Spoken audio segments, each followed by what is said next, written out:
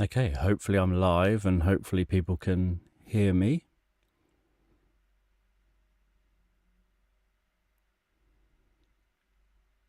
Hello everyone who's here.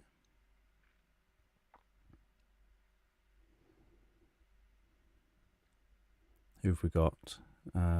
Fox, hello. Holly, hello. Carol, hello. Renee, hello. Magosia, hello.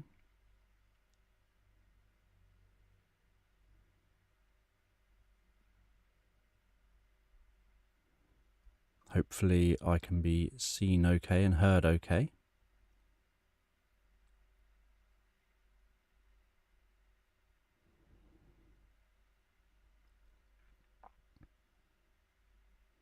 So, yeah, you're responding. So that means you probably can hear me and see me.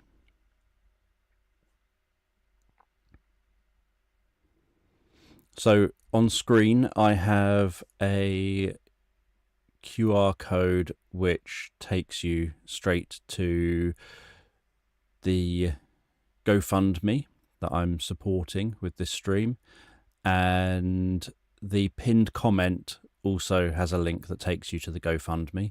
So don't do any super chats or anything like that. If you want to donate to the EOM Reacts GoFundMe thing for Jay's dog Drogo, and there are videos about it in the description if you want to know more about Drogo, about what's going on, and who set up the GoFundMe. It's already doing very, very well. They've had a lot of support already, which is brilliant. It's just that this was something I thought perhaps I could do to try to be helpful for this. So I don't know how many people will join in. I'm hoping, because it's a thing to raise money, more people will join in. Oh, my chat has changed to top chat. Just change that back to live chat. So, yeah.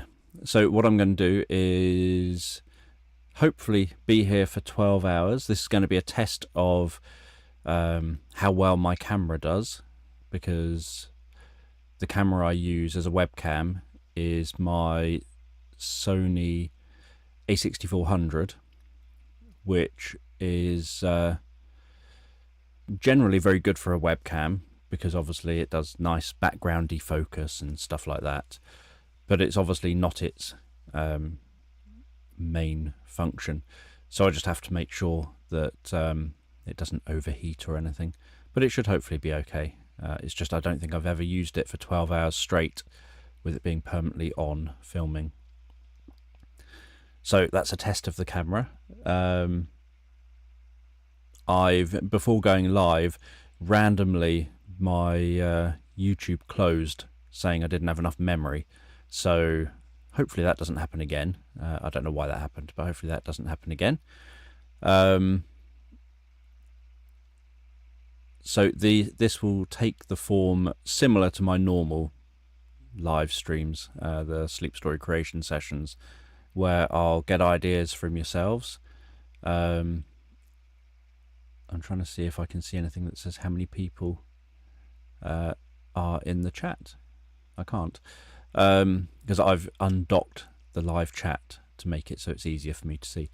So it'll take a similar format to usual, except that I'll obviously have to possibly eat or something at some point, or at least have fuel or whatever, and maybe take toilet breaks from time to time.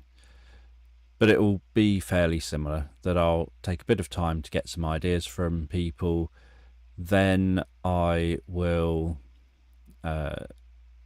hide the chat and create some form of a story with any luck and see how it goes, and then I'll probably see if I can work out a timestamp when I do stories, so that maybe I'm just trying to see if I've got anything to write on. If I can do timestamps or something, then anyone who ends up wanting to find a specific story afterwards can do.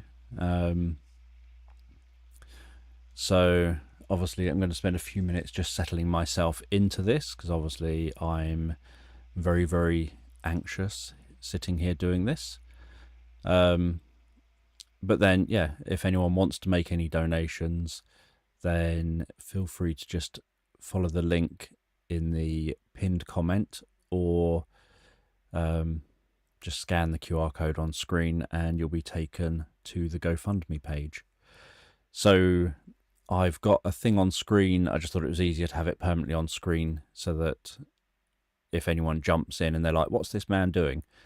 While I'm talking and I can't see the chat or whatever, like doing a story, it will say on screen what this is all for. So it's for Drogo, who's the dog shown on screen, and he's very ill. And so it's costing quite a lot for Jay, for things like vet's bills and medication, stuff like that. And it's also a lot of additional stress, and he's obviously, his only living, as far as I'm aware, is from doing content creation. And so from things like Twitch streams, gaming streams, and reactions to different things. And a couple of people work on the channel. So that sort of income gets split between more than just him. And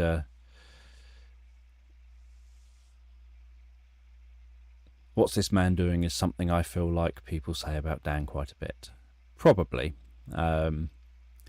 So yeah, so my choice to do this, even though it's a horrendous, horrific thing to be doing, is that I just wanted to do something to try and be helpful to Jay. His content has always made me laugh, always made me very happy. I like to think that many other people who join in the chat and suggest ideas, join in this live stream, I like to think many of you watch his channel and watch his content. He recently reacted to one of my favourite films. When I saw that he was going to be reacting to it, I had to wait with a lot of anticipation for it. It took a while to wait. But yeah, so he's recently reacted to one of my favourite films and seemed to really enjoy it. I have followed his channel, or subscribed to his channel, for nearly 4 years. I really like his stuff that he does, and have watched him on Twitch with his gaming, watched some of his stuff on YouTube, sort of highlights of the gaming, and watch a lot of his reactions, because he's a very expressive, emotive person, which I think makes a very good reactor. Not like me. I'm a very boring reactor. I did loads of reactions for my Aspie Reacts channel years and years and years ago, and all my reactions are essentially, kind of deadpan, and didn't really have much to say or do about it, because it was like, yeah, that was okay, that was normal. So I'm not a very good reactor, but I do like good reaction channels. I think it's because I have no friends, and in the olden days when I did have a friend, obviously I would like to see his reaction to things that I like. So I'd go round his, or invite him round mine, and we'd watch things, and I'm watching it for his reaction.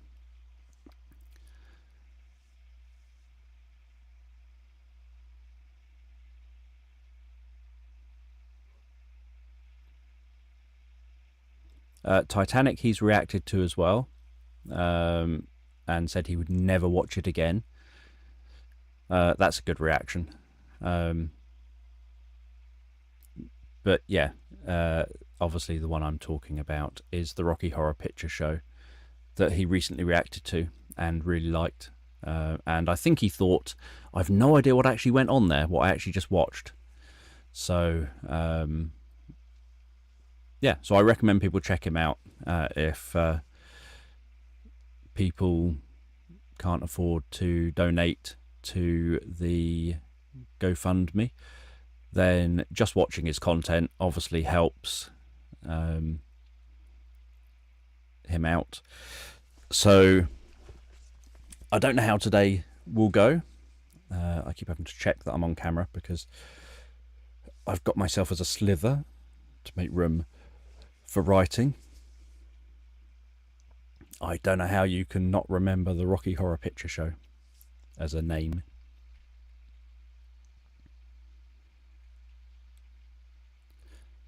But then it took me ages to try and remember Task Manager earlier on. It took me about an hour to try and remember Task Manager, which may sound very boring, but I was trying to find the Task Manager on my computer and I couldn't remember what the name of the Task Manager was. And so I was trying A, B, AC, AD, and I went through everything until I got to Task Manager.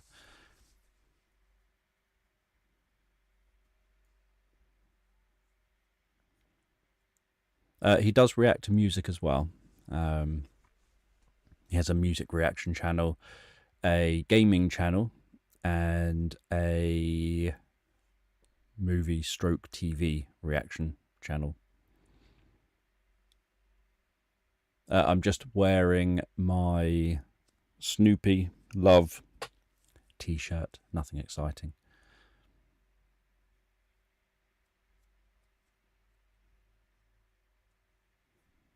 It's one I've worn quite a lot.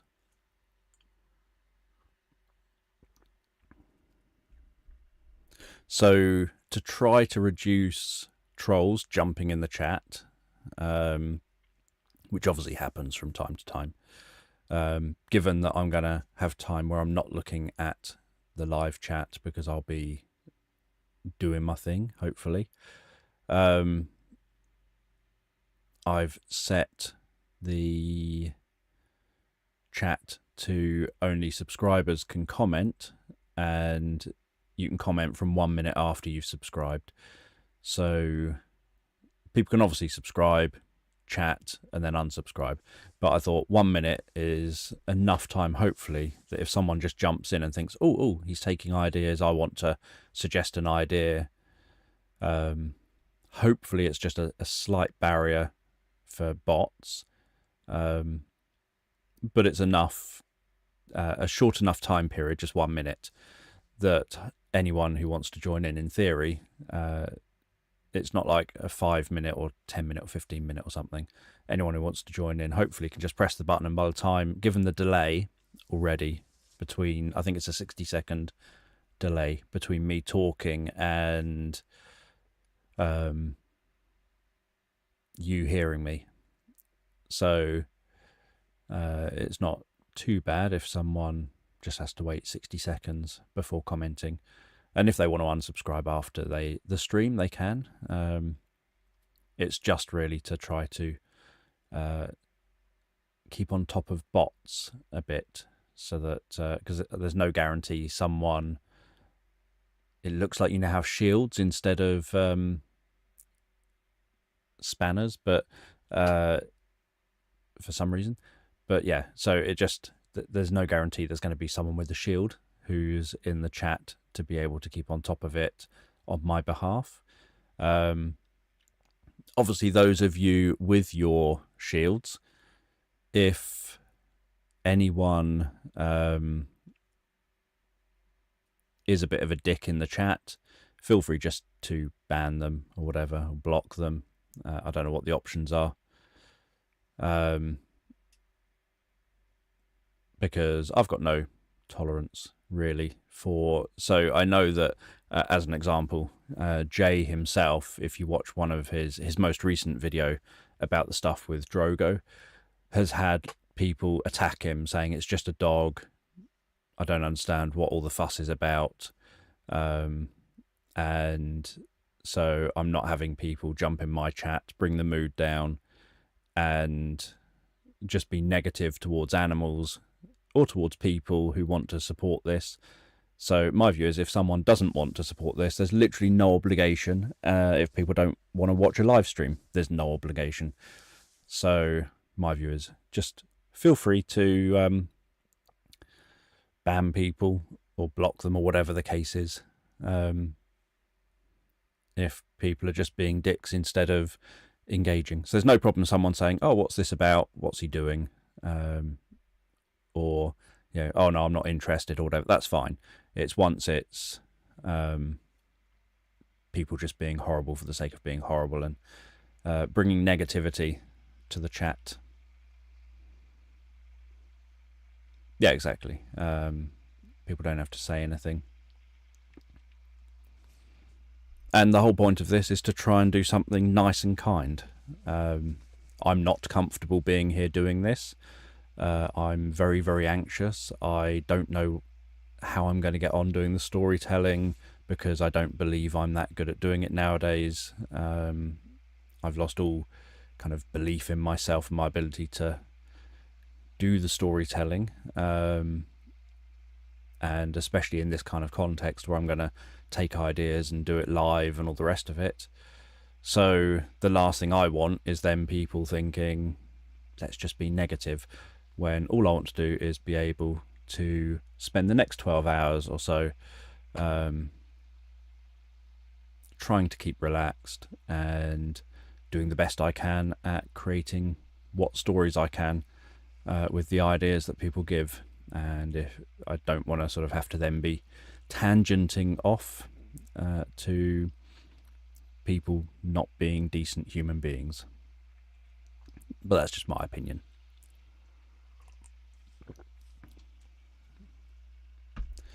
So,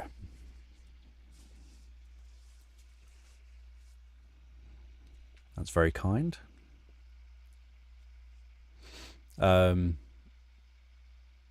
I've no idea why. So the last one of these I did, I was facing that way. I was facing a camera in a different direction, or I think I used a camera looking up at me more.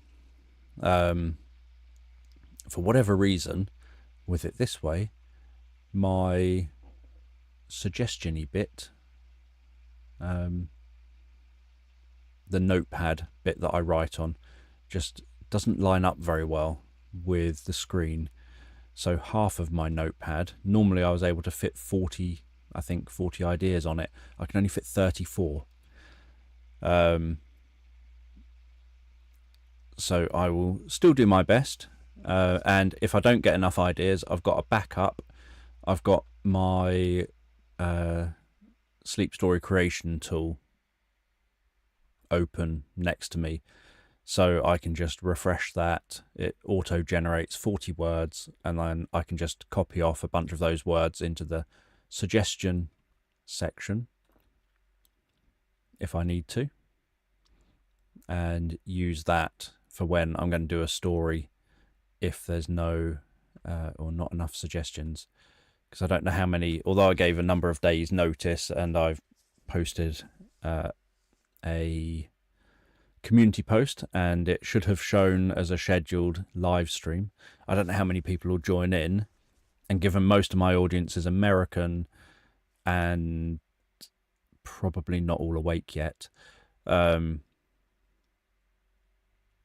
don't think most will join in until maybe 3-4 o'clock or something. I think it'd be 3 or 4 o'clock when Americans are up for their Saturday and able to come and jump in and suggest their ideas. But I didn't want to do this later than finishing at midnight my time, because that's just too late for me to be able to handle, especially if I'm doing 12 hours.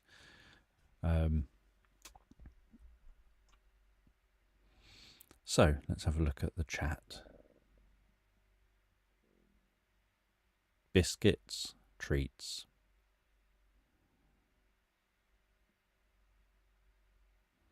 So, and when it comes to suggesting ideas, I'm sure I'm going to repeat a lot of this as more people come in or don't.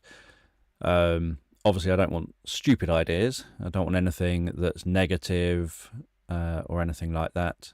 If I see any negative ideas or anything, I'll just ignore them and won't put them in the suggestions, because I'm not going to spend my time saying each time, no, that's not suitable. I'll just ignore it and it won't have been acknowledged.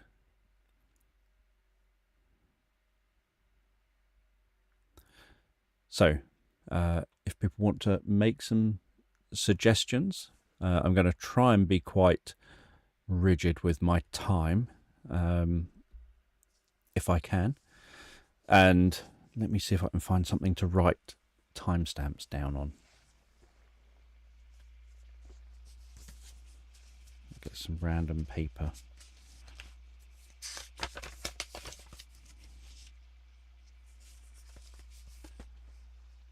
And do I have a pen? Does that pen work?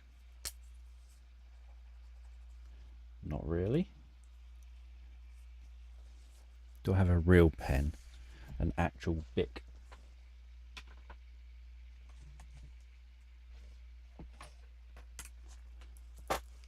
Yes.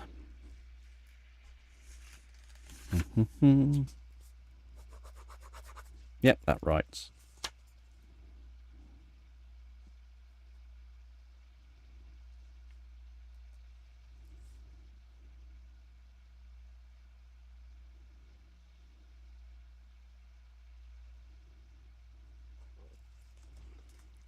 Now I have to see if I can see a time anywhere.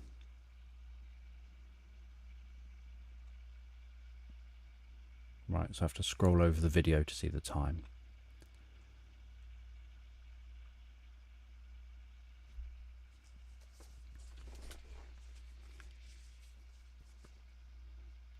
Has someone else joined? Where are we?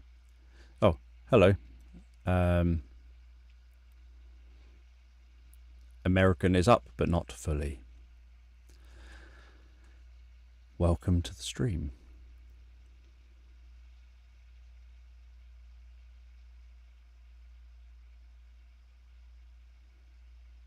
Nope, the pen is a black Bic pen. I like black Bic pens. I was trying to see if there was something to rest it on. I don't think there is. I'll have to keep coming back to it over there.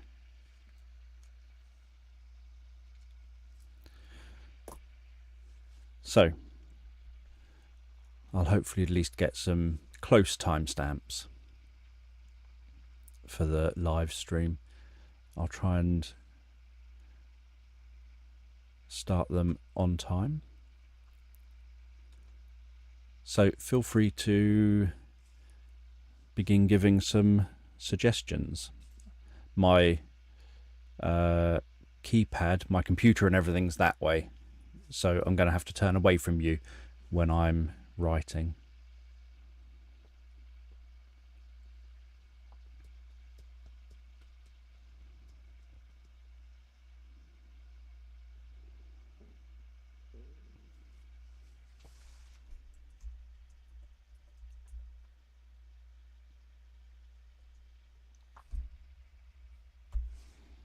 Let me swing that around.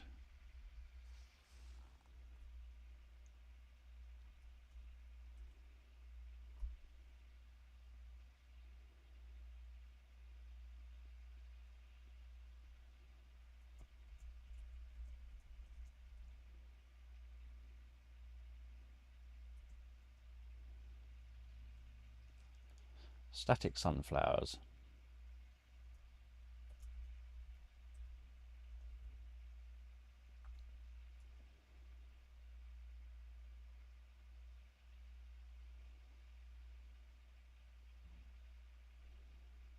Prawn, the thing you play chess with.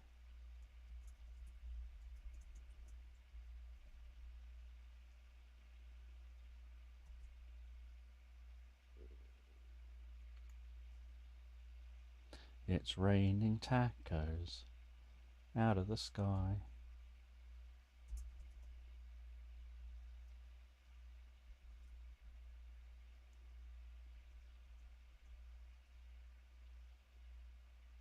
This is a little confusing.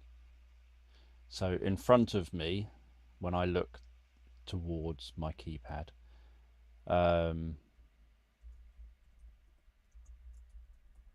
I see the actual live stream as it's playing out, and there's a 1 minute delay. So the writing that's typing on the screen when I look that way is different writing to the writing on the screen that side when I look that way. Hello, Dan. Let me just... it's great to see you here. I have lost myself. Sweet shop. Have I moved down a line? No. Yes, I'm aware it's a pawn. I was joking. Lavender. So Dan, this is a charity live stream. Oh, I can't talk and write at the same time. Apologies for any spelling mistakes. Raising money for... Hopefully I could be heard because I'm not talking straight into the microphone here while I'm typing. For EOM Reacts. His dog Drogo is very ill. He's got high vet bills and things, so I'm just trying to do my thing to try and be helpful. For him, doing a 12-hour stream. Glitter. Didn't think through how difficult it would be to be typing and having screens around me in this way.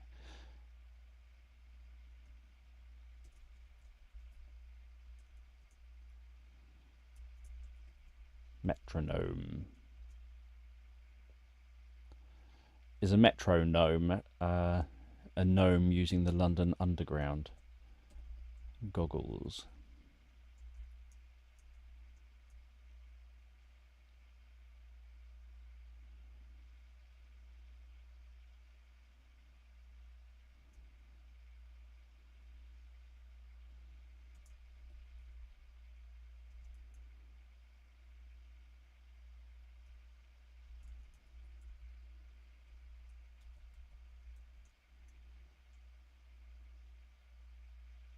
I don't have a sense of humour either, I don't think.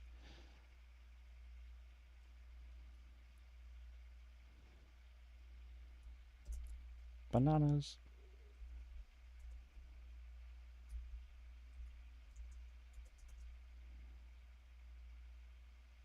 Banana, banana, banana, banana, banana, banana, banana.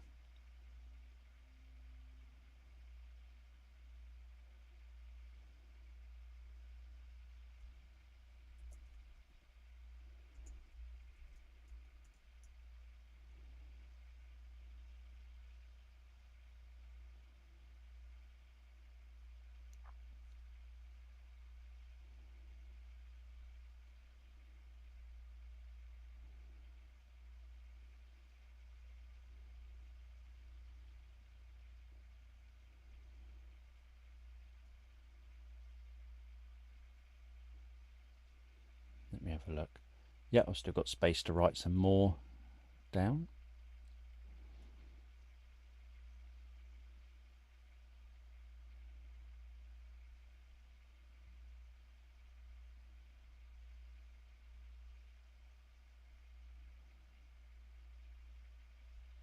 Whisker.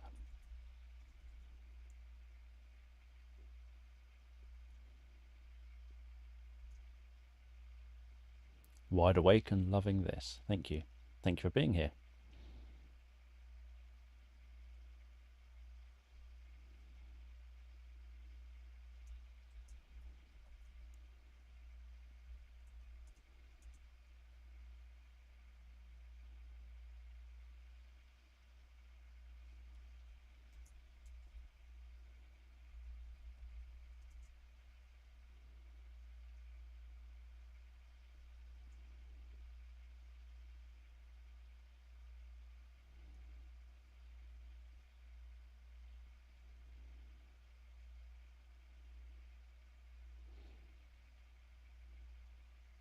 What's time? 33 minutes past.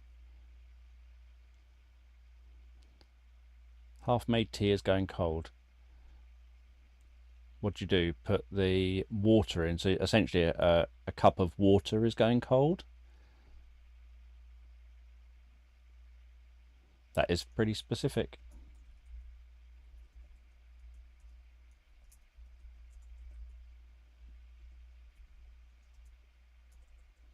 You don't like pogo stick. Let's separate it out then.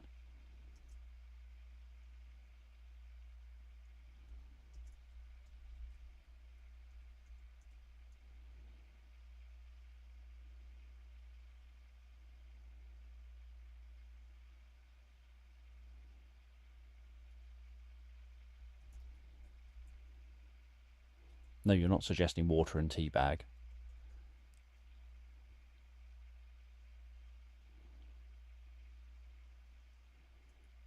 At least it wasn't milk and tea bag. That would be a much worse thing to have read.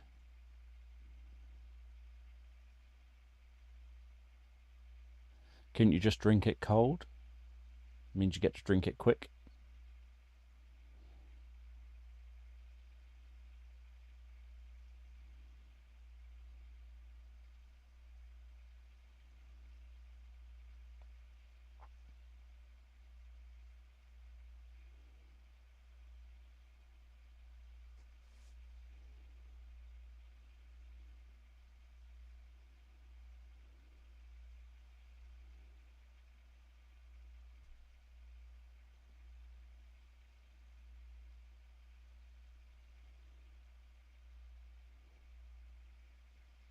Right, one more. Eagle. Right, that will do.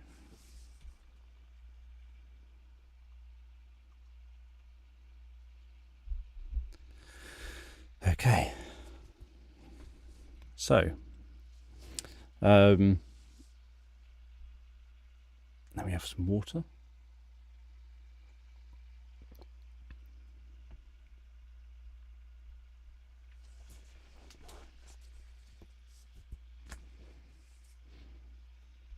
And obviously, while I'm not looking at the live chat, because I'll be doing some form of story creating, then if people end up suggesting more ideas while I'm in the chat, while I'm not in the chat, even while I'm not looking, hopefully you can remind me of those ideas or resuggest them. It depends how much the chat's moved. When I get to the end of the story and in time for the next one. So 12:36, let's have a look. Try and write down some kind of timestamp. Just drop some of these pages on the floor, get them out of the way.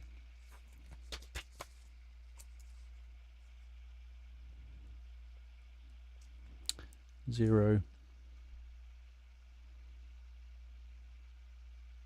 Say 35 minutes.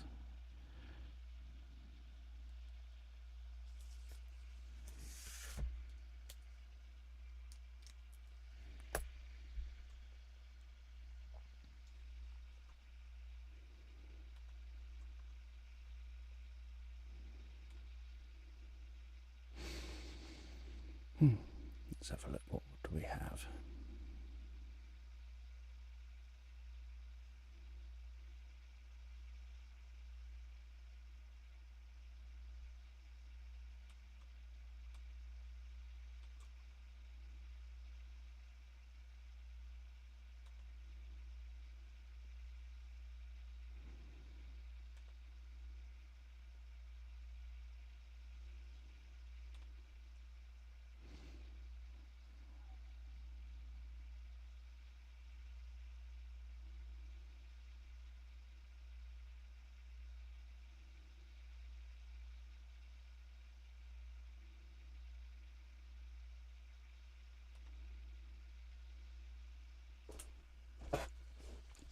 Make sure I'm comfortable.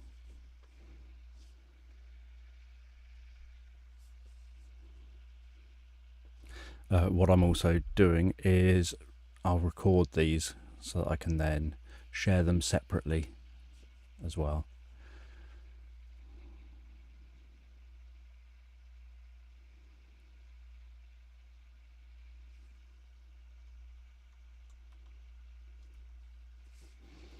So just take a moment to allow your eyes to close and allow yourself to begin to relax.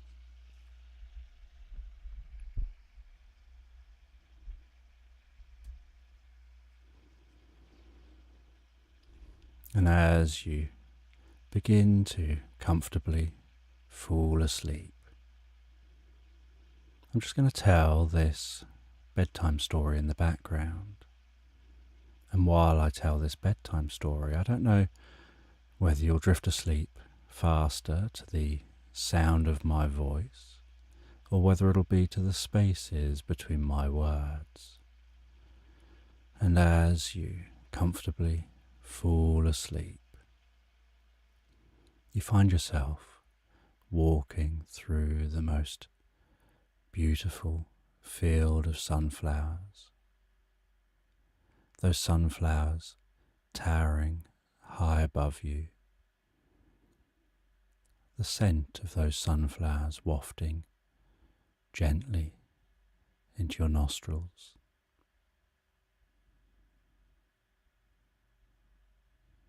The warm sun beating down on your cheeks, and the glow from the yellow petals reflecting across your skin and your clothes, bathing you in the most beautiful light.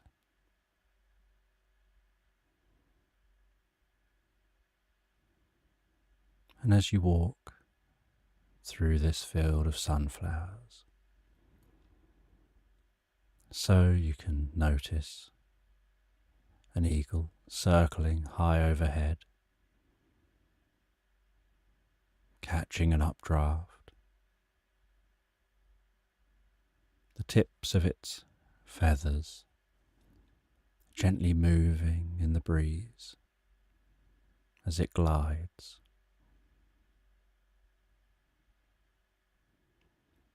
Its head moving side to side slightly as it gazes out across the countryside.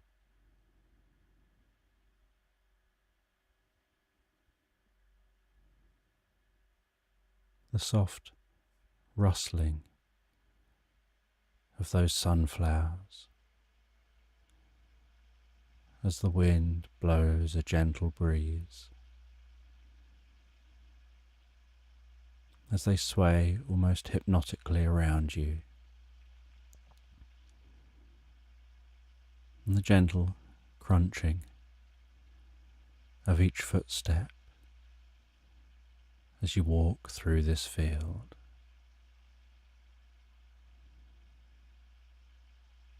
Absorbed in the moment, wrapped up in nature,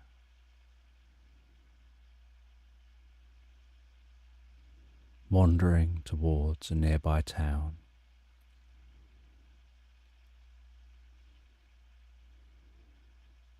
And you're following the gap between the rows of sunflowers. And so you know you're walking in a straight line across the field. Even though you're too short to be able to see over the tops of those sunflowers. Occasionally noticing ladybirds wandering around those sunflowers. Noticing bees landing in the hearts of the sunflowers, among the geometric patterns.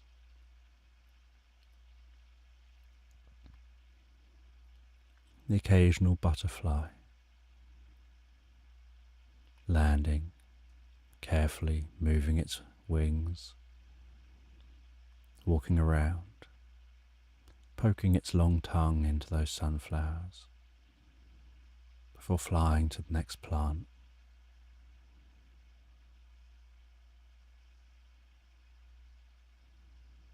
And as you continue to walk through this field,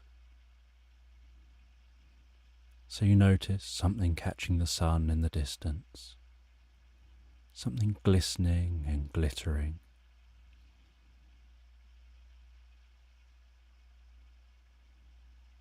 And you trudge through the field, reaching that glittering object, bending down and picking up a small purple stone that's shaped just right to reflect the sunlight. And you hold it up just above eye level in the direction of the sun, and can see the way the sun reflects off of that stone. You can feel the smoothness of the sides of the stone.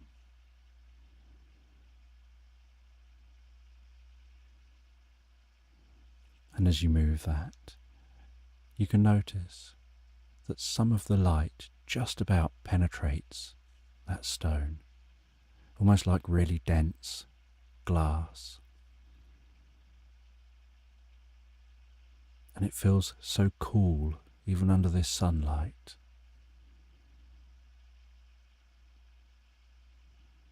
And you place that into a pocket, continue on walking, until eventually you reach the far side of this field.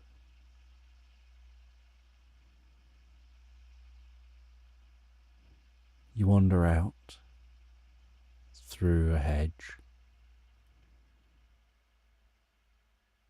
out onto a bridleway. Begin following that bridleway round towards the nearby town.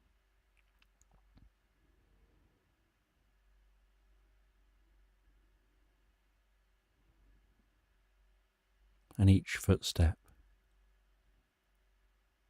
now sounds firmer on this ground, less of a crunch and more of a thud.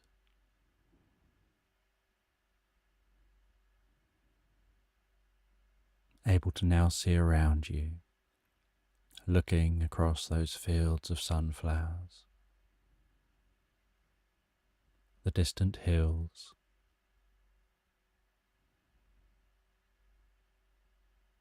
the rows of hedges which divide the hills, the rows of hedges which divide the fields.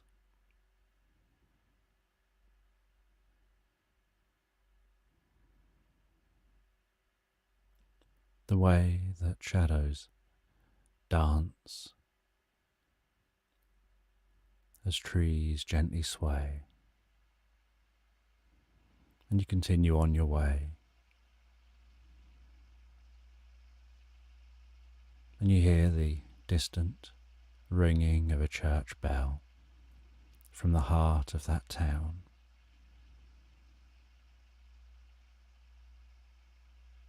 Its sound muted,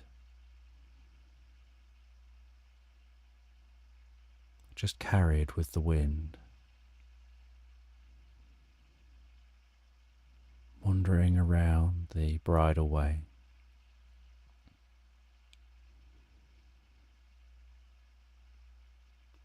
until you reach a fork in the road,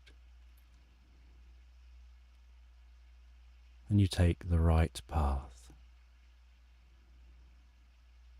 walking along the edge of a bank up into some woodland.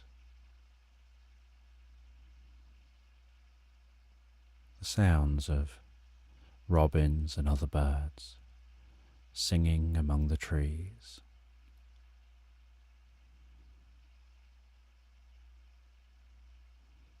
Continuing along until you see in the distance, tucked neatly In a crevice among the hills, that town, and the church standing tall in the heart of the town.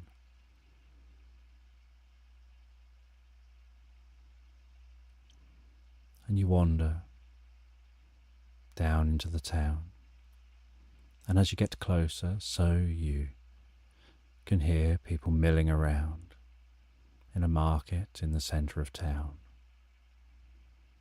You see different traders. You can smell the scent of a bakery.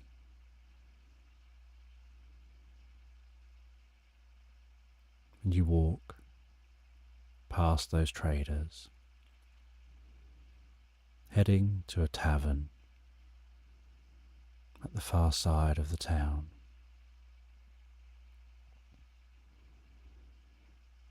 And you walk to that tavern, push the heavy wooden door open, and notice the way that everyone stops talking as you enter, just for a moment,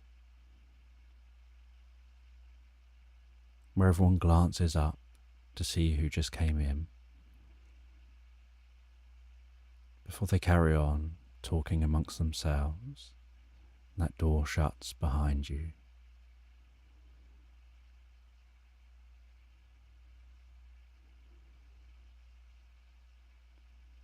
And you head over to a member of staff. You say that you're here for the night. And they check you in, they give you a key. They direct you to the stairs and tell you where the room is.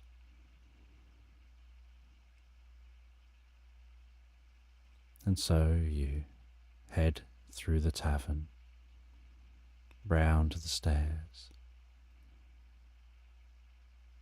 And the bar area of the tavern has a certain scent to it, and the smell of cooking food, and the crackle of a log fire, and the murmur of people talking.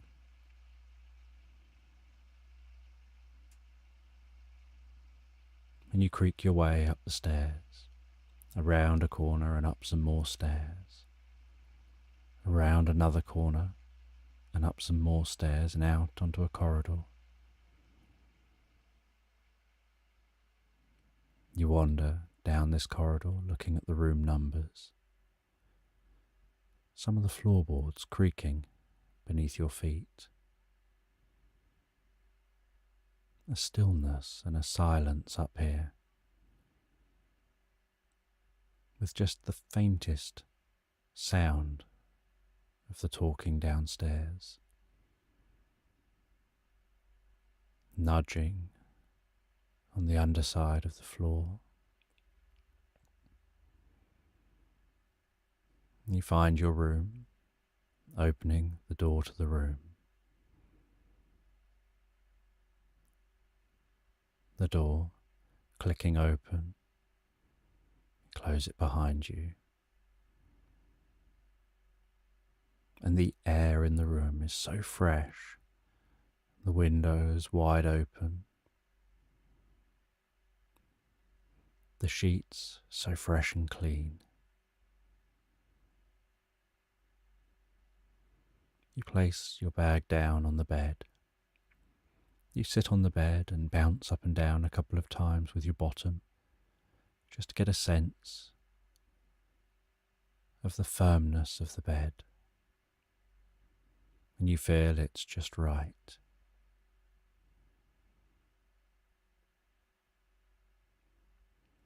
You lie back for a moment, gazing at the ceiling, taking a few deep, comfortable breaths, feeling relaxed after your walk.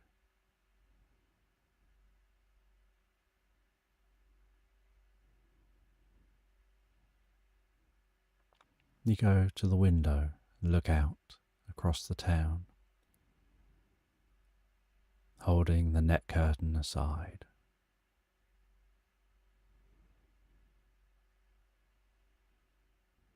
breathing in that fresh air as it wafts into the window.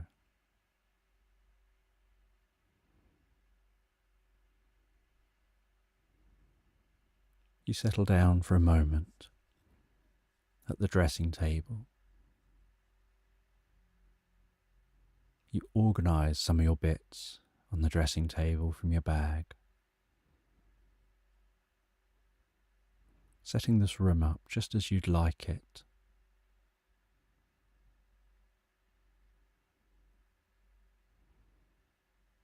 And then you decide to lie down on the bed just for a moment.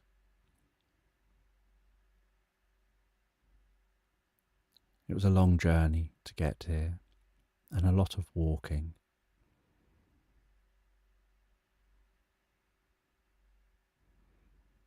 And as you lie back on that bed, you feel how soft the pillow is behind your head, the way it supports your head resting there.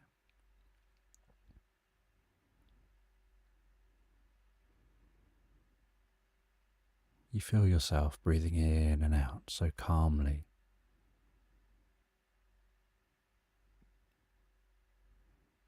With your whole body supported by that bed, partly sunk into the bed in the most comfortable way.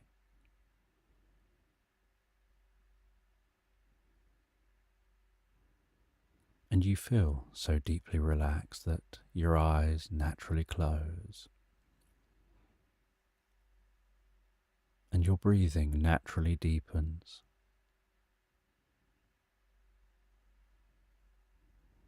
And you start to notice how the top of your head softens and relaxes, how the muscles across your forehead, around your eyes, around the sides of your head and your ears, all soften and relax. Almost as if each time you take an out breath,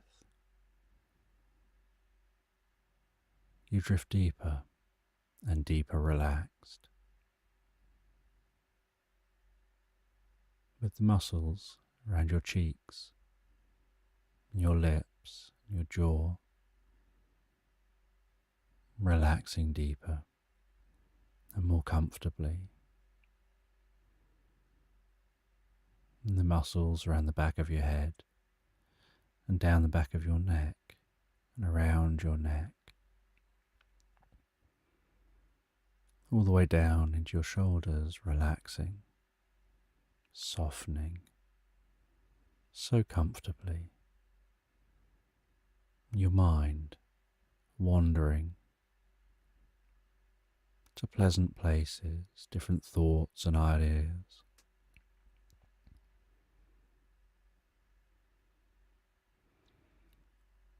With relaxation passing down your shoulders, down into your arms,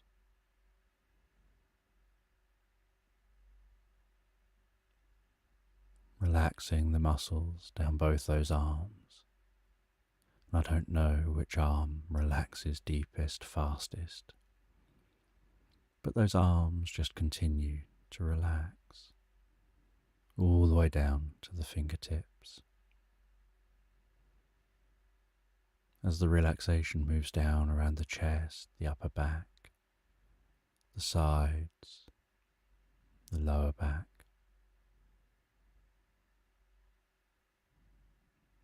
down through the stomach, all the way down to your bottom and down your legs, eventually reaching the tips of your toes. And while your body continues to relax on that bed,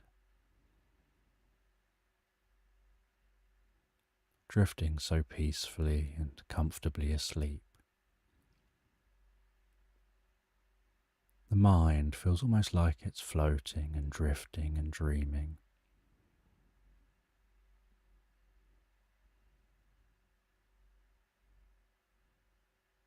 like you're running through a lavender field,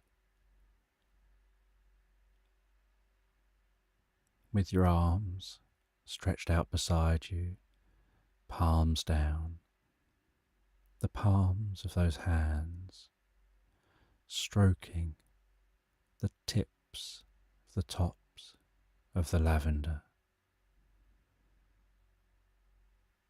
the scent of the lavender as those hands strike the tips at the top of the lavender,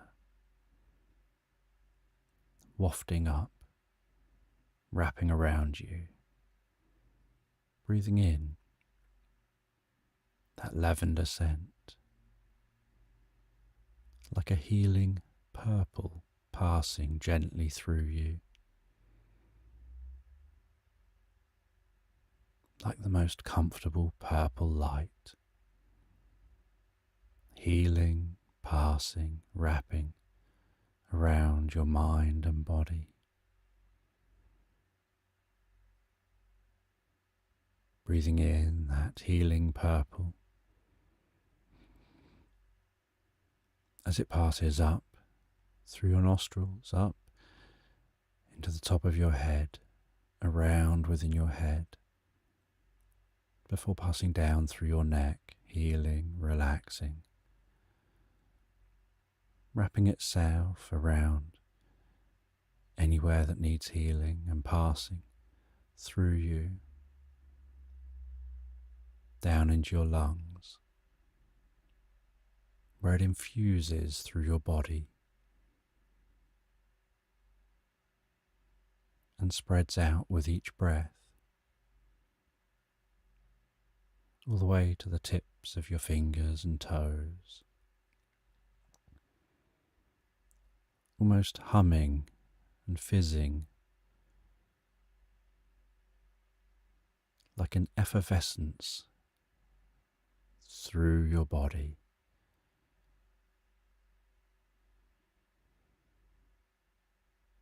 Filling your body with healing bubbles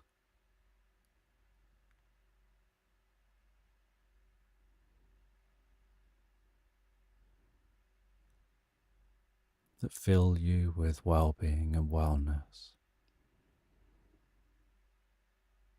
as you run through that lavender field.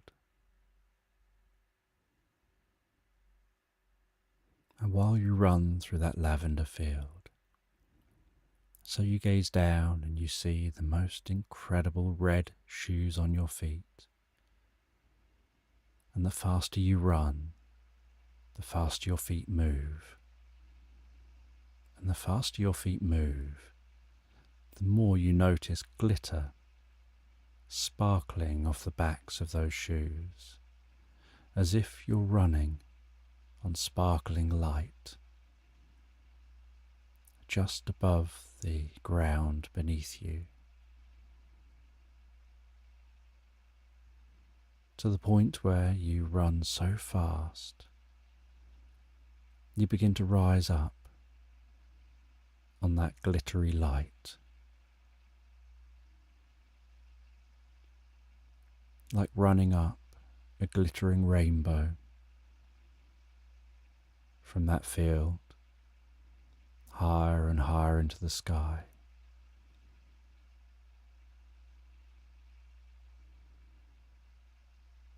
And at some point while running,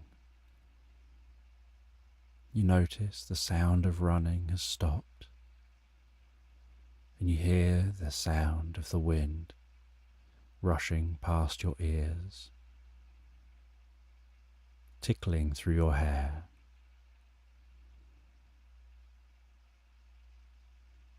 And with a blink,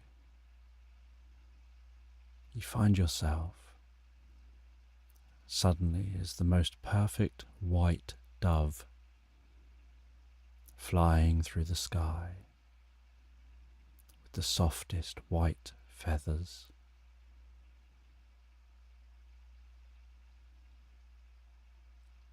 Flapping the feathers just enough to keep in the air, surveying the landscape below, seeing fields of lavender stretching out to the horizon in all directions.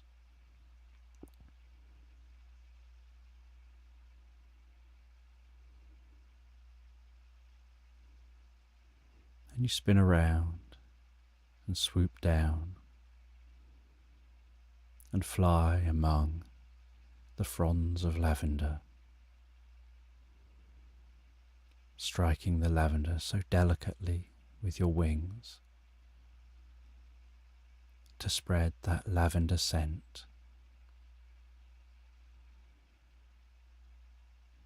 which fills your nostrils and heals your heart and passes through you.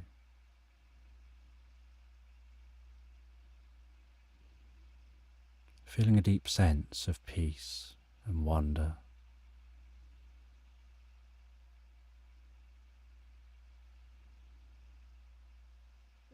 Before flying up higher and higher, heading towards the fluffiest of clouds,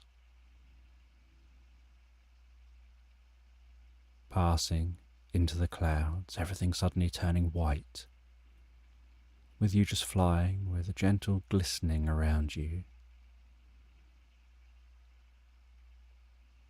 breaking through the tops of the clouds, looking down over those soft, bubbly clouds below,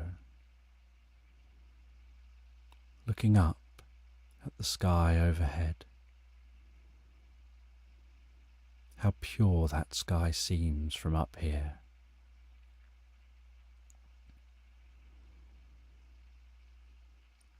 Before diving back down through the clouds,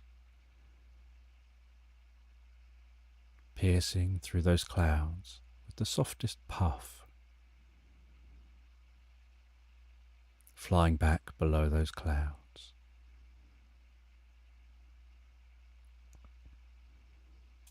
spinning around and heading down towards those lavender fields.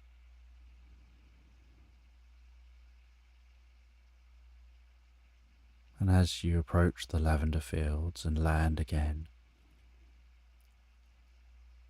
so you notice your legs stretch out with the red shoes on as you land in a gentle run and then slow to a walk in the most effortless transition.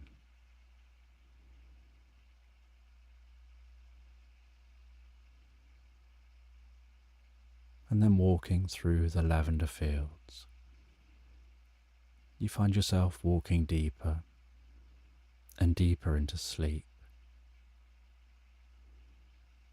with that lavender scent enveloping you, almost like guiding you down levels of sleepiness from 10, 9, 8, 7, 6, 5, 4, 3, 2, 1, drifting asleep now. Now asleep. Initially drifting through from the lavender field to a dreamless, deep sleep, and then following that sleep through deeper and deeper before dreaming again of other things, and then drifting even deeper asleep.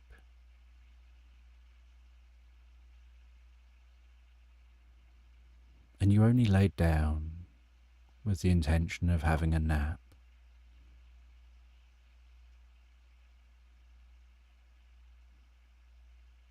But you find yourself sleeping deeply and comfortably because the bed is so soft and just the right firmness and temperature.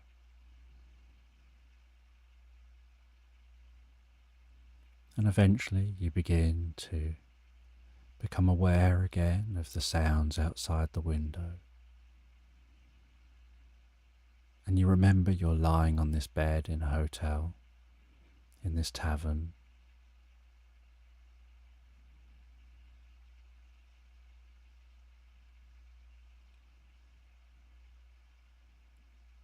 And you awaken feeling so refreshed and revitalized and full of energy.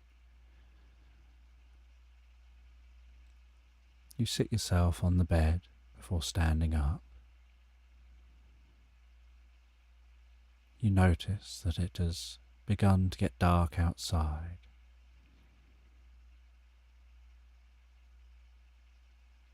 And so you go back downstairs and you have yourself something to eat, enjoying the most beautiful evening meal. People watching as you do, watching couples talking, people in their own world sitting on their own, friends chatting with each other. The most beautiful dog lying on a rug in front of the log fire, enjoying its warmth, seeing that dog's legs kick gently as it dreams, hearing the dog snort from time to time, as if it's almost talking in its mind.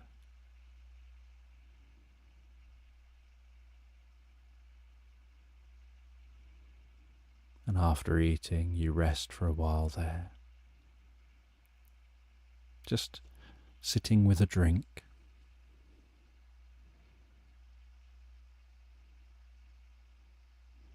noticing that outside now it's turned fully to night time.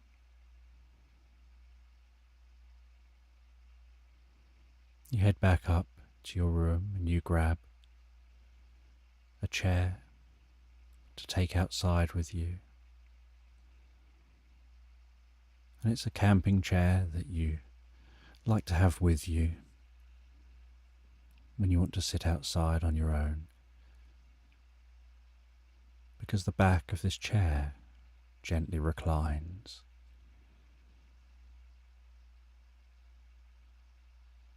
And so you take that chair outside, and outside the back of the tavern is a garden where people can sit and eat and chat and drink. And way down the end of the garden, where no one really goes, it's just grass looking out over the rolling hills, facing the opposite direction to the rest of the town.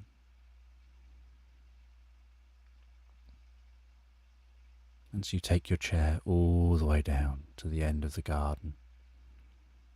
You set your chair up. You recline the back of the chair to just the right angle.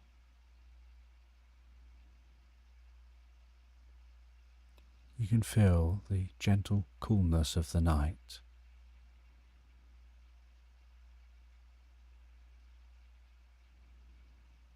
You rest back in the chair. You allow your eyes to begin to adapt to the darkness. And as they do, you notice more and more stars in the sky twinkling to life. You can see the dusty Milky Way stretched across the sky.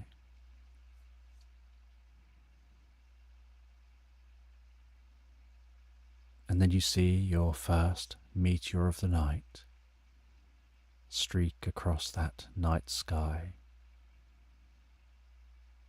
like a slither of light flashing past.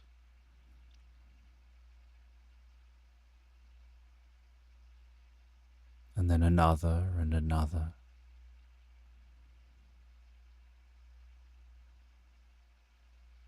until many streaks of light are dancing across the night sky, each one seeming to almost fizz and hiss as it passes by, feeling a sense that you can almost smell each one passing overhead.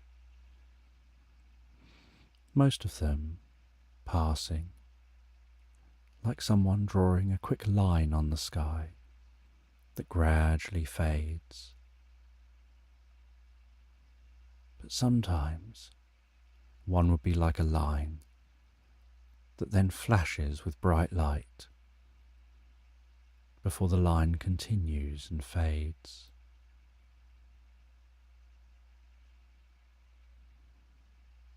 And you can hear everyone else behind you, sitting at the tables in the garden, under the lights in the seating area, just chatting among themselves, totally oblivious to what's going on over their head, the light show that you're witnessing.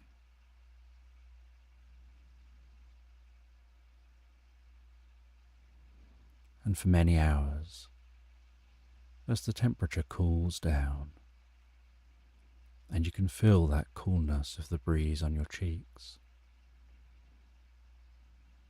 you continue to just watch as those meteors streak across the sky.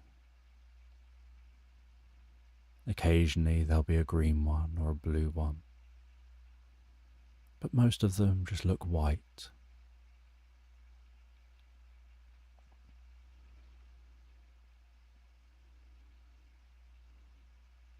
And after a few hours,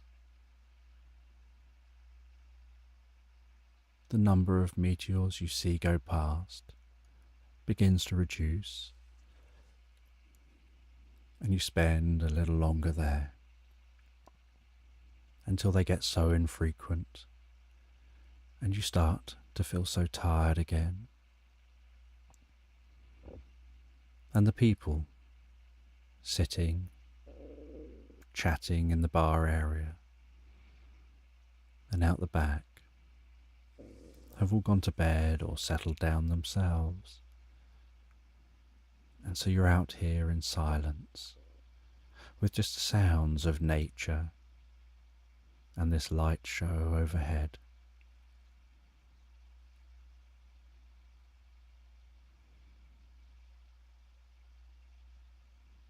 And when you get too tired to keep your eyes open,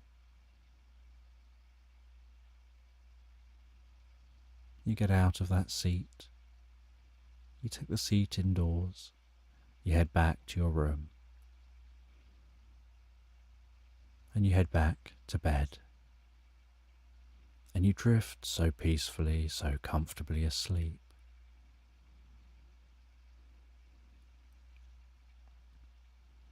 And the next day you head down for breakfast, still tired from only having a few hours sleep. You enjoy that breakfast before deciding to make the most of being in this area.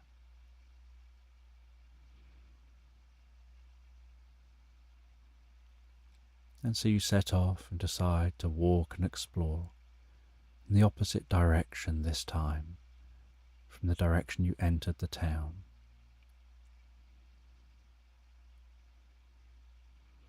And so you wander a little way before turning off into the woods, walking among the dancing shards of light as branches rustle overhead and birdsong echoes among the trees.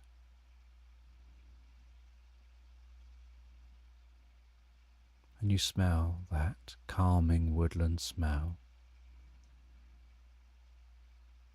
A slight damp wood scent.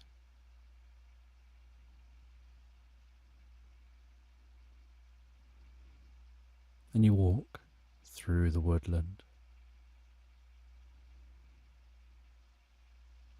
until you start to hear something in the distance. You can hear a regular ticking.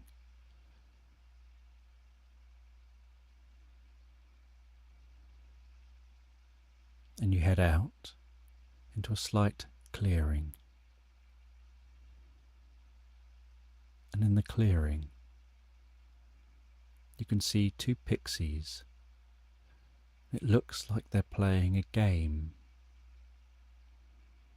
And between them is a metronome ticking left and right, left and right. And you watch from the corner of the clearing for a while, trying to work out what game they're playing. And then one of them notices you and calls you over. And so you head over and you ask them what they're playing. They say that they're playing chess, but they play their own unique version of chess.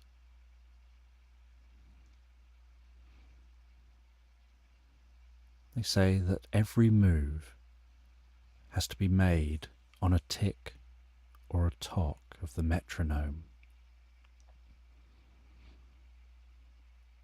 And a move won't be counted if it's not made on a tick or a tock.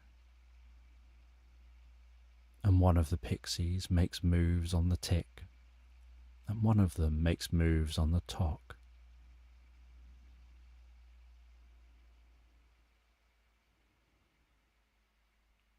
And they say that they have to move the prawns and take the other person's prawns, and that the goal is to be able to take the king prawn.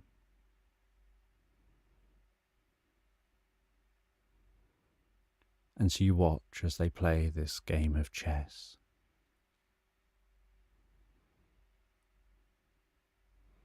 And they say that one of the characters of those chess pieces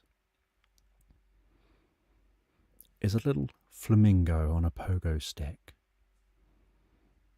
that can bounce 3 squares forwards and 2 to the side, or 2 squares forward and 3 to the side.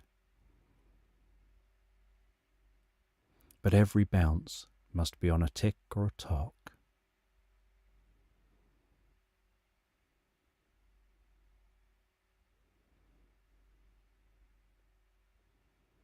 And the glittering bananas can move diagonally, but only on the colour that they're on.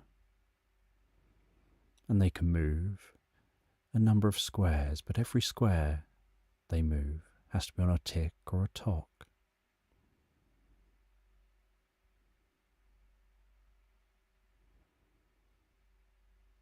And there's a queen eagle named Bubbles.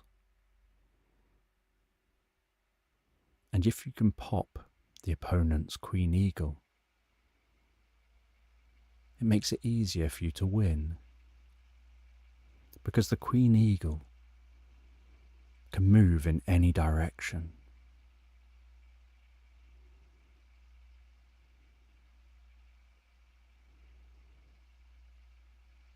And so you try to get the hang of this game as you watch.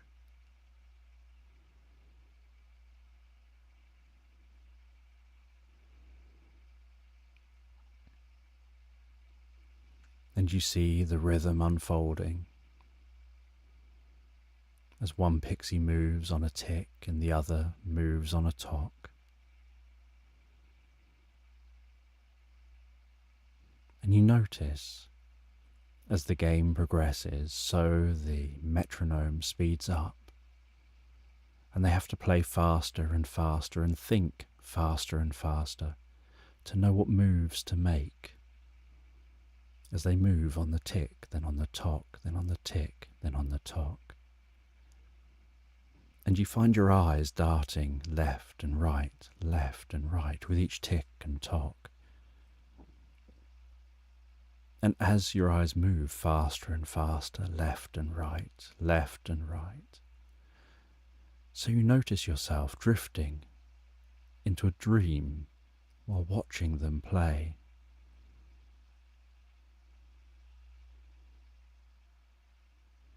And you take a book of matches out of your pocket as your eyes get heavier and heavier.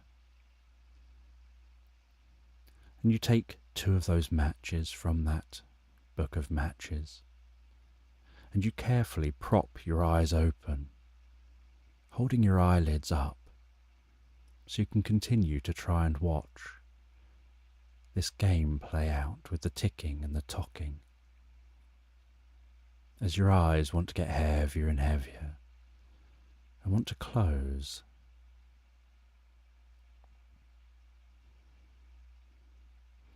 And eventually, one of the pixies wins, and the game comes to an end. And you say that seemed like a really intense game, especially as it was getting faster and faster.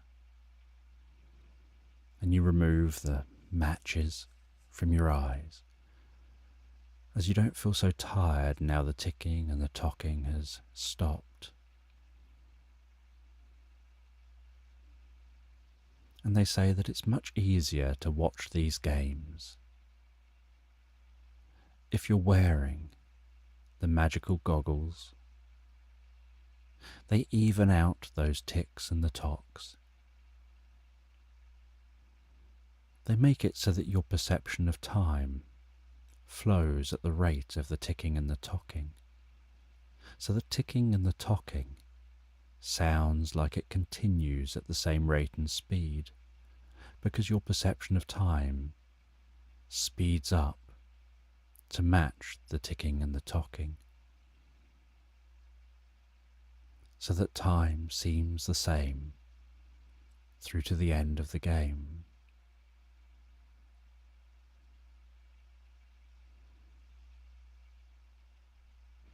And after watching that game, you continue on your walking, you continue exploring, until eventually the sun's beginning to set again. And you know in the morning you've got a long journey home. So you head back to that tavern, you rest down and drift peacefully asleep in bed. The next day, making your journey home, having eaten the most beautiful breakfast, and as you walk through the town, you stop off briefly at the sweet shop. You buy some treats for some loved ones to take back with you. You buy yourself a postcard to give to a friend. Then you make your journey back along that path and back among the sunflowers.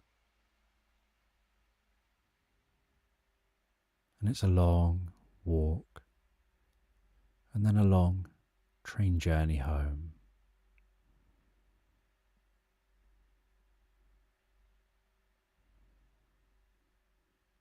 And eventually you arrive home. And there's something refreshing about arriving home after a long journey away.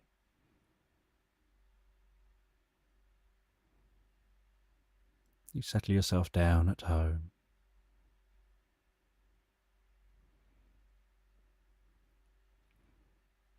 And then a neighbour who's been looking after your cat, Whiskers,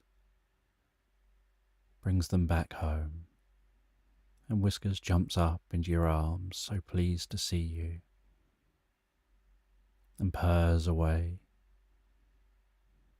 as you stroke their belly. And that night, you rest in the most comfortable chair, telling Whiskers all about your adventure, about the meteor shower, about the pixies playing, about that purple stone that you found. You place the purple stone up on top of the fireplace.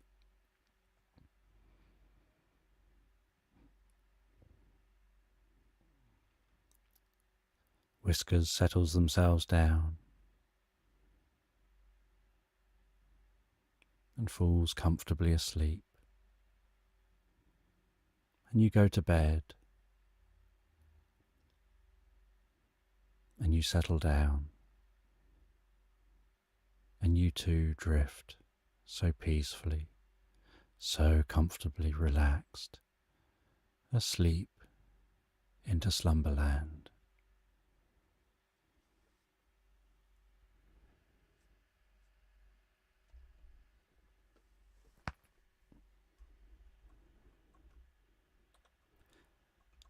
Right, let's bring up the chat.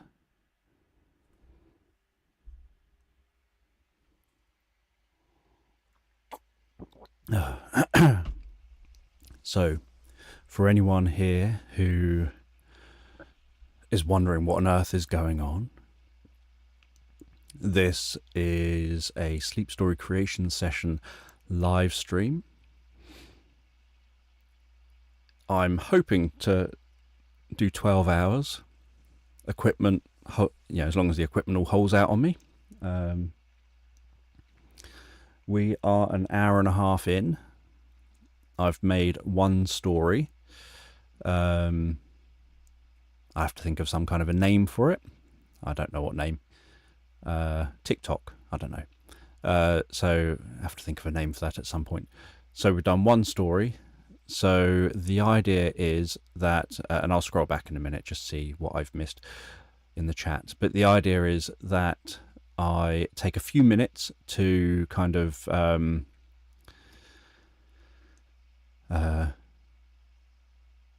send to myself whatever word I can think of, to sort of just be okay, break away a bit from what I'm doing, get myself out of that, absorbed in the storytelling bit, wake myself up a bit, because obviously I do have a tendency to near enough fall asleep while I'm doing this, while I'm trying to keep myself calm and relaxed and whatever. Then take some time to take ideas from yourselves, like single words that I can turn, as you can see on the screen for what I've just done. So single words that I can turn into some kind of a story. And then I sort of try and use as many of those words or whatever I can from it to make a story. So I take the suggestions and then I hide the chat and then do a story. That will take as long as it takes. I often try to aim for a story to be kind of 40 minutes to an hour long, but a story in reality is going to be as long as it takes for me to tell whatever I can tell based on the suggestions. So I just then tell a story and then I repeat the process, come back to the sort of the room, so to speak, settle myself in again, get myself comfortable again, and then repeat the process. So, and then because I'm doing this for hopefully 12 hours, obviously I'm sure at some point I'll need to take a longer break just to kind of, my focus will obviously go at some point. And so I'll just need a bit more of a break, bit more of maybe a chat and a separation from what I'm doing. And also I might need a bit more of a sort of having something to eat or drink or going to the toilet or whatever. And then what I'm also doing is attempting to write down rough timestamps so that afterwards I can try and find where the different stories are, get an accurate timestamp, and then in the video afterwards, anyone who wants to find the individual stories can then hopefully find them. So let me just scroll back a bit.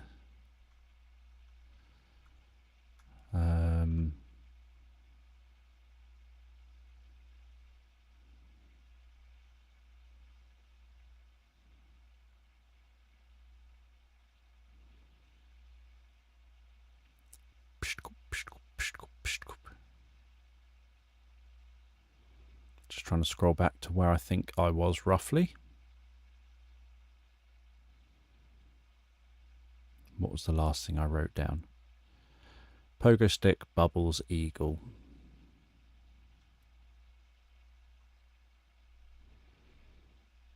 And thank you everyone for jumping in here. So obviously the whole point of this is to try and raise money for, let me delete these ones, for EOM Reacts, for Drogo, the dog who's on screen in the bottom left-hand corner, who's got poor health and is in need of a lot of medical support, vets visits and things, medications. And so I just wanted to do, because I get a lot of value from the EOM Reacts channel, Jay, who's the reactor over there. I really like his content. It brings a lot of happiness to me. And so I just thought, well, this is something I can hopefully perhaps do that I can do to raise a bit of money with any luck for towards Drogo and vet bills and things. So anyone who wants to donate money, don't do super chats and things. That makes it very awkward. Visit the GoFundMe page, either from the pinned comment where there's a link you can just click on, or using the QR code on screen. That way all the money goes straight to Drogo, straight to EOM Reacts.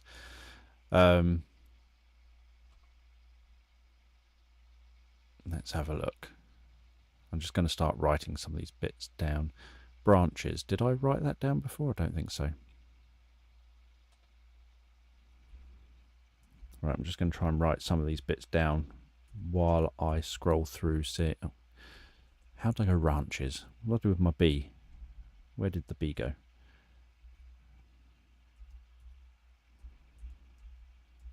Branches. Boop, boop. 3 of them. I can't remember if I did 2 or 3 last time. No, 2's fine. Glitter. Glitter, I think, was done last time. So cartwheels.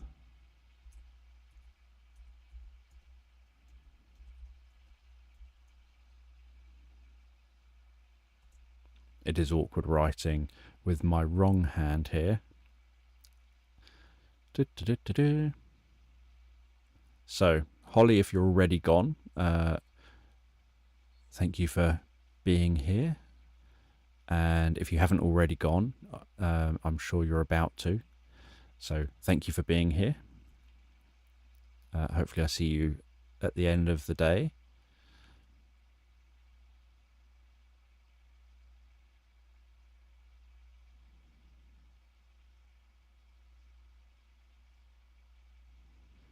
I did remember to hide the chat. That should show roughly where I'm reading at the moment.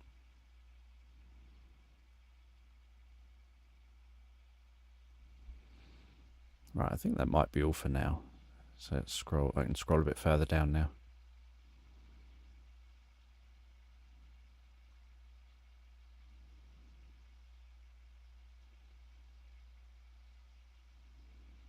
If it was green tea, would you have had milk in that, or just water and tea bag anyway?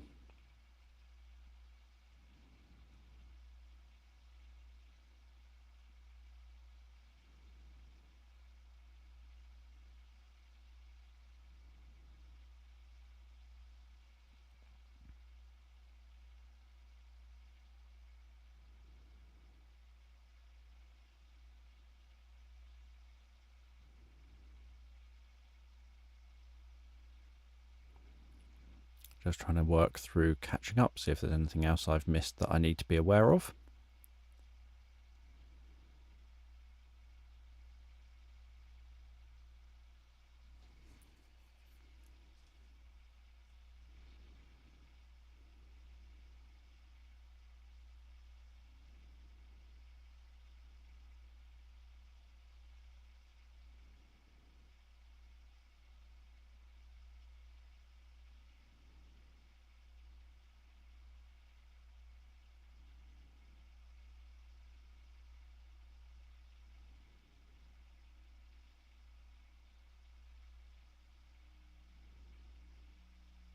Just reading through.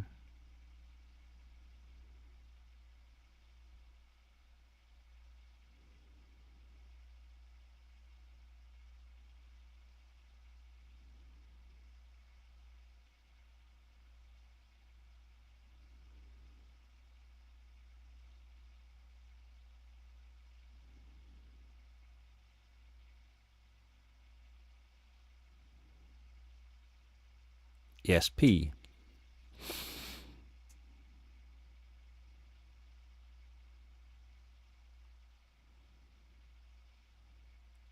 Oh, someone's chat's put itself on top chat, I read.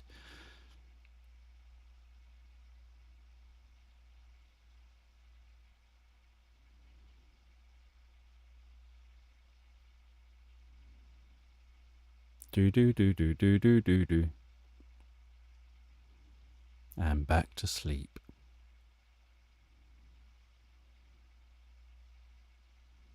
Thing is, I'm reading this chat, reading it back, all out of context.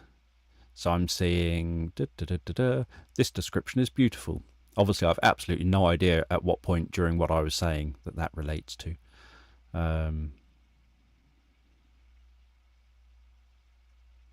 All the way down.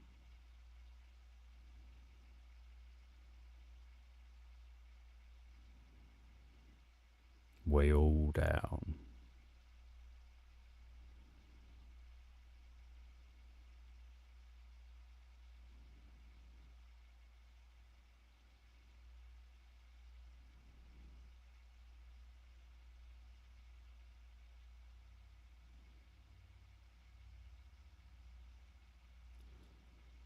Now, where are we at? I should be near the bottom now.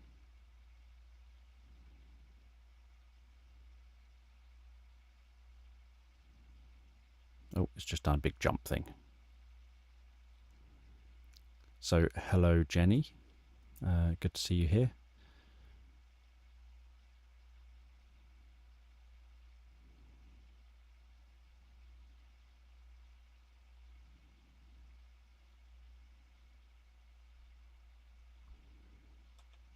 Let me just write down these ideas. Where do I see them? There. Fin, as in end.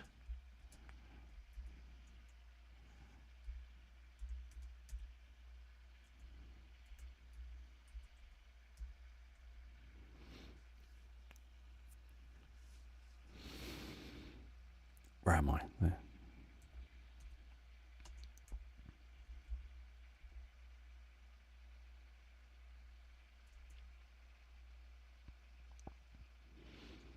I keep losing my spot every time I look away.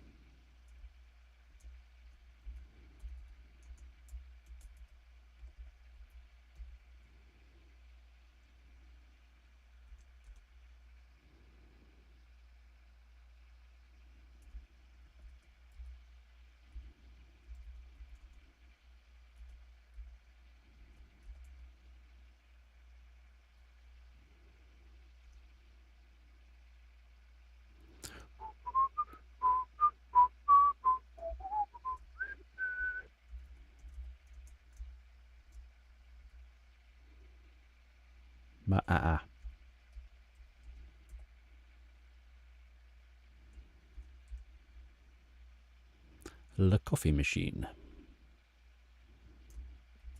Nope, that's not an E.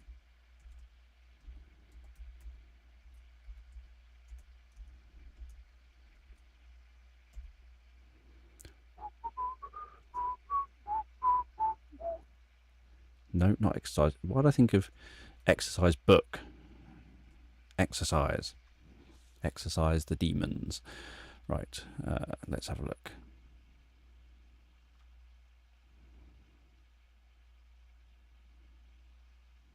So yes, Holly, I hope work goes well.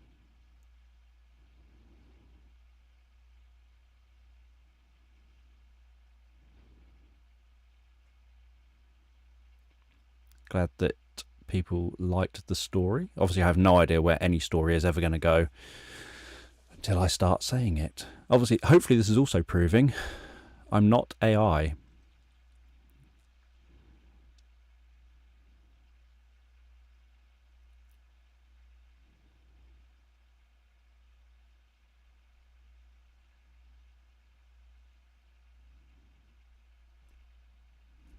Invisibubble.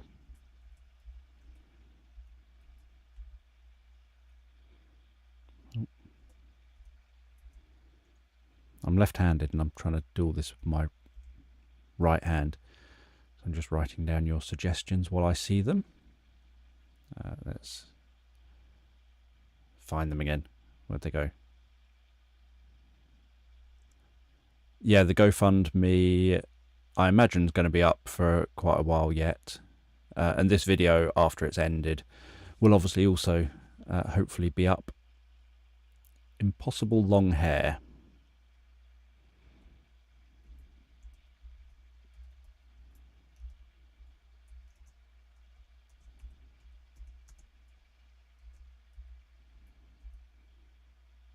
Why did hair go all the way down there? That's weird.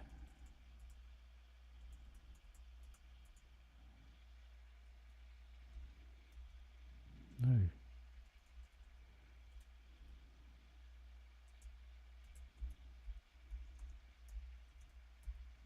There's me pressing all the wrong buttons. And it's only 1:45. Wand.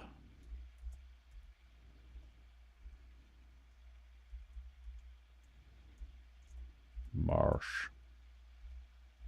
Mallow.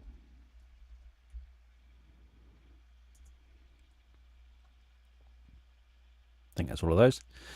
That was great, Dan. Very good at covering up your anxiety. You sound so calm. Thank you. I actually get more anxious once I start because internally I'm panicking, thinking, what if I don't think of anything? What if I don't? Never used to get this. All the years that I've done this, it's a very recent thing that I've had this level of kind of anxiety and everything around it. I think it's because, well, I know exactly why it is. It's largely because everything has moved on so much in terms of what people do on YouTube that I feel that everything I do on YouTube is so inferior and so unsuccessful compared to what everyone else does that I feel that I'm rubbish because people choose, obviously, all the AI stuff over mine, my own content, and I can't compete with the English language skills of AI. So I think it's that predominantly, and that I then think I've got to up my game and do much, much better than I'm technically capable of doing. And then that puts all that pressure that I put on myself, thinking I'm a failure, I'm bad at this, I can't do this. And so that kind of thing is what the problem is.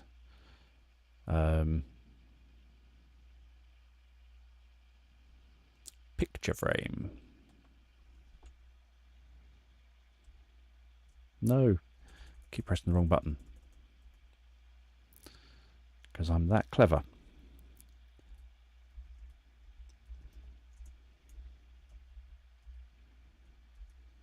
Because I'm trying to do everything one-handed.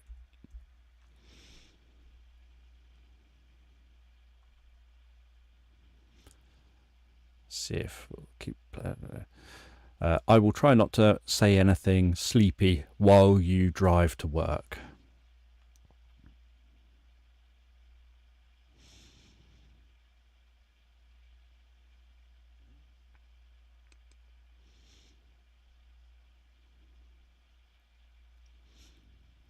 Yeah, so as Carol mentions, I work best when I'm able to have single words, or one or two word, if it's like combined ideas. Sometimes it doesn't mean I'm going to use it exactly as it is. It often doesn't mean I'm going to use it as someone expects. So my brain does go to things like prawns instead of pawns, as I did then. It does go to things like, I didn't use it in the story, but gnomes riding the metro in London. That's where my brain naturally goes in how I interpret words. So I never know until I obviously open my mouth how it'll interpret it during a story, but it's easier for my brain to work with. If someone gives, so if I say, give me suggestions, and someone says, what about a horse that's in a field that, I don't know, dreams of being a unicorn and does X, Y, and Z, that won't happen because it will take me seconds to say that. And that would be the whole thing. It would be, there's a horse and they dream, and it would just be over and done with. Whereas if it's like horse, unicorn, dreaming or something, then I will figure out how those pieces can fit together in a more broader story. So it's very, very difficult. Popcorn. It's very difficult for my brain to work. If a suggestion's too big, it's too complete. And I then can't work with it because it's already done.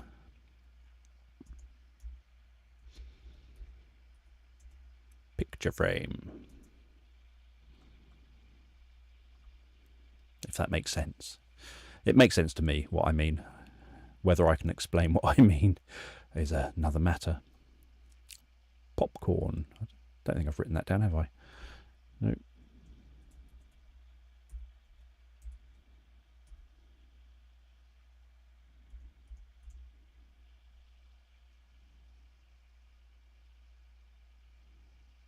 Don't like that the writing looks or is out of focus. That's just the way that it zooms in weirdly.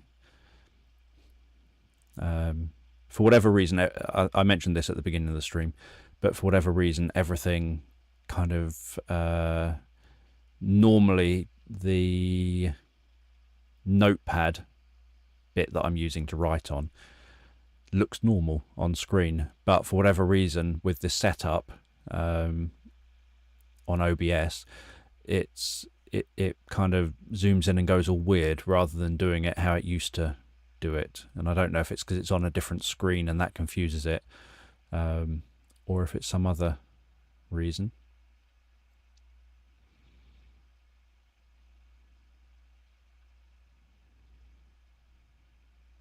Excalibur. I might end up going with sword, just in case it isn't Excalibur. So even if I don't exactly write down what someone says, for example, I've just written down sword instead of Excalibur, that's because it will be much easier for me to use sword than Excalibur. But that doesn't mean that if Excalibur works, I'll see sword and then Excalibur in the story may end up being Excalibur. I have used Excalibur quite often in my stories. Yeah, sometimes, so if anyone's thinking, oh, the chat's frozen or doesn't seem to be moving anywhere, sometimes it is because it's on top chat and it just has defaulted back to top chat and then nothing's changing. And then you sort of think, well, how come no one's talking? So you sometimes have to just check it's on live chat and not top chat. It's around the lavender fields. Yeah, I can't even remember what I said about lavender fields, but I did have some. Purple box. I do like purple, so for those who don't know, purple does crop up quite often in my stories. Go get your arms. Fuzzy blanket. Abby's favourite scent used to be Fuzzy Peach that Body Shop used to do, and then Body Shop stopped doing it and has never done it again.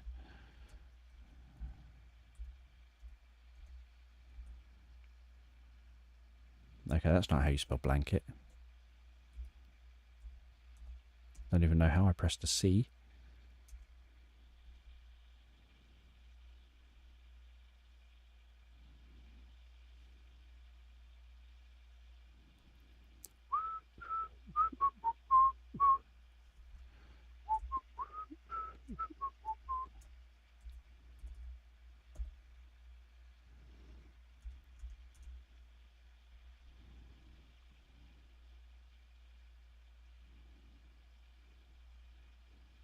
Yes, apparently I am very human.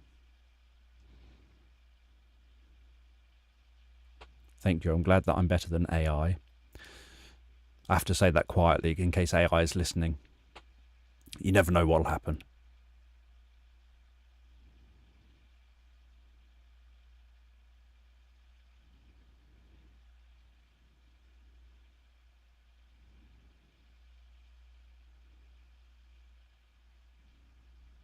I am live right now. Deep Dubs 4998. 49. Yeah, that was right. 4998. My brain kind of frazzled there for a minute trying to read that. I've put picture frame on the list twice. That sounds like a Dan thing. Oh, yeah.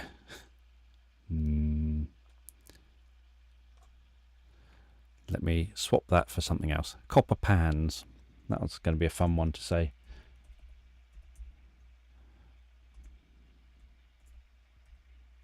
As opposed to the famous scientist Copernicus.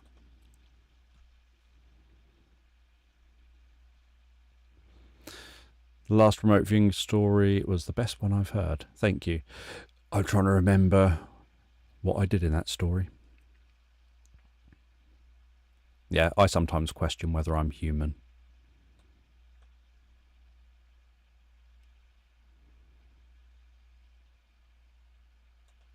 Again, apologies for the text being fuzzy, being slightly blurry. It obviously is crisp on my screen, but I can see that. But it's really only there so that people know, because I could just write the list and not show you lot and just have me filling the whole screen. But it's there so you know what words I'm using, just to add a bit more kind of like, oh, Dan's using that word now, or that's where that idea is coming from, or that's how he's using that, so that you can see what I'm doing. And anyone who obviously wants to watch this back can then also see, oh yeah, it was the story with these ideas in it or whatever, and then you just find the bit of screen that has those ideas in. It's nearly 11 here now in Sydney. Cool. I'm glad I have some Australian people.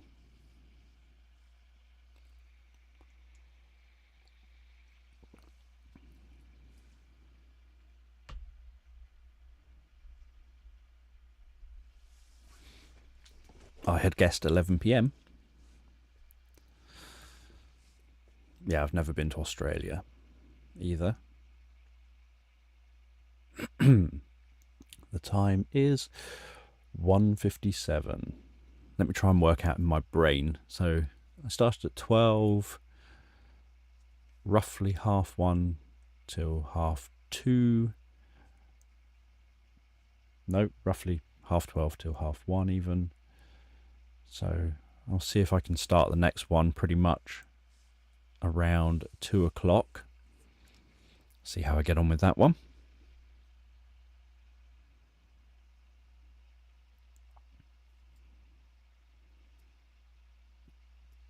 Map. Yeah, so with Australia, what I'd quite like is someone to invent portals.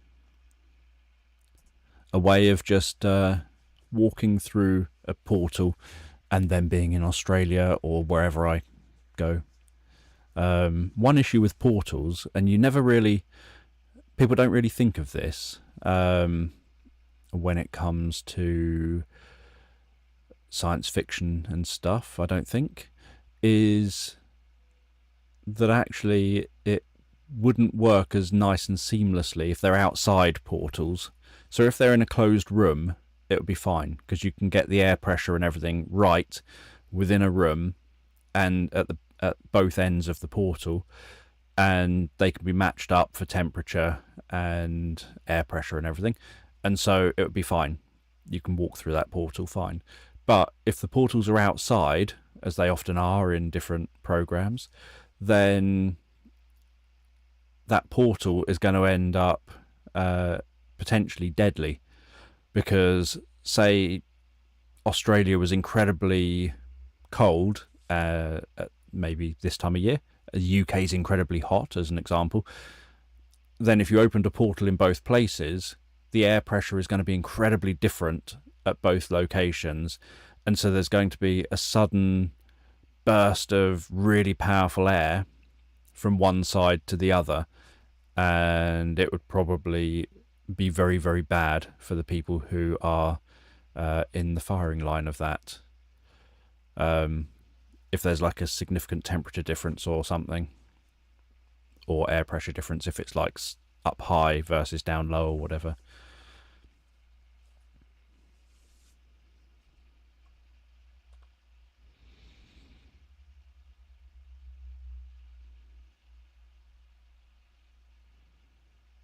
Yeah, I normally, when I'm telling stories, have absolutely no idea what I've just said. Like now, I've literally no idea. I remember I mentioned sunflowers, because I remember that started somewhere around sunflowers. I remember I mentioned lavender, and I know there was a tavern. I can't remember anything else about what went on. Where was I reading? Map, I read. Then I read that comment. You're getting pop-up ad for fast food place here. That's very, very weird. I've got ads off, or at least you can't turn ads off on live streams anymore. YouTube doesn't allow it. I've got ads on manual, which means that YouTube in theory should never put an ad unless I put the ad. And I haven't put any ads, because obviously I can't focus on putting ads in things as well as doing everything else. I have to focus on my storytelling.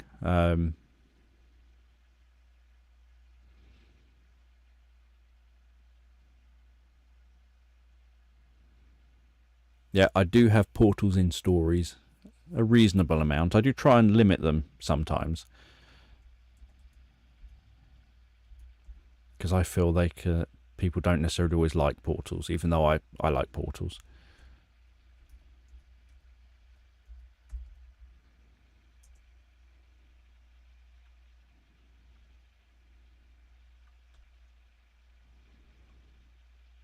Yeah, so what, a year ago, 2 years ago, something like that, YouTube introduced ads in live streams, and initially they let you have it either on or off. Then they made it compulsory that it's always on, but they let you choose whether the ads are whether you manually place the ads, or whether you want YouTube to place the ads. And I never want YouTube to place the ads, because they place the ads during the whole live stream everywhere. Now they do a thing where they say we place ads, but the ads will be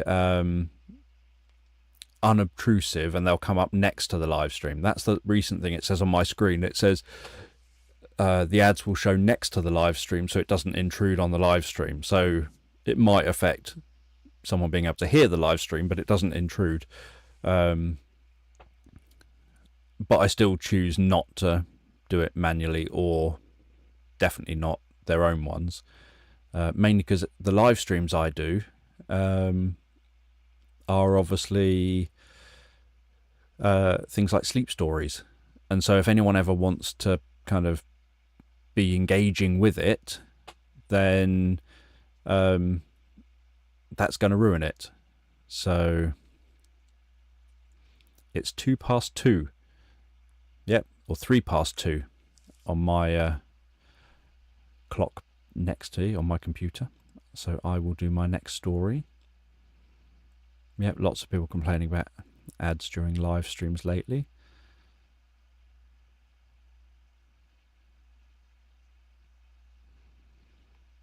or 24-hour journey to see family for Christmas doesn't sound like a nice experience.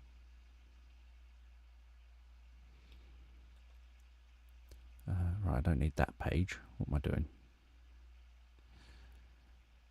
Right, so I have the ideas. 2, 0, let's say 2, 0, 3. That gives me 1 minute to breathe and relax myself into this. 2, 0, 3. As I've said, I'm just getting rough timestamps for now so that I can find at least close to the beginning and then get it. So just like before, I will hide the chat so I don't get distracted by the chat, and then I will get started.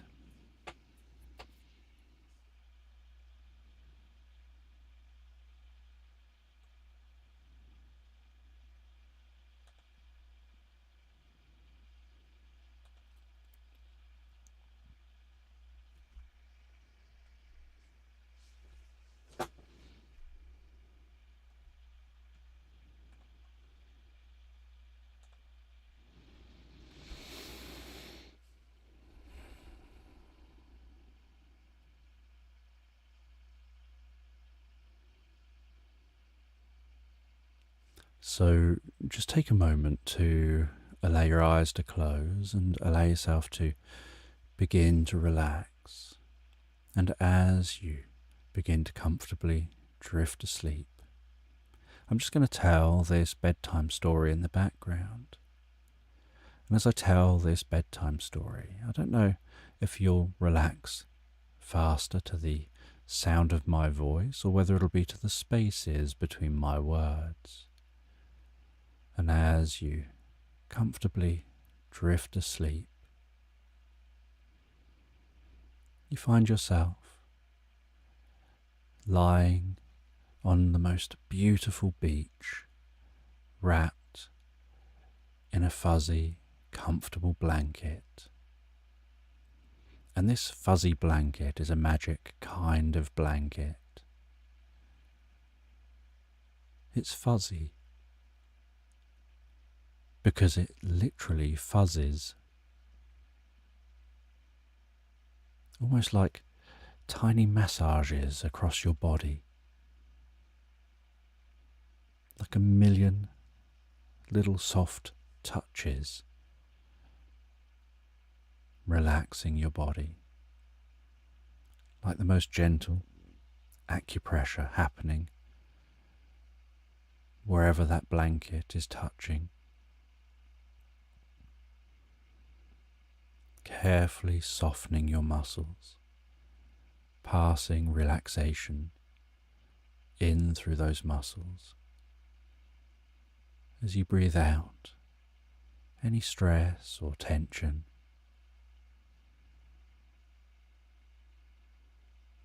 and you're just resting on this beach under that blanket, feeling comfortably relaxed and sleepy, while listening to the sound of the water lapping so gently onto the seashore, rolling softly up the beach before pulling back out again into the sea.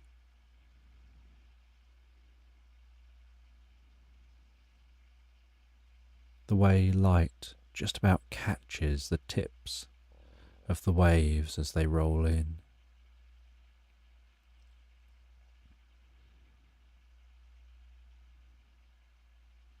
And the white horses occasionally curling over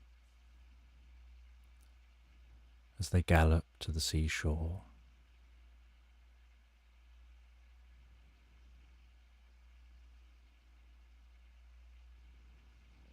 And the scent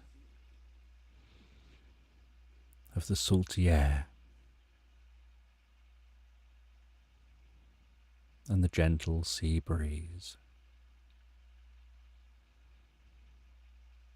and breathing in that air fills you with this deep sense of healing and well-being.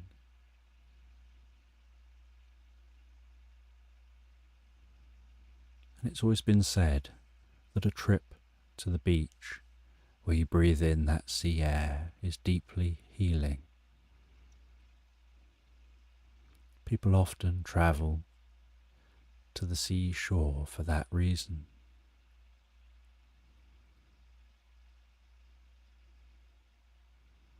And up the beach a little way are some sand dunes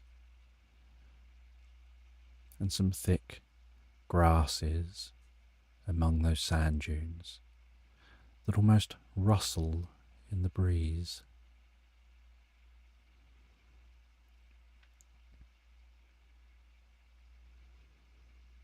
And the distant sound of seagulls as they fly and then land on the beach and sometimes land in the water, making sure that they land just the other side of where waves begin to curl over, so that as the waves approach the shore, they just gently bob up and down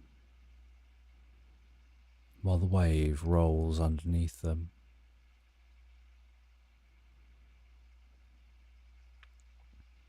And while lying there feeling so deeply relaxed, it's so easy and effortless to begin to drift asleep.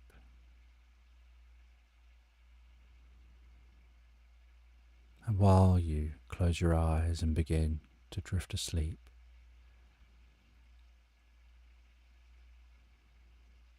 you start to notice the sound of loose particles of sand blowing across the seashore, almost like your hearing really hones in on the finest elements of every sound.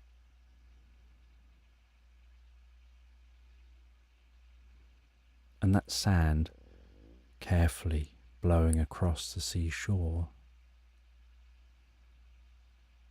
starts to form into the sands of time,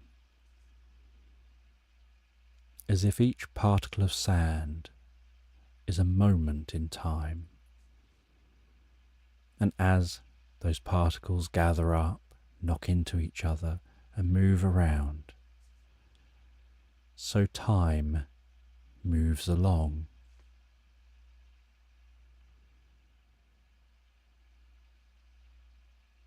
And in your mind's eye, you start to get this representation of those sands of time, having a sense of walking through sand dunes, watching the way the sand is moving down those dunes, the way the dunes move like the ocean, where those sand dunes are just like giant waves of sand, carefully moving over time, with sand blown at the back, rising up the back, and the sand at the front, carefully moving down the front face of the dune. And as time goes on, those sand dunes gradually move slowly,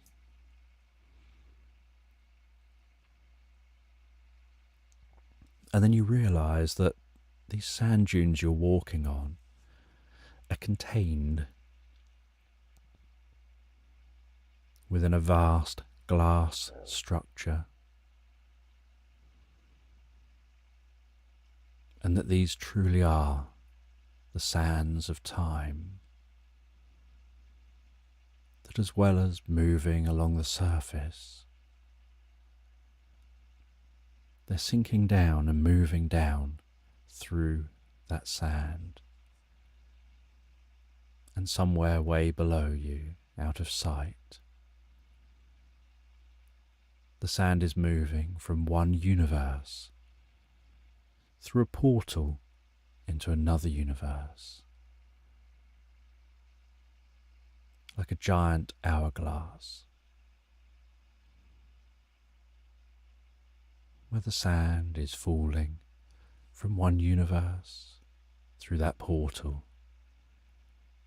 and filling that other universe with all that matter. And it doesn't matter that matter disappears from here,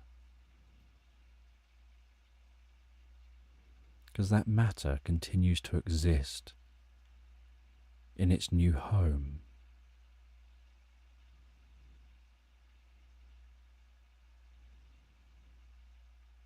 And you begin to realize that once that other universe is full, and the sands of time for this universe have reached an end, it's not truly the end, because with the last grain of sand,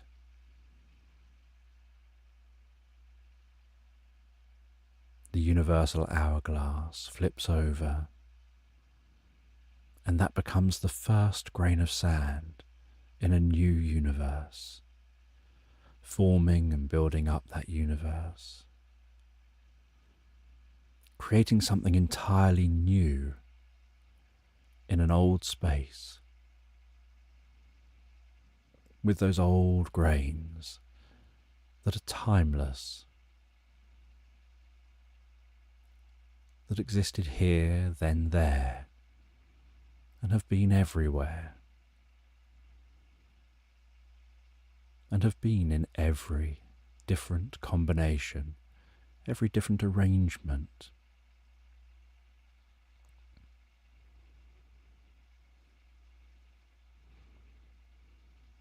And that there's this universal cyclical swing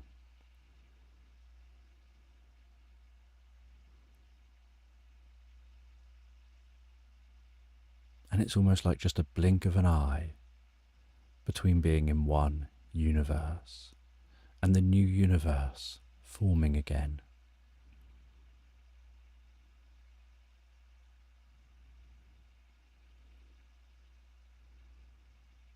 And there's a level of randomness to the way the sand moves and flows from one universe to the other.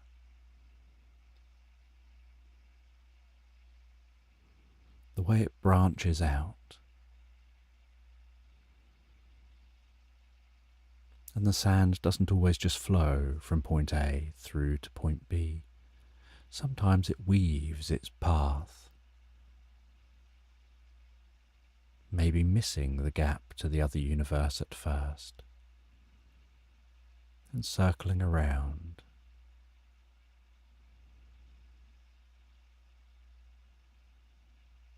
And as you continue to explore these dunes,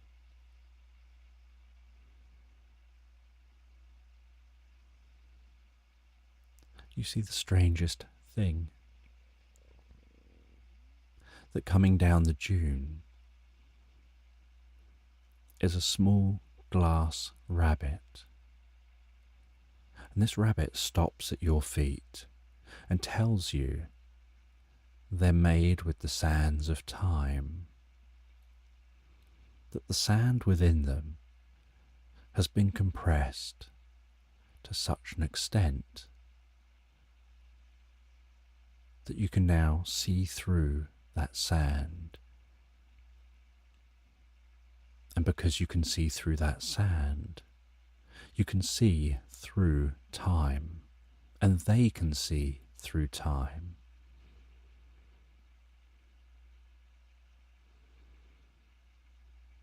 And they tell you that the way to do this is to follow them as they travel across the dunes.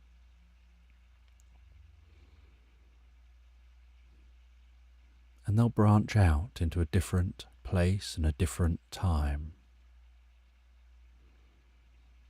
And all you have to do is copy what they do as you follow. and they slide down a dune, and so you slide down the dune, and then they cartwheel over what looks almost like a whirlpool where the sand is passing to the new universe. And so you cartwheel over that whirlpool, and you head up the other side following a dune and slide down another dune. And then they place a hat on their head and they throw a hat over their shoulder, and you catch that hat and place it on your head. And you watch them spin the propeller on their hat. And they spin that propeller 3 times to make it spin and keep spinning. And it sounds almost like an old aeroplane engine starting up, whirring to life. And you see them rising from the dunes. And so you spin the propeller 3 times on your hat, and you feel yourself rising up from the dunes, and you hold that hat onto your head as the hat lifts you up from the sand, and you follow them up as they circle around, and you gaze down, looking back at the dunes.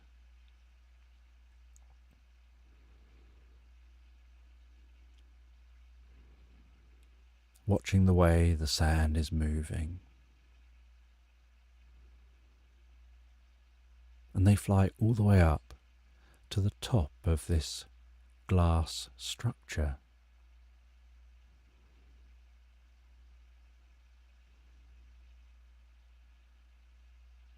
And as they near the top of the glass structure,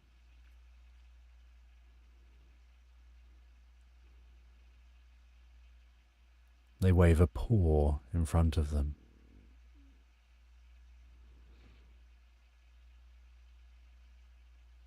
And a portal seems to open in the glass.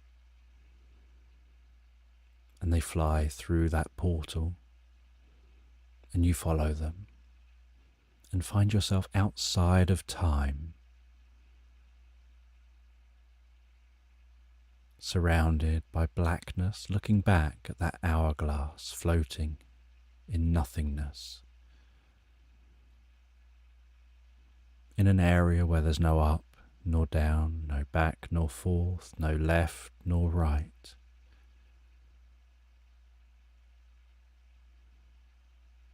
No past nor future, just now.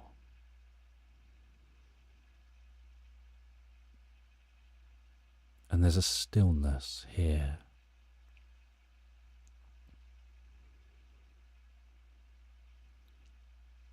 And then that rabbit pulls out a magic wand. They spin that magic wand around before them. And the space around them begins to fizz and crackle.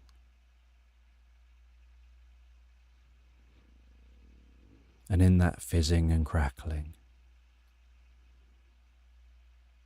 it's almost like in the darkness, light begins to form, and in that light, a land begins to open out before you.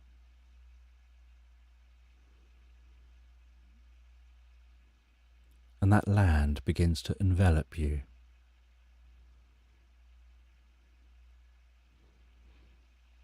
And you feel yourself resting in a meadow. And you see that rabbit go from glass to fur.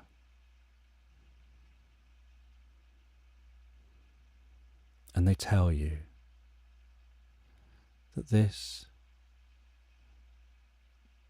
is the magical meadow. It's a place between universes and time. A place of imagination where anything goes. It's the place you go when you sleep and dream, where anything you can think of can happen here.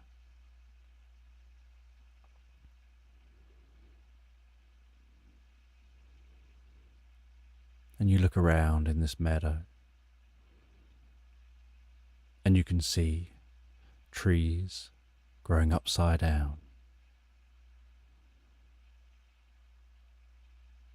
You see bushes full of marshmallow.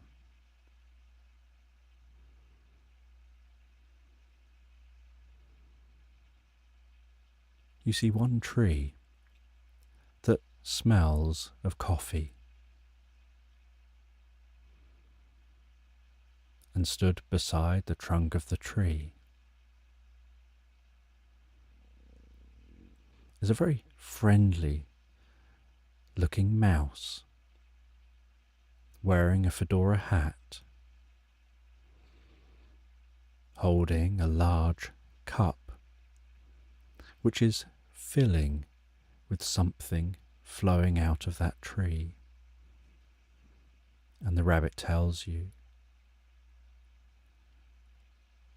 that the sap within that tree is the most incredible coffee.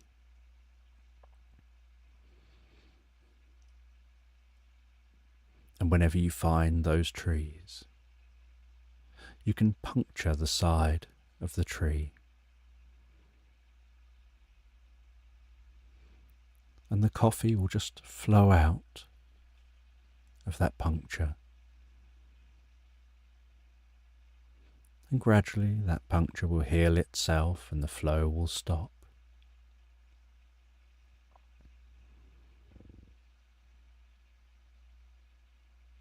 And that coffee comes out already hot, warmed by the heart of the tree.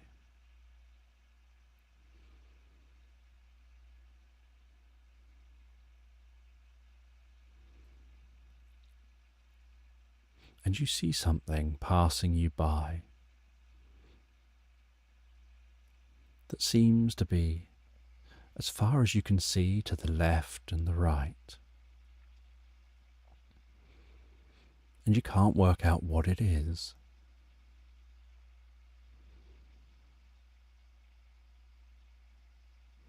And the rabbit tells you that's the impossibly long hair.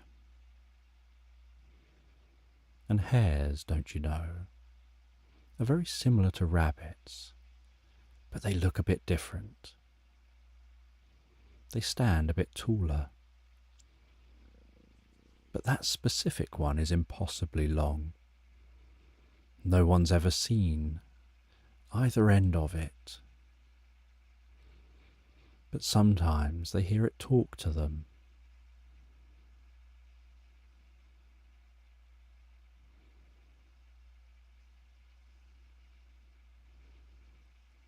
And when it talks, it just says, I go from hair to hair.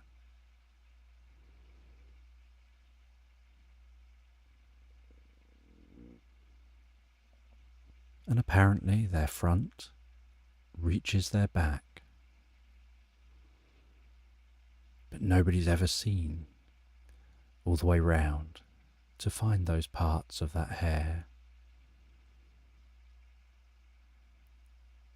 And the strange thing is, the hair is a normal height. It just happens to be impossibly long.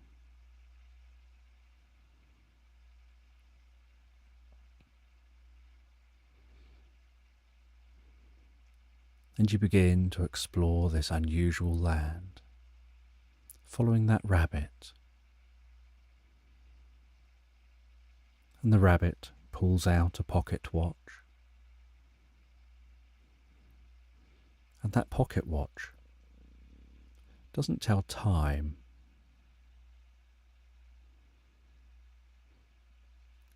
It measures events.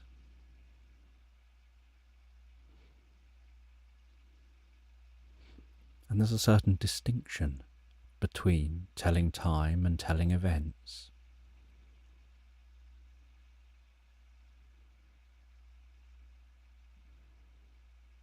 And the rabbit tries to explain that to you. But a part of you is still distracted by seeing that impossibly long hair.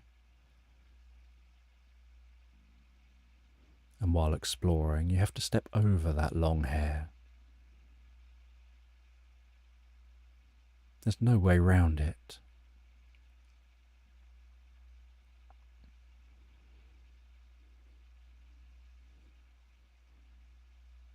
And the rabbit says that, as you'll notice, over on the left is the magical wood. And you look over to the left and you can't see anything there. It just looks like more meadow and hills. And the rabbit explains that that magical wood is invisible. And you're walking with the rabbit towards the magical wood. And eventually bump into something. And the rabbit says, "Mind the tree." And so you feel around, and you can feel the texture of the bark. You can hear the rustling leaves overhead.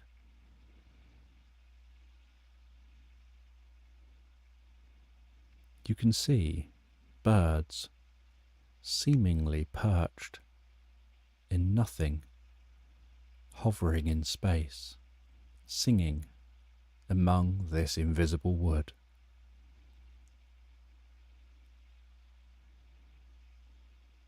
You can see circles of grass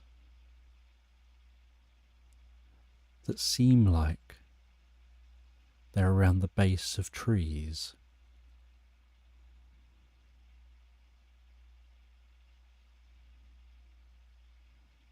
And what looks almost like helixes of vines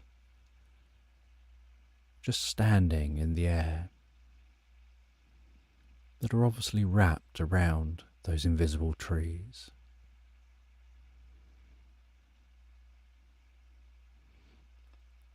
And so you walk slowly and carefully through this invisible wood. And the rabbit seems to be able to find themselves through here with ease.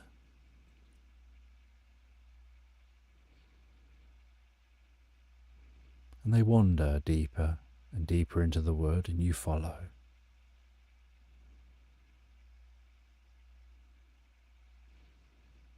And they tell you that in a moment you're going to experience an exercise in patience. And you wonder what that means. And they guide you through the wood. And you see a cabin in the distance, the most inviting cabin, the gentle glow in the windows, the slight wisp of smoke rising from the chimney. And normally this kind of cabin would be embedded in the most beautiful woodland, but here, if you didn't know there were invisible trees around, you would think it's just a cabin on a hill in an unusual meadow.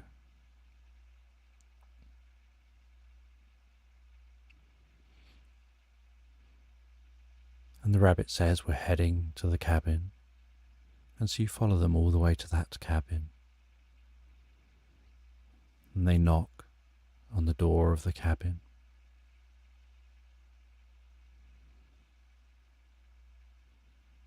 And after a brief wait,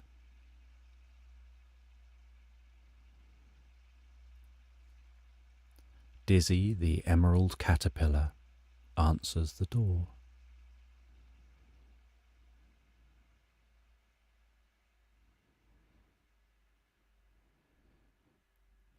And Dizzy says her real name's Lizzie, but she always keeps busy, and so she is known better as Dizzy. Because she finds herself constantly tizzy and in a spin, doing this and that, trying to do a million things at once. Because she knows that one day she's going to get a certain itch. And Lizzie, keeping busy, feeling dizzy, getting that itch, will want to stop and rest. And she knows when a caterpillar stops and rests, they stop being a caterpillar for good. And so the whole time she's got the chance to be a caterpillar, she's okay getting dizzy, being busy, because she wants to do as much as she can before she stops and rests.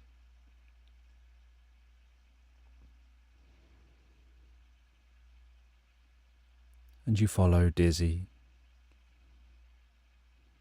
into her cabin.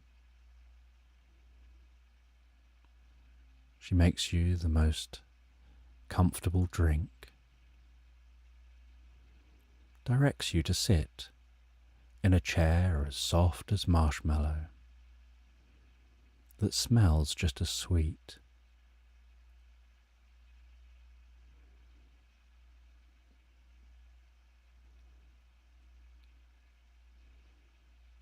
And she tells you that she owns a magical picture. And she says it's not so much that the picture itself is magical, it's more that the picture's magical because of the frame that it's in.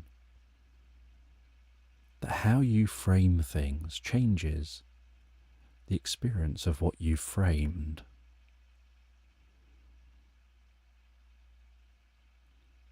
If you frame something with the most friendly, kind frame, it makes that thing seem more friendly and kind. If you frame something with a darker, more unpleasant frame, it darkens the image. And so the magic in the picture comes from the frame.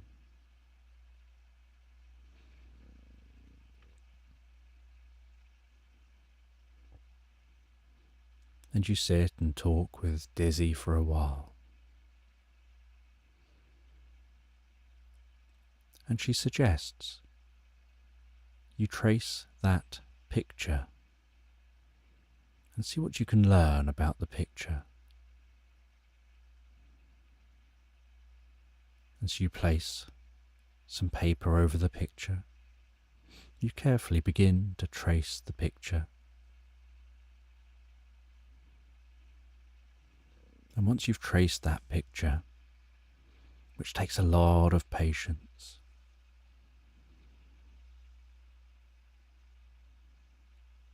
she asks you to colour that traced picture in, and do your best to colour that picture in the same as the picture you've just traced.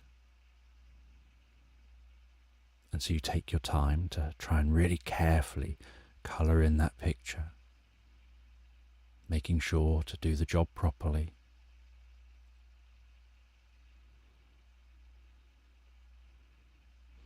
She then says, add in the finer detail. Take a very close look at the picture. Find all the fine detail that you missed the first time and draw that onto the picture. And so you go through the picture almost with a fine tooth comb, trying to really pick out every fine detail you previously missed. You add all that to your image, and it feels like you've been doing this for hours and hours and hours.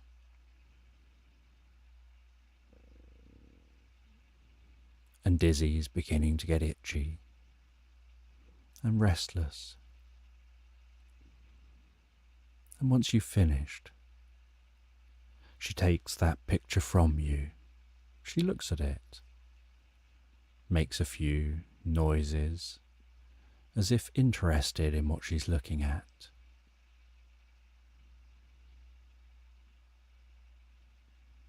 Before crumpling it up and throwing it in a fire. And you watch this picture you spent ages working on, gradually melting down and burning in the fire, the smoke rising up the chimney.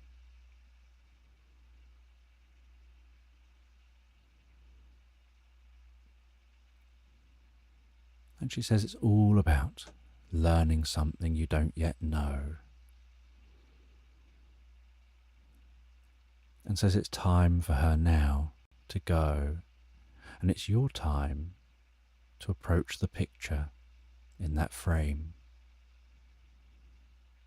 And the rabbit stands and watches.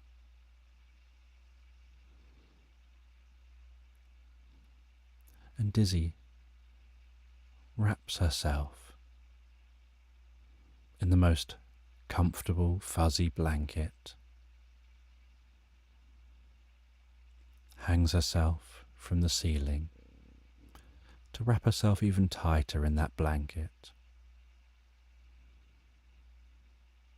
settling down for her night, which will be a long night.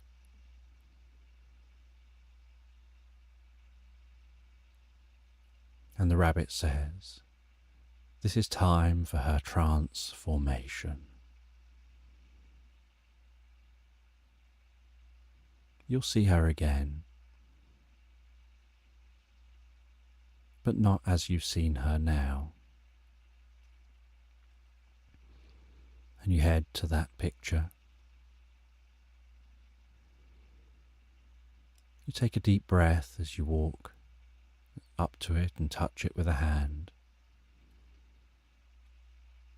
And you can feel that picture fizzing beneath the palm of your hand, tickling the palm of your hand. The gentle texture of that picture as the hand passes through it. And you follow and step into the world of that picture. And the rabbit hops through after you.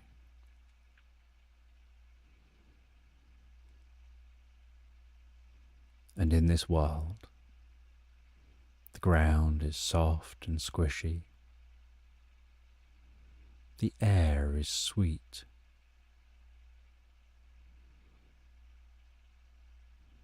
And you can see the most beautiful lake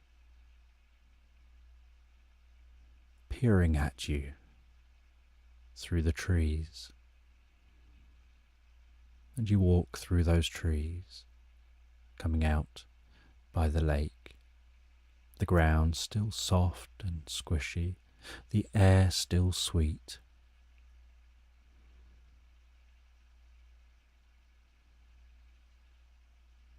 You then see, as you stand at the edge of the lake, a hand carefully rising from the water, holding a sword. And the rabbit tells you to get into the boat and head out to the center of the lake, to take that sword. And you climb into a rowboat. You row carefully out towards that hand rising from the water.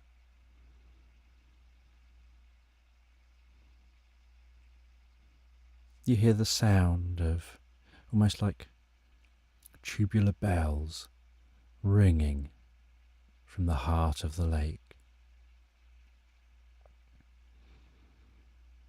As you reach the heart of the lake, and you reach over and you take hold of the sword, you feel a warmth pass through your body, starting at your hand, passing up your arm, up into your head and then down through your body to the tips of your toes, like the most comfortable, warm blanket enveloping you, bringing a deep sense of peace and calm to your mind and body. You notice the sword glowing in your hand.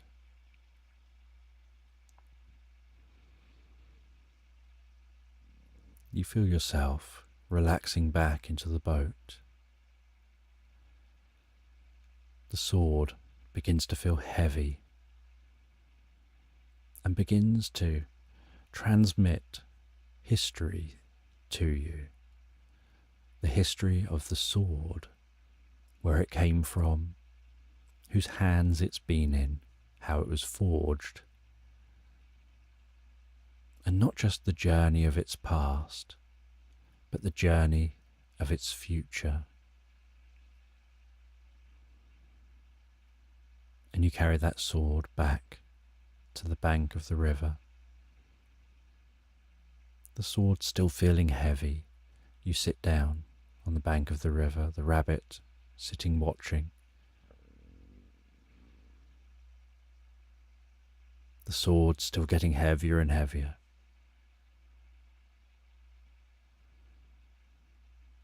The rabbit says that it's getting heavier because it contains the weight of responsibility.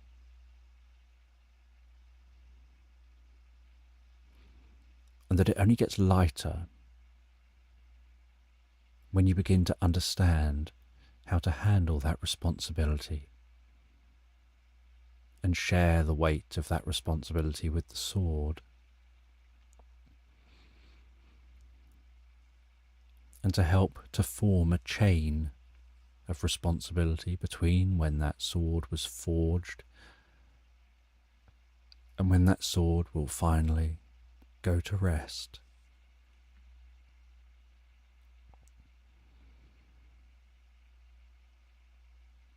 And so you rest the sword on your lap, still feeling its weight.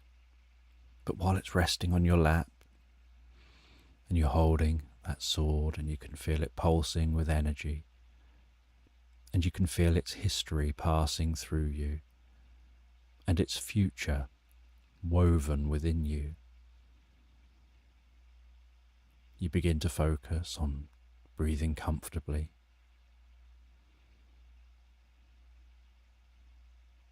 on relaxing yourself into the experience, on noticing relaxation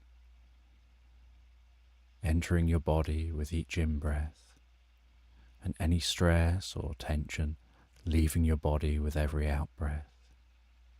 Your ears picking up all the sounds around you, pinpointing exactly where each sound is.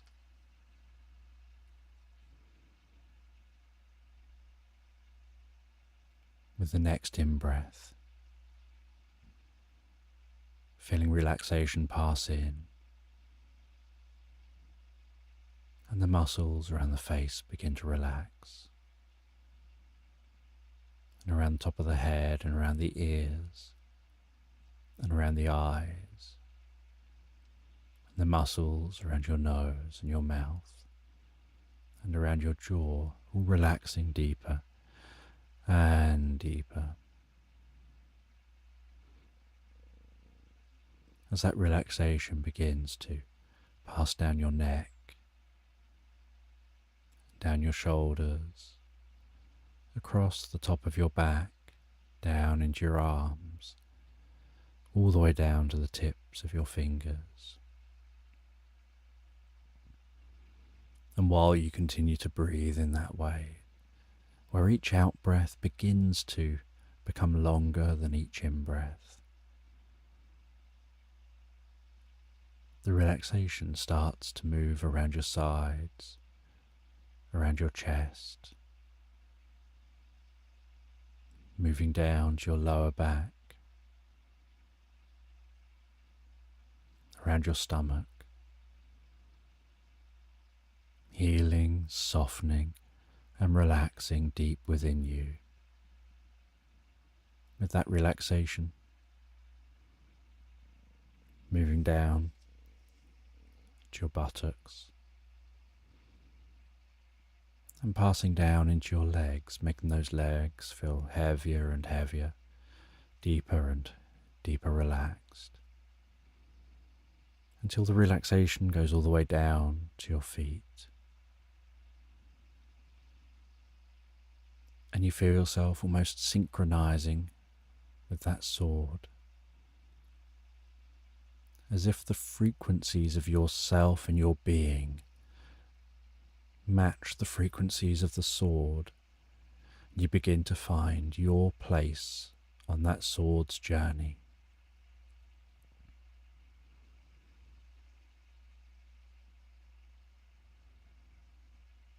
And as you find your place on that sword's journey, where your mind begins to settle on your role that you take,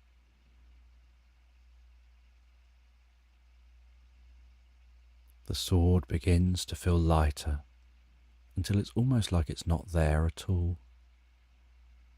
And it's only when it stops feeling like it's even there that your eyes automatically begin to open. But as they open, so you remain in this state. You remain in this focused state of mind where you're one with the sword, and you see the world around you through this lens, understanding your role here.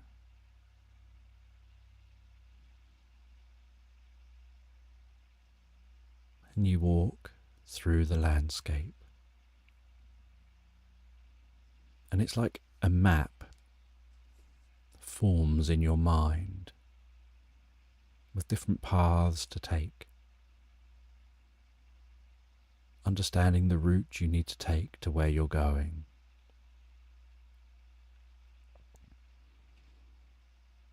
And you find your way all the way to the edge of a cliff, where you look out over a rough sea crashing onto the shore.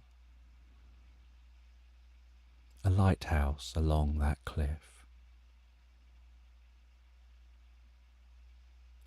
like a sentinel standing tall, its eye looking out for any boats approaching the shore.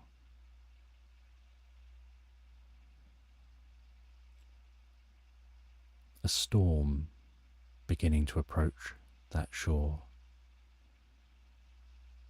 The rain getting heavier and heavier. Large drops almost hanging in the air as they fall, warping with the wind, exploding on impact with the ground.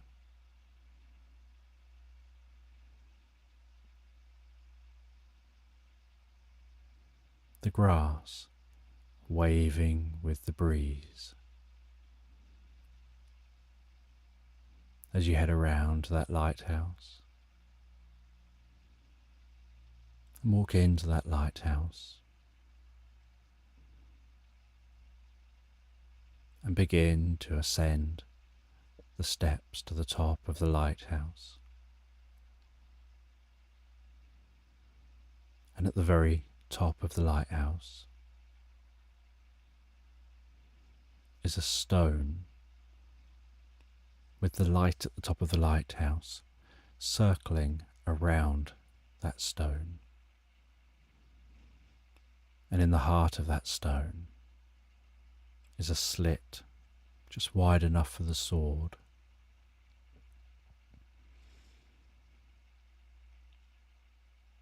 And you have to time it just right as the light passes you.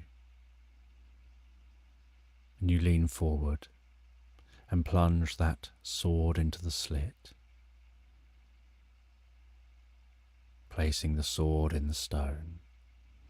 And with that, an explosion of bright white light bursts out from the lighthouse, from that stone, in all directions. The storm clouds in the sky evaporate away as the light passes across them. The ocean becomes calm.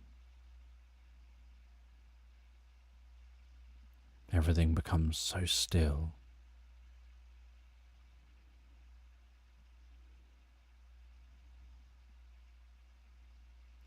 And out the window from the lighthouse, you see a glowing being hovering in the sky, wings stretched out, glowing a yellowy white, with sparkling light around them, looking like the most beautiful butterfly.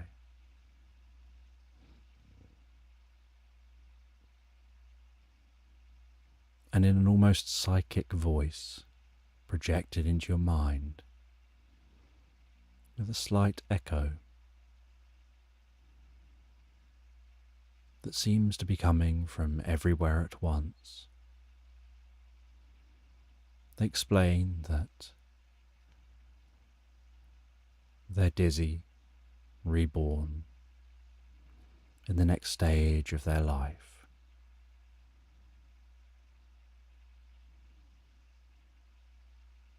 And they needed your help to achieve this.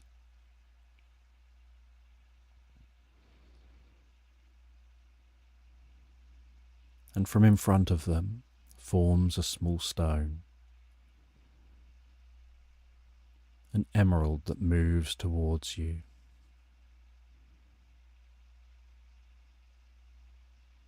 And passes through the glass of the lighthouse and settles in the palm of your hand. And as it settles in the palm of your hand and you wrap your hand closed around it, so you feel yourself drifting back to awareness under that fuzzy blanket, the sound of the water lapping on the shore,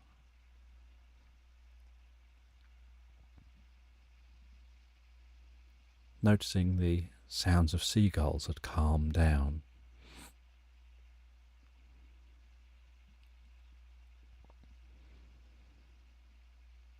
Feeling deeper relaxed than you've ever felt before. Your eyes gradually creeping back to life, carefully opening up.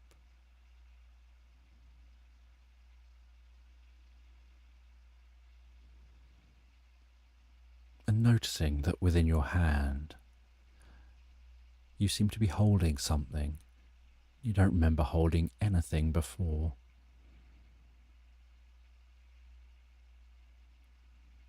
And you pull your hand out from underneath that fuzzy blanket. You open your fingers. And you see that emerald stone.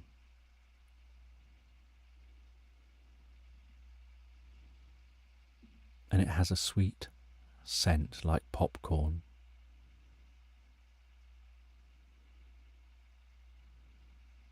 And you notice a butterfly flying past you. And you almost have that sense as if it's the butterfly from your dream.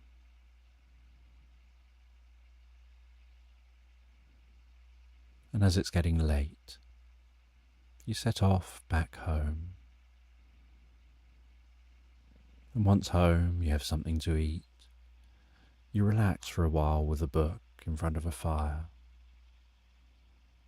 listening to that crackling fire and the dancing light before your eyes get so heavy you want to drift asleep. And so you head to bed. You relax down in bed And you imagine yourself walking down a path into the most beautiful garden. From 10, 9, 8, 7, 6, 5, 4, 3, 2, 1, walking through the garden, resting down on a bench, onto the bench of deep sleep. You gaze up at the sky in this garden. You watch as the clouds float by, and for just a moment they form the words Finn. And as that fades away in the sky and a smile comes to mind, you drift and float, so relaxed, so peacefully asleep, into slumberland.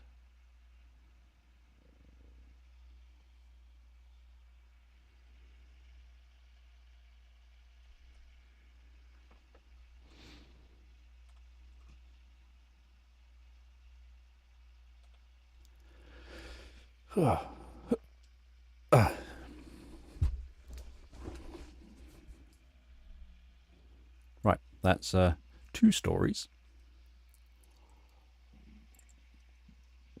Thank you everyone who's joining me here so far. It's very kind of you. Just a reminder to anyone who has just joined, I'll scroll back through the chat in a minute, see what I've missed while I've been chatting.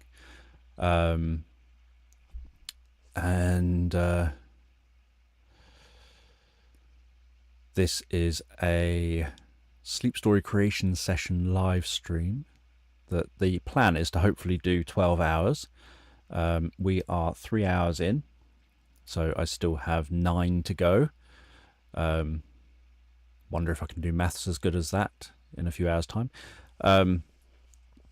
So I'm creating these stories to try and raise money for EOM Reacts, his dog. So Jay, the main person on the channel who does the actual reactions and the content when he's on his gaming channel or what have you. His dog Drogo is very ill, and obviously there's a lot of costs incurred, and as someone who really likes his content and follows it and gets a lot of happiness from his content, I just wanted to do something to be kind and to give back and to try and be helpful to him, because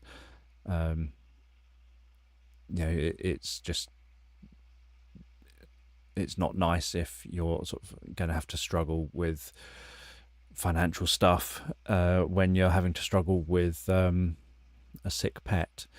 So taking some of that pressure off, and if I can do something, then I'll try and do something. So I'm doing this stream to try and be helpful.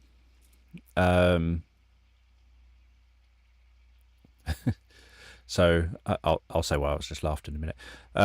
So I'm just trying to do something to be helpful. There's a link to the GoFundMe page if you want to donate.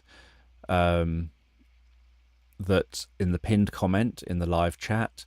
You can also just scan the QR code on screen, and that'll take you to the GoFundMe page. Please donate via the GoFundMe page rather than leaving something like a super chat, because then the money can all go straight to EOM Reacts to support Drogo, rather than it being messy because of it going via the super chat system. So the issue with super chats, part of it is, if a super chat is, for one thing, the super chat doesn't automatically go to EOM Reacts because there's not a feature on YouTube unless you're using a legitimate charity or something that's kind of programmed in with YouTube to allow it. The difficulty is that I then have to just kind of transfer some money, or pay some money over, because it won't have automatically gone to EOM Reacts. The other difficulties are that obviously if it goes to me first, technically, because it's then my income, I have to then pay tax on that income. Whereas if it's just a donation straight to EOM Reacts, then that's not the case.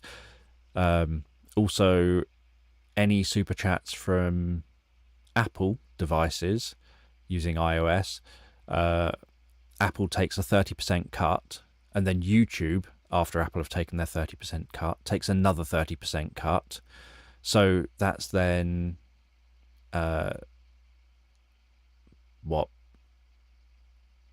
say it was a $10 super chat, that's then $10 down to $7,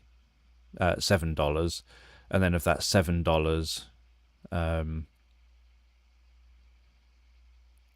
YouTube takes their cut, so that then takes it down to, I think, $4.90 or something. So a $10 super chat ends up being $4.90. So yeah, it's really annoying. If I could turn off super chats for a stream, I would have turned off super chats just to make sure that people don't do super chats, and then it's the most efficient way of getting the money to where I want it to go. And the most financially best way. If that is a terribly formed sentence there, I've been talking too long, I think. So my breath, without, I don't know, I'm not in that headspace yet to talk properly. I'm in Dan's story headspace, so my sentences aren't making sense. Yeah, so just the way it works, it's not good. But you can't turn off super chats on individual streams. You can't say I don't want this stream monetized for myself, kind of thing. YouTube wants everything monetized, so YouTube just has everything monetized. You can't kind of opt out, so to speak. You can opt out of super chats, but it's a channel wide opt out. You can't like do it on a stream basis. So yeah, but that's why I'm doing this stream, is because I want to raise money, or do my bit to try and raise money. And I thought, if I give up my time, doing a 12-hour stream, it's something that pushes me. It's something that should be difficult enough for me that people hopefully appreciate that I'm doing something that's, it's not like just a 1-hour thing. And obviously I'm also creating stories back to back, not just one story on its own and then being able to leave. Hopefully this stream, if anyone wants an all-night stream, I'm not a hyper person, so this stream would probably work on its own as an all-night stream if someone just wanted an all-night video to watch. I know Abby, for example, quite likes just playing live streams and falling asleep to live streams. This would probably be a good live stream for someone to come back to and just listen to and fall asleep to, I'm guessing. I also have to make sure I don't lose my voice, given I've done 2, and I can already feel I've got a dry throat here. Hopefully I'll be okay.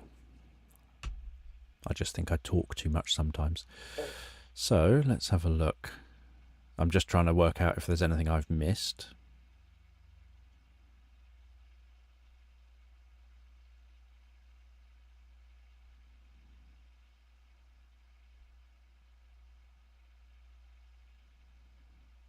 Yeah, I read about, when I started, I read about the complaints about people saying about ads during live streams nowadays, and the 24-hour journey for family Christmas, and then it was 2:02. Yeah, so many of my viewers have premium. In my analytics, I think it's something like 70-something% of people who watch my videos have YouTube Premium. That's one of the reasons why I'm testing, posting shorter content on here again, as well as the long content. So the long content isn't necessarily going to go anywhere, the 8-hour ones, but everyone with premium doesn't need an 8-hour video because you can create your own playlists. So the downside to an 8-hour video is you're stuck with whatever stories I dump on that playlist, in that video, rather than how it used to work, where obviously you could just select like 8 different stories, put them in a playlist and listen to them, and you could then choose what story. So if you have favorites, you can say, oh, I love this story, I'll put that on my favorites playlist, favorite Dan stories playlist, or whatever you want to call it, and then you could perhaps have a couple of different playlists of compilations of stories that you like, and make it up to say 8 hours, 16 hours, whatever you want it to be, so that you can then just pick up a different story through it and play through it, and you can then listen to your own thing. You don't need to have it all as Dan's created an 8-hour video. You can then listen to what you want to listen to, but that only really works for people who are premium subscribers.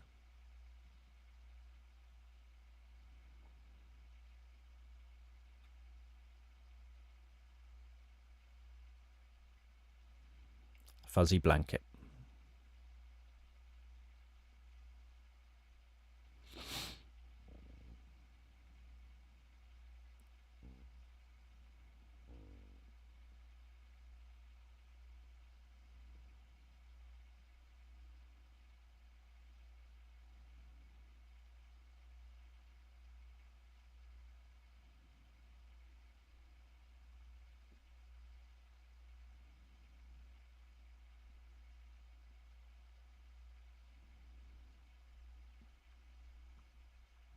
The way my brain works is absolutely brilliant. Thank you, Elizabeth.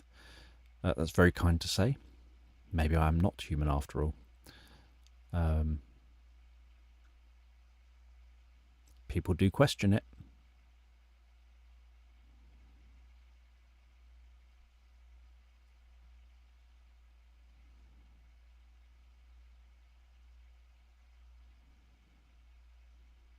Yes, so Elizabeth, thank you for being here, for what you've been here for so far.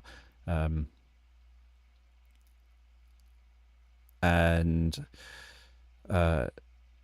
what's my brain trying to think of?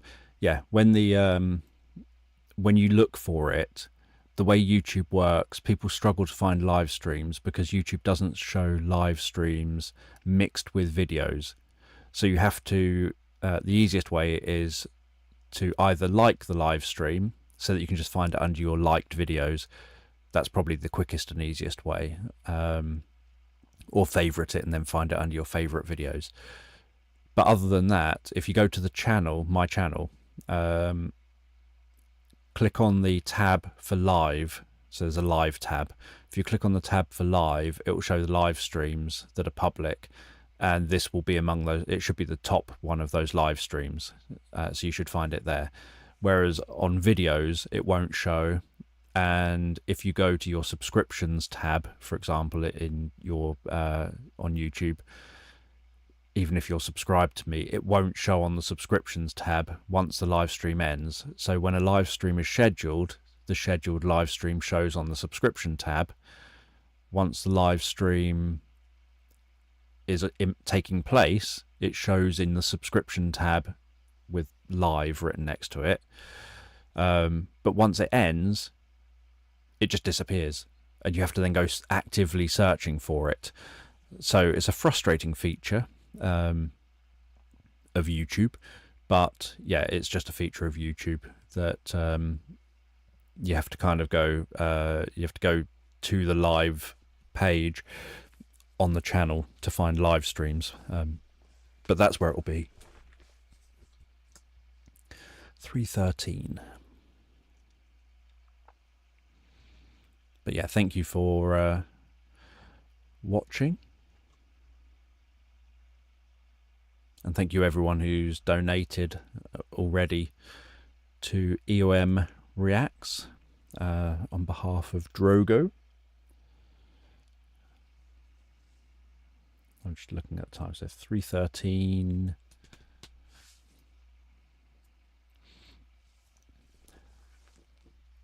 Just going to rest my voice a bit, and in a minute have a Huel.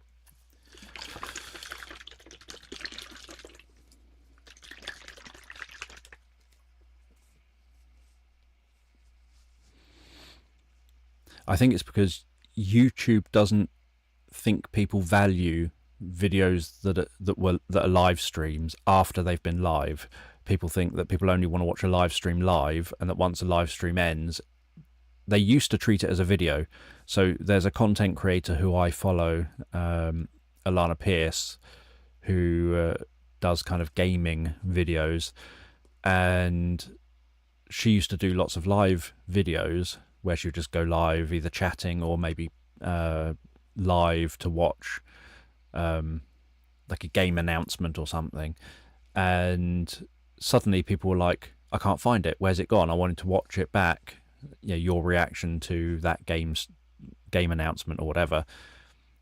And they all suddenly had disappeared from how YouTube put things. Yeah, that's my not a particularly pleasant sounding ASMR. The sound of a bottle shaking.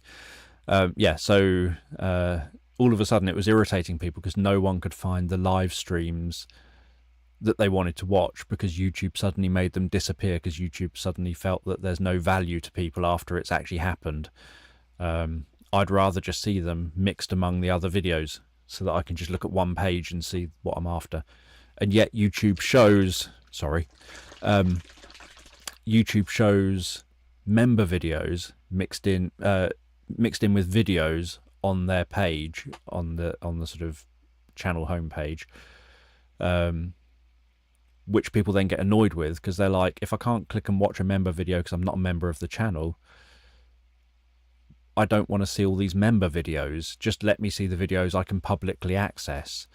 So YouTube will show those ones, but won't show live videos after they've been live. They have their own rules.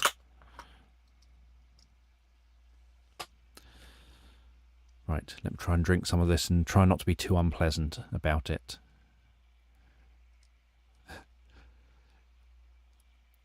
Yeah, I am definitely not that kind of ASMR creator.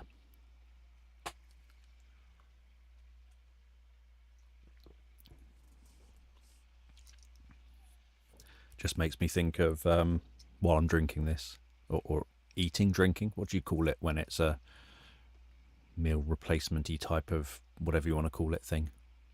Huel. Makes me think of a cartoon. I can't remember which cartoon it is. Maybe it was Peppa Pig, where they're jumping in puddles in their Wellington boots, saying gurgle gurgle, splish splash splosh. That's all I think of when I'm having this. This is banana flavour, this one. My favourite flavour is probably the banana flavour, so it tastes like banana. It's, if you don't know what Huel is, it's low sugar, 26 vitamins and minerals, 20 grams of protein. It's essentially loads of oats and kind of bits like that all smushed together, ready-made. So I buy the bottles because it's ready-made.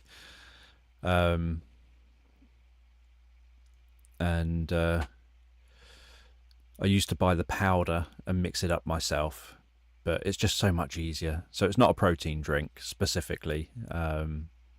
There is protein in it, obviously, but it's not a protein drink. It's supposed to be that it's 400 calories. So it's supposed to be the number of calories you should have pretty much in one meal, so that if you want something that's going to be the correct amount of vitamins and minerals that you should be consuming within that meal, it's essentially an entire meal replacement of a healthy meal. That's the theory of it, of Huel, is that it's a replacement of a healthy meal that's the correct number of calories, the correct number of everything, kind of all all in one. You know, correct vitamins, minerals that you should be consuming in one meal, the correct kind of protein you should have in that meal, the correct kind of everything in one meal, all in one portion. So it's not obviously designed for people, for example, for weight loss or anything like that. It's just literally more for people who, I use it because it's convenient, and I'm definitely going to be healthier having this than if I go and grab chocolate or something. So I've got a couple of these with me in this room. I can always get more if I need them. Yeah, so meal replacement drink is probably the best name for it.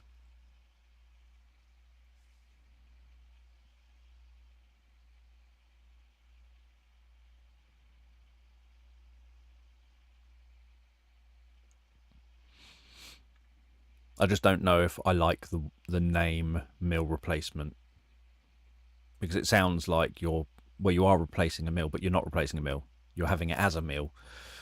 It's not necessarily replacing a meal.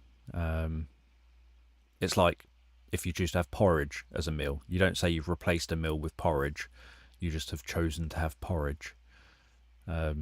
So I think meal replacement is probably the label that you'd go with. I just don't think it's the right label. I just don't know if there's a better label. Just a bizarre semantic thing I'm going off on while I'm chilling.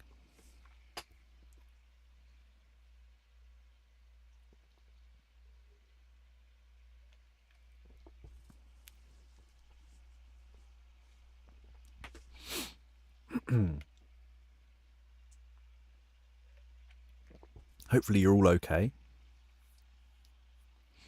Just check in, see how you guys are. Obviously you can see me.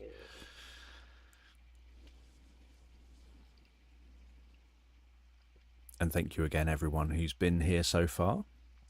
I know people will be coming and going, and in theory, as we get later, it should get closer to more people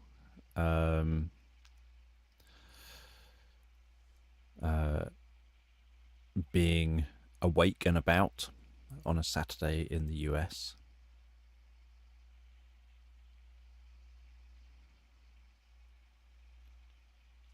Well, technically it is food. It's things like mixed oats and stuff, and other bits and pieces all sort of mixed in and blended in.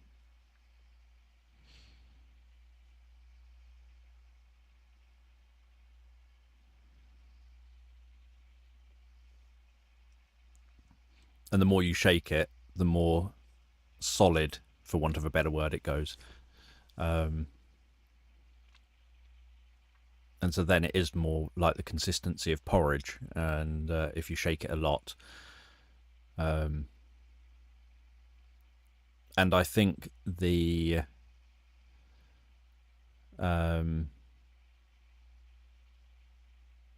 one that if you make it yourself, that goes even more solid. I think it's got a very slightly different recipe, probably because this has to last on a shelf, whereas the one you mix yourself is dry and you just mix it with some water. But yeah, then it's just the consistency of porridge. And so then it's like, do you class the consistency of porridge as a meal or not?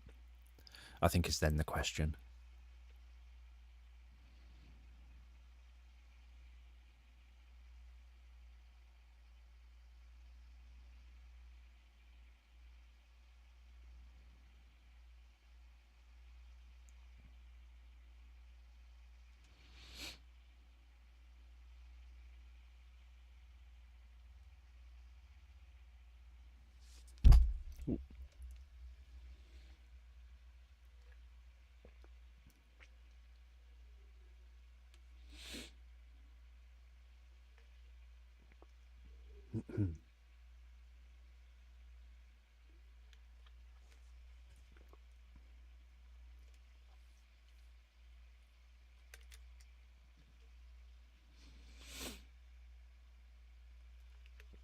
I'm trying to keep back from the microphone when I go glug, glug, glug, glug, glug, glug, glug.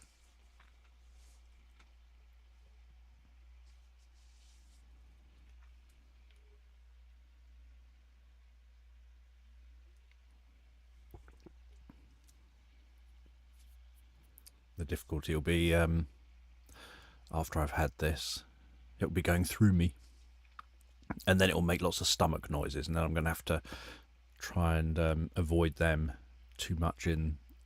I don't mind them being in the recording as long as they're not when I'm talking in the recording, because then I can edit them out, obviously. The loudness of them is quite quiet compared to the talking, so the program I use can significantly reduce the volume between the words, between the actual talking parts.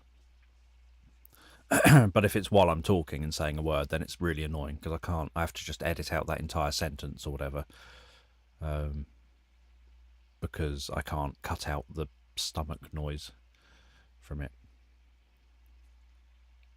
because it's kind of got to go down and go bloop, bloop, bloop, bloop, bloop, like a 2p machine, one of the ones with little spikes in, where the 2p rolls down and bounces on everything to get to the bottom.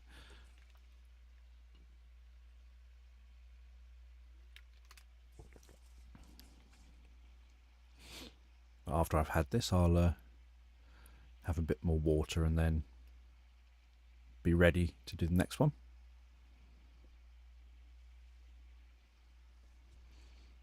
Yes, I wish it would obey me like that.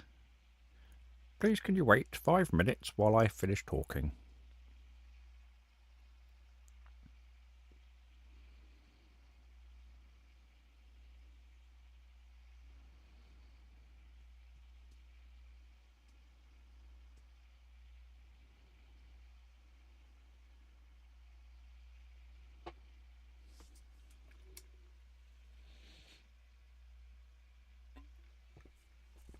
I've just noticed I've got a pink crown up there in a box. Don't normally look up from this angle.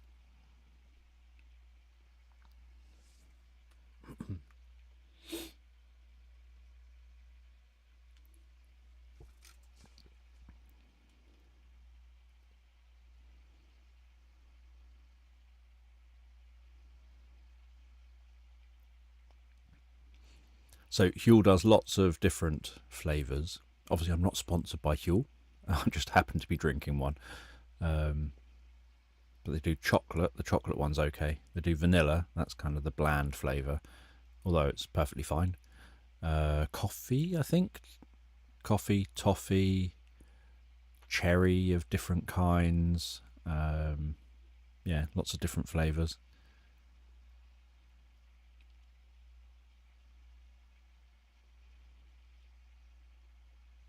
What the crown? It's got hearts on, so I'm guessing I must have received it as a birthday thing.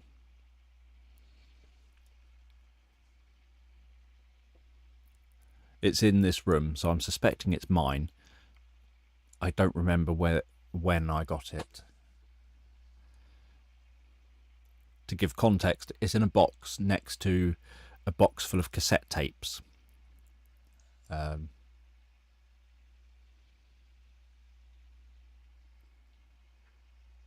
it's a see-through box, so I can see it. It was probably Abby that got it for me for a birthday or something.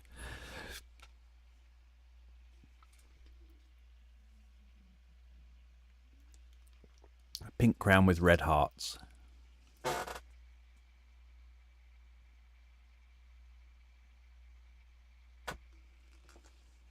It does say happy birthday on it.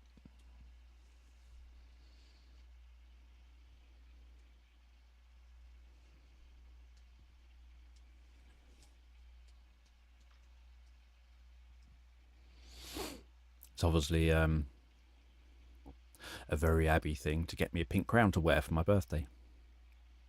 Or a big badge. I didn't get a big badge or a pink crown this year.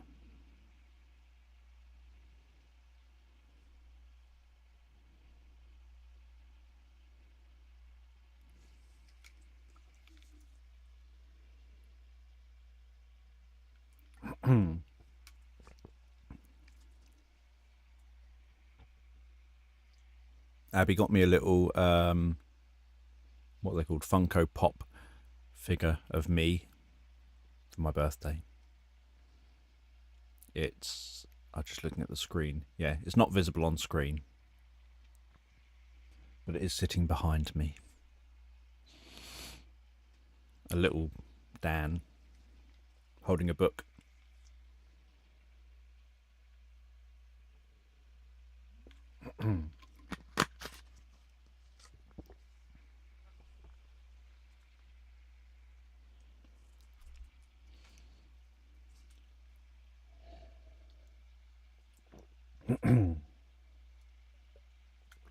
Thank you for the birthday wishes.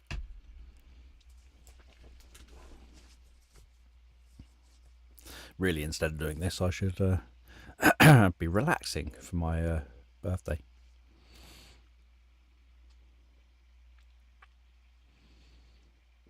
I guess happy birthday to you too. I forgot we both have birthdays. Right. I will do another story in a second.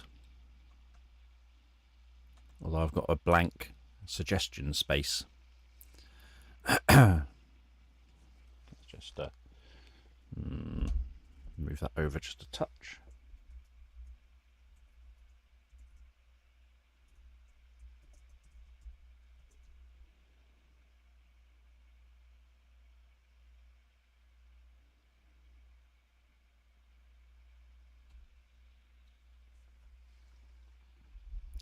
I'm never really good at keeping track of birthdays because, well, I'm not on Facebook for one, so I don't get all the Facebook notifications and things. And then I also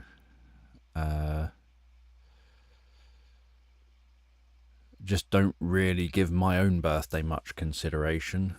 Other people give my birthday more consideration than I do, I think. I just see it as another day. I was talking to Abby the other day about, obviously we're both getting old now. I was talking to Abby the other day saying, imagine if you lived, say, thousands of years ago and there was no concept of passing time, so to speak, like years passing. So you never gave yourself, no one in your society ever gave themselves an age. How would you feel? If you never would you feel old? Would you not feel old? Would it change how you feel compared to how you do feel? Like, if you're, say, in your 40s, but you feel just the same as you did a year ago, 10 years ago, 15 years ago, you don't feel old, you feel the same as you always have felt. Would you consider yourself to be old or anything if no one ever did birthdays, no one had a concept of birthdays or of passing time just wasn't being measured? And obviously we were just discussing that that's an interesting kind of thought experiment, that some people do look and seem old compared to other people who look and seem much younger. And so would you just feel different about yourself if you had no age assigned to you at any point in your life? You just lived your life. Yeah, the only person whose birthday I actively would celebrate is Abby's.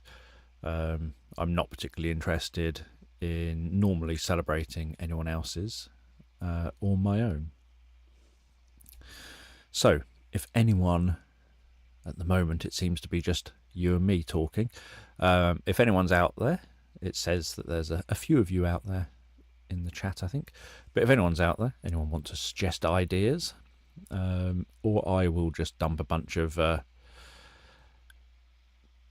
words down on my list, and then I will create it with those words and see if after that story more people are in, whatever that story ends up being, more people are knocking around to comment.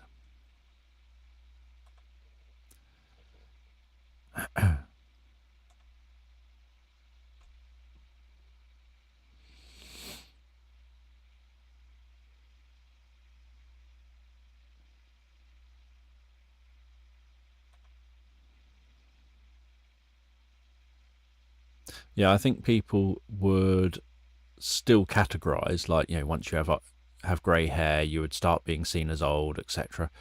And people would comment on that. But I think it would just be a very different way of categorizing.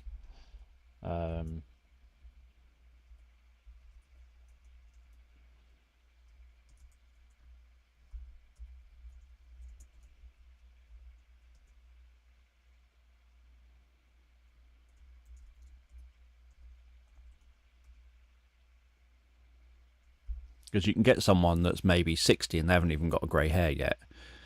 But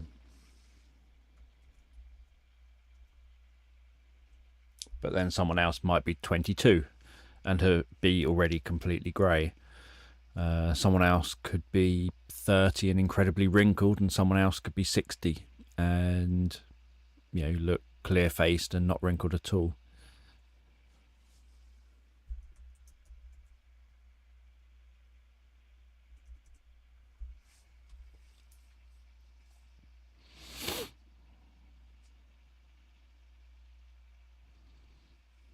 By the way, thank you for all the suggestions.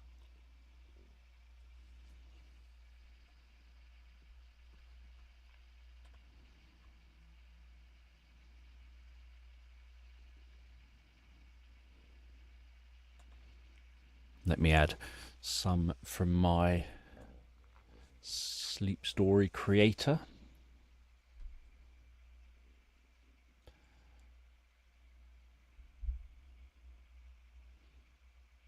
I did a storm in the last one, so I won't do that.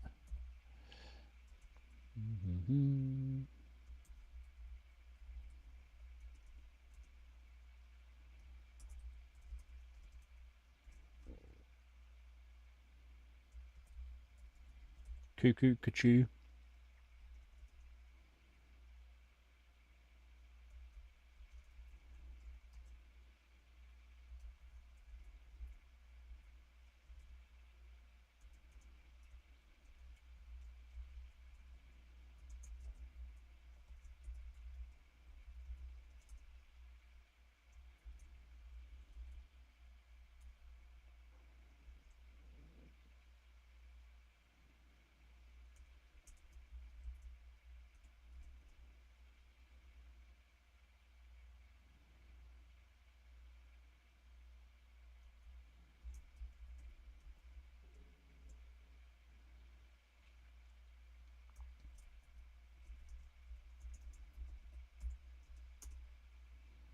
Right, just randomly mixing in ones from the sleep story creator thing as well.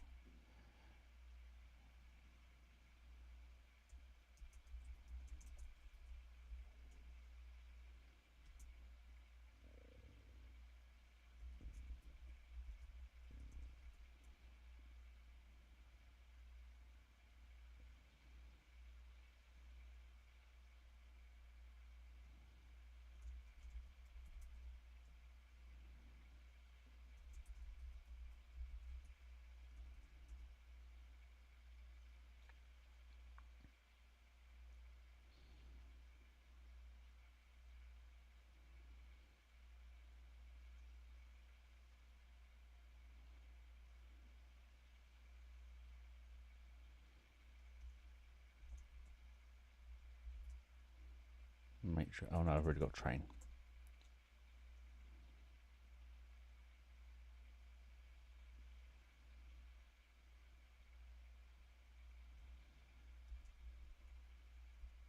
There, that should do for now. Let me just refresh my sleep story creation thing so that if I want to come back to this, it's a whole bunch more random words.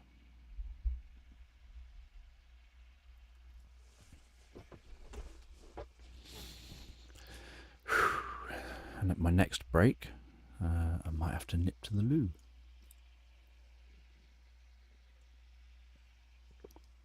Abby should be finished roughly about then as well. Right, so I'll have to scroll back to glass when I scroll back. So thank you again for being here. If you end up, if anyone ends up having to disappear off while I'm doing this, I'm grateful for you being here for what you've been here for. Let me just try and write down roughly the time of this, the timestamp. 3:36, nearly 3:37. Let's say 3:38. That gives me time to settle in a minute. And then still find this moment. One moment in time.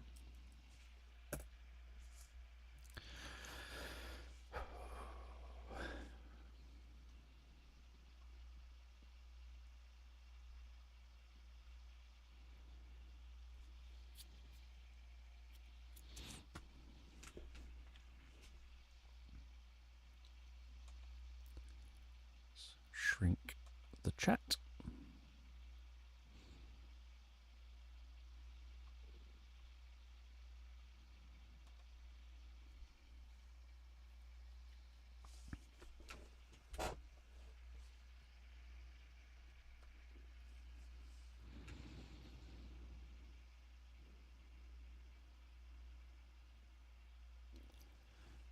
So just take a moment to allow your eyes to close and allow yourself to begin to relax.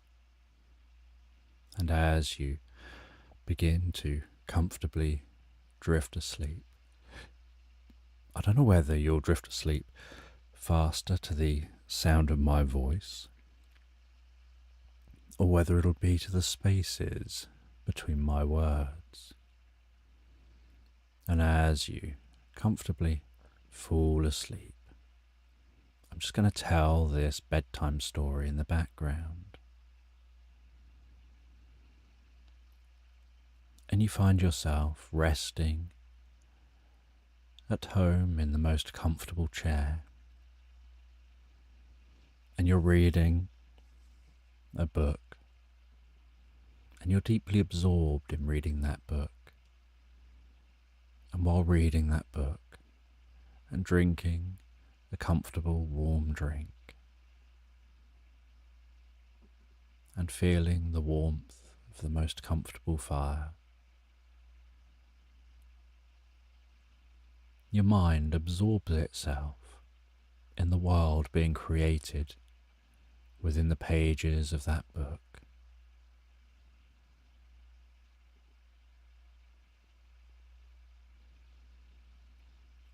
And you're reading a story about a girl who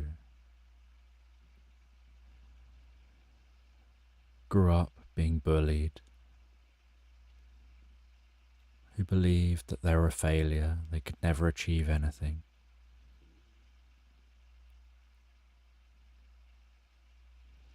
And yet, in their own time, they were doing gymnastics.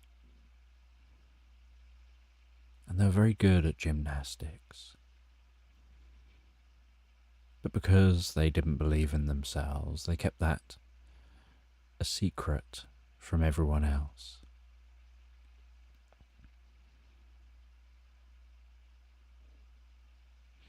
And then there was an event with the school, and they were looking for people to take part, to represent the school. And the girl never put herself forward. And later in the book, one of the people who were going to be representing the school had an accident. And they were worried that they wouldn't have enough people on their team.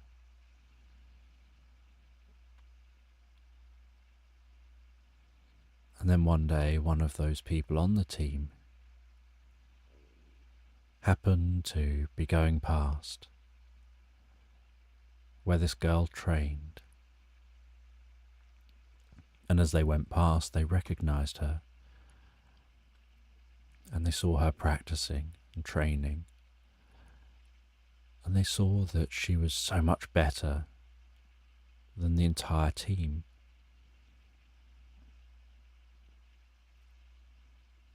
And they'd never really spoken to this girl. They normally blanked her.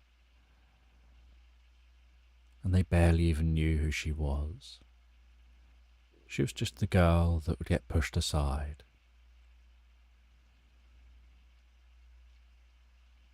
But they went in and spoke to her and asked her to join the team. And at first she refused. She thought that they were somehow trying to pull a prank on her, that they obviously can't be serious. And eventually she was convinced to take part and to join the team, and the rest of the team didn't like this idea at first. They hadn't seen her. And so they complained. So we don't want her in our team. We need someone good. But that girl that had seen her encouraged her to demonstrate what she could do.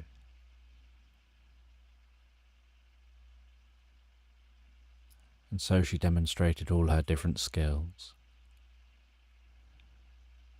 And the team were very impressed with her abilities. And so you've just reached the point in the story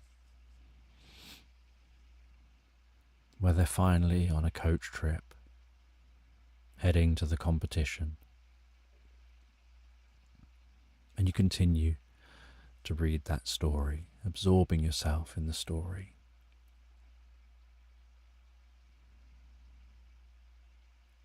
And while you're so absorbed in the story, all your awareness of everything around you begins to fade away as being less important than your focus on that story.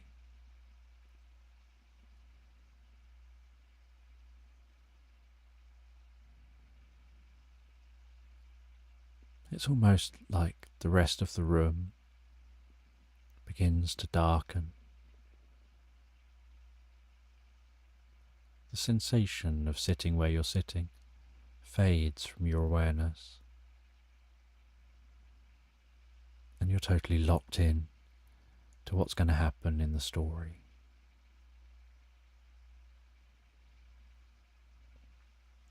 And every single page has something about it that encourages you to turn to the next page and the next page. And at the end of every single chapter, there's something about that last paragraph that makes you think, I'll just read the beginning of the next chapter and then I'll stop.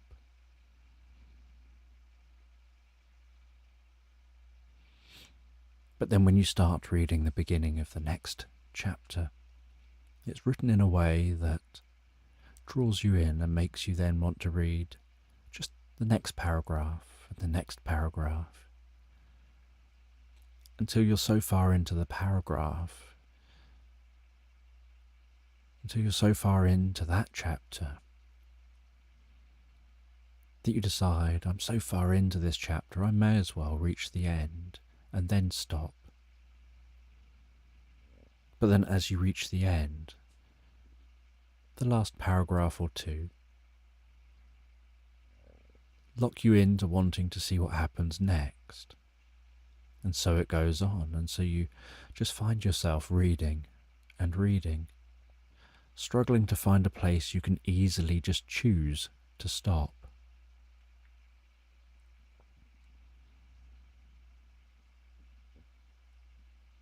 You think to yourself of what a page turner this book happens to be. The fact that you just can't stop turning the pages and reading.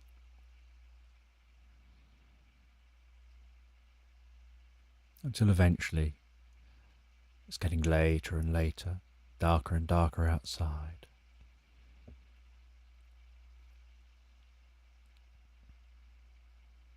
You have just a few pages left to read. You read those pages,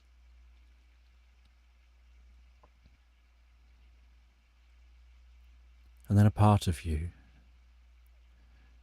is relieved that you finally reach the end, because you can finally stop without breaking any pattern.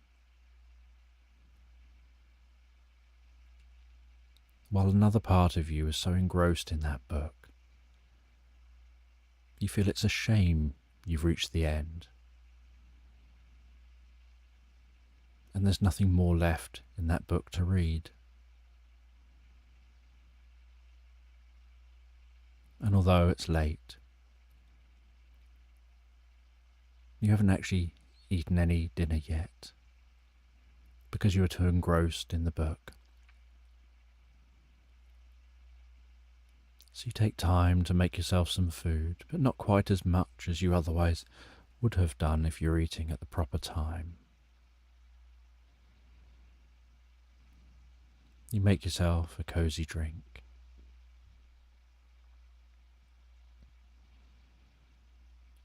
And you rest back down in a seat. And you enjoy that food and drink while letting your mind wander and be lost in thought, processing the book you've just read,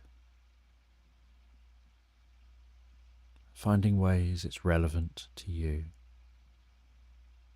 the different patterns that were contained within the book,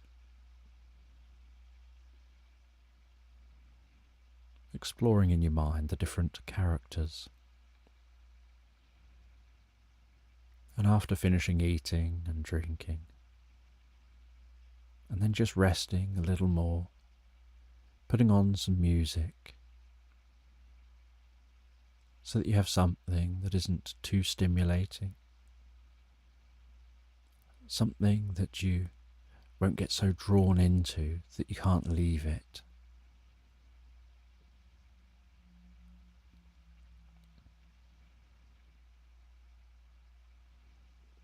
You rest listening to that music for a while, letting your food go down.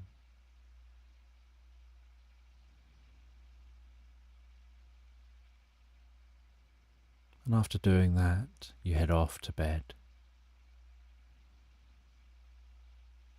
And you find it so easy to rest down in bed, to close your eyes,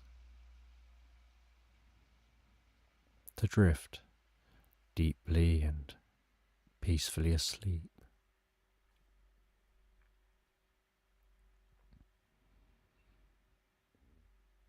And you sleep so soundly through the night.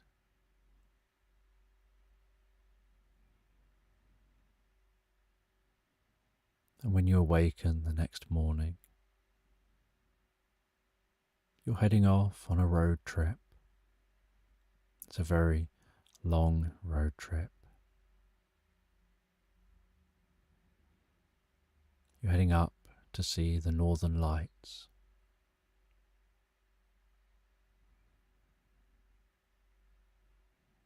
And so you pack a backpack for your journey. And gather up some food for your journey. You choose another book to read and pack that into your backpack.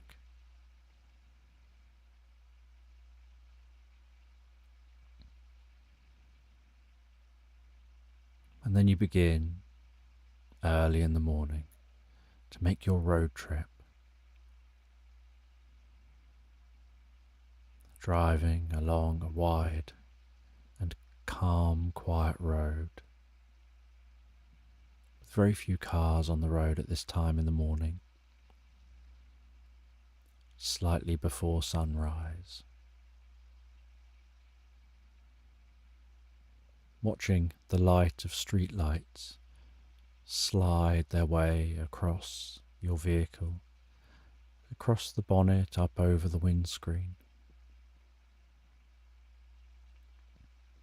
gently alternating between the light on one side and the light on the other.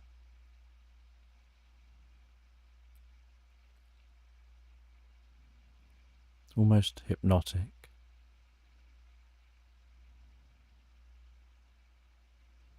noticing the first signs of the sun rising, the gentle pink hue on the horizon,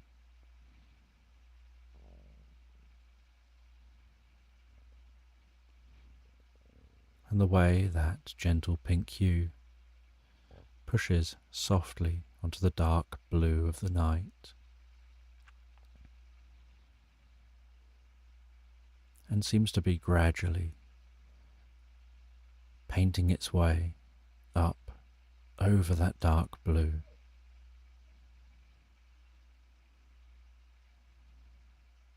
As if carefully rubbing the dark blue out, filling the dark blue with a lighter blue, an almost whitey blue, followed by a slightly orangey yellow,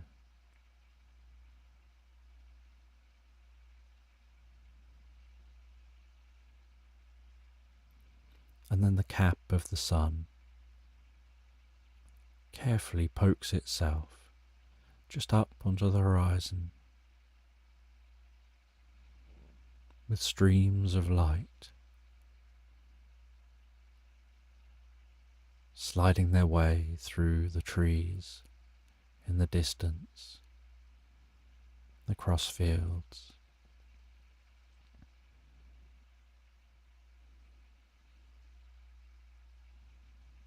running along the side of the vehicle as you pass, like spinning spokes of a wheel.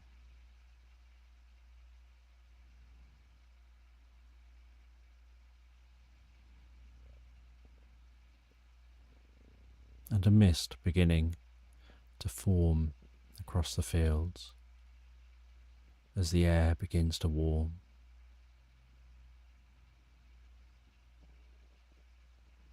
And the moisture in the fields begins to softly and slowly evaporate,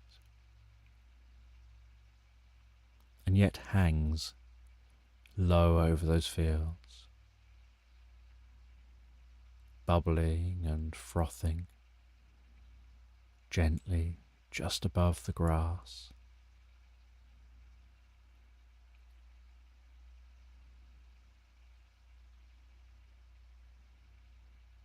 Then the sun stretches up a little higher, just above the trees. The sky much lighter now, as the sun gets lighter, almost like it's buoyed up, bobbing gently on the ocean of the earth.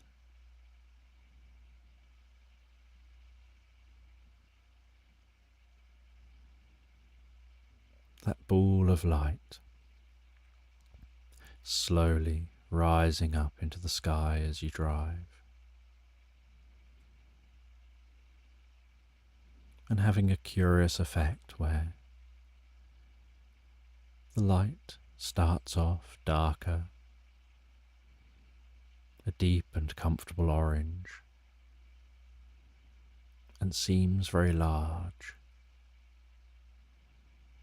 And intellectually, you know it's not changing size. But as it begins to rise higher above the horizon, it feels like it looks smaller and smaller as it gets brighter and brighter. And you half expect a celestial cat to leap up and try and grab that ball as it floats above the horizon, to try and grab it and drag it back down again.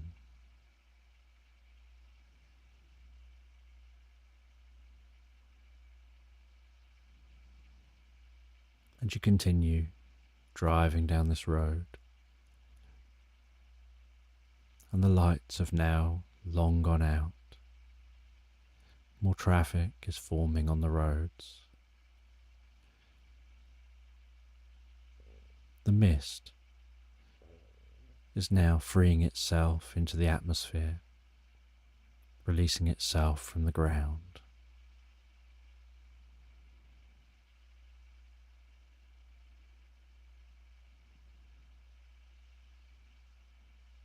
And you get into the most comfortable mindset, almost locked into the experience of driving peacefully, almost like being in a flow state. The temperature inside the car being just the right temperature.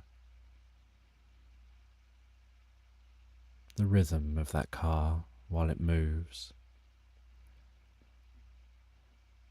vibrating your body ever so slightly in the most comfortable way, where you feel relaxed and alert at the same time, almost like you're at one with the vehicle.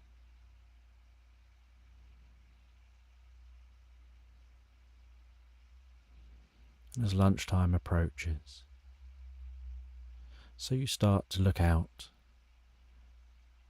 for somewhere to eat, and you have some food on you, but if you can pick up food on the way, you'd rather have that. So you look out for somewhere to eat.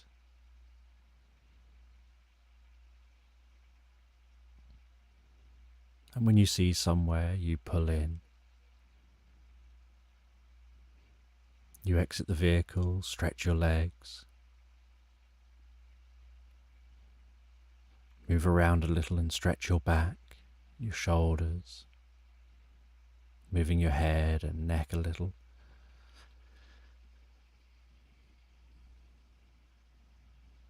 Before walking into a diner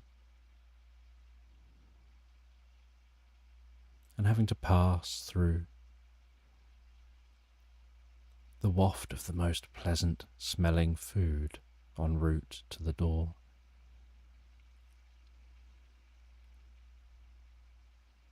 As if there's a cloud of the most beautiful scents hovering and wrapped around this diner. And you tring the door, walk in, take a seat, and you enjoy eating something and having a drink.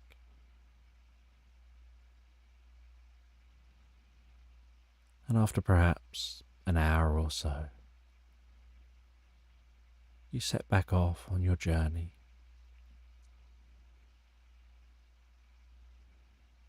And for a number of hours, this road trip is so pleasant and relaxing.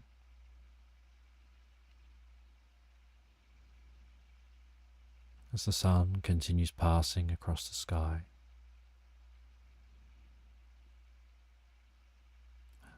and the route is very straight,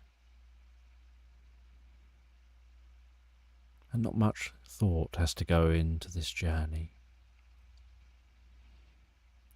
You're almost going with the flow.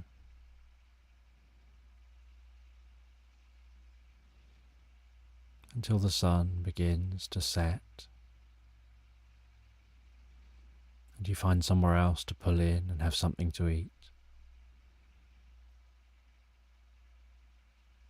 And then you drive, perhaps 5 or 6 hours beyond sunset, until you decide it's time for you to sleep.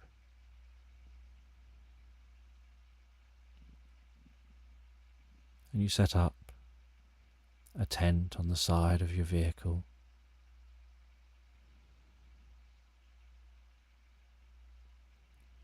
You have yourself something to eat, and then sit inside the tent with the camp light on. The sound of the breeze rattling the tent walls.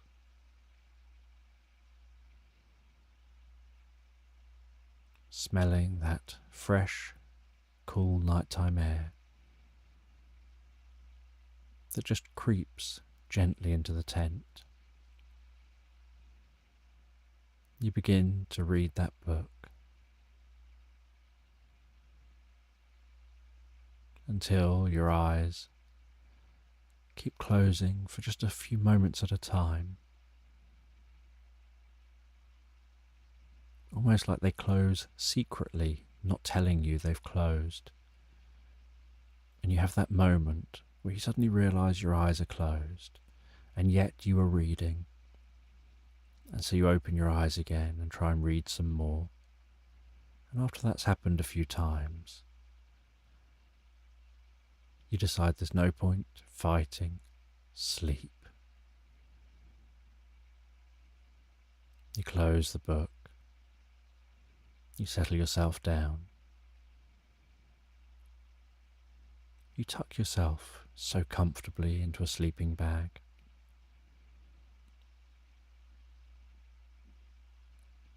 You begin to feel so deeply calm and relaxed.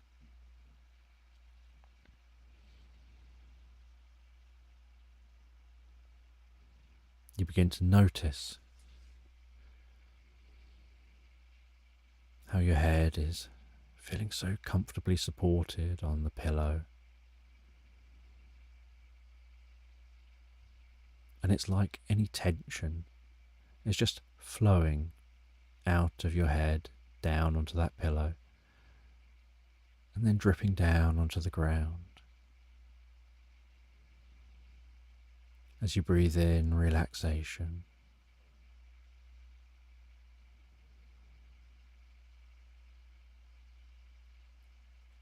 and then while you continue to relax, that relaxation starts to move down around your face, softening and relaxing the muscles around your eyes, around your ears, around your forehead,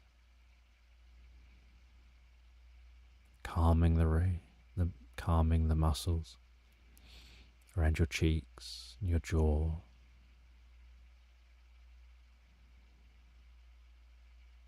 The lips relaxing, feeling the relaxation move down to your neck,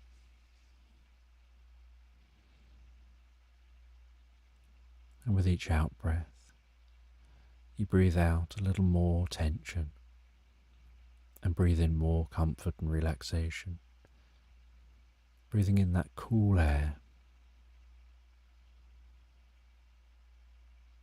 as the shoulders relax, the upper back relaxes, the chest relaxes.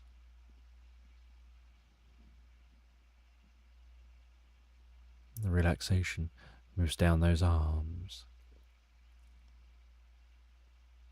relaxing the triceps, the biceps, the forearms, those arms getting heavier and heavier.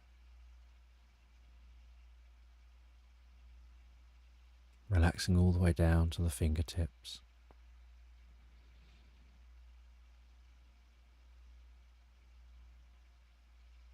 And that relaxation moving down from the chest and the upper back to the lower back, around the stomach and the sides, and relaxing deep within you.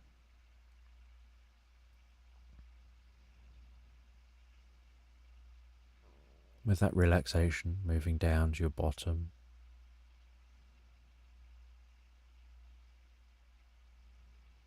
and down through your legs, those legs feeling heavier and heavier as the relaxation moves down to your feet and the tips of your toes. And you feel your mind drifting deeper and deeper asleep as your body relaxes deeper and more peacefully and calmly.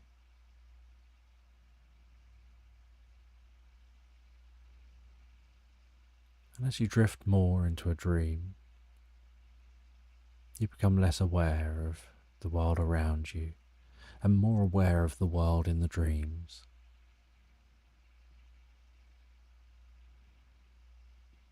Having the most pleasant night's sleep.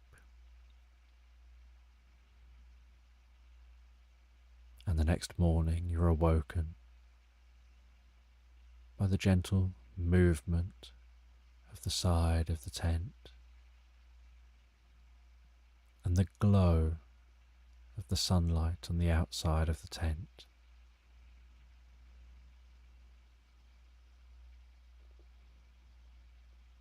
And you stretch as you wake up. You feel so refreshed.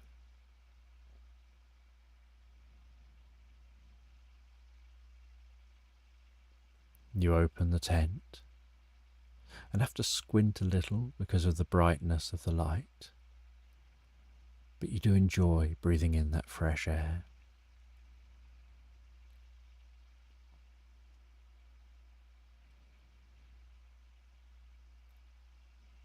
Before leaving the tent, packing the tent away,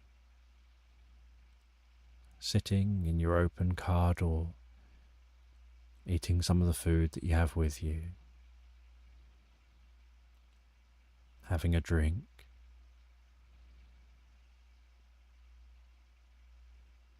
stretching a little bit more and just walking around a bit and looking around you before getting back into the car, continuing your journey.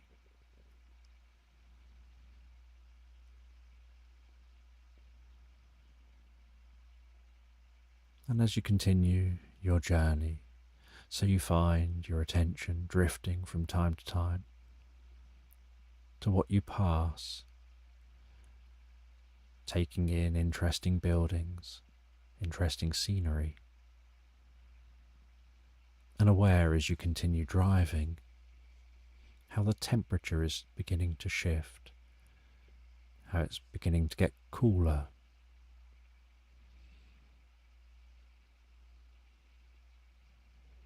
And towards the end of this day, you pull in at a train station because the rest of this part of the journey will be taken on train.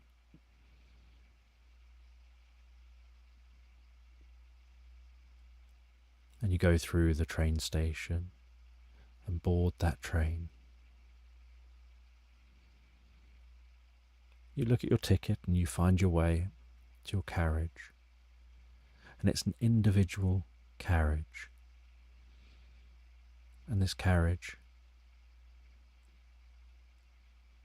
smells of hardwood,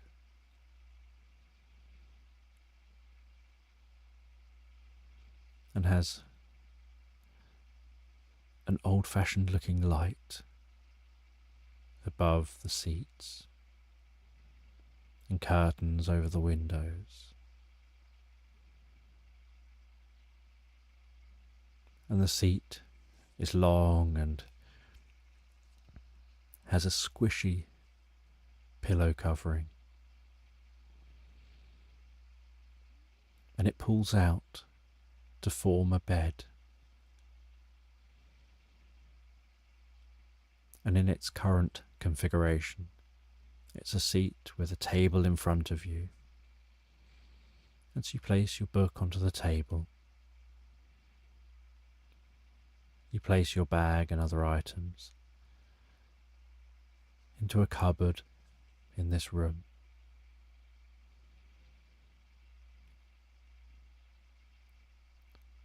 And you sit there waiting for the train to depart. You can see the station through the train window, people standing on the platform, some people walking and milling around, others dashing, dragging suitcases to jump on the train. You hear someone outside blowing a whistle twice, and then the train begins to move, very slowly at first. The sound of that train carefully creeping along the tracks, gradually speeding up, feeling the slight rocking of the train as it begins to work its way up to its full speed. And once the train's on its correct speed for the journey and has left the station, you begin to read this new book some more and absorb yourself in the book. And at some point, and you lose track of time, how long, a ticket conductor taps on your door and you open the door. And they ask you to show the ticket, so you show them your ticket. And they're highly polite. And they clip the ticket. And they say, I hope you enjoy your sight. And then they close the door and leave. And then after a while, you begin to feel like you want something to eat. So you head out of the room and wander down the train. And the train's rocking gently as you walk. And it's bobbing very slightly up and down while it moves.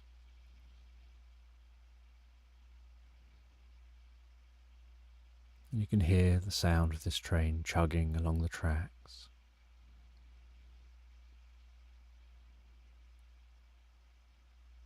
And you walk down to the car with the restaurant in. You sit down in that restaurant. Someone comes over and serves you. And you have yourself some food and drink. And the table has a tablecloth on it and a fake candle on the edge of the table. And the windows have curtains which are held up at the sides. And you watch that scenery passing by, enjoying the smell of all the different foods and the murmur of people chatting among themselves.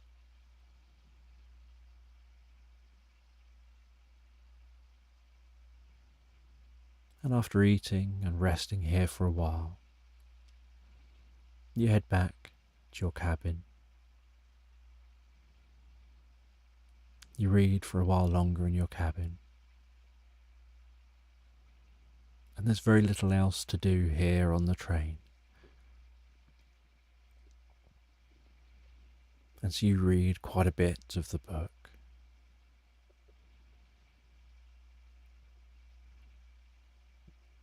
And when it reaches dinner time, you head back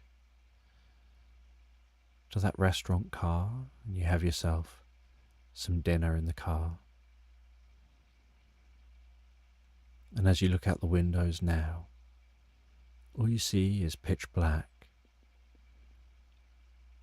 And you can only see that if you put your eyes up to the window and wrap your hands around the side of your eyes to reduce the reflections from inside the cabin.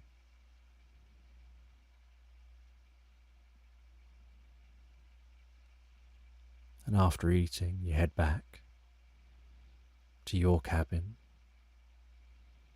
You turn the seat into a bed,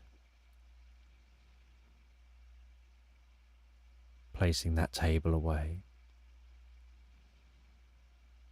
You make your bed up,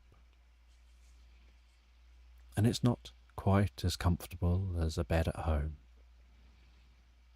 but you're surprised how comfortable it is. But what you're really surprised by is how the movement of the train and the sound of the click-clack of the train on the track seems to guide you gently asleep, almost like it's rocking you to sleep. So you rest there and drift asleep to the clickety-clack of the train on the track, falling so peacefully, so comfortably asleep, drifting into the most pleasant dreams and deep sleep, before awakening the next morning, rearranging the cabin again, going back to that car for some breakfast, and then back to your cabin, watching the world go by, seeing how the scenery has now changed. Outside, everything is covered in snow and ice. The top of the snow glistening like a billion diamonds under the low early morning sun. The air seeming so clear and crisp.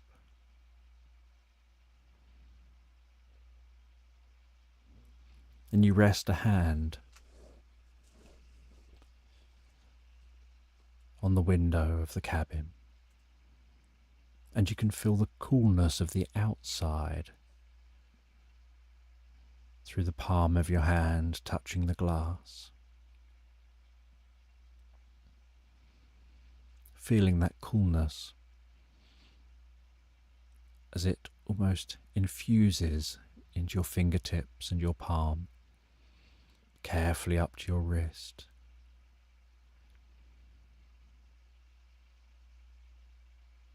And eventually, halfway through the day, the train reaches its destination, pulls into its station.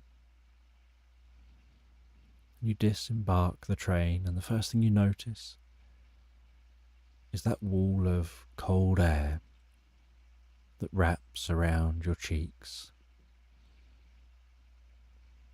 and wafts its way in to your nostrils and down into your lungs, feeling so pure, fresh and clean.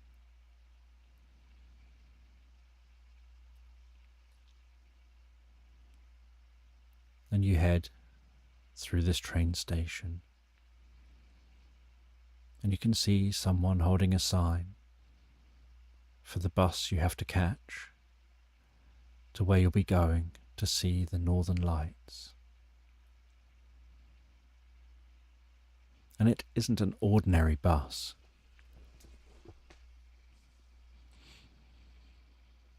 This bus has unusual wheels, almost like tracks around 3 separate wheels at the front and the back of the bus. And you board this bus, and the bus isn't much warmer than the outside, and so you stay wrapped up warm in your coat and gloves.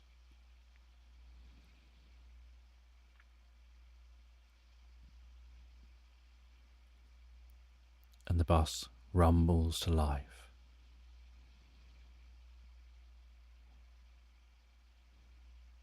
And begins to journey its way through snow-covered roads and over ice towards where you'll be seeing the Northern Lights.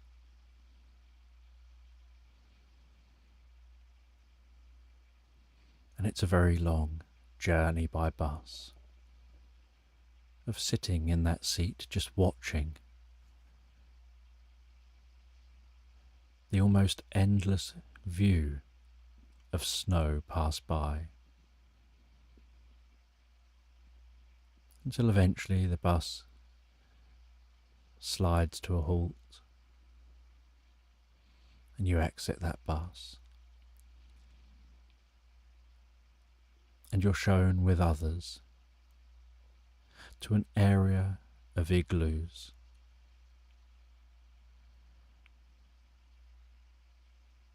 And you're shown to the one that's for you.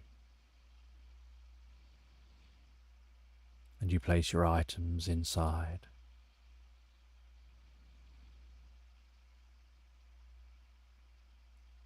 And as it gets later and later, so you begin to have this sensation like you think you can notice some colour in the sky, but your eyes aren't fully adjusted yet.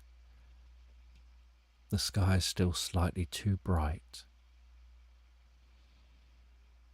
And then you notice a little bit of purple in the sky. And then think you see a hint of green. And as it gets darker and darker, so that hint of colour starts to look like curtains waving in the sky, like curtains of light,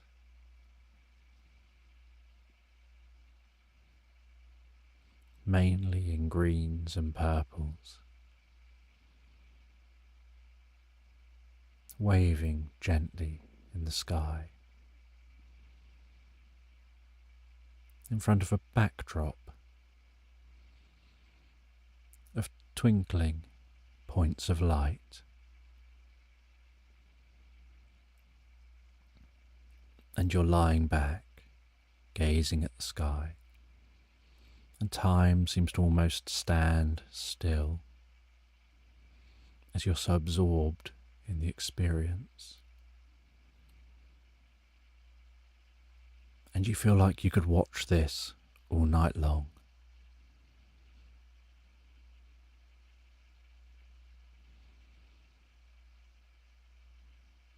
Until eventually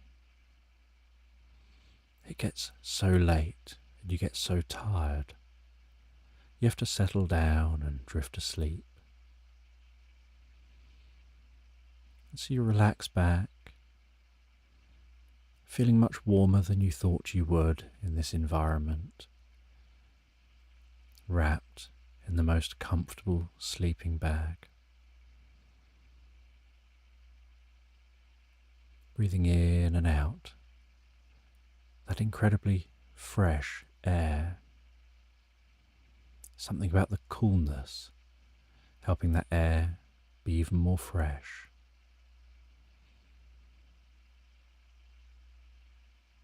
And you think to yourself, what a magical place this is, and what a magical sight this is. And the journey you've been on, the days of making a road trip, travelling on a train and an unusual bus, to get here to see this.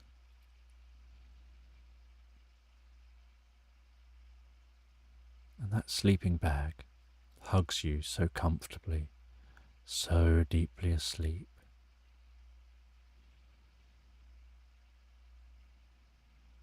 And while you drift deeper asleep, you begin to dream.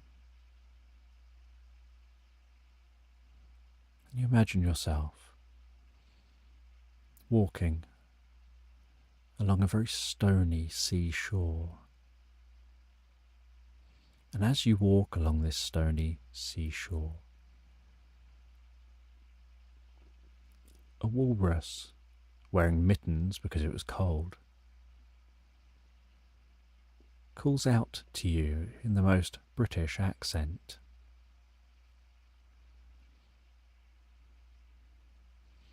To get your attention.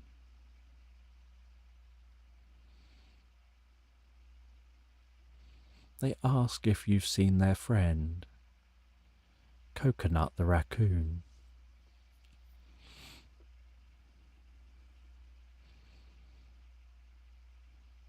And you say that you haven't and ask where they were. And the walrus says that they were following their shadow. They were determined to get to the head of the shadow. But the further they walked, the further away the head of the shadow moved. And they said, "I'll just be a moment. I'm nearly there." And yet they always seemed to keep the same distance from the head of the shadow. So they kept following and following and following. And then they burst into a run, thinking it will get them to the head of the shadow quicker. And then they lost track of where Coconut had gone.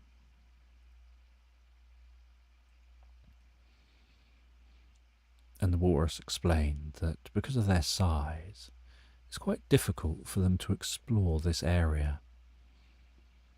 And so you say that you'll explore for them.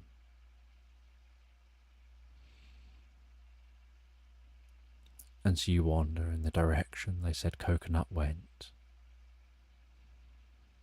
And you can see the footprints of where they were initially walking. But then those footprints seem to go into a hole, like a small cave. And so you crouch down and you carefully find your way through that small cave. And as you walk through the small cave, so the cave starts to open up and lighten up.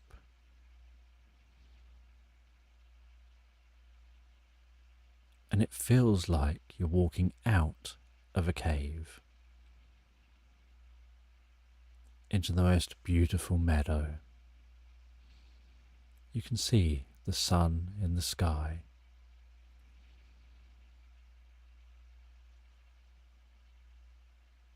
And you see what you assume is Coconut. And they're running back and forth. And you head over to them and they say that they're confused. When they run one way, their head that they're trying to reach, the head of that shadow, moves the opposite way. When they turn and run the other way, it moves the other way. Whichever way they run, they can never quite reach the head. And so you explain to them about how shadows work. That if they want to reach the head, they don't need to go chasing.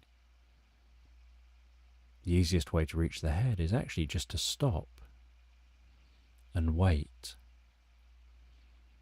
And you sit down next to Coconut. And that sun carefully passes across the sky in this meadow. And the shadows carefully move. And while the shadows are moving, you talk to Coconut about who they are and why they're here. How come they hang around with the walrus? And they say that they became friends with the walrus when they followed their shadow all the way up north. And it got colder and colder and colder. And then they just sat down and didn't know what to do. And they took shelter. And they played dominoes with some dominoes that the walrus had created. The walrus had been out and cut up some snow into rectangles and grabbed some small black stones and placed them onto those rectangular cut out pieces of snow. And you played dominoes with those snowy dominoes. And you found this an unusual thing to hear. You wondered why the dominoes didn't melt. And Coconut said, well, they did end up melting because they decided to light a fire because of how cold it was. And Walrus was winning at the time, and all of a sudden, all his dominoes melted. Now he was suddenly losing. And so Coconut decided to play a different game. Get to the head of the shadow. He'd been playing that game all the way up here, but Walrus didn't want to join in and play this game again, and wouldn't explain why.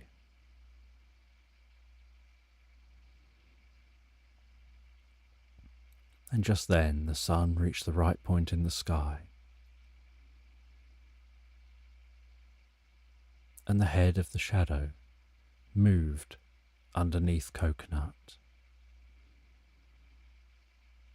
And Coconut stood up and looked down, and then smiled at seeing that head of the shadow beneath them.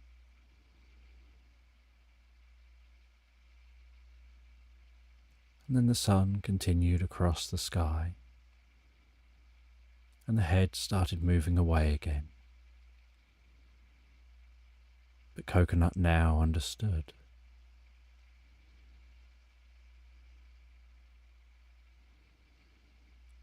And you wandered back to Walrus with Coconut, and you left them to go off on your own journey.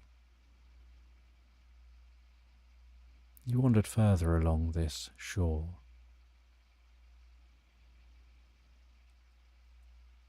and you saw what looked like a kite flying in the sky, but that kite was tied to something on the ground.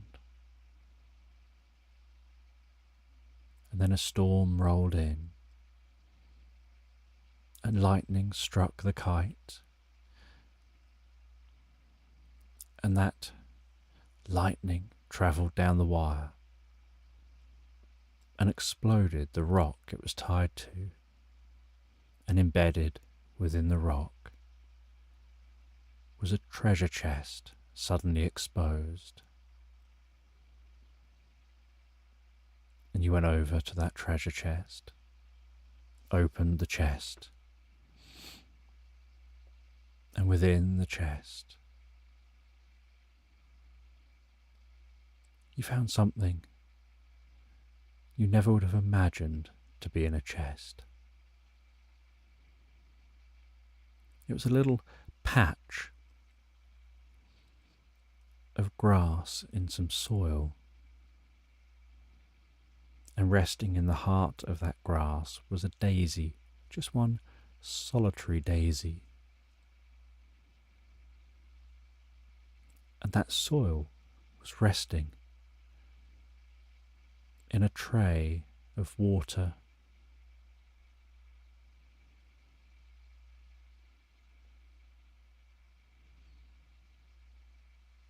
And you drifted deeper and deeper asleep.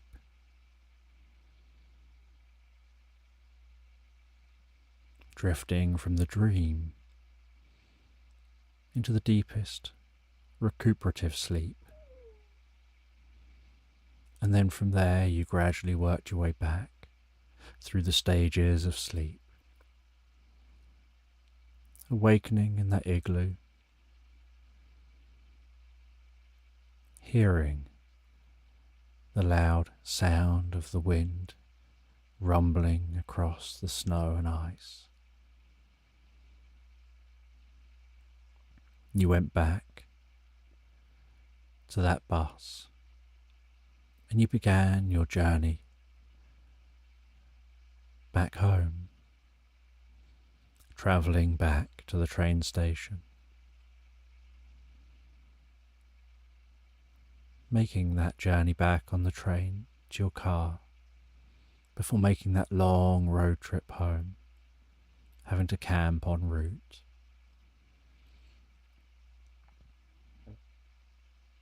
And the whole time you were thinking about the experience of those northern lights and that curious dream of the walrus and Coconut.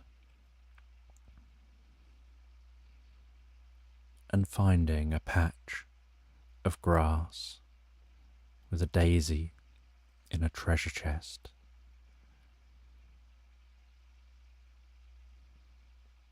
And once home, you checked your mailbox, and you found in the mailbox a card. And it was like a postcard from the Northern Lights.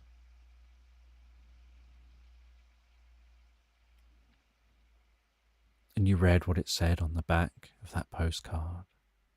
And at the bottom of the postcard, it just said, "All the best, Coconut."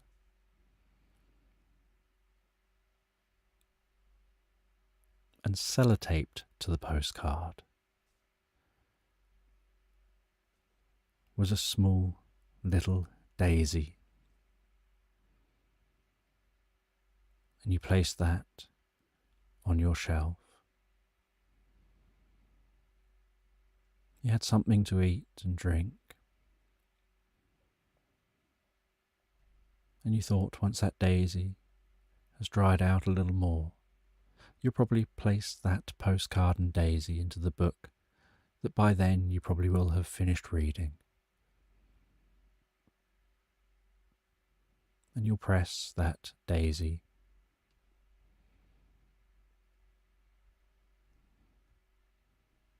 and then you head to bed. And in your mind, you just decide to count yourself down comfortably to sleep, just to give something for your mind to do, so you don't spend your time thinking of 1,000,001 other things. You count yourself down so comfortably, drifting deeper asleep with each count, almost losing track of the counting as you go. From 20, 19, 18, 17, 16, 15, 14, 13, 12, 11, 10, 9, 8, 7, 6, 5, 4, all the way to sleep, 3,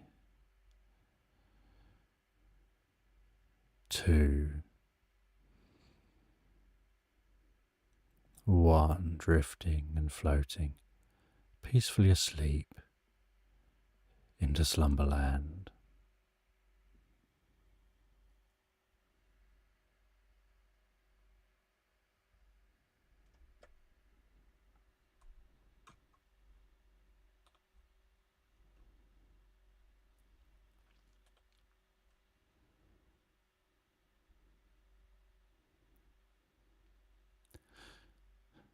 Skip to Maloo.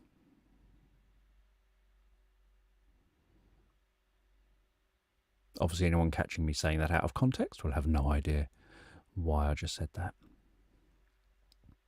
So, hello Diddle, I see you've jumped in. It's good to see you here.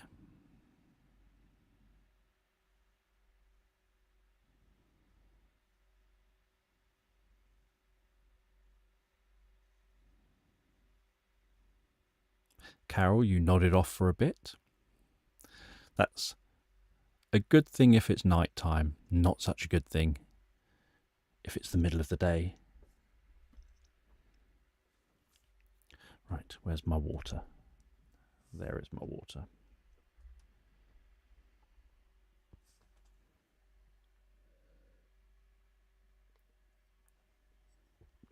Cuckoo, cuckoo.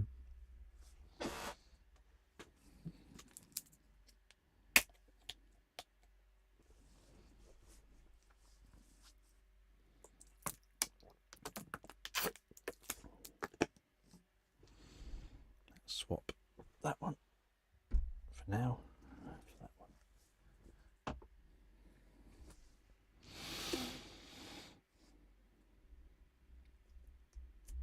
What's that? 3 stories? I think. Is that 3 stories?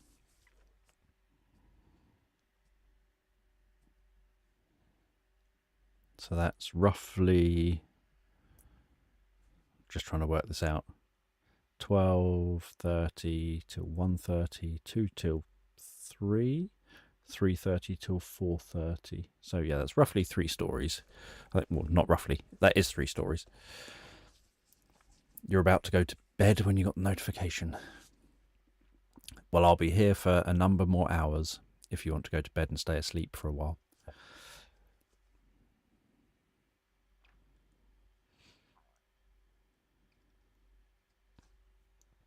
Let me move these words.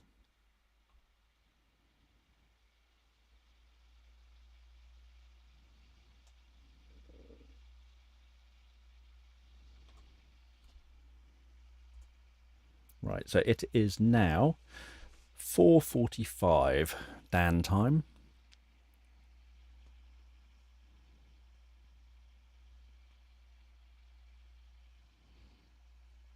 So about 7 hours left.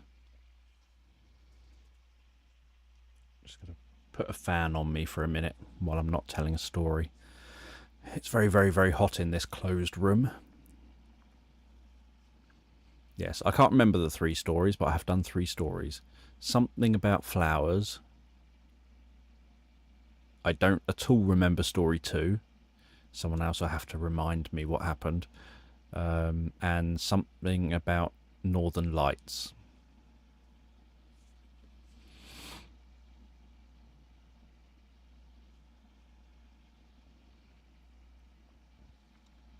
Yeah, so the next story will probably be, I imagine, about 5 o'clock-ish. I just need to make sure I don't lose my voice and recover a bit from that one. Might have to stretch my legs in a minute and move around. With any luck, Abby might be home soonish. So for anyone who's just joining us, I kind of say this between every story because I never know who's joining us. This is a sleep story creation session to 12-hour one to raise money for Drogo, the dog from EOM Reacts, who's got a number of health issues. It says all this on the screen. Got a number of health issues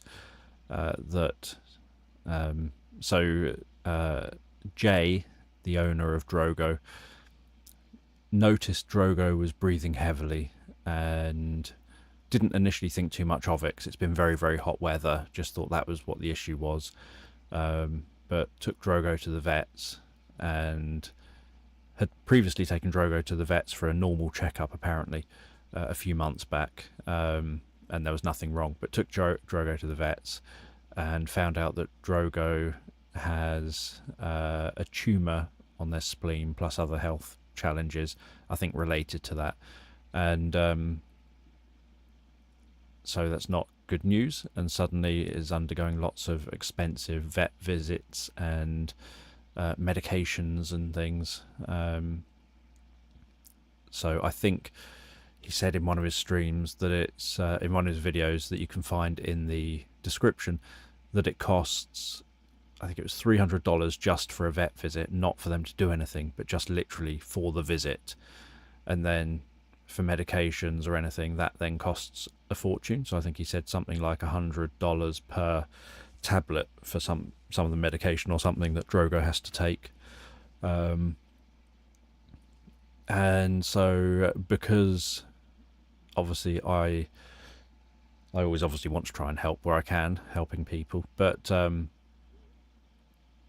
because EOM Reacts channel and Jay obviously bring me a lot of happiness, and I really, really like his channel. I watch it probably near enough every day, watching his content.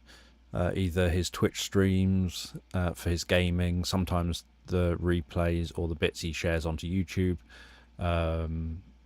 also his reactions to movies and TV shows and what have you, because obviously he brings me a lot of joy in my life and I want to be able to do something back kind. This just felt like something that's pushing me, so it's not just a straightforward, oh, I'll just do a stream for an hour and whatever. It's pushing me a bit, and we are all behaving ourselves, I think. So yeah, so I thought doing this, it pushes me a bit. It's something that hopefully the fact I'm challenging myself a bit by doing a 12-hour one means that people would hopefully think, oh yeah, you know, we'll donate and support Drogo. So obviously there's no obligation to do that if people can't afford to, but it's just nice if people can afford to, for them to just help out a little bit. There's the GoFundMe page for it is the pinned comment in the chat, and there's also, if you scan the QR code that's on screen, that takes you to the GoFundMe page, and there's 3 videos in the description that link to the videos from where Jay first mentioned about this situation. His friend Blank, who's the one that set up the GoFundMe to try and support Jay, and then Jay's follow-up one answering questions that people have had, and giving a bit of an update. So they're all in the description. They're not long videos particularly, but they're all in the description if people want to know that. And so obviously I'm just trying to do my bit to try and be helpful where I can. So thank you to anyone who comes here and joins in and suggests ideas, but even more thank you to anyone who then helps to raise awareness and direct people to supporting Jay from EOM Reacts. And as I've mentioned, and I'll mention again, ideally go and support the GoFundMe directly rather than super chatting or anything, because super chats, if it's done with Apple, then with iOS on an Apple device, then Apple takes a 30% cut, and then YouTube takes a 30% cut of what's left, and so very little of that's left. And then obviously because it's paid to me, I then have to pay tax on it, and I obviously then also have to go and pass that on to Jay, kind of what's left out of all that. So it's a much more frustrating process if it's done via super chat or something to me, rather than directly done straight to the GoFundMe page. And we are approaching 5 hours in, so I'll be very happy when we pass 6 hours in, because then I'll think, right, I'm on the final stretch now. Obviously I will do my best to get all the way to the end, but it's I would say that my voice is flagging a bit already here, doing these back to back like this. Foam, people watching, tiara, fire extinguisher. Can I, just because, no I can't. I was about to see if I can copy and paste straight to my suggestion space. Let me try. Not copying and pasting, but let me try and quickly write this. Foam, people watching, tiara, diddly diddly diddly diddly diddly diddly.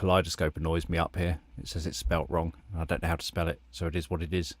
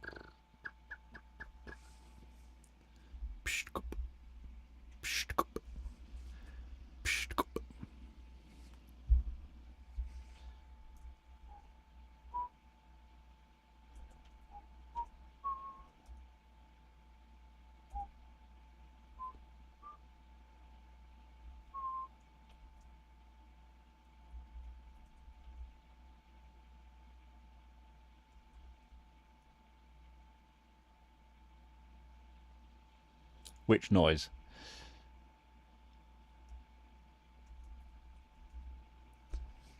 Right, that might do it for the number of suggestions I need for the next story. People can hold out for any suggestion after that, can go on the story afterwards. Got to pace ourselves here.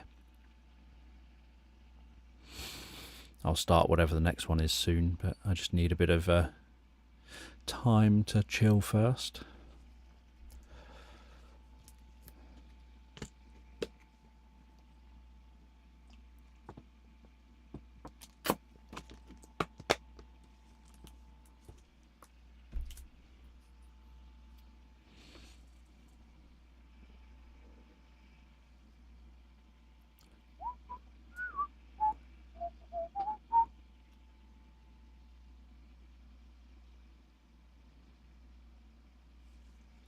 Right, let me pop to the toilet quickly.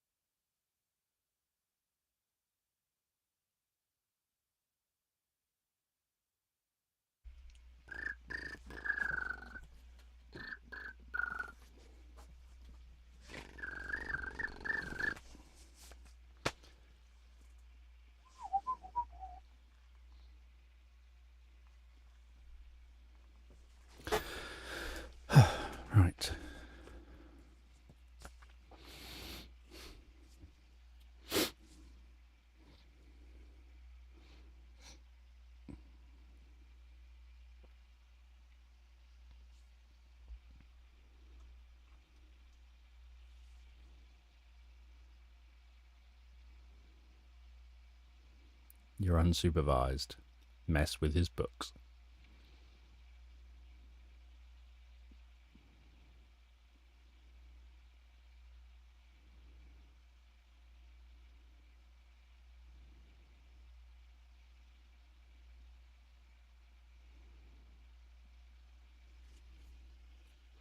Good luck moving a bookcase an inch to the right.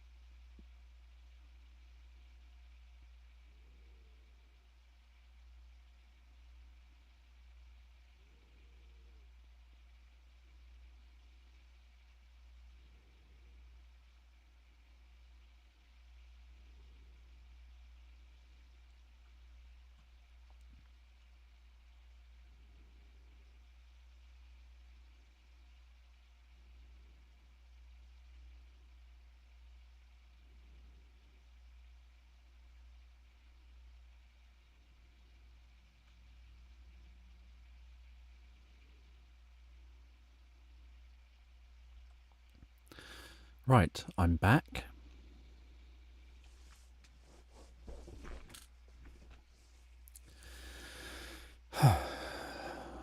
Duck, duck, duck, duck, go. Will quack, quack.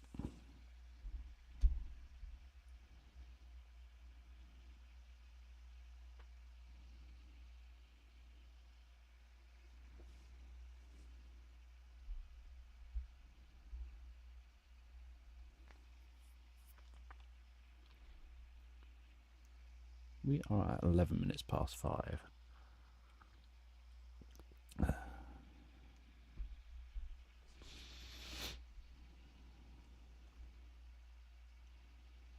$5:09. That's how long we've been going for. Again, thank you everyone for being here. Those of you who are here, even if you're significantly more active when I've got my back turned than when I'm facing forward. Now let's look again, like we did last summer. Let's look again, like we did last year. 5:10. Say 5:11. That gives me 1 minute to chill. 5:11.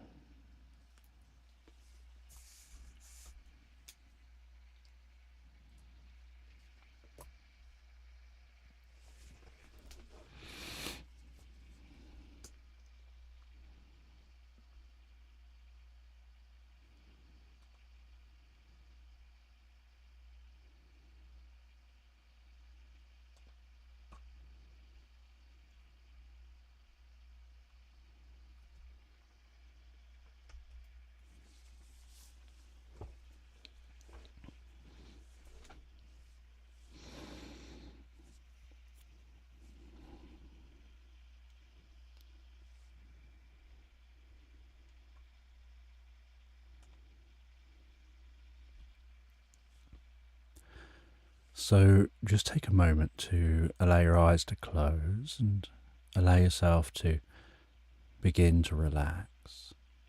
And as you begin to comfortably fall asleep,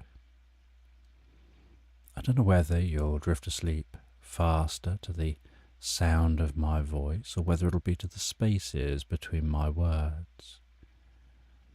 And as you comfortably drift asleep, I'm just going to tell this bedtime story in the background.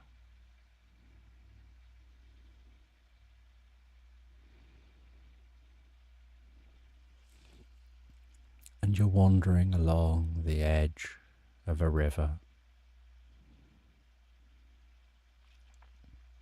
and the water is lapping softly on the shore, and it's weaving itself carefully around rocks jutting out into that water. And the water, as it wraps around the rocks, is creating the softest foam.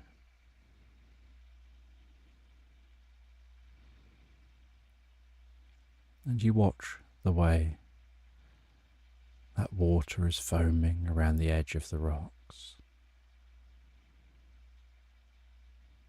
as it bubbles up and becomes all chaotic.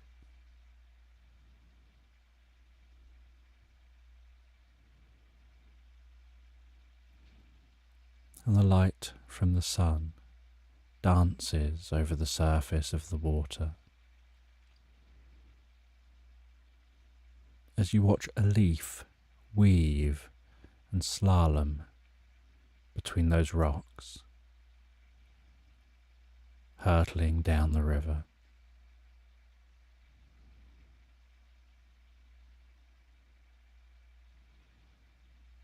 And you follow this river down towards a water wheel. The water jumping down into the wheel, climbing down that wheel, being lowered into the river at a lower level.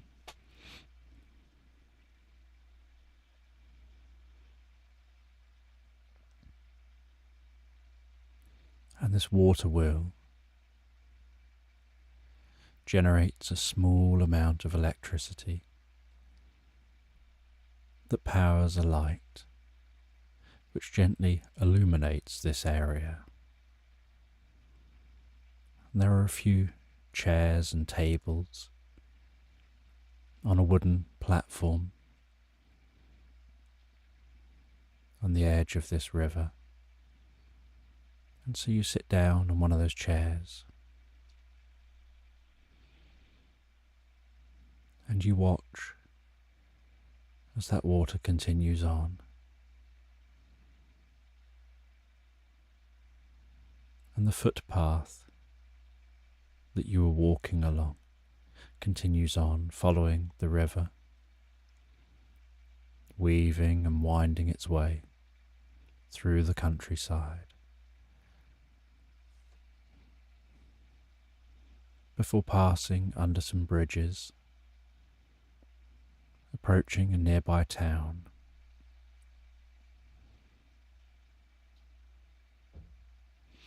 And as you rest here, listening to the water churning past you, the bubbling of that water as it flows, feeling the warmth of the sun overhead, you watch as other people wander by, some greeting you, just saying hello as they walk and smiling in your direction. Others not even noticing that you're there.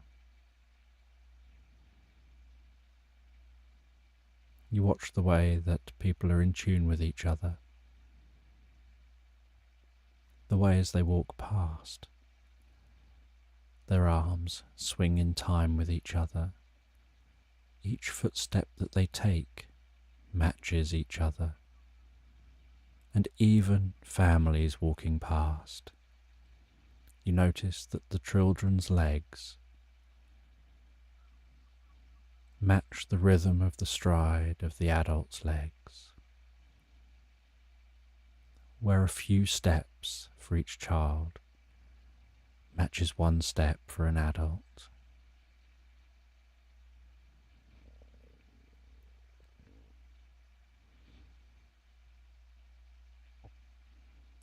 You notice how the people walking past are sharing the same breathing pattern, how their behaviour seems to almost be dancing with each other. One will be saying or doing something, while the other is doing something else, and then they'll swap over, like a gentle dance back and forth. And some people walk past fast, as if there's somewhere they want to be, even if there really isn't. Other people are just ambling along, dawdling along the edge of the water in a very unhurried way.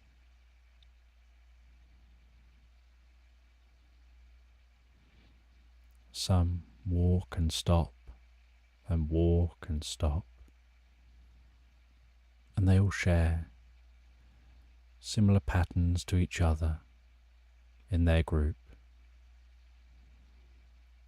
But each group has its own unique pattern.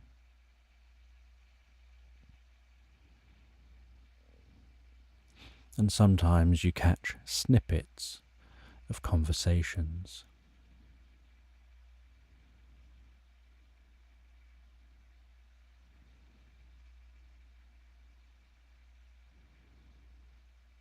And you wonder what bits of the conversations are missing to give context to what you heard.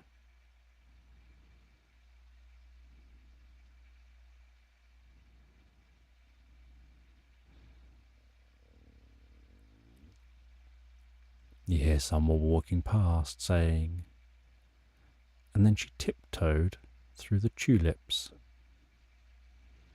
And everyone laughed. And you wonder what came before or after, and who she was.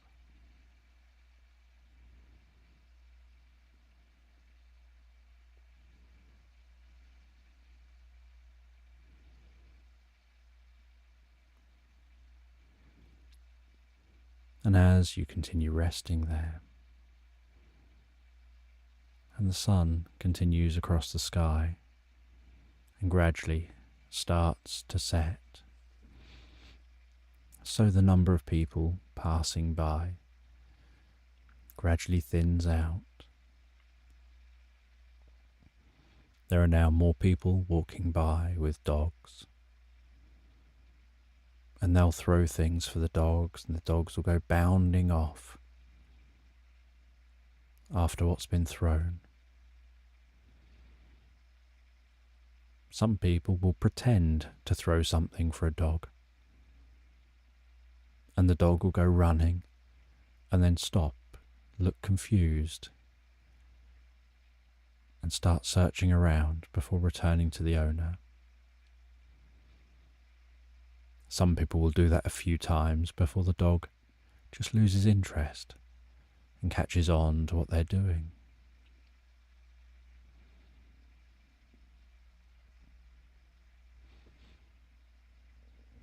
And so you watch the people and their pets. You see someone wandering past with their cat, and the cat's wearing a small jacket and a tiny hat.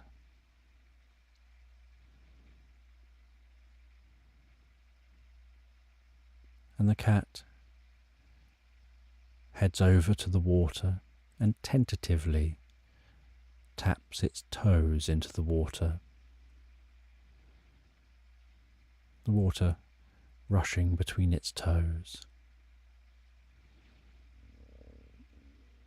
And then it carefully steps further into the water before fully immersing itself in that water, paddling around a bit, and then turning and paddling against the flow of the water, keeping itself on its spot, its little legs flailing away beneath the surface, holding its chin up high, with its little hat on top of its head.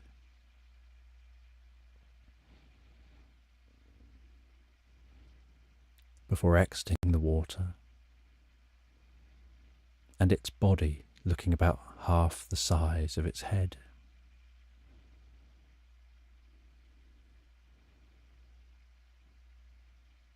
And then its owner getting a towel out of their bag,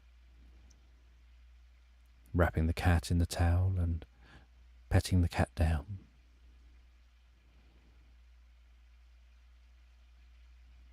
And then the cat being all fluffy. Then that cat starts rolling around on the grass, rubbing its side on the grass, its back on the grass, its cheek on the grass.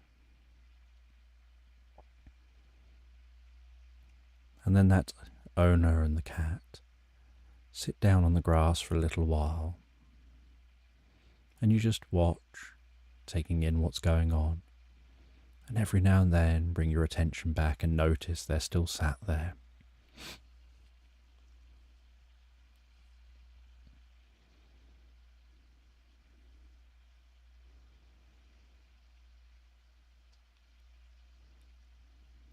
And then with the sun now just touching the tip of the horizon, you set off and continue walking along the edge of the river, walking down towards that town, over the bridge, heading into the town.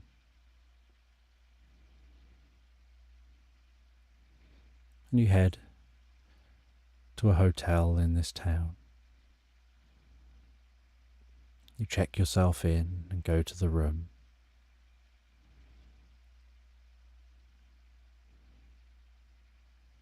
And after settling into the room, you head back downstairs to go and have something to eat.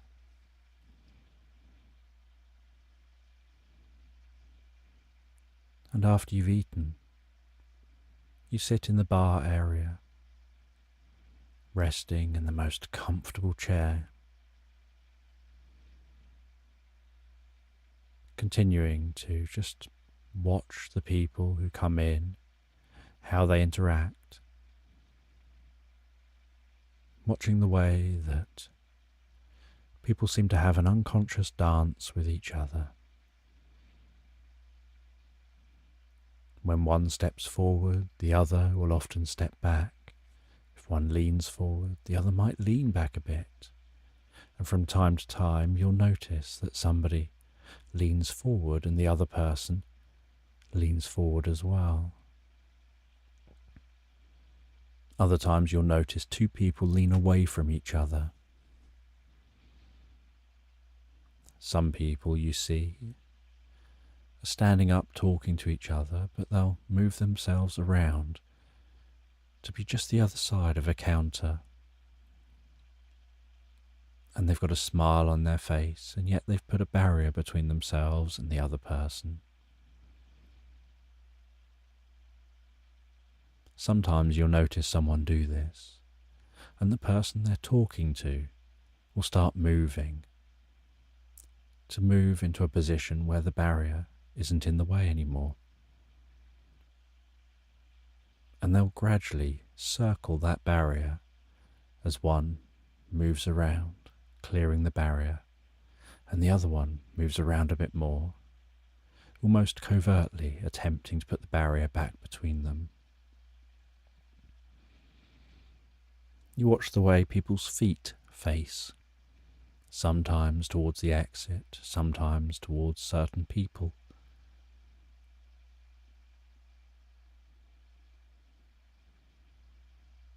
And the way when you can't hear what someone's saying, you can notice that what they seem to be doing doesn't match what it looks like they're trying to say.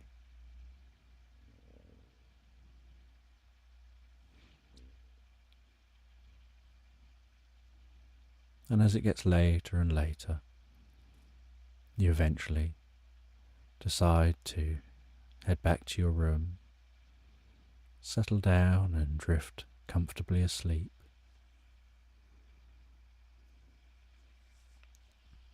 And as you drift comfortably and peacefully asleep,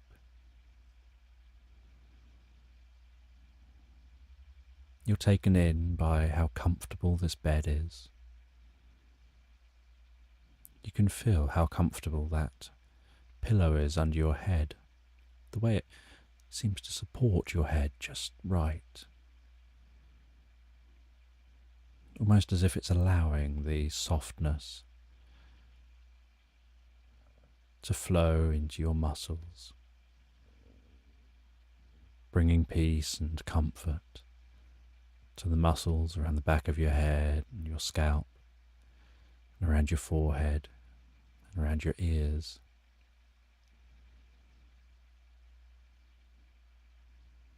How the muscles around your eyes start to soften and relax and get sleepier and heavier. How it seems to flow so easily and effortlessly down around your jaw, around your cheeks, around your lips and your nose. How your breathing carefully slows with each out-breath. And that relaxation flows deeper and deeper, flowing in and around your neck, softening, relaxing the muscles around the back of the neck, the side of the neck, through the front of the neck, down into your shoulders, across your shoulders and around your upper back. With each out-breath, relaxing those muscles deeper and deeper. As the relaxation carefully, slowly flows down each arm, softening the biceps, the triceps, the forearms, all the way down to the fingertips. And as the arms get heavier and heavier, resting beside you in bed, that relaxation starts to move down around your chest, your upper back, and down into your sides, deep within you, down towards your lower back and your stomach. That relaxation moving so easily and effortlessly down around your buttocks, into your thighs, all the way down your legs, to your feet, right down to the tips of your toes. And as your body continues to relax deeply and comfortably while you drift peacefully asleep,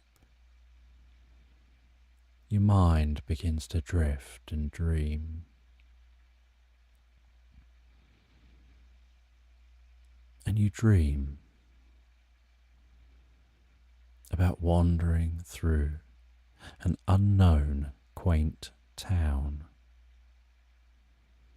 And as you wander through this town, so you see a field of pumpkins, but you notice that these don't look like ordinary pumpkins. Each of those pumpkins seems to be forming a face. And within each face, the eyes and mouth and nose begins to glow. And you see, just in front of each pumpkin is a tiny little card, and written on each card is a name. And you're curious why these pumpkins have faces and names before them.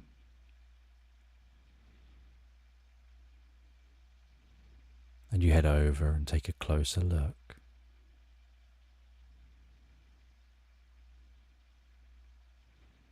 And as you get closer, you see that there's a person within these fields.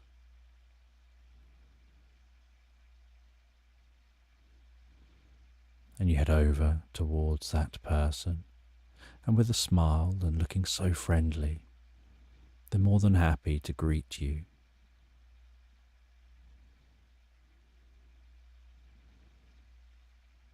And they introduce themselves as being Cactus Jack.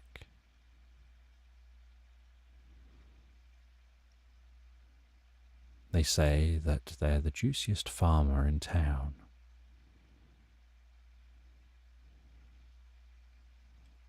And they're known as that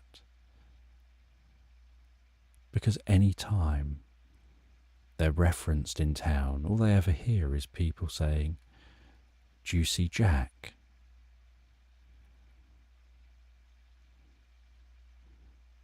And Cactus Jack creates these very specific pumpkins. Each pumpkin is created with a wish. So Cactus Jack goes from door to door, asks the children in every single house if they have one wish for how their jack-o'-lantern should look and who they should be.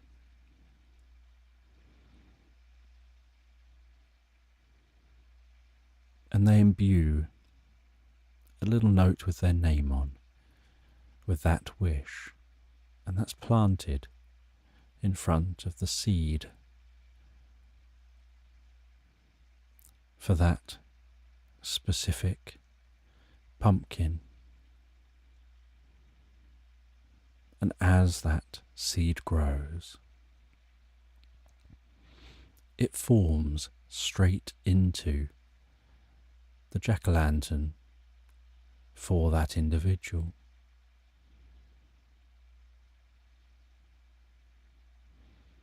And it's built from the magic of that note.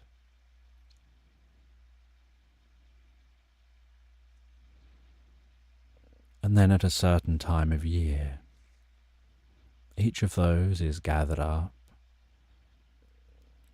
on Cactus Jack's truck. And Jack takes all of the jacks to their new homes.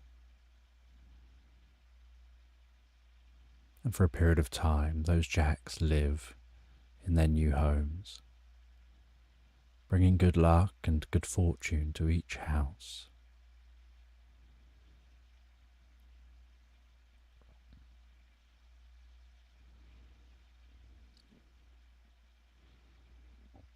And you ask Jack about what else goes on around here.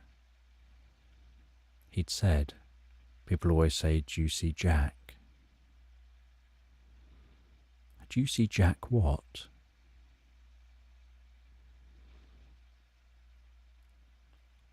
And he said the other day, he grew the largest jack-o'-lantern he'd ever grown. And it was known as Disco Ball. It flashed and danced, letting out multicolours.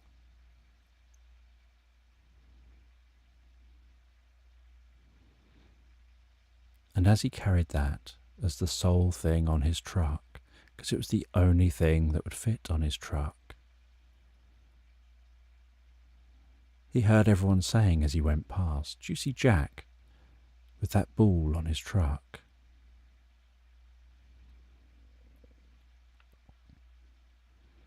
And the kaleidoscope of colours flashed and flickered and danced through town.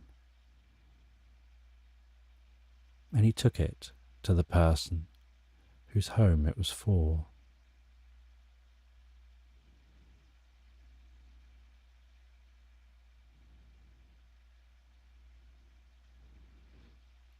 He said that he follows Moore's code, his belief that more is always better.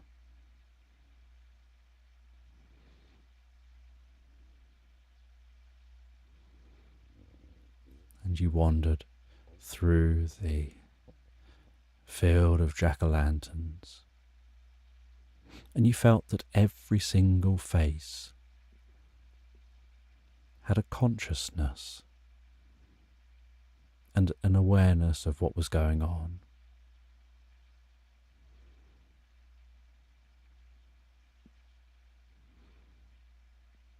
And then you heard the sound of an unusual instrument being played.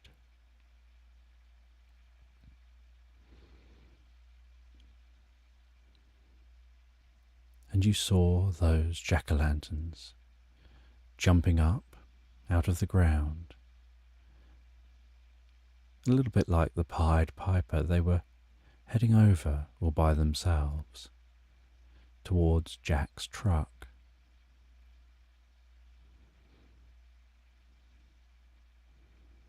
And they all leapt into the truck in a very organised kind of way, with the last one accidentally knocking the instrument as it fell to the floor. And at first you thought the instrument broke.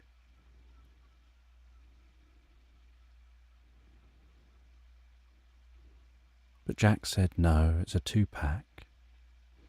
It's supposed to do that. That's how it makes its noise.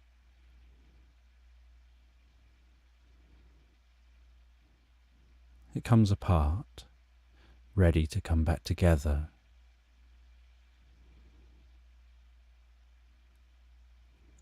And you watched as Cactus Jack drove off. And you walked through the empty field, like walking deeper and deeper into your unconscious, now finding your way through from one field into another, and down into the most magical looking woodland, walking through this woodland.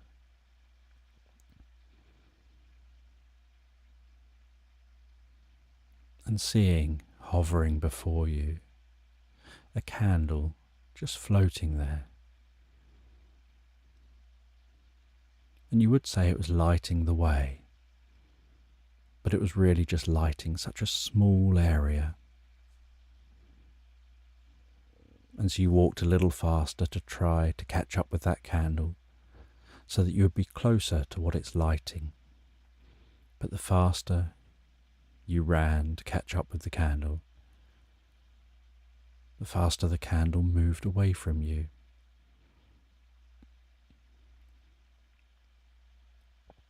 Until eventually the candle stopped at a cabin, passed in through the cabin window, and rested itself into a candle holder just the other side of the window, as if that was always its home. And so you walked up to that cabin, tapped on the door of the cabin, and there wasn't any answer, so you carefully let yourself in. You called out, "Hello," and a teddy bear looked up towards you from the chair and smiled,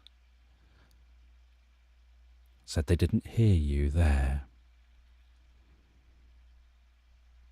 And you saw that the teddy bear, sitting in that chair, had a sewing machine in front of them. They said they were just sewing their ears back together. They'd accidentally broken them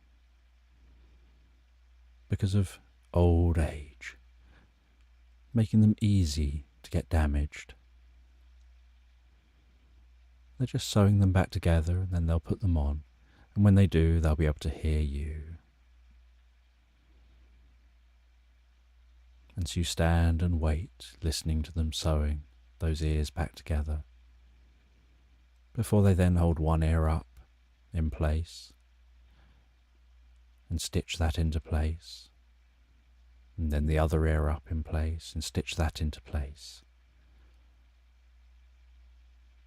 And then they clap their paws together, say, "Yep, I can hear now." And then they begin a conversation with you, asking who you are, where you've come from, deeply curious about you. You explain you just followed that candle. Say, "Old Bean. Bean's always running away."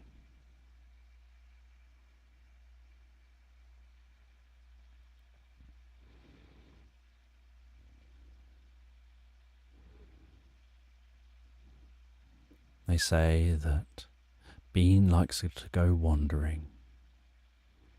Bean wanders out into the woods. I don't know if there has been, a was been, an is been. Don't know what kind of bean they are. But they're always a runner, always disappearing off into those woods, exploring the woods.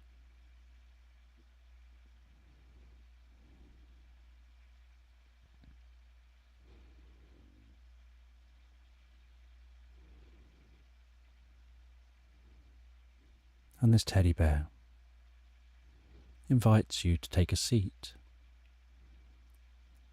And they make you a drink. They offer you some biscuits and you sit down and enjoy those biscuits. And as you sit down, you feel yourself sitting deeper and deeper asleep. Almost like you've just moved down a level of sleep in your mind.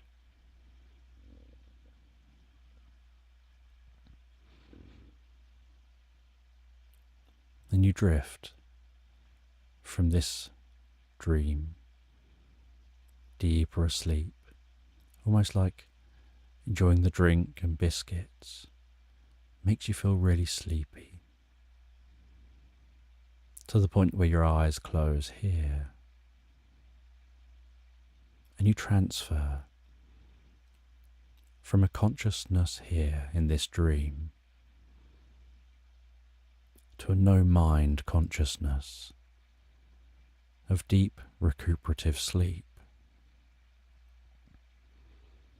And you settle into this deep recuperative sleep, in this dreamless sleep, aware of a part of you moving around within you, tootling around from place to place, almost like they have a checkboard, and they're ticking off different things they find, making sure everything works well, draining some bits out, filling other bits up, dusting things, tidying things up.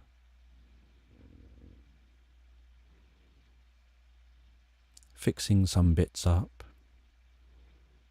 testing other bits, until they're sure that the whole of you has been checked over and has got the seal of approval. And you pass through the various stages of sleep until you begin to emerge from the other side, awakening in the morning, feeling so deeply refreshed, relaxed and revitalized. Opening your eyes on another day, getting yourself ready in the morning, opening the window to breathe in some fresh morning air.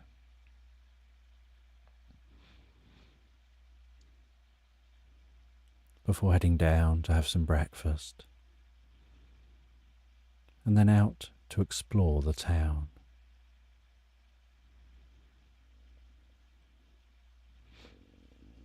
And when you're out exploring the town, you notice that things here have a slight unusual quality. Not as unusual as a dream, but more unusual than you're used to where you've come from.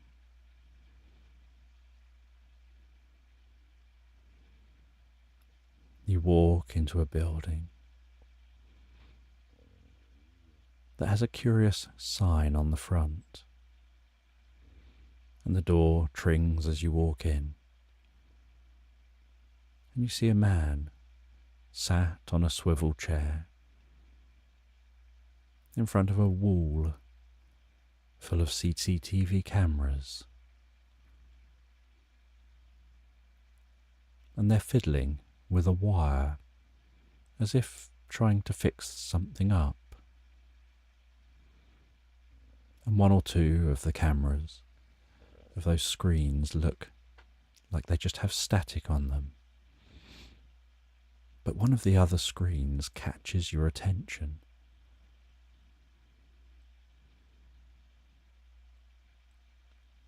And the person greets you and says that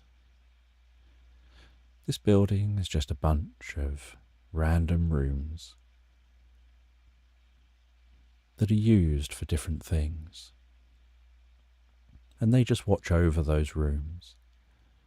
They can see what's taking place in each room, and when they're needed in a room, they can see that they're needed and go and head to that room.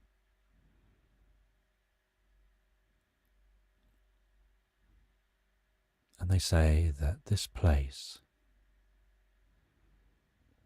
is known as the circus because all sorts of crazy stuff happens here that doesn't really happen outside of here.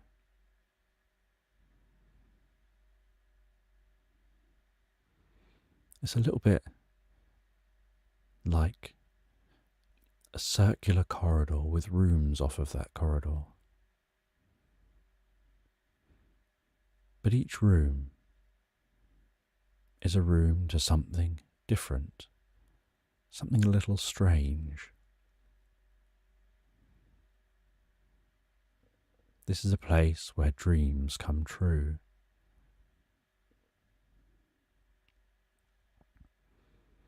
And you wander down the corridor, and you walk past a room. You glance through the square window in the door, and inside the room, it looks like a dojo. And you see an old cat with a red headband and wispy white whiskers hanging droopily down beside their mouth, and some long white patch of fur on their chin.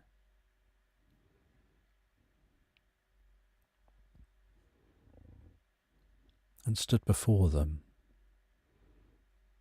is a room full of young kittens.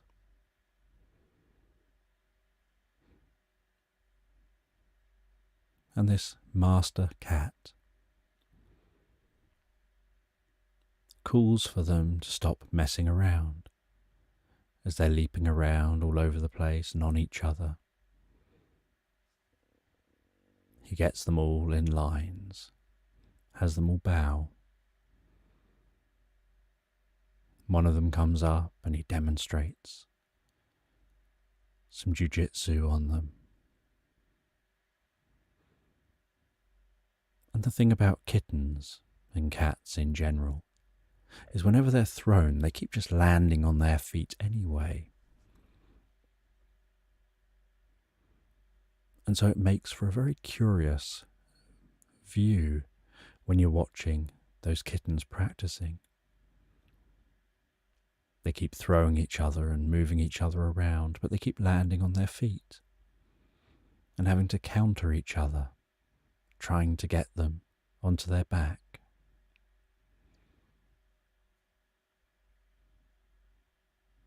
And it's a very difficult process to make that happen.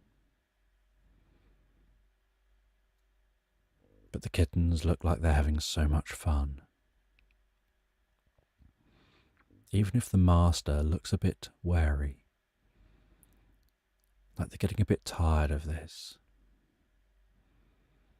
having so many active kittens around them.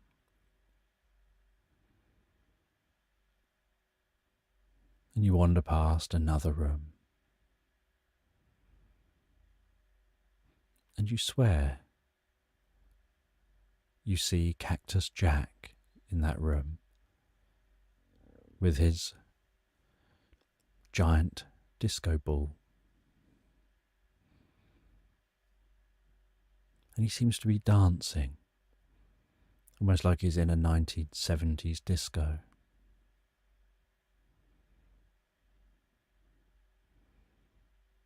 And through another room,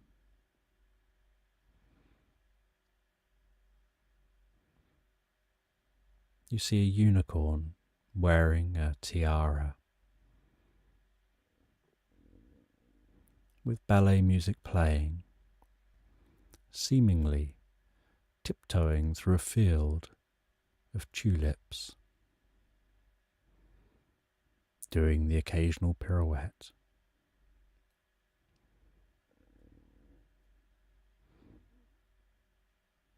And through another window and a door, it just looks like outer space. You just see a starship drifting through space. You can almost feel the rumble at the door, although you can't hear anything.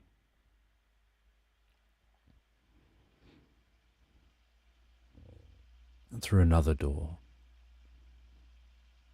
you swear that it's the teddy bear who was sewing their ears together.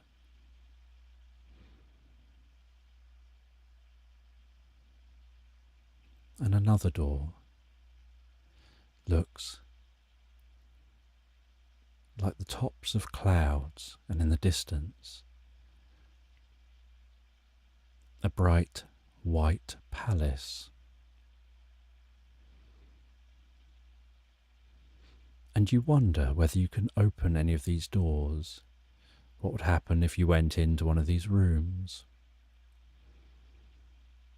So you carefully open this door and step onto the clouds. And at first you wonder whether you'll just fall through clouds like you expect.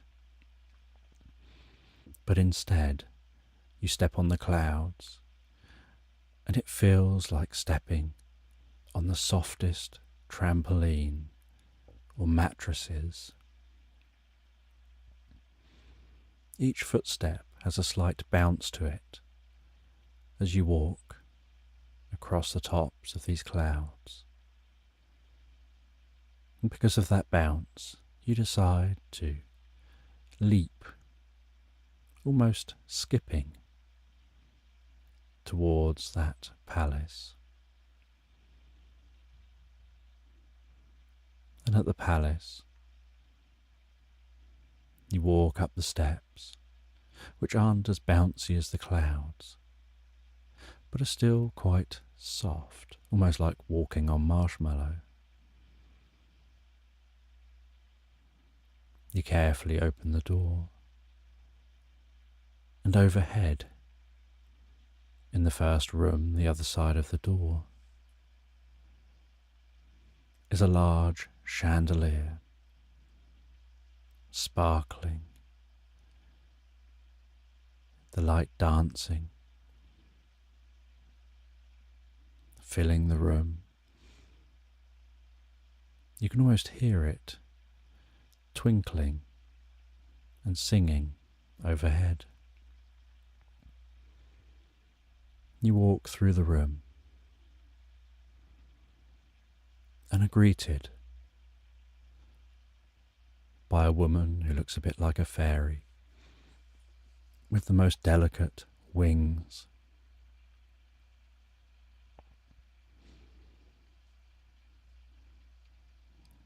And she tells you that this place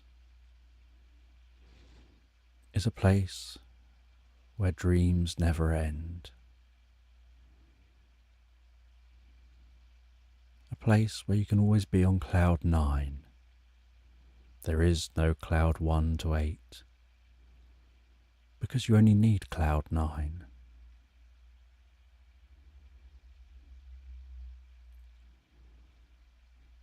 And she shows you through to a special room where you can look over all of the pleasant dreams that everyone has. And she says this is where dreams are made. We send them out to every single person as soon as they start to dream. Once their eyes start dancing, they draw one of these dreams to themselves. And it's the dream that means the most to them in that moment. It gets drawn to them. It fills their mind. And they can absorb themselves in the dream, like the dream you had when you fell asleep in the hotel. You had the dream you needed to have to learn what you needed to learn, to help you with where you're at today, with what's important to you right now. And you'll have a different dream in the future. And you look and see those different dreams.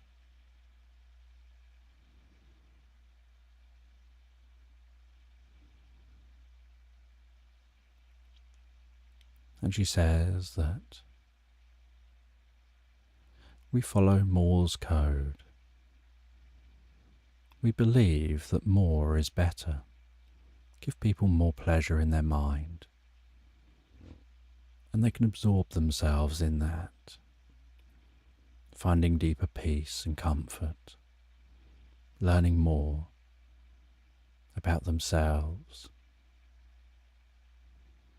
finding new ways of being and doing. And you're aware you've heard all this before in a different way. She says all you need to do is decide what you wish to be dreaming. Just let that be on your mind before you settle down. There's a kaleidoscope of options. And you'll draw the right option to you when you sleep.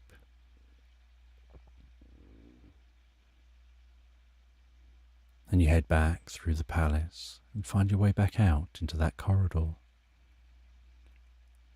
And it takes quite a while to continue around that corridor, checking the other rooms, seeing what else is taking place here, before finding your way back to that person in front of those CCTV cameras. And they seem to have just finished with the wires, and all the cameras seem to now be working. And they say, here's a parcel for you. Take that away. And when you settle down and drift asleep, just think about and imagine what you'd love to find in that parcel. And you take that parcel away.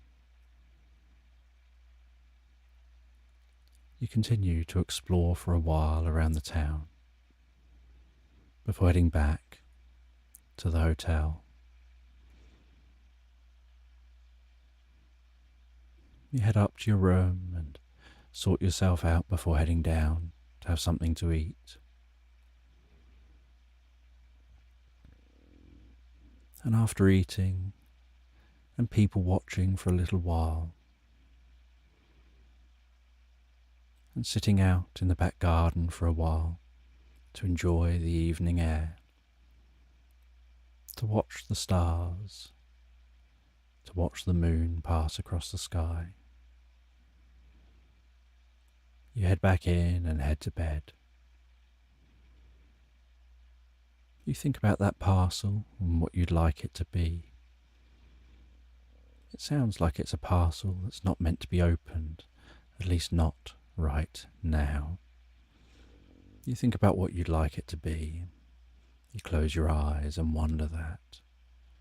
You truly, honestly wonder what you'd like that parcel to be.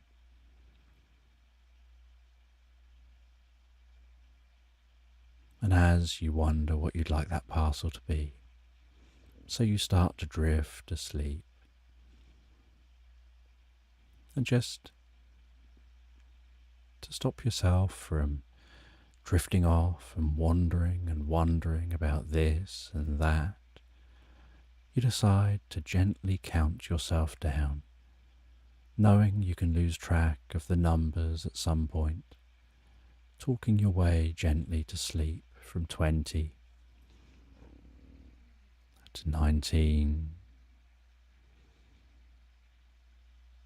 18, 17,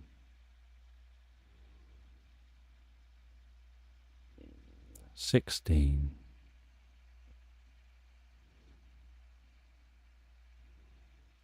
15, 14,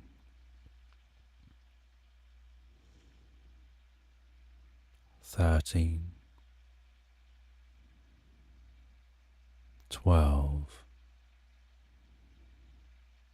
11, 10, 9, 8, 7, 6, 5, 4,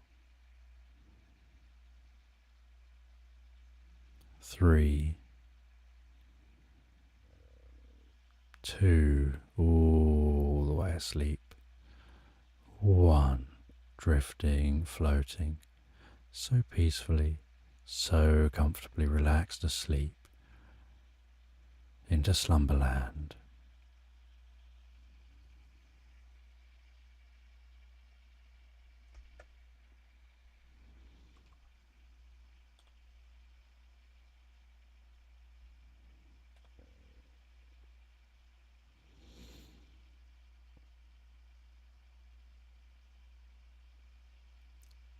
What is the Black Edition? Let me have a look. Where did I last see DuckTales? Woo! Rubber ducky, rubber ducky, rubber ducky. I mentioned Huel. You like the Black Edition chocolate peanut butter one. I pretty much just stick to old familiar. I just stick normally to the banana. Banana, banana, banana, banana, banana, banana, banana.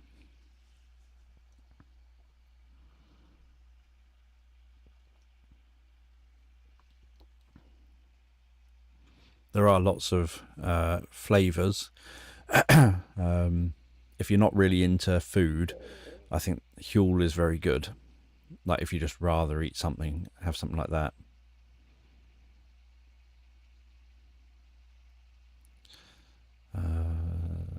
Anyone I've not said hello to? I don't know. Let's scroll down. Chocolate and peanut butter. Yeah, Black Edition has more protein. That's, I think, the main thing.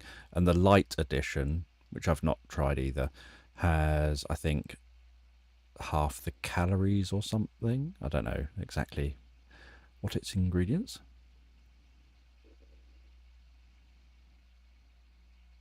Hello, Christine.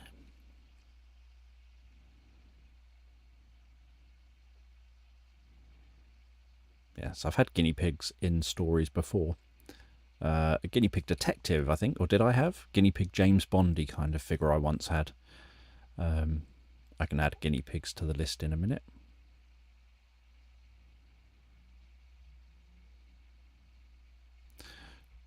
While I scroll through, let me just remove these suggestions, and then suggestions I see I can start adding now while I'm scrolling through.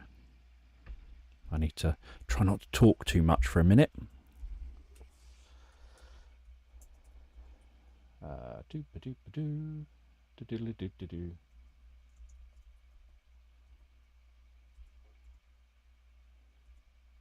Little piggies, little piggies. Now, I think there was some up here I also didn't use. What was it?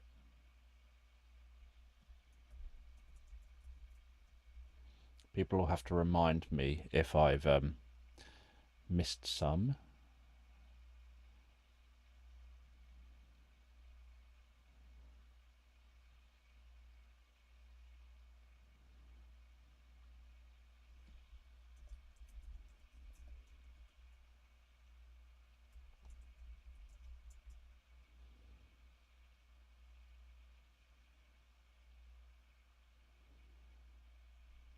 I think that was those.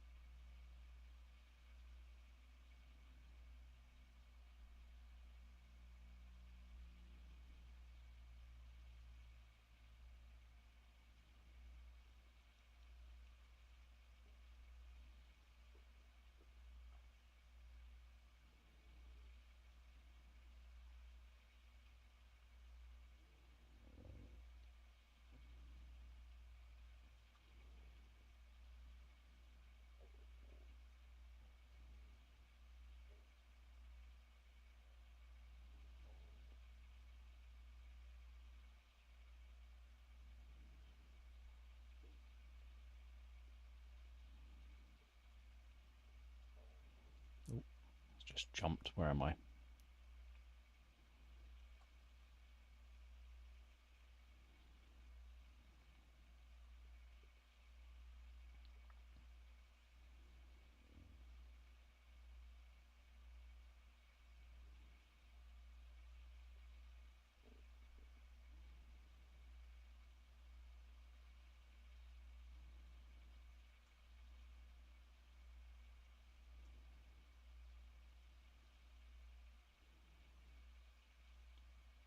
Thunderstorm tonight.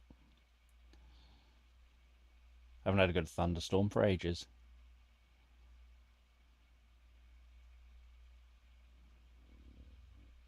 Hello, Abby. I'm currently between stories, as you can probably tell because I'm talking to you.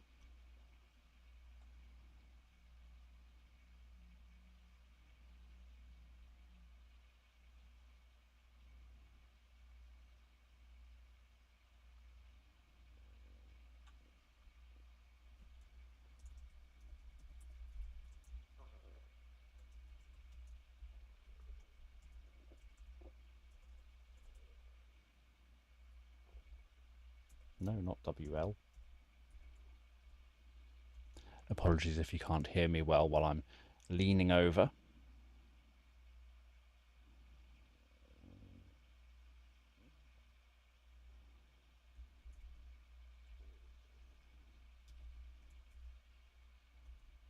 Capybara, capybara, capybara, capybara, capybara.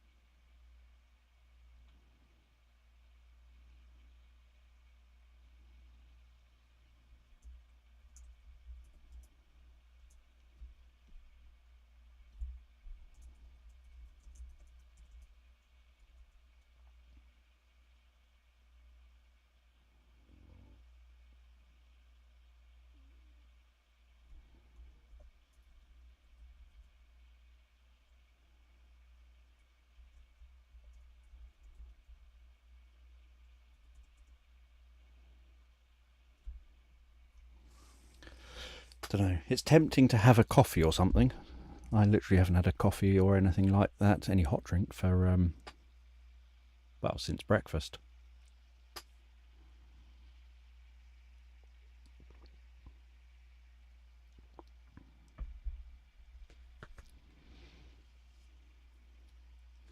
But we've reached. Have we reached the halfway point yet?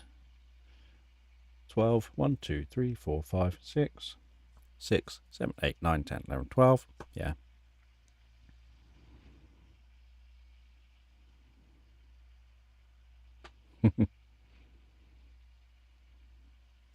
Manga tea.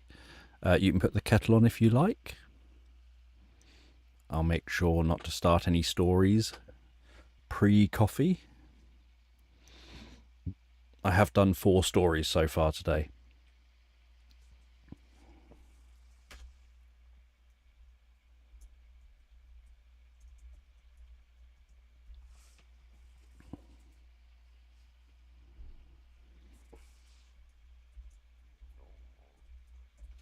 Let me put a fan on while I'm It's raining tacos from out of the sky. Tacos. Don't know the rest of the words. Tacos. Kites again. We had kites, what, 2 stories ago? I can't remember.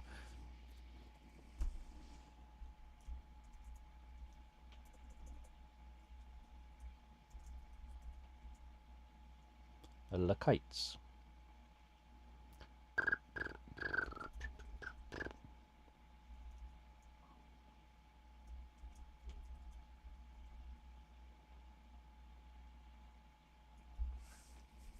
The minerals. Marshmallows again.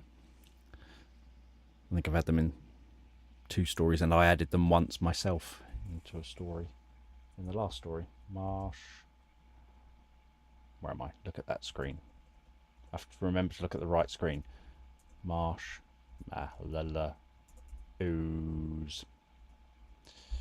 Right.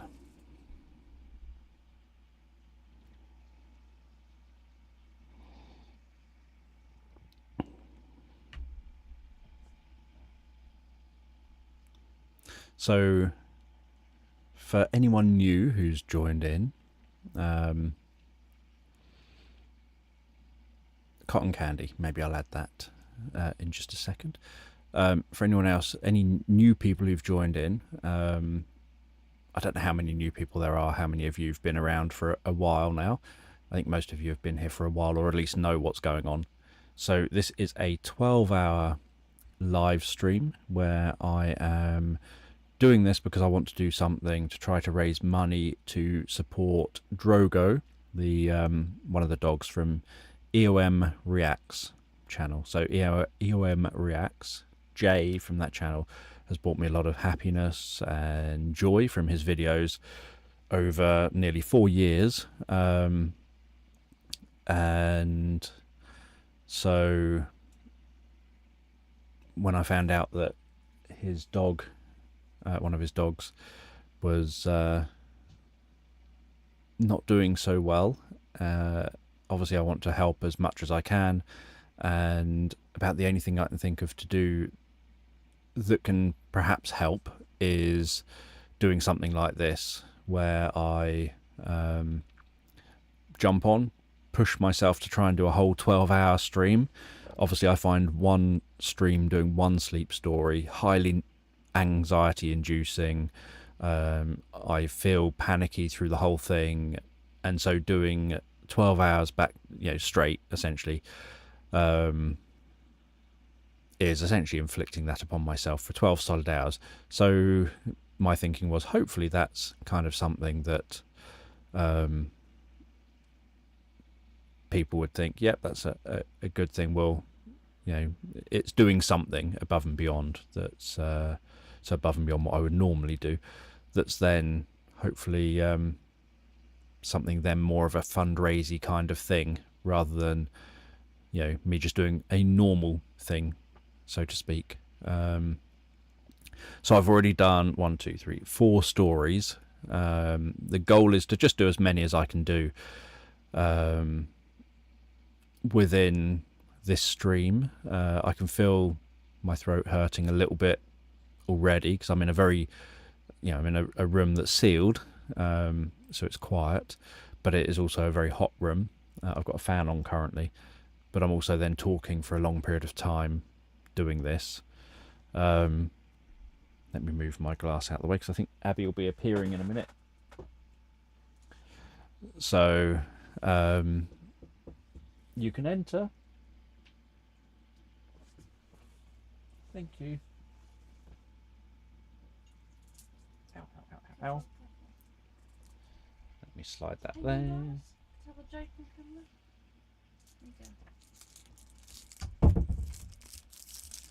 I've been bought in some penguin bars as well. These come with jokes on them for anyone who knows penguins.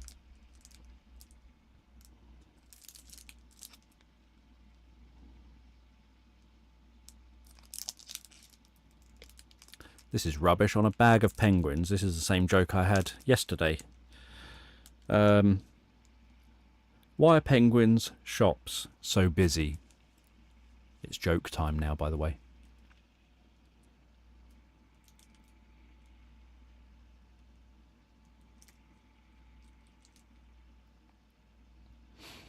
Yeah, so obviously the structure of this is that I can't just talk back to back endlessly. I find it incredibly anxiety inducing doing what I'm doing, so I'm trying to keep myself calm and chilled,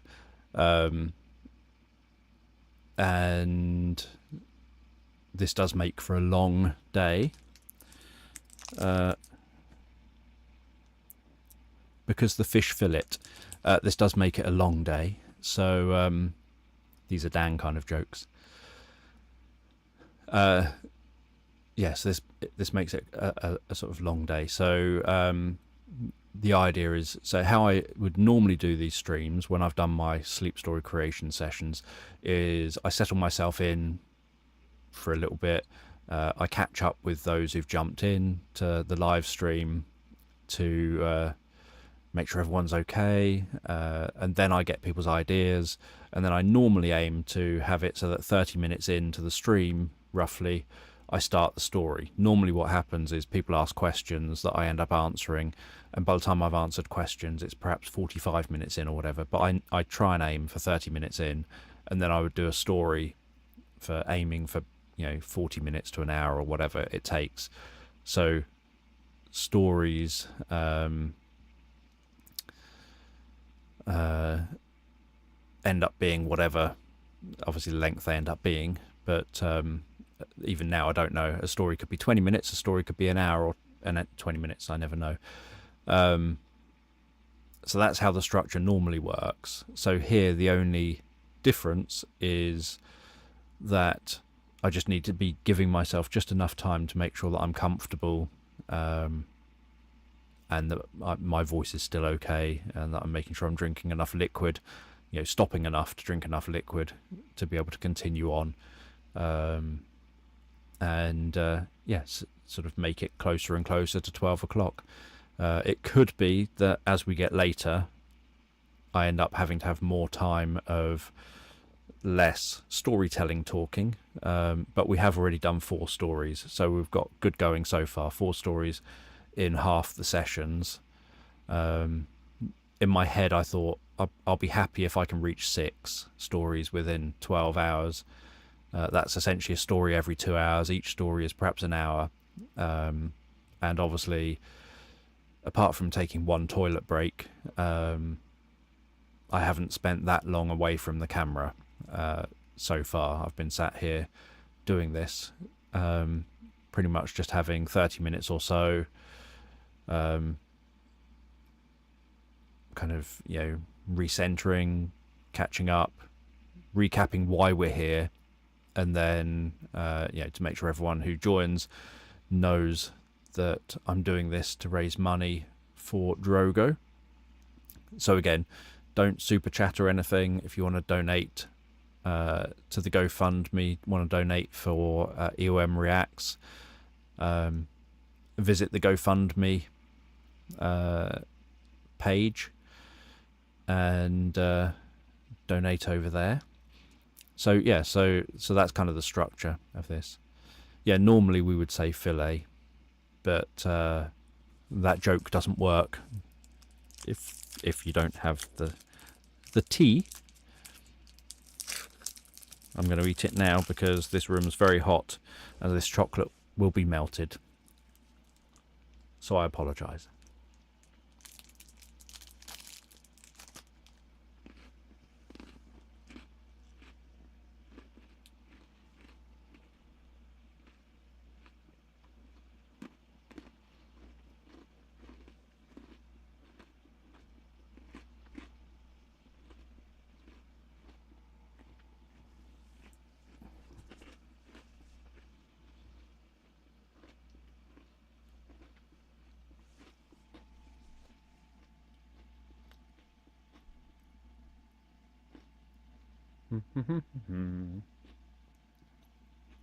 Apologies for the chewing. I'm trying to keep away from the mic, but I'm also trying to keep in the slither of screen I'm giving myself to be on.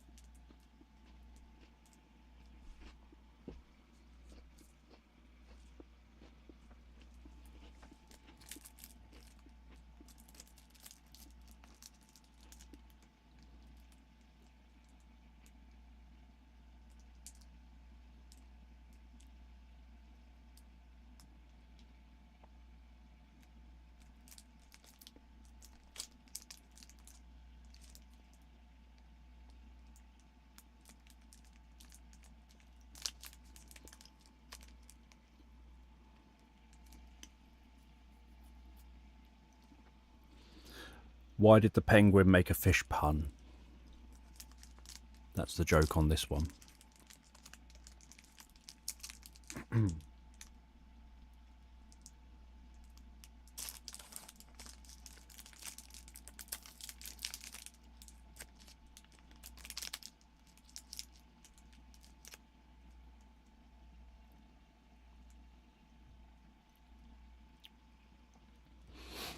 I think for us it depends.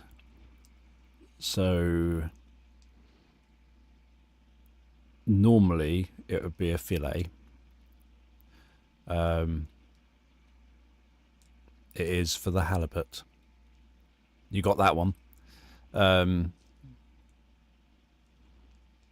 there are times, like I think when we buy, I think in McDonald's, the fillet, I think it's fillet of fish that they sell. I think how they phrase it as McDonald's, but I don't know. I would say ordinarily we would say fillet.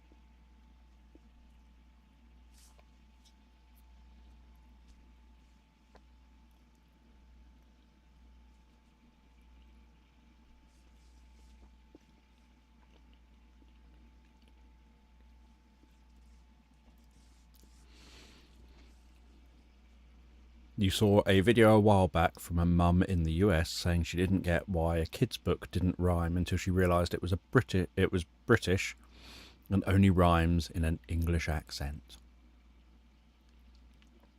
So one thing with that is, I think obviously people over the country say things with so many different accents, and so I think we take a lot of liberty to make things rhyme when we want them to. Over here, we'll mess with our words to make them fit what we're trying to do.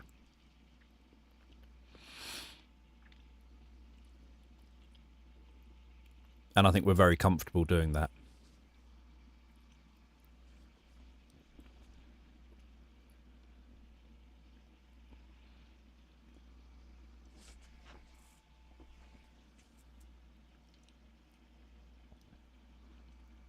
And thank you, Fox, for being here for so long. You've been here for a very, very long time. I think since the beginning.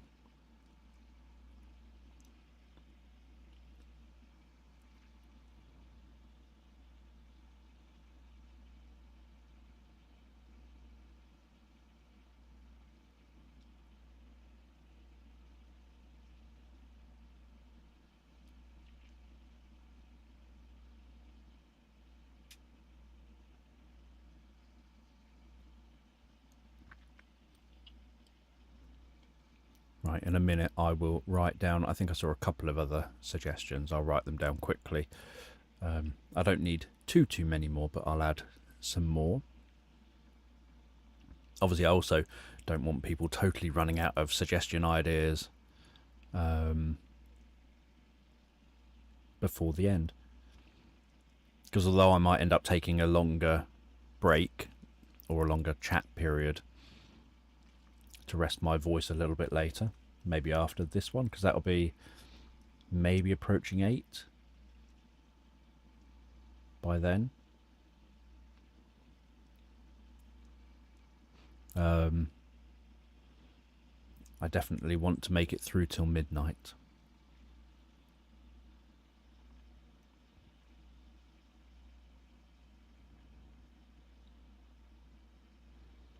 Just seeing if I have any updates. All I have is, I think I'm losing subscribers because I'm doing this live stream, but I'm used to that. Let me have a bit of the coffee, because I'm not going to drink while I'm doing the story, so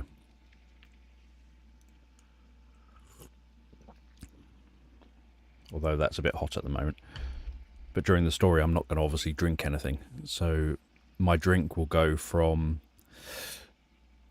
a temperature I can drink to cold, which I could still drink, but it'll be cold at the end of a story, like an hour after I last drunk it.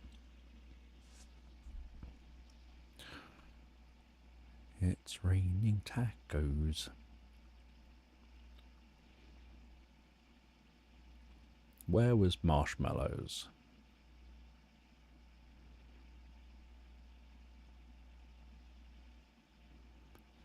Oh yes, just open your mouth and close your eyes. That's the line. Cotton candy. We were swapping marshmallows for cotton candy, weren't we? I think. Move that over there a second.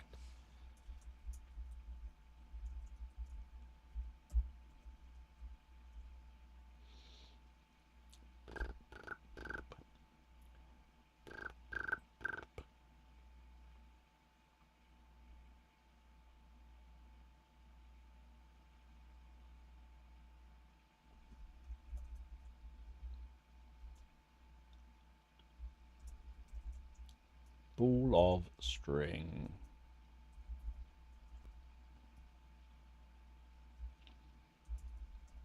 Dragon. Fly. Clouds. The clouds.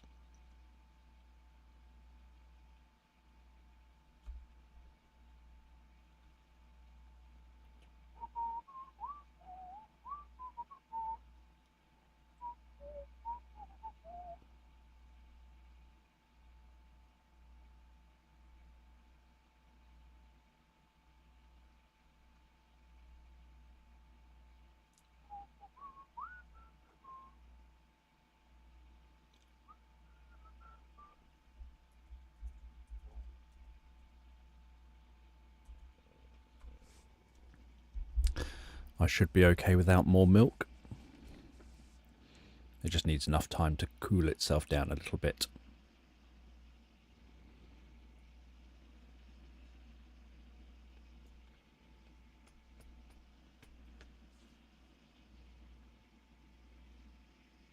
Yeah, I do have my drum next to me.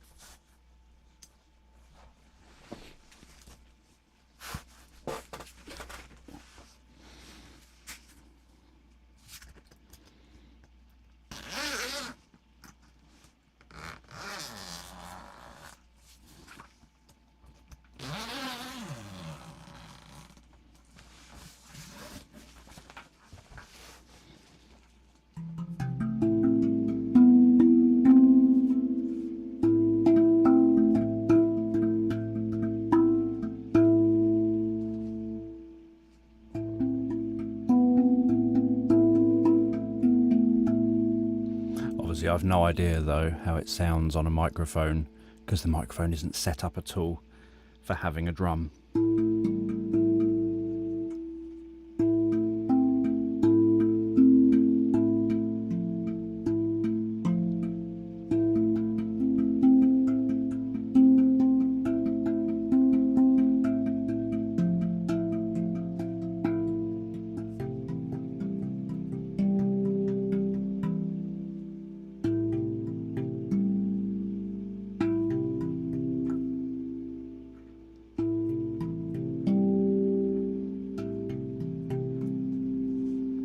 So at the moment, obviously the microphone is facing my face.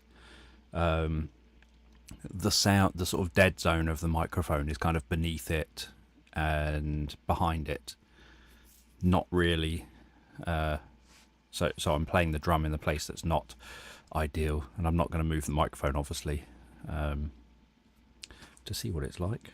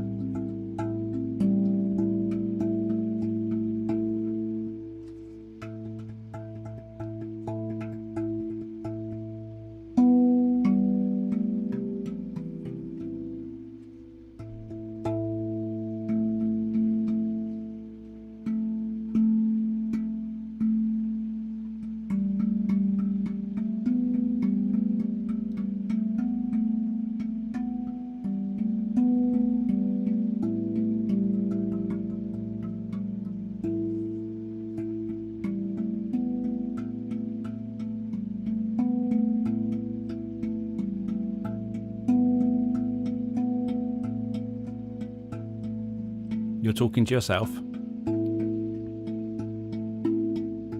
In a minute, I'll do the next story.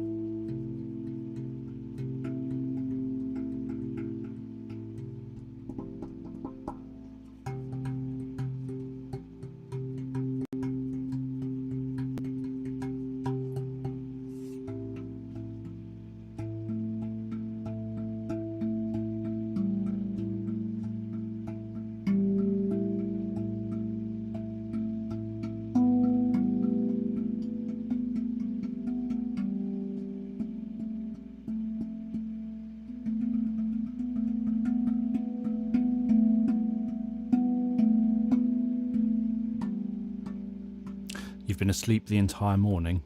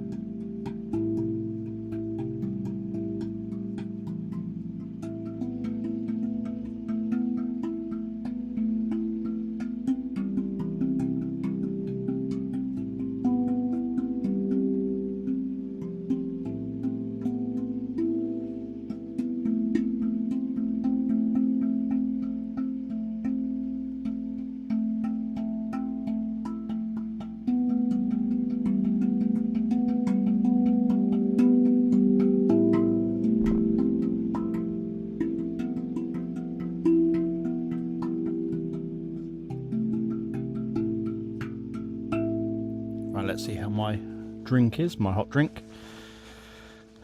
See if it's cooled enough to drink some.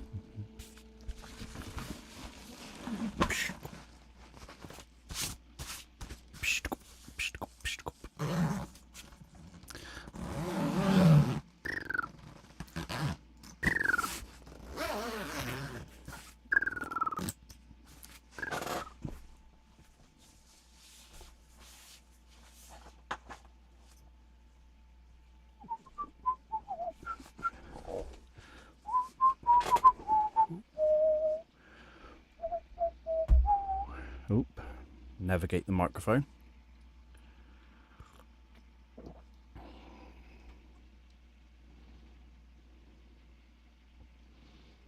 Let's have a look. 642434445.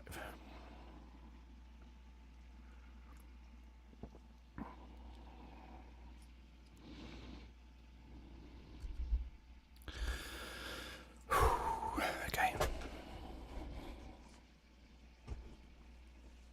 I hope your sleep was good.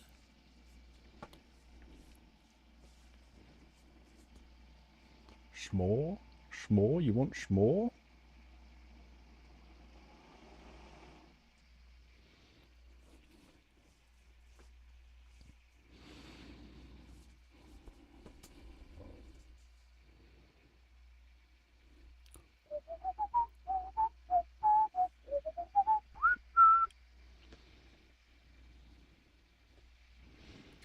Right, next timestamp.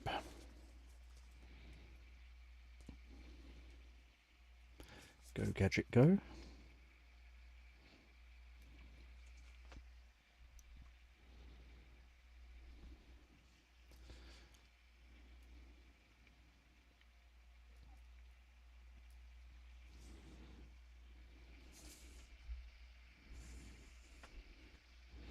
Interlude.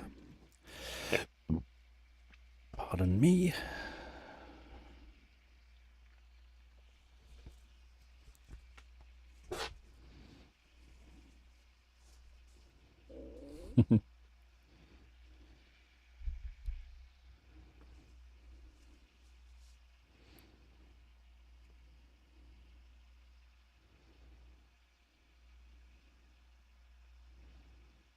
Oh yes, I've got a Windows update as well that Windows wants me to do, but I'm in the middle of a stream, and so it's going to have to wait. Thank you for the music. Do, do, do, do, do.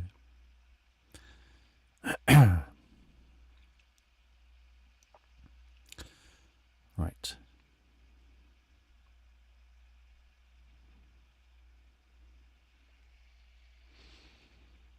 Let me hide the chat.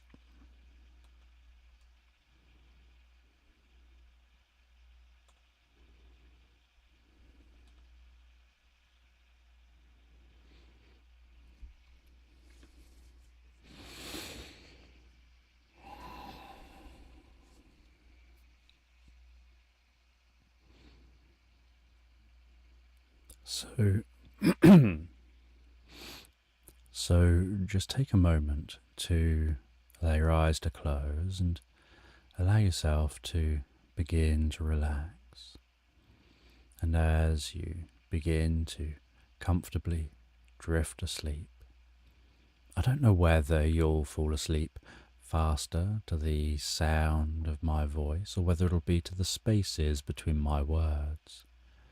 And as you comfortably drift asleep, I'm just going to tell this bedtime story in the background. And this is a bedtime story about a couple of guinea pigs.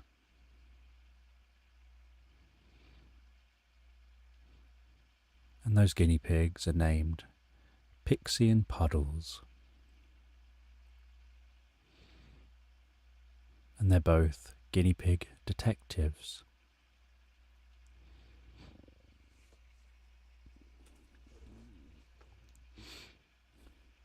And these guinea pigs are out on a case, following some curious clues.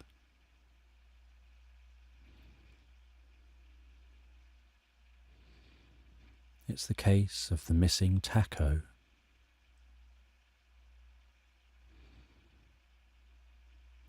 And they'd gone to investigate the circus looking for the missing taco.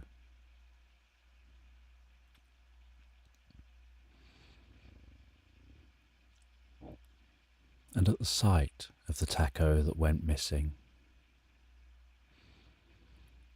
they found cotton candy wrapped so finely around a branch from a lemon tree.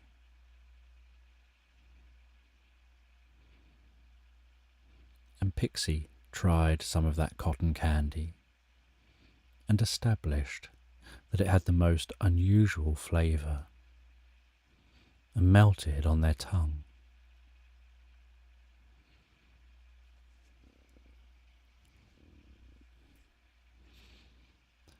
And so they placed the remainder of the cotton candy in that branch into a bag to store it for evidence.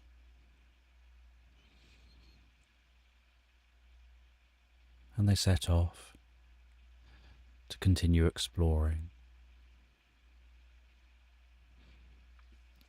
And while they explored,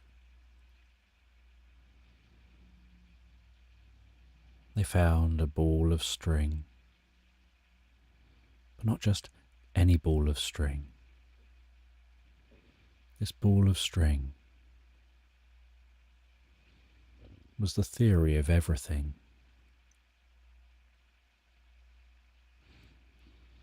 It was very much like the cotton candy, only a little bit thicker. And its colour was a little bit redder. And this ball of string was threaded through a leaf from a lemon tree.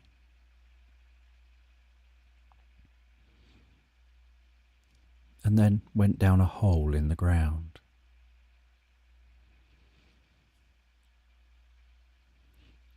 And Pixie pulled on that ball of string.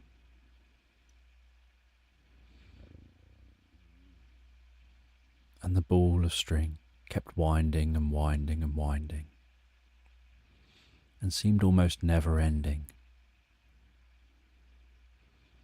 And so Puddles suggested perhaps they head down the hole and see where that ball of string goes. So they lit a torch, headed into the hole, and began wandering down that hole, their feet tapping away on the path as they walked, the light dancing around this hole, that string seeming to absorb the light, as if delight was magical. And they followed that string deeper and deeper into the hole.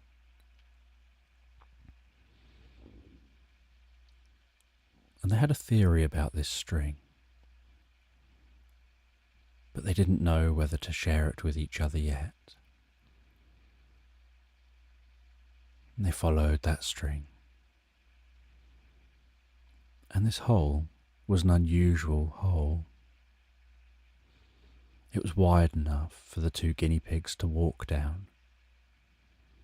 And yet, it seemed almost like it was created by a worm.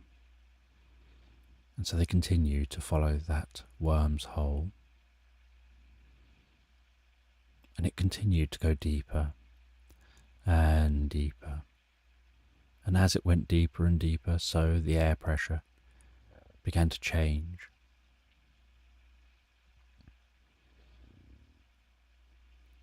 And they had to hold their noses and swallow before continuing on walking. And they continued following this hole deeper and deeper down. And then, although it felt like they were continuing to walk in a straight line, suddenly they felt like they were walking back upwards again. Each step that they took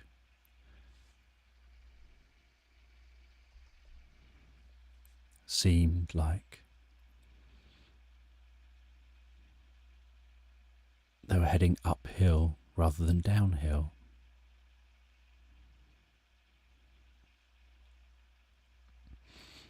And they continued walking further and further, feeling on one level like they were still going deeper and deeper, but physically feeling like they were going lighter and lighter, moving up.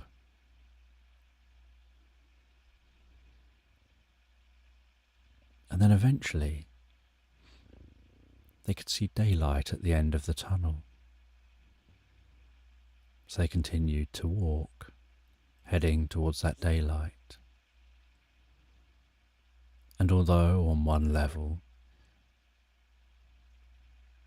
they felt like they'd just been walking deeper and deeper, they were now coming out as if they'd walked back up again. But they know they walked in a straight line. This hole didn't curve.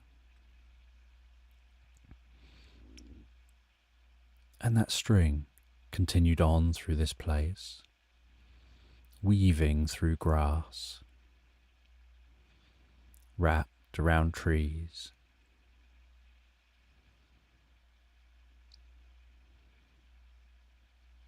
And this was a curious place, a very different place to the circus they left. It was bright and airy, and there was trees and grass and roads and footpaths.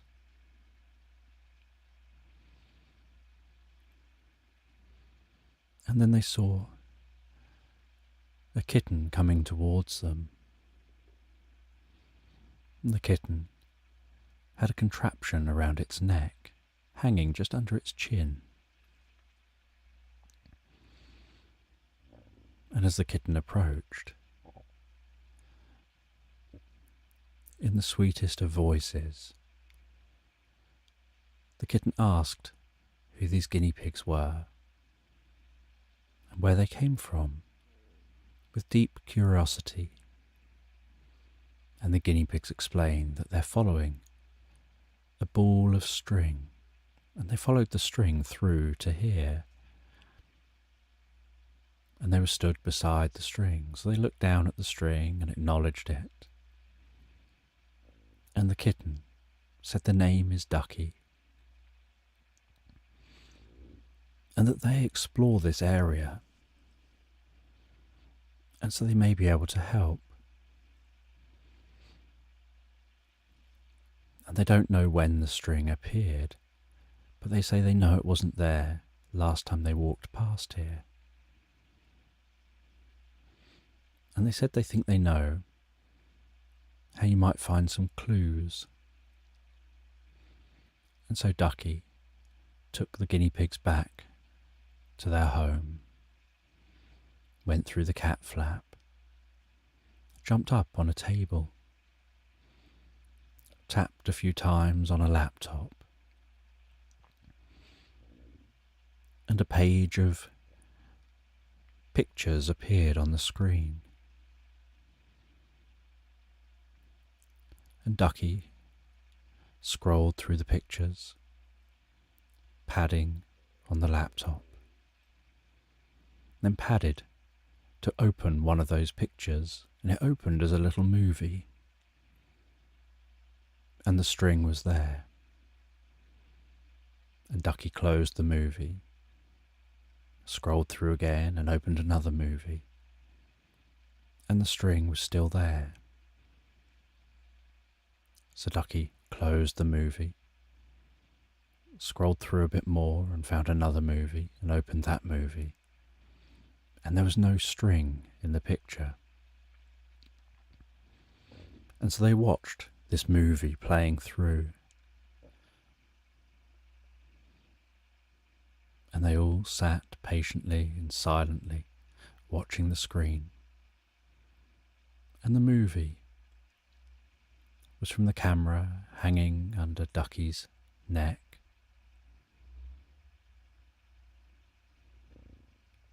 And you could see Ducky's chin at the top of the image. And the camera bobbed gently around as Ducky moved. And then at one point, out the corner of the image, there was a flash of light. And a moment later, the string rolled past and was suddenly across the side of the view of the screen. And so they now knew when the string appeared. They continued watching, and they caught the sight of something unusual. But the video ended before being able to catch exactly what it was. So the guinea pigs thanked Ducky for their help, jumped down off the table, found their way back through the cat flap, and went off to try and find out what that was they saw on the camera. And they knew when that happened, and they knew which way whatever it was they saw went. It was just like a blur that went past, but they had an idea of its direction. And so they headed off from where the string lay, and cut off through the houses, and around the back of one of the houses there was a hole in the trellis at the base of the house, and they snuck through that hole. And inside the hole, underneath the house, they found a portal. It was spinning and glowing, almost like a dark cloud with a white centre, hovering in space. And they felt that maybe this is where whatever was in the footage came. So they went through that portal. They didn't know where this journey was going to take them. They came out in a forested area. The sounds of forest birds, broad leaves, and there was some rain dripping down, striking those leaves. The leaves almost springing that rain back up, flicking it elsewhere in the forest. Water trickling down the sides of trees. The dripping sound of rain in the canopy overhead.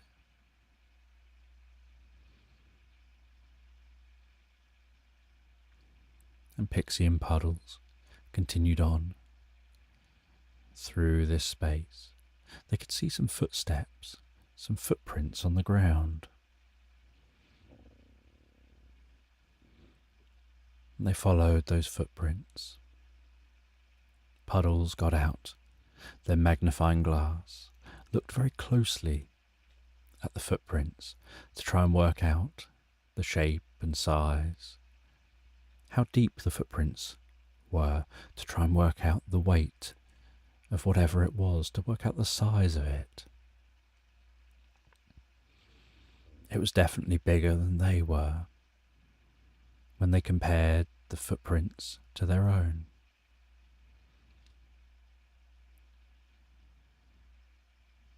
And as they walked along, they reached a point where there was a puddle in the ground that was far too deep for them to be able to easily cross. So they both grabbed a hollow bit of grass each. And then they walked into that large puddle.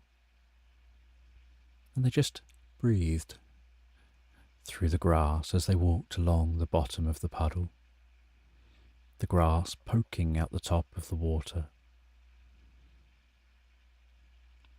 And they felt it was so silent under the water compared to outside in that forest. They walked up the bank the other side of the puddle. Whatever it was that had come past here was big enough to have walked straight through the puddle, presumably without needing their own snorkel.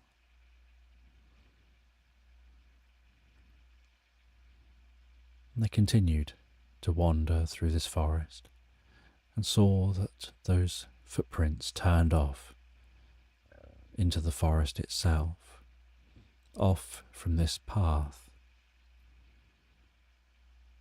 And it was much harder to walk off of the path, scrambling over branches and under broad leaves.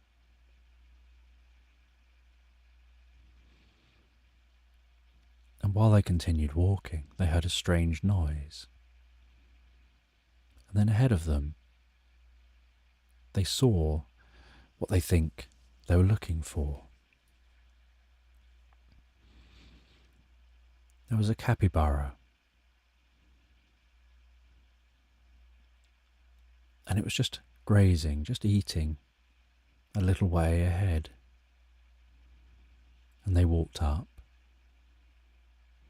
and it said that it had got lost and got tangled in some string. And as they tried to get away from it, the string crossed, rubbed on itself, and next minute it seemed to propel them through from one place, through a hole, and then they sprung out and shot off. And they found themselves thrown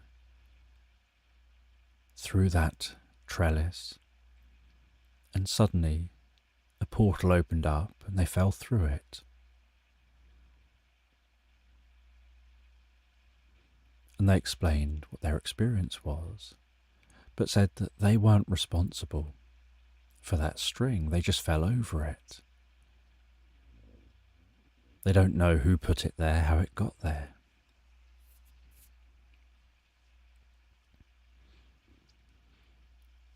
And the guinea pigs helped to guide the capybara back the way they came. They climbed up on its back to cross that puddle. It found its way back, heading back towards that hole, through the portal.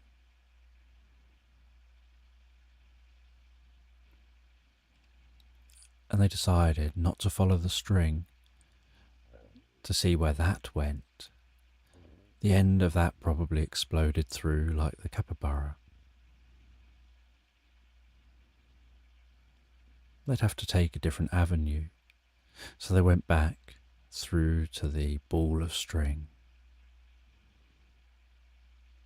They noted that that clue led to a dead end, that it led to a wormhole. That's their string theory, at least. But it didn't actually lead to finding whoever it was that broke the lemon tree. And so they continue to explore around this circus.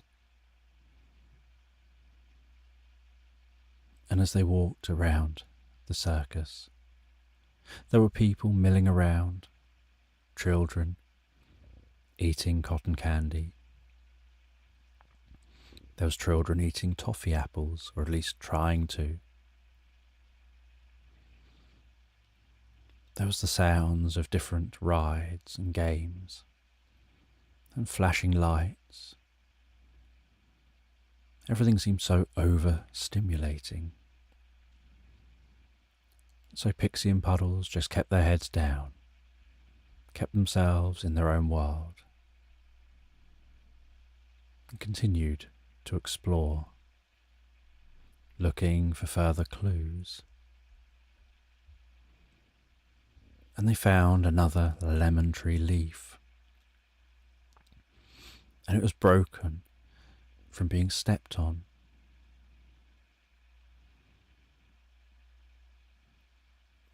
And so they tried to work out what direction whatever stepped on it went.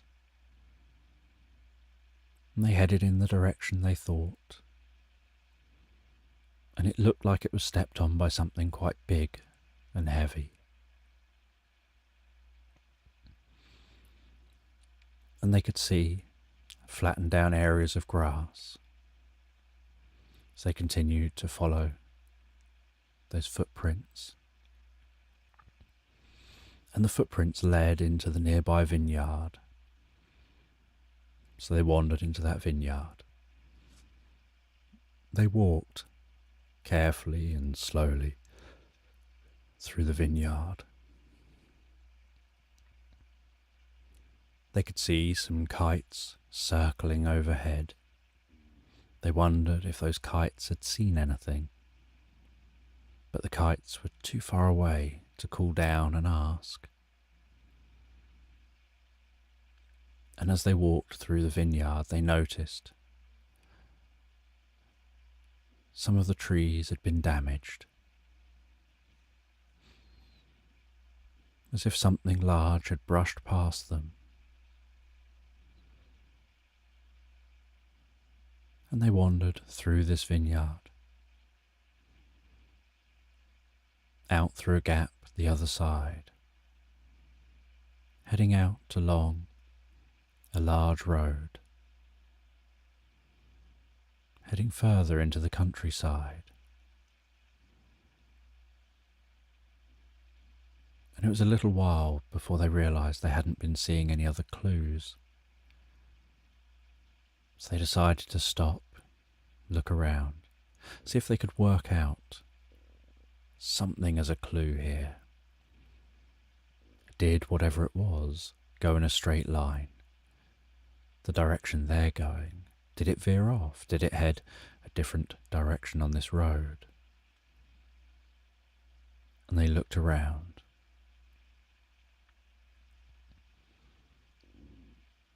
And they found just a simple broken branch on a tree. They didn't know if it was a clue, but they decided to head that direction. And as they head that direction, they started heading uphill through some woodland, and there was more broken branches. Whatever it was had tried to push through here.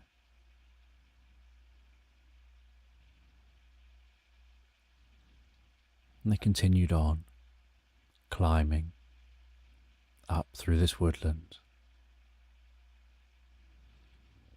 And their little legs struggled with the distance here, with how thick the undergrowth was. But eventually they reached a clearing, and from the clearing they were able to get a better look of the surrounding area. And they saw something unusual. In the distance, they saw what looked like a giraffe wearing a poncho. And so they started heading towards that giraffe. And the giraffe was breaking its way through the woodland before it. And they managed to eventually catch up with the giraffe when it stopped to feed. They went round in front of the giraffe, its legs splayed in a very awkward position while its head was lowered down. They wandered up to its face, almost eye to eye, so they could be seen and heard. They said to the giraffe, "They're looking for someone who damaged the lemon tree that's back by the circus."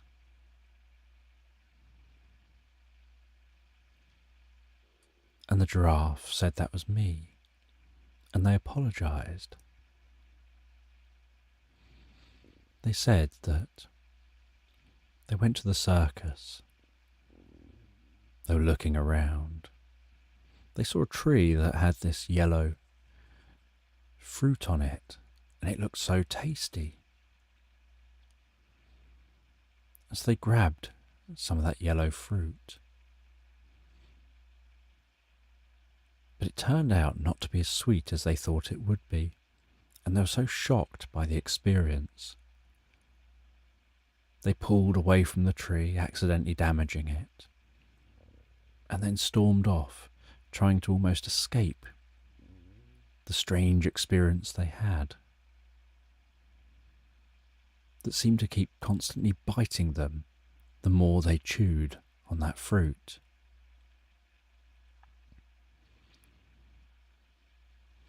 Until eventually they managed to eat the whole fruit, and that biting kind of experience disappeared.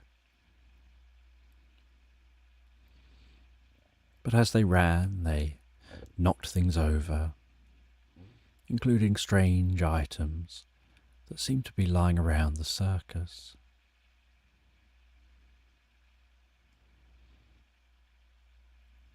And so Pixie and Puddles felt that they'd solved the mystery of who damaged the lemon tree. But they were still curious where a ball of string had come from that could create wormholes. And why was this giraffe wearing a poncho? And a waterproof one?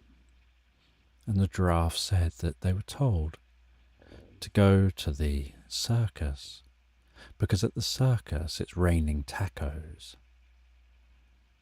And they went there to eat these tacos that would be raining from out of the sky. But then it never rained tacos. It rained water instead.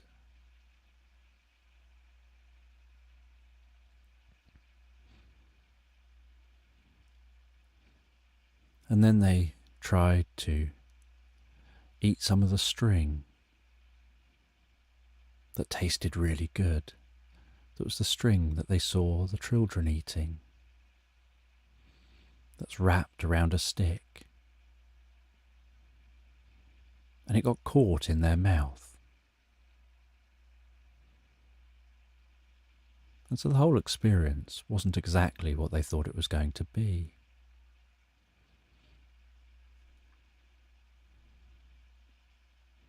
And Pixie and Puddles asked, what made them think that it was going to rain tacos?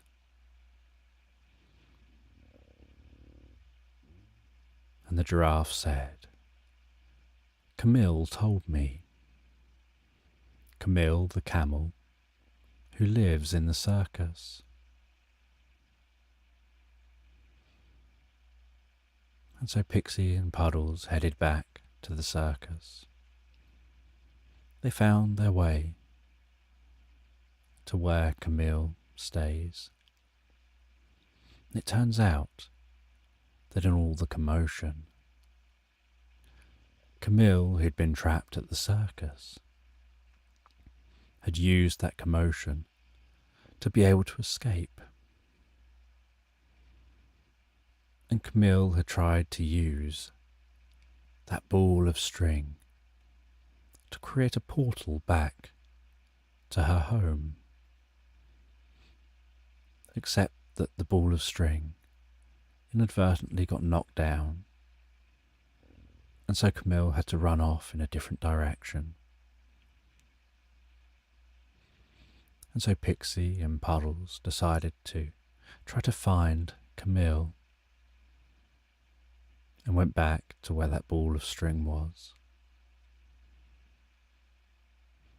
and broke off the string, knowing that it's not worth attempting to reel in all the string that's gone somewhere, but just break that off, leave that as it is, and take the ball with what's left with them. And they took that with them in search of Camille.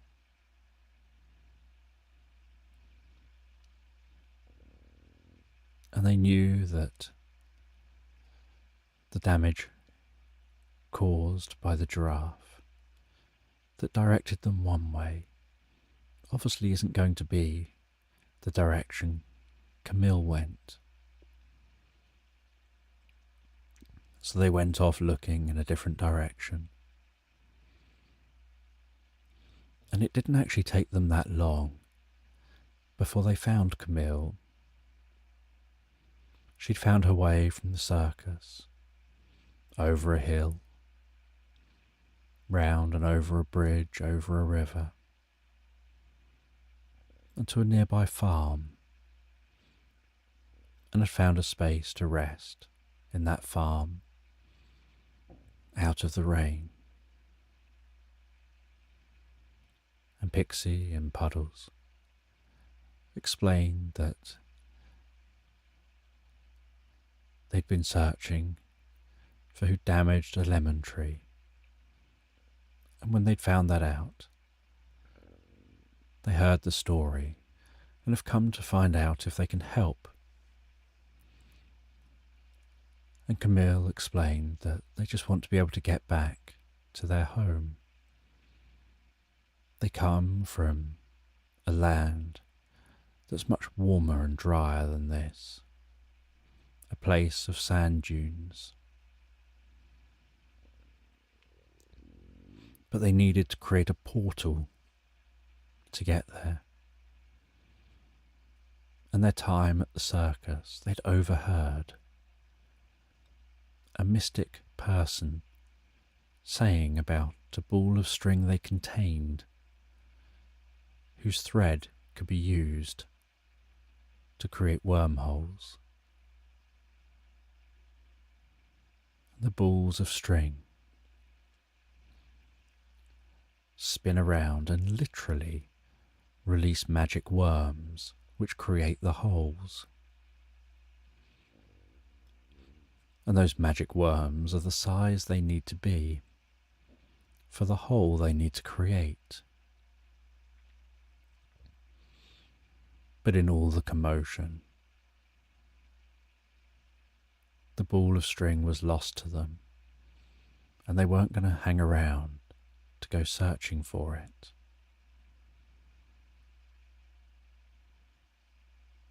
And Puddles pulls out that ball of string and says, "But I don't know how to use it." And Camille explains what you need to do. You need to tie the ends together like a lasso and spin it over your head, and then throw it forward as if lassoing the space in front of you. And once you've done that, one end of a wormhole will open. And then you do a flick of the wrist, and it creates a loop within the rope. And that loop in the string passes down and through the loop created into that wormhole. And it twists and loops in just the right way. It opens up the other end. And then the two ends meet. A wormhole snaps into place, and the string shoots off through the wormhole, ensuring it remains open as a giant ethereal worm gets created to burrow one wormhole to the other. And then the wormhole solidifies.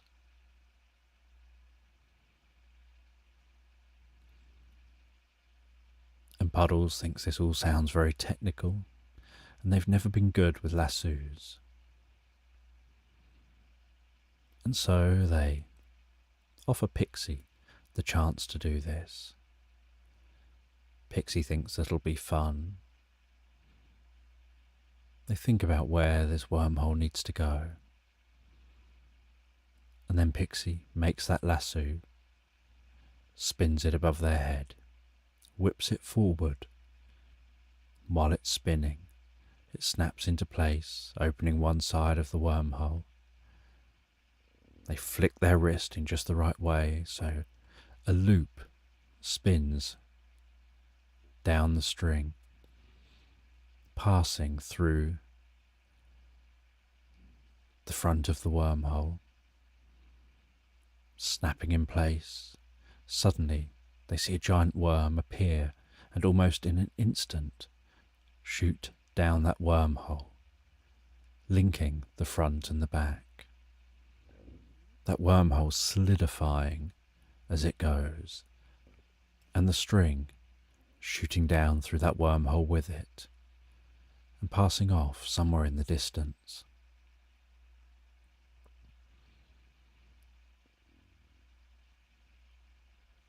And then the three of them head over to that wormhole, walk through that wormhole, having the same experience that Pixie and Puddles had had before, that it felt like they were walking downhill,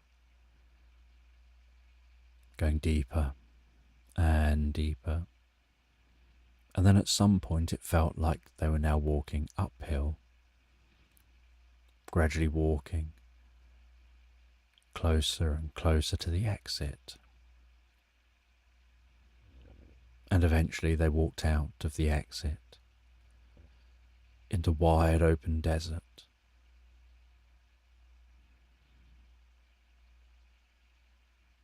And that string was lining across the desert, and the sand being blown across this desert was gradually covering over the string. And some of that sand was blowing into the hole. And the camel looked around, and Camille smiled and thanked Pixie and Puddles. and could see where she needed to go. And she walked off, saying goodbye, finally being home. And Pixie and Puddles felt like they'd done a good thing here. They walked back through that wormhole, finding the way all the way back to the other side. They broke off the string again. And with that ball of string on them, they wondered who they should give it to. They felt they weren't the right people to keep the string. They're just guinea pigs. So they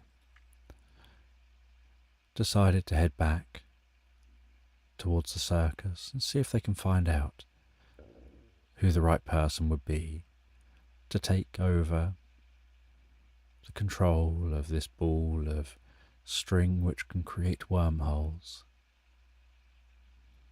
And they asked around at the circus. And one of the animals said that the best person to have that string, the most trusted person in this area, is Elvis the elf. He's the king of the elves. But the elves live through a portal through the waterfall at the base of the river, in the land of the elves. And so Pixie and Puddles left the circus, wandered down in the direction of the river, walked all the way down to the riverbank, began walking along the edge of the riverbank, the sound of the water trickling alongside them, the warmth of the sun rising in the sky.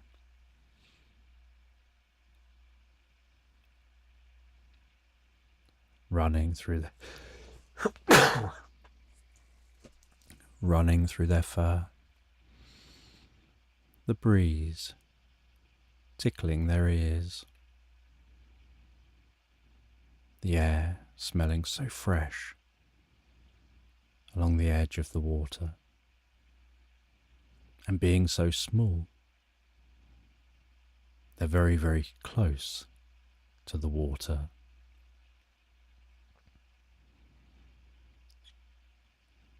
And this river runs all the way along to a cliff. And when they get to the cliff, they have to find their way down. So they very, very carefully navigate down a narrow path that weaves left and right down to the base of the cliff. And the river continues at the base, and between the river at the top and the river at the base is a thundering waterfall.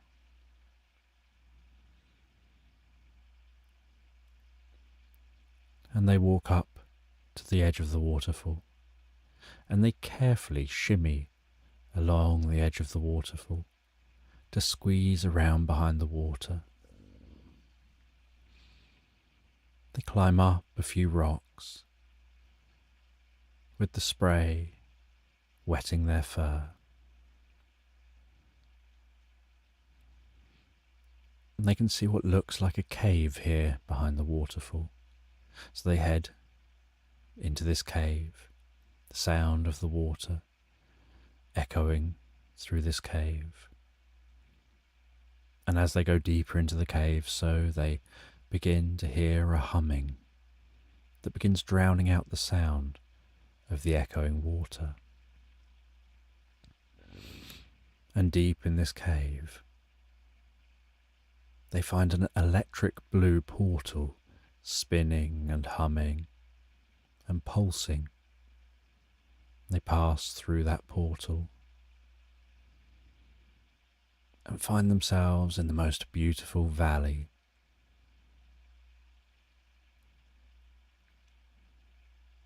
And they can see that among the trees in this valley are bridges connecting from one tree to another. Vast treehouse structures weaved among the trees. Entire communities walking around in the treetops. And they're seen almost as soon as they enter the valley. And one of the elves bounds their way down and then runs over towards them, asking who they are and why they're there. And they explain the mission they've been on. And they've got a ball of magical string that creates wormholes. And they were told that the king of the elves is the person that's the best one to look after this ball of string, the most trusted person. And the elf leans down and opens out an arm. The two guinea pigs run up his arm, up onto his shoulder. One sitting on one shoulder, the other scampers across and sits on the other shoulder. And they hold on tight, and the elf leaps their way up and through into the trees again, bounding up those trees, up among the buildings in the trees, and takes them to meet Elvis. And they head over to Elvis, scampering down the elf's arm again. They carry that ball of string, and Elvis instantly knows what the ball of string is and why they've brought it to him. And he thanks them for what they've done and for their bravery. And he hands them a taco. He tells them these were supposed to rain from the clouds. But it never happened. So I had to go out and buy one. And it's really good. But I had extra. So here's one for you too.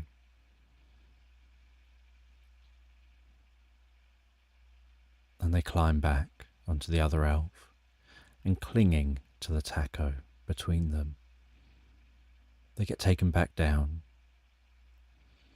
to the valley floor.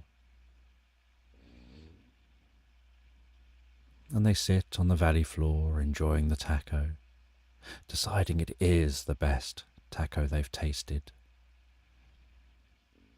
They wonder what their next mission will be. Before heading back up through the portal,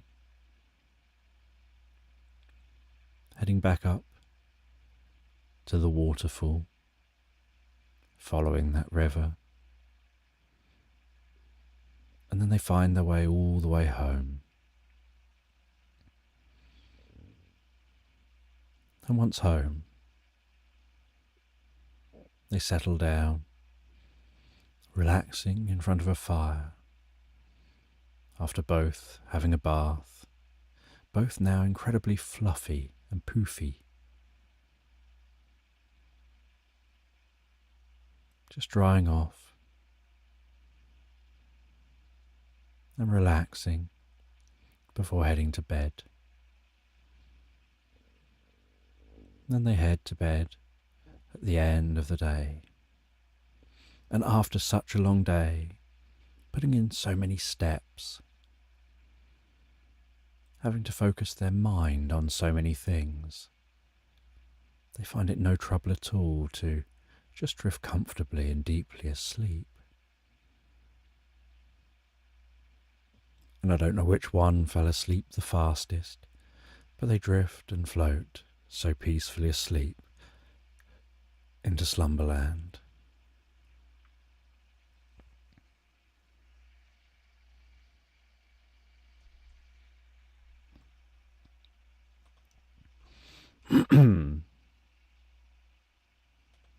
It's raining tacos from out of the sky.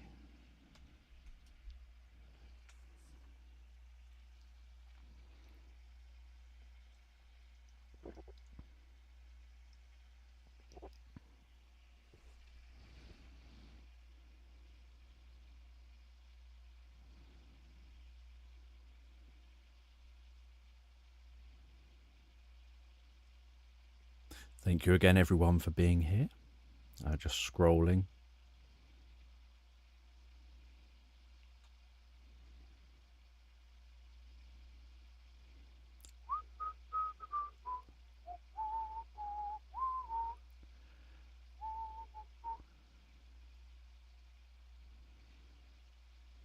You were tested for autism and ADHD, and the computer wanted to update in the middle of it.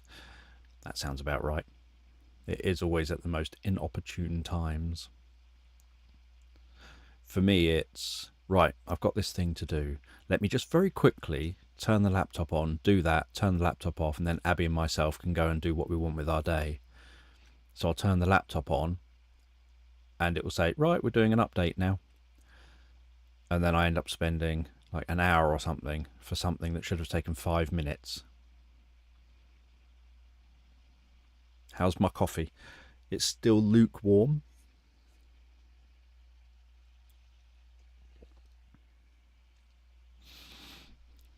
It's perfectly drinkable. I'm drinking it.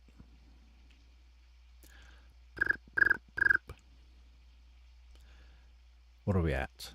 7 hours, 36 minutes. It's 7:39. Abby, I was saying about how anyone who wants to just watch a random live stream to fall asleep to, maybe this will be a relaxing one to sleep to. I know some people watch live streams to sleep, even watching live streams back.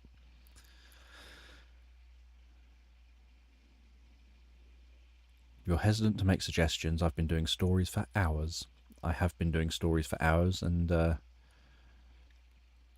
hard part is trying to keep my brain in gear, because obviously every time I do it, so anyone who does hypnosis will know there's something called fractionation, which is where you go into hypnosis and then you don't come fully out and then you go into it again. So it's a little bit like if I said to you, I don't know, which relaxation technique do you prefer? And then I do a relaxation technique, and then I say, okay, open your eyes.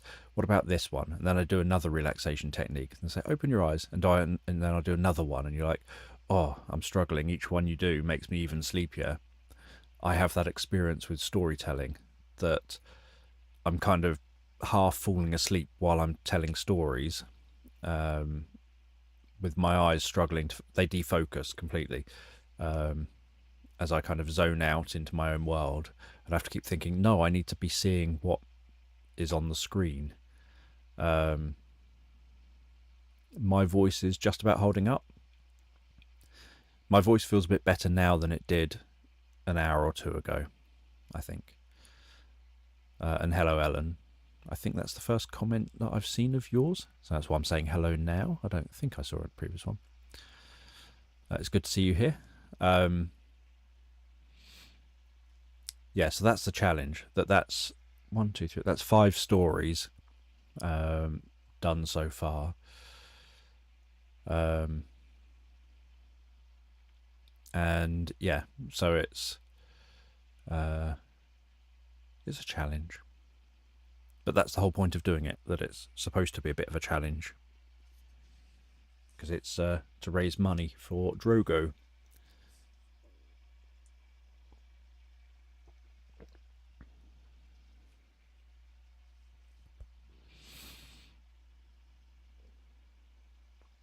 Thank you for being here.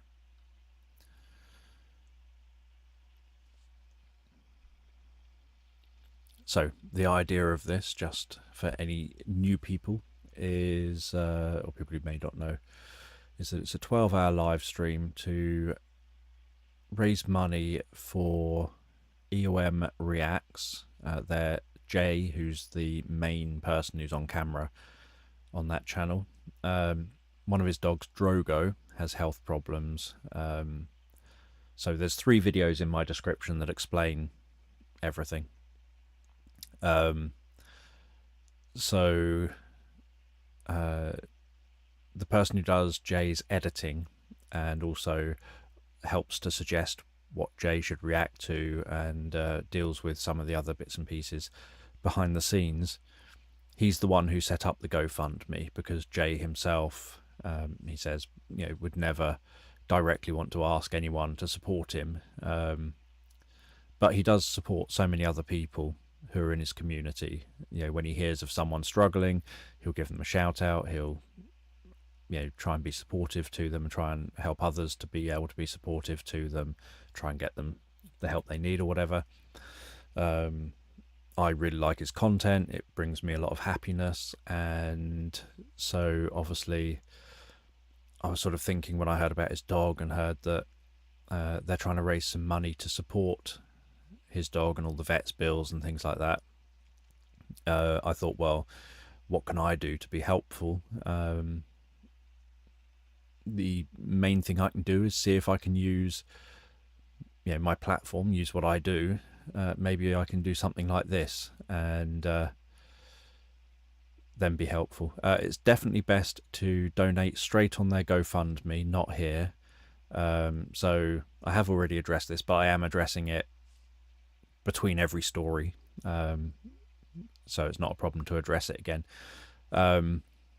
Because of the way that YouTube works, if you ended up doing a super chat here, that would obviously go to me, because super chats, you can only make it so super chats and things go to actual real charities that YouTube has identified as being acceptable for them to be part of things. This is obviously not that, it's a GoFundMe. So any super chat, if it was from an Apple device, Apple takes 30%, YouTube takes 30% after that. And so by the time I then get the money, and then I obviously have to pay tax on that money, by the time I then get the money, there's less than 50% of that money potentially that goes to as a donation, doing it that way. And I also don't receive the money for until the end of the month after the month it was earned in. So any money I make in August, I don't get paid until the end of September. So it just ends up, that's a sort of messy way of doing it. So there's a link as the pinned comment. In the pinned comment, there's a link straight to the GoFundMe, and on screen is a QR code I created, which goes straight to the GoFundMe. So it's just easier to donate any money straight on the GoFundMe page. Obviously, I'm doing this stream to try and raise money for Drogo, but there's no obligation. People don't have to donate or anything to make suggestions for stories or anything like that. The two things aren't connected. I'm just doing this and hoping enough people's goodwill just helps a bit more, because this is all I could think of doing to be helpful, as a plan of something to do. So yeah, I've created 5 stories so far. 1, 2, 3, 4, 5. Yeah, 5 stories so far. I think this one's the shortest one because it was a slightly different type of story, the one I've just finished. So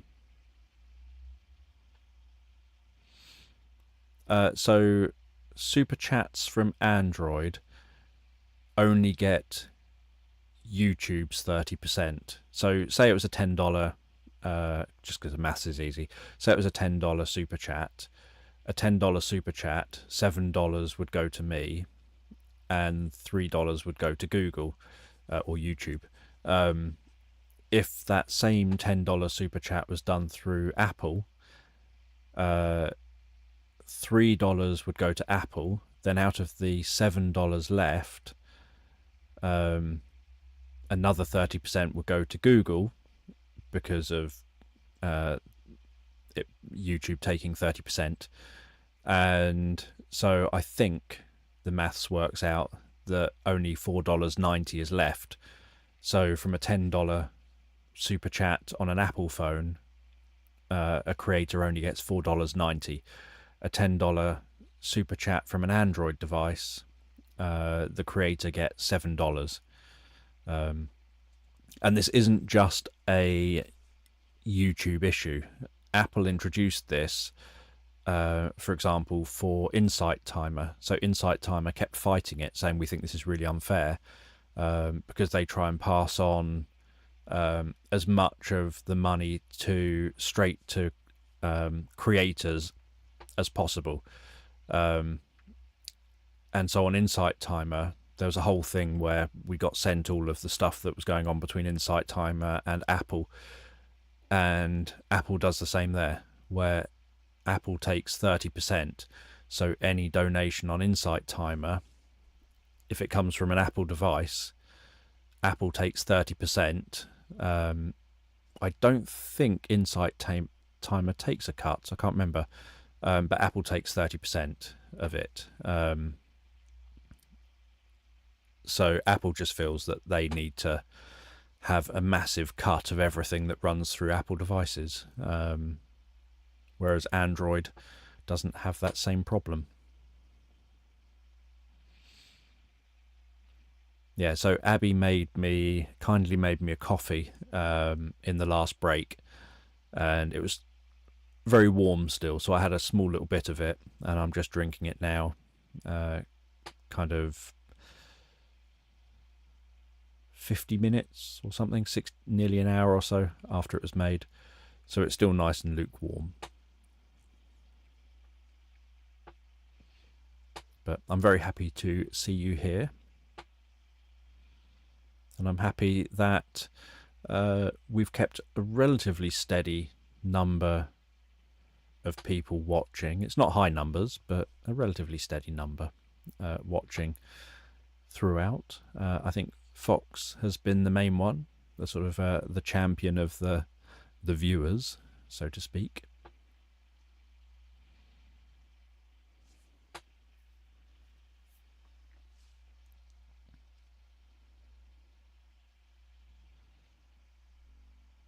Yep, 5 stories so far. If anyone else can remember what they are, because I can't. The others were all first-person experiences. So if I wrote it, what would be a second-person story? All the others were, I think there was one involving sunflowers and lavender fields and stuff like that. There was one, I can't remember. I don't know why. I can't remember the second story in the slightest. I've no idea what the second story was. The third story, no, it's completely gone. I literally can't remember the second, third, or fourth story at all. Nope, completely gone from my mind. And then the story I've just done was one about 2 guinea pigs who were detectives.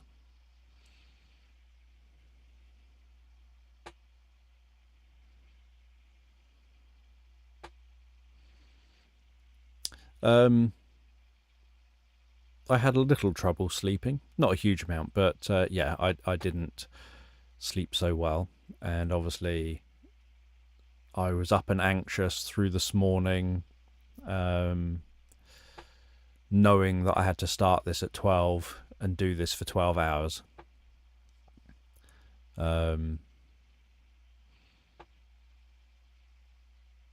And so I'm a little happier now that I feel like I'm heading into the closing end of it, because it's approaching 8 o'clock. So it's 9, 10, 11, 12, 4 hours left. I would say my back is aching a little bit from largely sitting in the same place for this long. But I have once got up and gone to the loo. And I did say either in this break or maybe the next one, I'll probably stretch a bit more and take a bit of a longer break.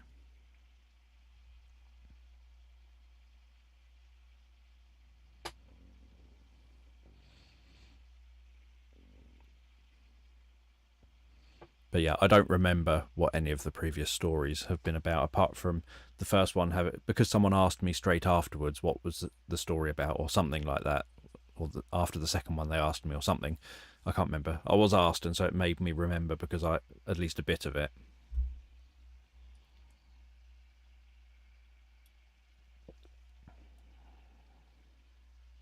I thought that said, sorry I disappeared a bit. I was watching my boyfriend play online with cheese.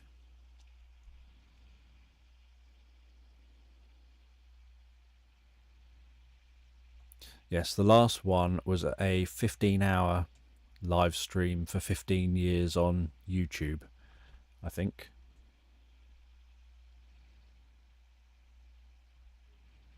In January, it's 20 years on YouTube. Nope, this one will be 12 hours, but the last one was just chatting. This one, I'm making stories, which is significantly more anxiety inducing. The last one was, this is just a 15-hour stream. I'm just going to chat for 15 hours, catch up, play computer games during that 15 hours. I can't remember what else I did, but during that 15 hours, I did all sorts of bits and pieces. I can't remember what it was I did for my 100,000 live stream.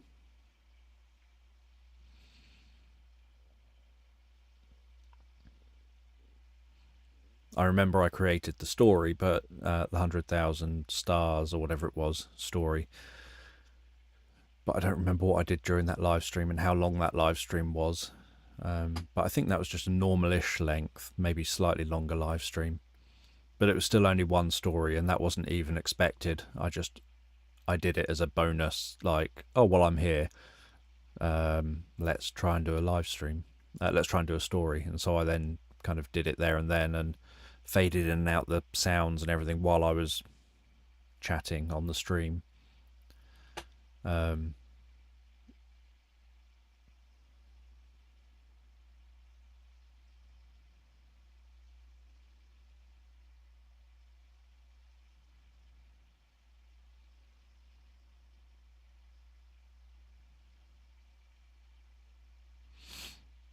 Yeah, for my birthday, I got an email from Lego saying something like, you can get a £5 voucher as a happy birthday thing if you spend £60.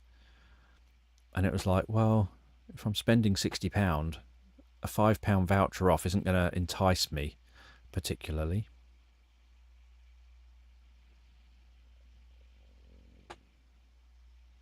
Oh yeah, that probably makes sense. Having games for everyone.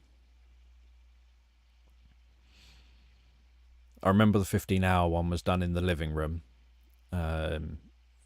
with everything wired up to the PlayStation, so that I could play games and chat and just have a very chilled live stream, which is so much easier because it's far less stressful.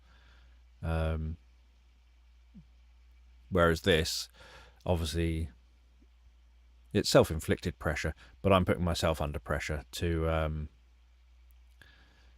create all these stories. Thank you for the birthday wishes. I am 48.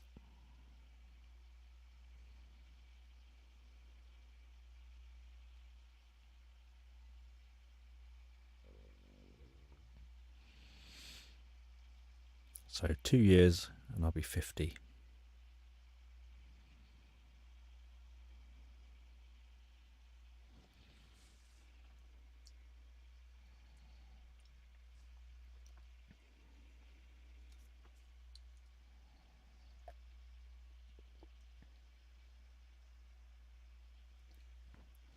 Yeah, so it was my birthday on the 19th, so a few days ago.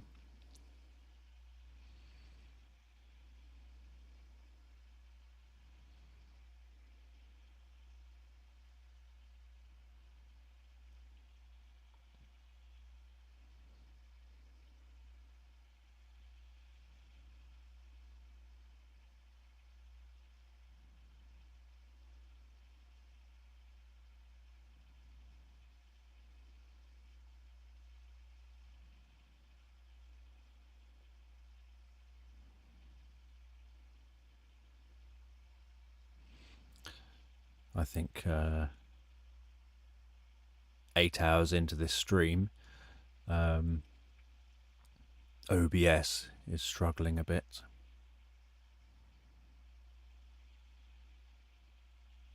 It shouldn't be my internet.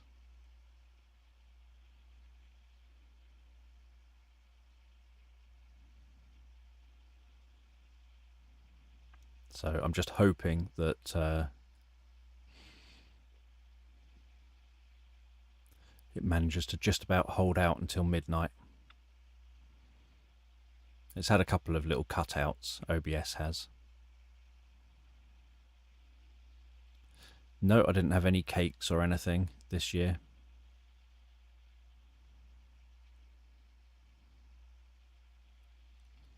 See, I thought the 1000 stars one wasn't very good. But a number of you have said that you did like it.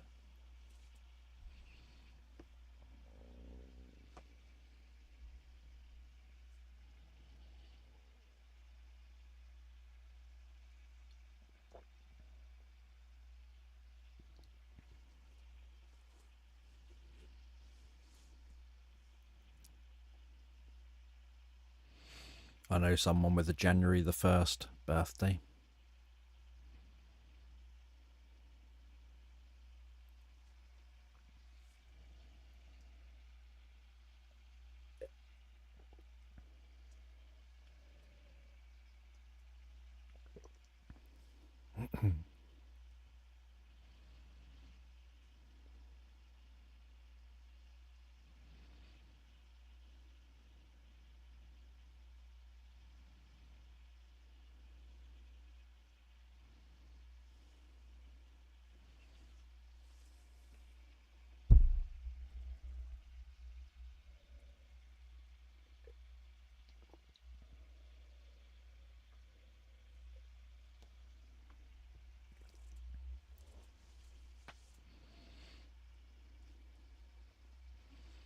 My take is normally if I like a sleep story, it will be very unpopular and largely disliked.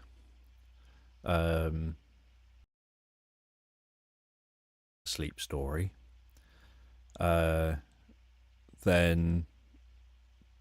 it will largely be very liked by people.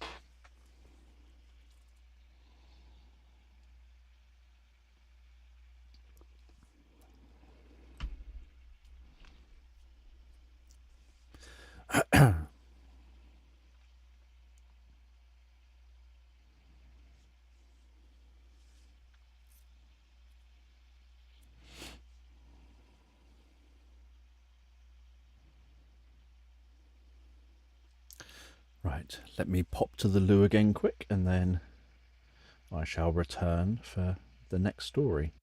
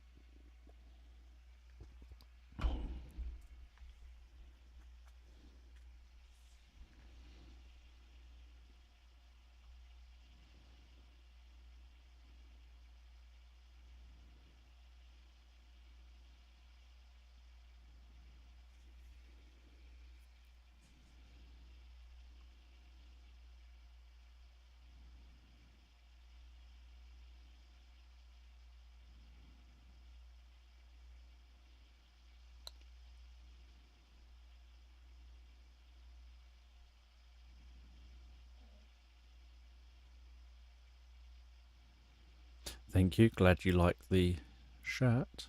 It's a fairly standard t-shirt that I have worn often. It's got Snoops on it, so it's dog themed for a stream in aid of a dog. So let's try and get a few ideas. What have I done? 1, 2, 3, 4. Done 5.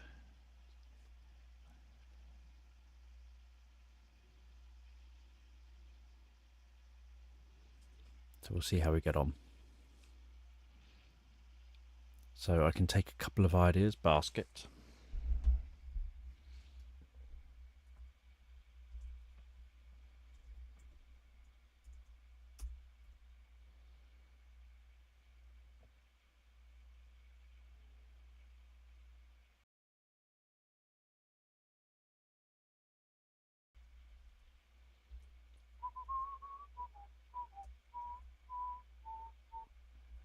Soap.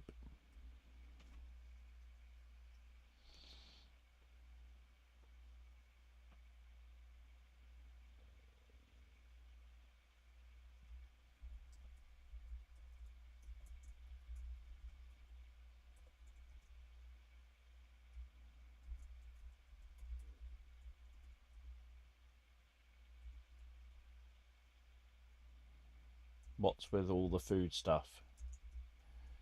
It's very hard to build a story if everything's food.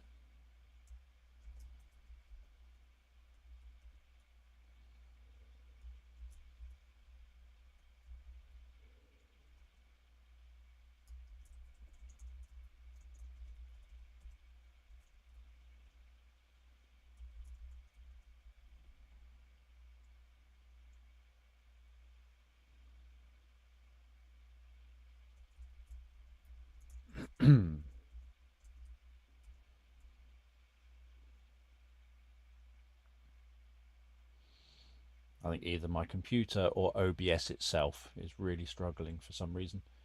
I think it's reaching its limit. So it might be that it ends up all cutting out at some point, because it keeps coming up with errors and poor signal.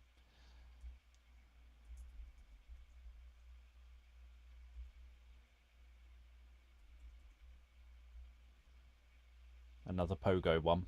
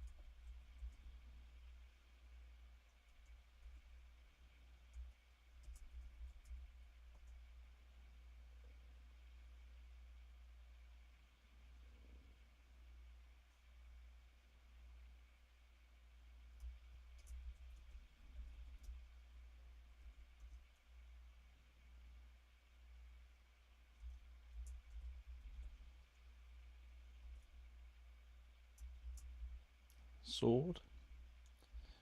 We've had one of them.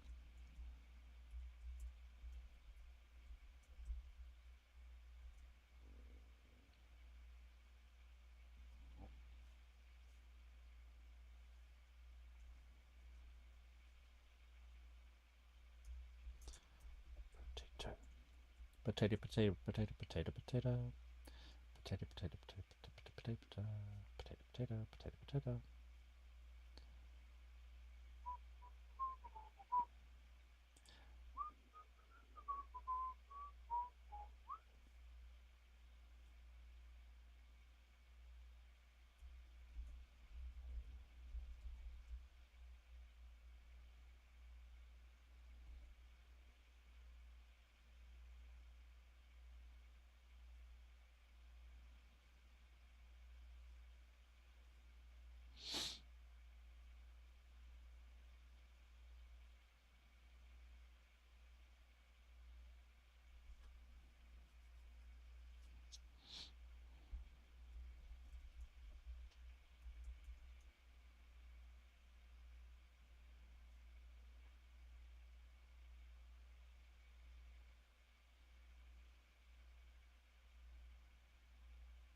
Right, I'll take, I think, one more word, maybe.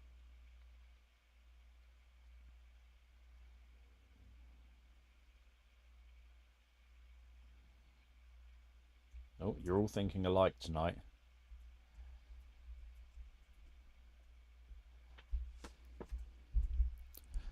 We're having a lot of repeat words.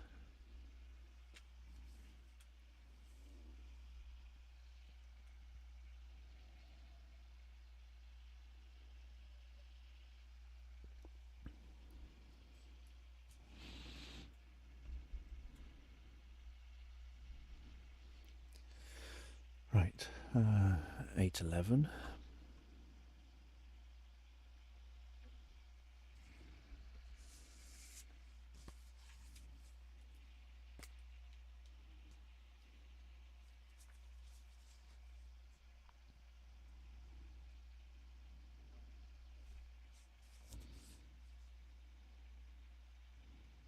Just doing a rough timestamp so I know where the story roughly is in the video.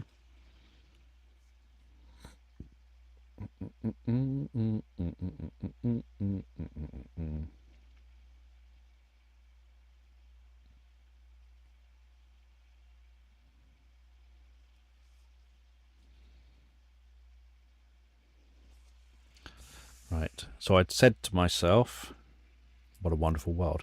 No, I'd said to myself that my goal was to try and do 6 stories in the 12 hours, and that I'd be very happy if I managed to pull off 6 stories. Not sick stories, 6 stories in the 12 hours.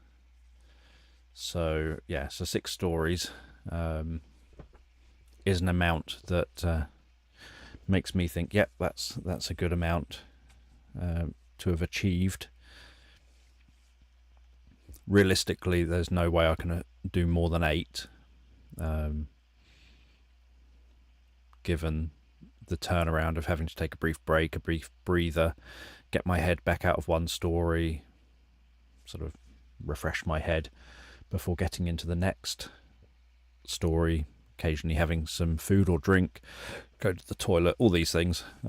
Realistically, I felt I wouldn't do more than 8, but 6 would make me happy and make me feel like I've achieved what I want to achieve.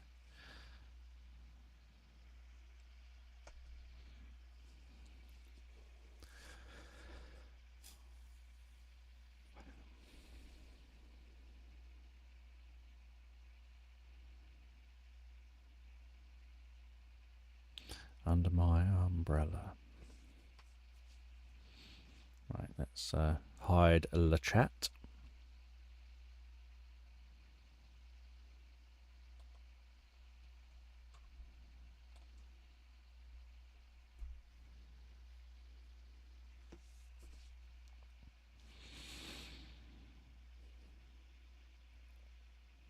So just take a moment to allow your eyes to close and allow yourself to begin to relax.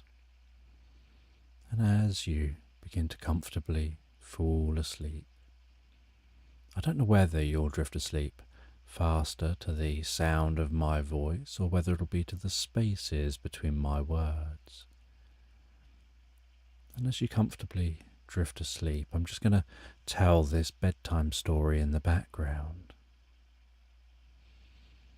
And in this bedtime story, you're walking through the most serene woodland, carrying a wicker basket filled with chocolate cake.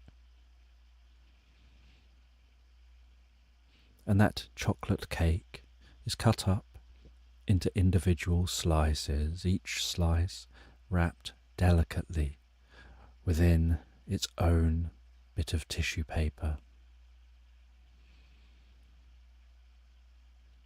And the scent of that chocolate wafts from that basket, escaping the wicker, and beginning to waft around this woodland. And while you walk, so you're wearing your red hood, You're perhaps whistling as you wander, occasionally quietening down to listen to the sounds around you, almost skipping along the path.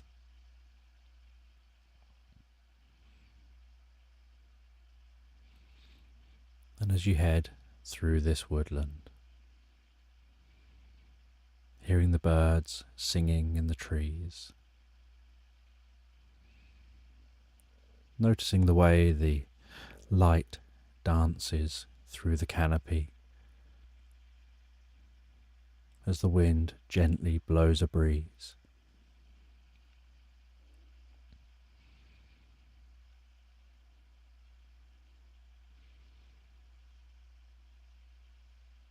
And you hear different sounds within the woodland that bring you so much peace and comfort. There's nothing more relaxing than that sense of being out in nature.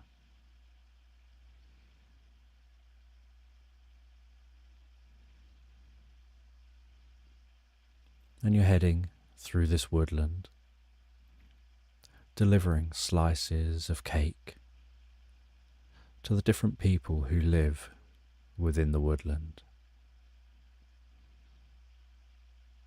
And the paths weave around the woods and through the woods. And a part of what you try to do is to work out what the most efficient route is so that you can get around from place to place in the most timely manner. So it's not necessarily about getting this job over and done with quickly. You don't see it like that. But you do like to do things efficiently. And so you want to be able to go from place to place without backtracking and making unnecessary bits of journey. That also allows you to spend longer at different people's houses if you want to. And so you're wandering along, almost skipping happily through this woodland, carrying that wicker basket, spreading that waft of chocolate cake as you go. And it doesn't take long to arrive at the first home. You knock on the door. You wait patiently for a moment,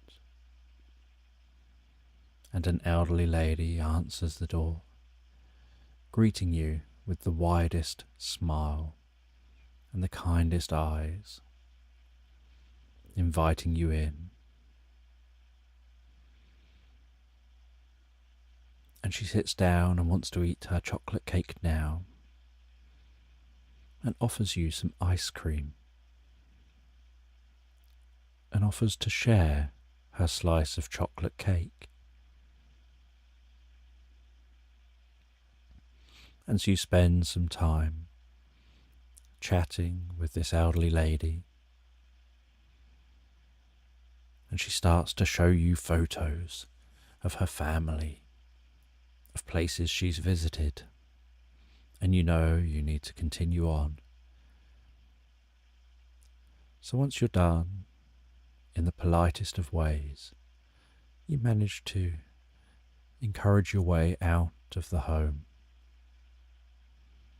continuing your journey.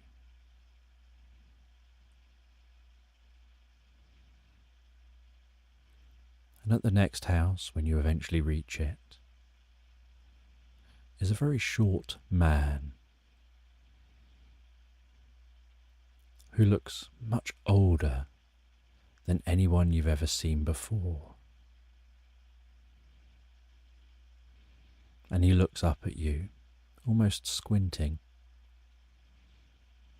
And again, as all the people in these homes are, he looks so kind and inviting and friendly. And he invites you in and you give him his piece of chocolate cake.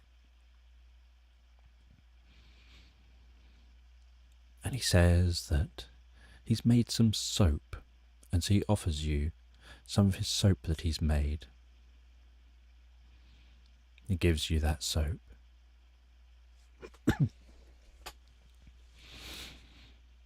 And so you now set back off again. But you've got soap in one bag and a basket with chocolate cake. And your brain's trying to comprehend the unusual mix of senses. Of the scent of the soap on one side of you, the scent of the chocolate on the other side, and how they waft and almost kind of encircle you, where you get layers of 1 minute having a fragrant, soapy scent. The next minute, your nose is assaulted by the scent of chocolate. And you continue on to the next house. And this involves cutting diagonally through the woodland, heading into the deeper and darker woods, listening to those birds singing through the woods, echoing around the trees.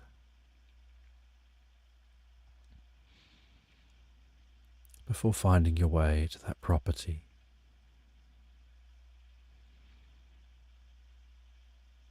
And as you approach the property,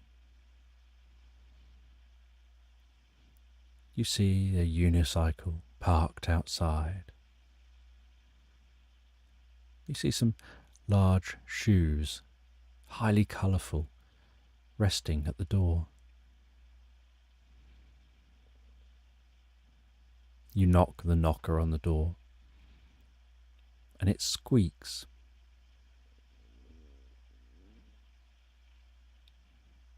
And then an unusual person with big ears, a long nose,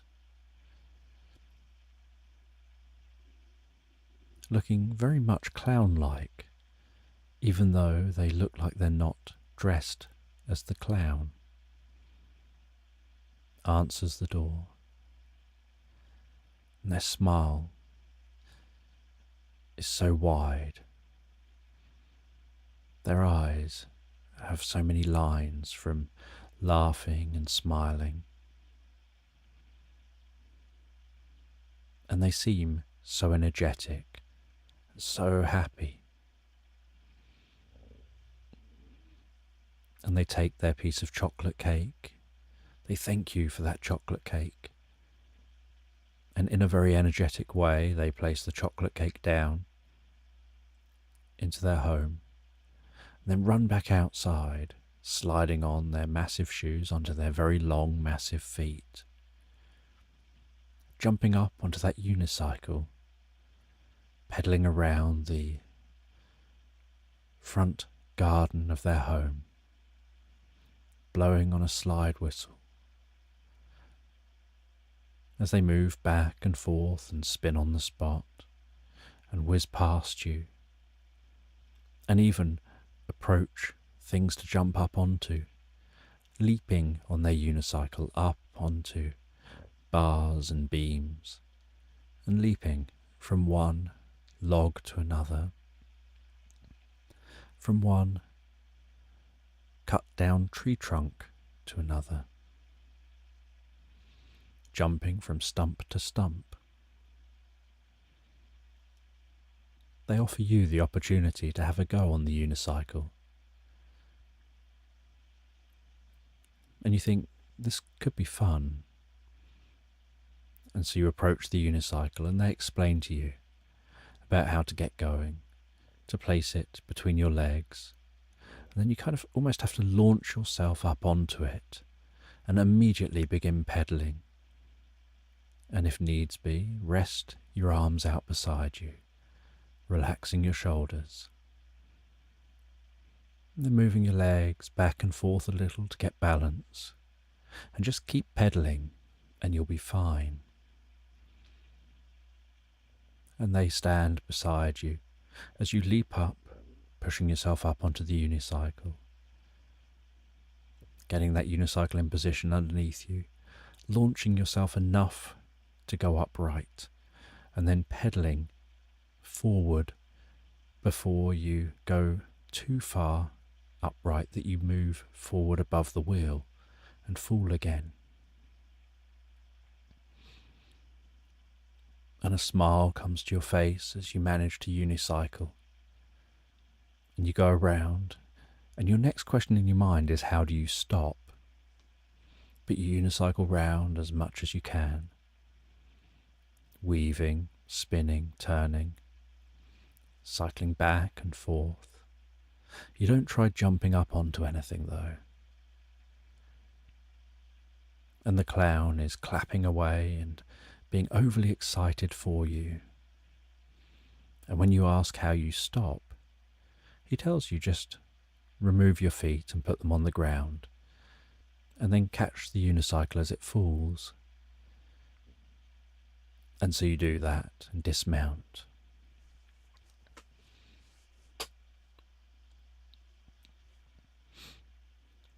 And you hand back the unicycle and pick up your whisker. You hand back the unicycle and pick up the wicker basket. And you pick up that soap. And you say you've got to get on your way. And you continue on through this woodland.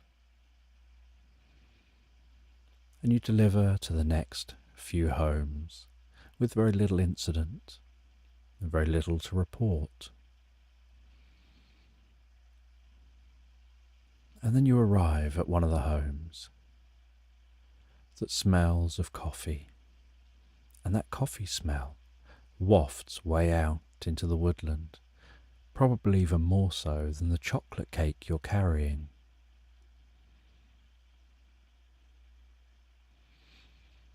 And you head up to this property, and you knock on the door, and you can hear the other side of the door what sounds like a miniature railway. And so they invite you in, and you hand them the chocolate cake, and the smell of coffee fills this home. And they tell you this is the Espresso Express, and it's a train that runs on boiling away coffee. It heats that coffee to a very hot temperature, and the steam powers the train. And that Espresso Express travels around the track, around the inside of the property from room to room. The espresso powering the train, and the coffee, as it powers, flows gently back from the engine, back through the carriages, and begins to fill some small cups that are rested in the very back coach. And once one cup is filled, it moves to fill the next one, then the next one, and then it moves to the carriage in front of that and starts filling the cups in those carriages. And once the espresso lowers down to a certain level, the train pulls in at a refueling station where a coffee machine refills it. And then it carries on its journeys again. And the owner here says they just sit around, and when the next espresso comes past, they just pick one up out of the carriage and drink that. And if they have a guest, the guest can pick one up. And if there's too many being drunk, then they'll just stop the train for a little while. They can always start it up again later. But this person seems incredibly wired, incredibly full of energy, but not the same kind of energy as the clown, a very different kind of energy, powered by the Espresso Express.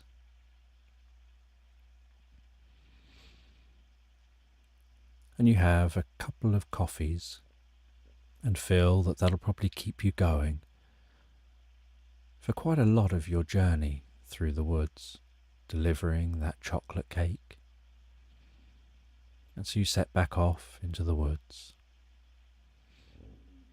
And at some point deep in the dark wood,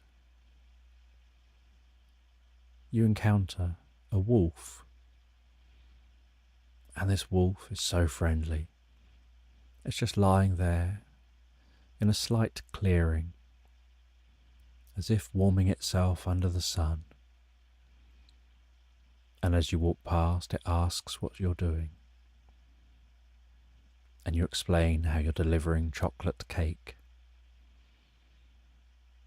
And the wolf says they can't really eat chocolate cake. And they were curious about that very sweet, unusual, fragrant smell.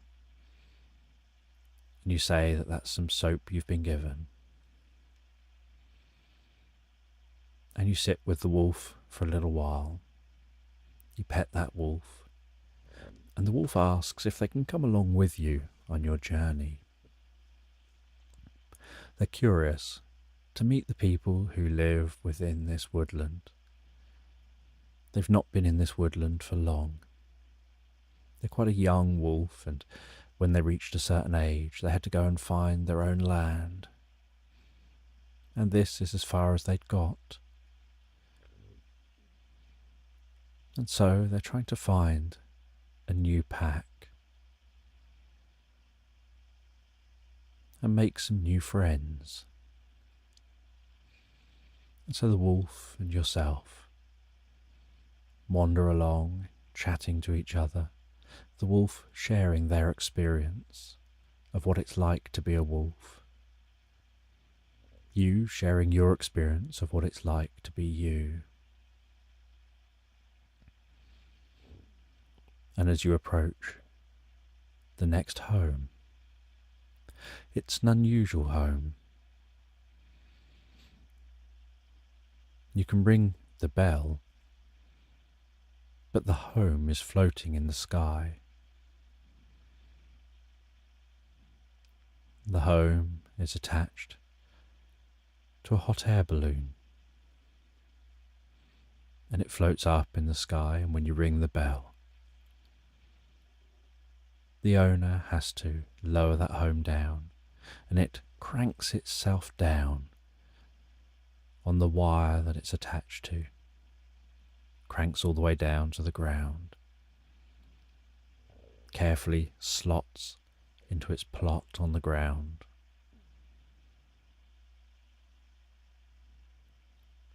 And then when they want to, they press a button and that wire unfurls and the home rises back up into the sky again. And so you and the wolf approach that home. You press that button. You wait. You wait. And then you hear a whirring, and you see that home beginning to lower down towards you. And that wire wrapping up within the home. And then a gentle thud as the home lands on the ground and slots into its plot. And a slight click as it holds it in place. And the door opens and you meet the owner of this home. A tall, slender woman wearing a broad hat with binoculars that are almost as big as their body hanging around her neck. And with her wide smile, she invites you in, and the wolf, and together you enter. And she takes her slice of chocolate cake and puts it in her kitchen and says, "Would you like to see what I see and why my home's like this?" She recommends that you eat some carrots first, just to help with your eyesight, because it really enhances the experience. And she chops up some carrots, and she soaks them in something that makes them moist and makes them gently twinkle. And you eat those carrots, and there's a certain sweetness to them, and a crisp crunchness. And she presses a button, and the home unclicks and begins to rise. And the wire unfurls, and the home rises and rises and rises. And then it doesn't just jolt to a halt. Once it reaches a certain point rising, that rising slows down, and it very gently reaches its maximum altitude, and then comes to a halt.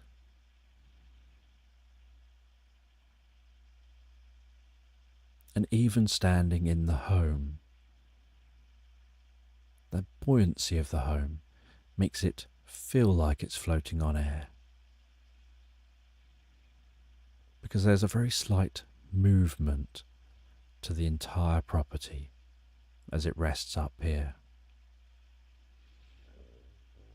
as it gets caught by the occasional breeze.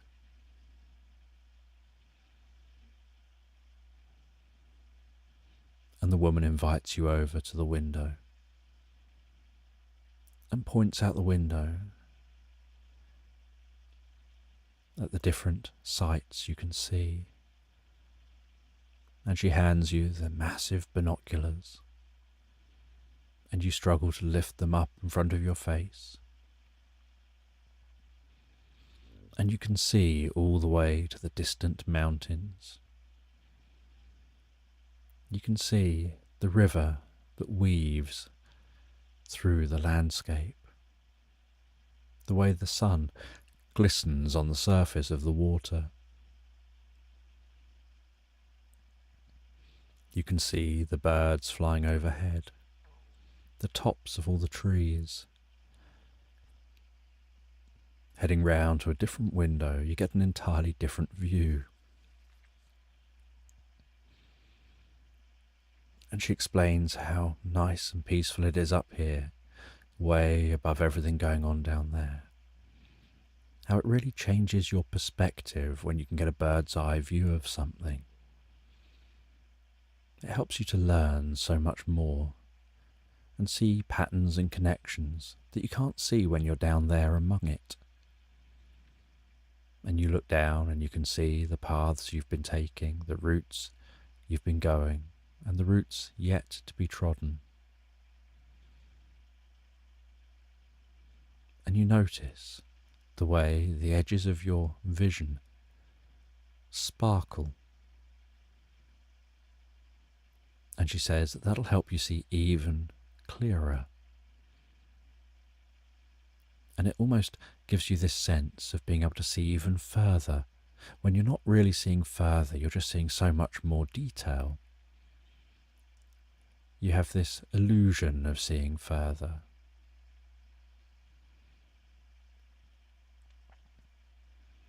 And so you gaze out through the binoculars in the different directions. The wolf even jumps up and looks through the binoculars to get the first time they've ever seen the landscape from this angle.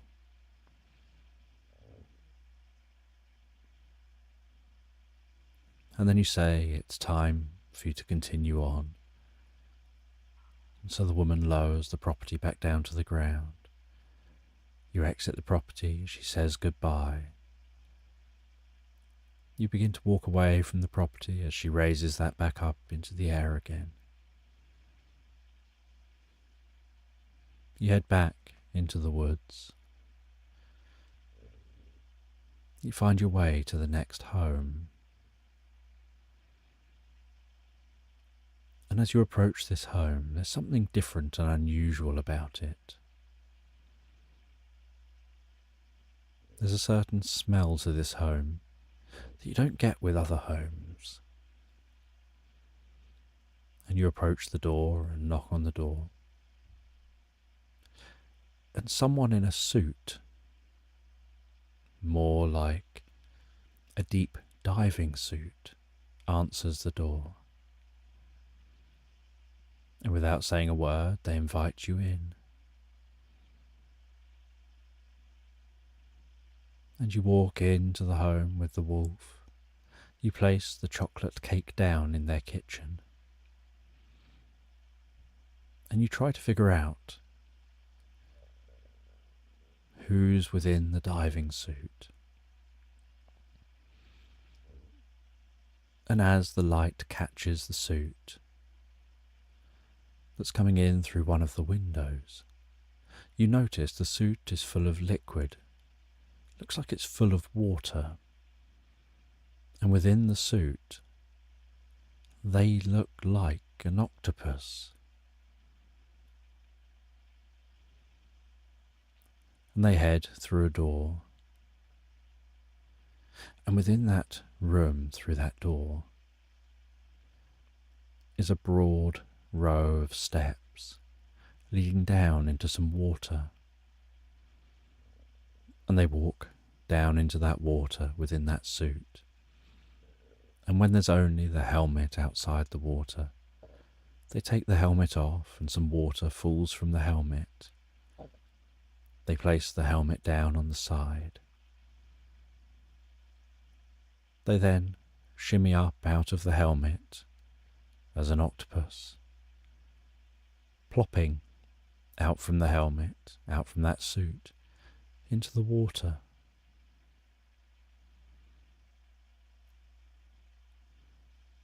And you watch as they swim around in the water and dive down deeply. And then you walk around the edge of the room and you see that there are some steps leading down the side of the area that's filled with water, almost like a viewing space. And you see that underneath their home is a vast coral reef, and they're swimming among that coral reef, among the most beautiful, colourful fish.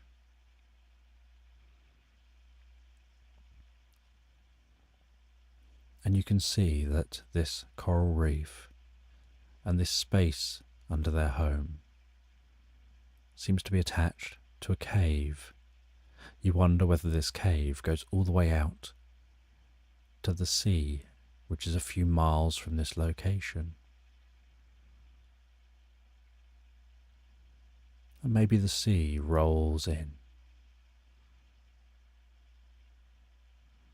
and enters this space here. Maybe that's why they built this house. And you see that most of the coral reef, which is under their home, is illuminated by redirected sunlight.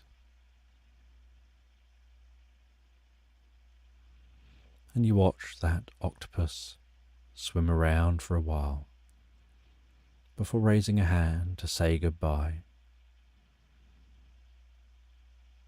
And they acknowledge goodbye back.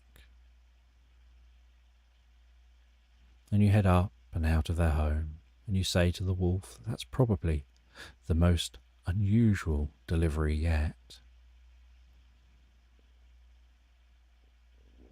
And you continue on, walking through this woodland, following a slightly different path than you planned, remembering what this looked like from the air, and thinking there's probably a better route than you at first thought. You head to the next home.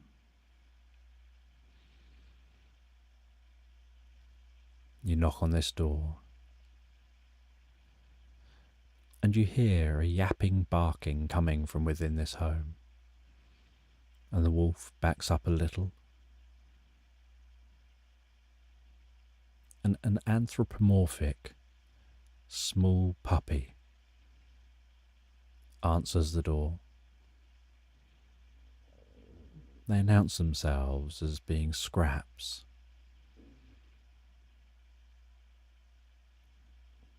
On account of the fact that they're very scrappy and very energetic.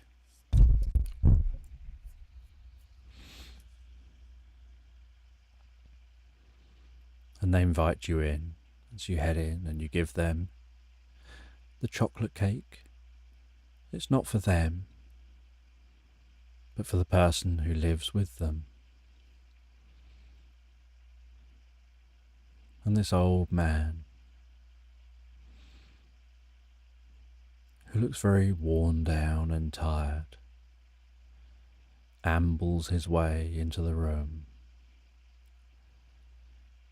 And Scraps bounces around and is highly energetic. And the old man says, I definitely need that chocolate cake. Just anything for a bit more energy to keep up with him.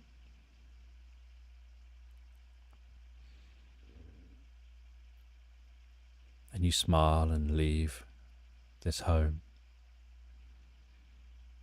And the sun's now beginning to set, and you only have a couple more homes to deliver to.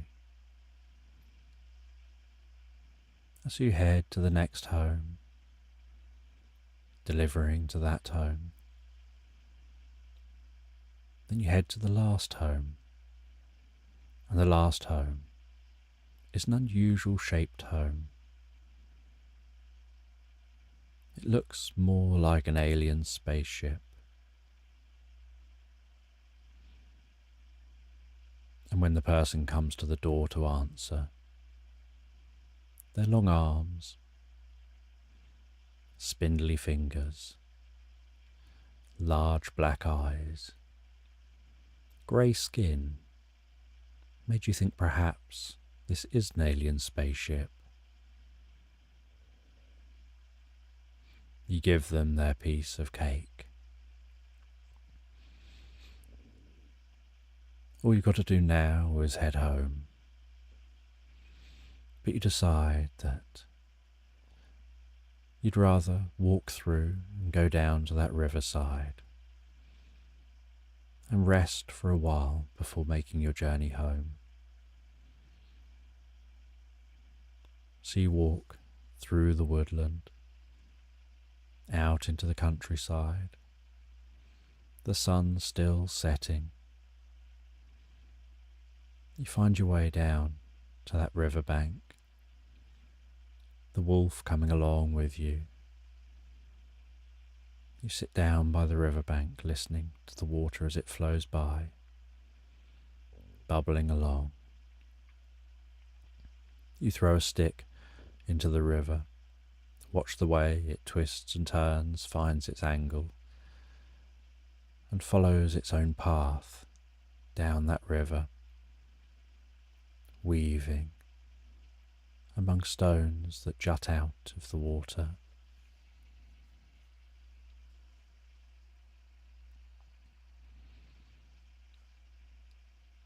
And the wolf moves itself into a position where you can lie back and gently rest your head on its belly.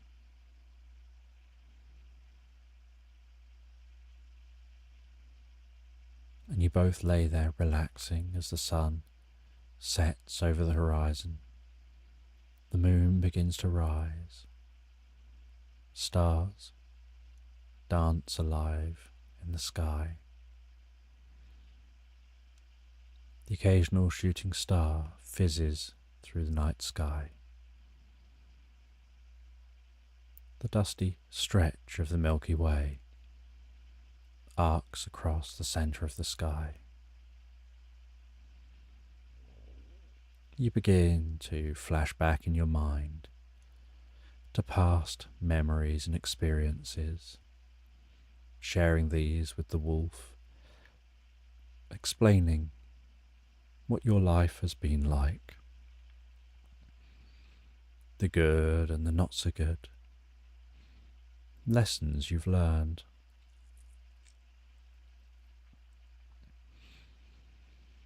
You talk about being on a pogo stick as a young child,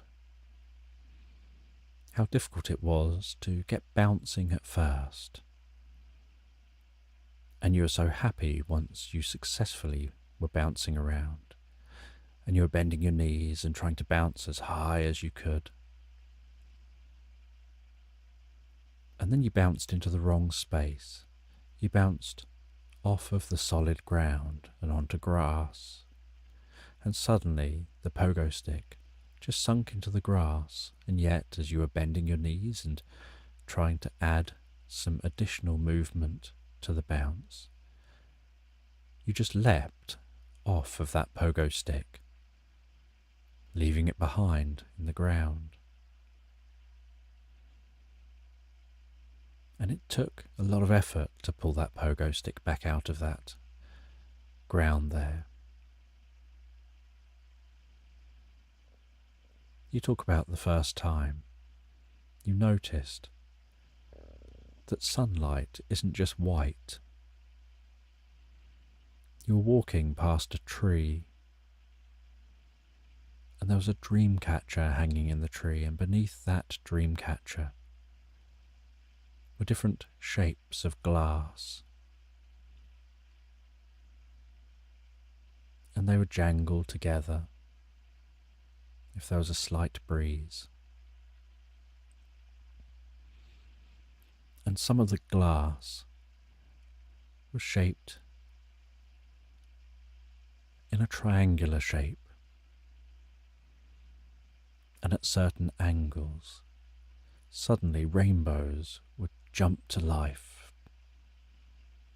out of those triangles.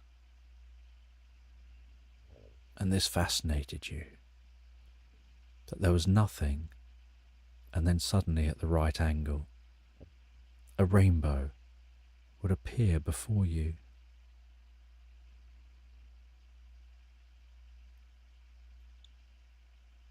And you learned about how those rainbows contain more information than you at first perhaps realize. How within those rainbows you'll notice black lines that let you know what things are made of.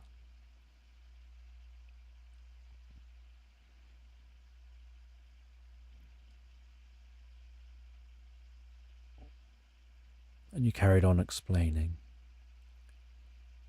about your first experience in a playground, that unlike the wolf who played with brothers and sisters, you would play with friends in a playground. And you explained what a playground is. You explained about seesaws, where you sit at opposite ends. You push with your feet on the ground to lift yourself up into the air. And that if someone is too large compared to the other person, it doesn't go anywhere. You explained about roundabouts and spinning each other around, and the difference between standing in the very centre of the roundabout compared to hanging onto the end and leaning out on the edge of the roundabout. You explained about swings. You said that there are unusual phrases people use, like it's all swings and roundabouts, that even at your age you don't really understand why that phrase would be used. But you explain about the childhood fun of being on swings and on roundabouts, but how your views of being on these things can shift as you get older. But you still have those memories within you.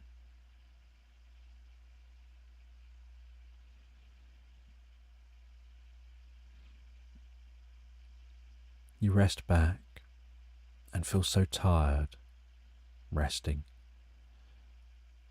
on the gently breathing fur of the wolf, its warmth radiating through you, the sound of the flowing water. You find yourself so absorbed in the calmness of the wolf's breathing, the movement of its stomach, that you feel your eyes close and you feel yourself drifting comfortably asleep. You feel your head relaxing, the muscles around the back of your head relaxing, and around your forehead and your face relaxing. Those muscles around your eyes relaxing deeper and deeper, and around your jaw and your cheeks and around your mouth, all softening and relaxing.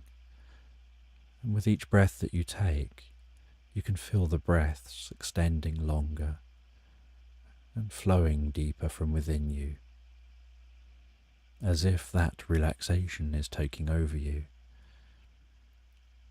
while the muscles around the neck begin to relax,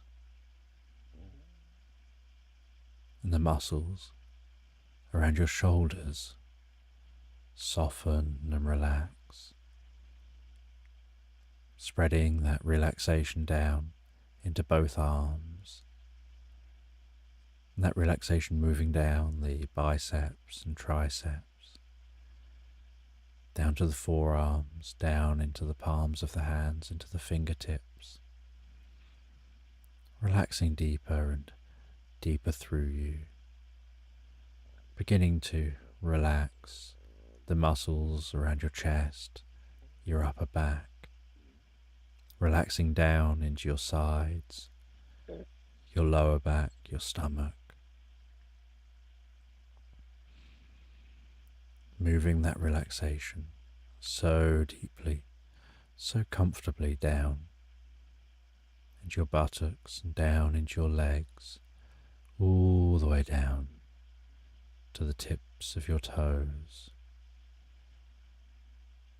You feel yourself relaxing deeper and deeper asleep, feeling that breeze tickle your face as you fall asleep on this riverbank. And while you drift and float so peacefully asleep,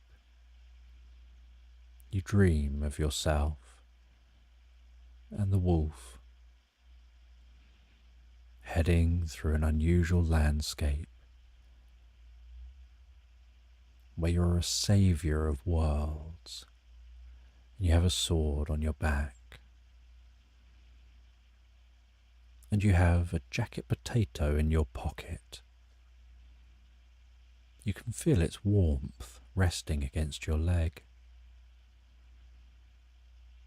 You have a flag sticking out of a bag that's alongside you, resting on your other hip. A flag symbolizing the tribe that you and the wolf are from. And you're walking through this landscape and ambling into a swamp and trudging through that swamp with the mist swirling around your legs and the cool air wrapping itself around your cheeks.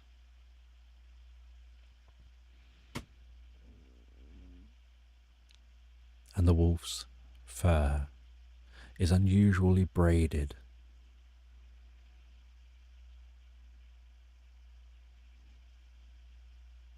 and the wolf seems to have streaks of pulsing light throughout their fur that goes all the way down to the tip of their tail and to the tips of their ears. And you have pulsing light that looks almost like tattoos of light in ornate patterns across your body, across your stomach, across your back, down your arms, to the backs of your fingers, with that light carefully pulsing all the way down to the tips of your fingers.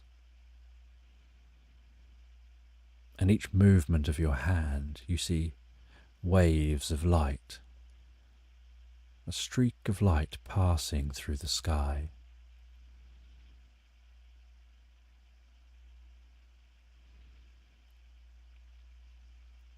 And as you move your head, your long braided hair whips light beams around you. And you feel a sense of being able to almost fly, or at least leap vast distances. And to be able to blow so hard, you could blow away this mist if you wanted to, clearing that fog with a single breath.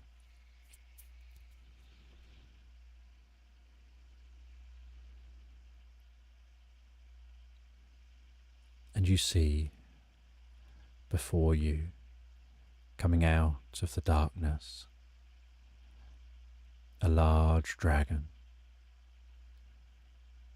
And this friendly dragon thuds down to earth before you,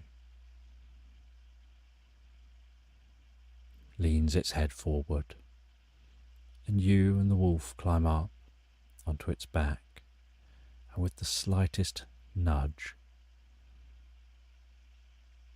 the dragon lifts its head and launches up into the sky, and you feel the light from within you passing into this dragon, spreading strings of light through the body of the dragon to the tips of its wings as it leaves behind a trail of light while it flies. And you see a vast fantasy land beneath you as you drift deeper and deeper into this dream.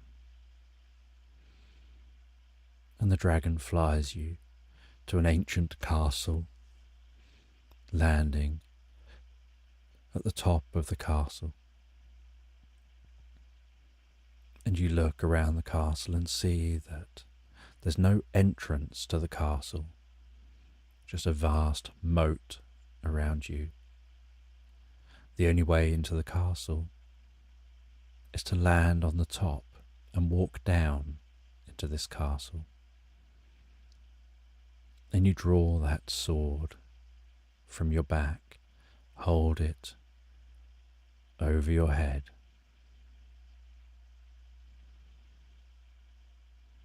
and you call out by the power of the potato, "I have the power."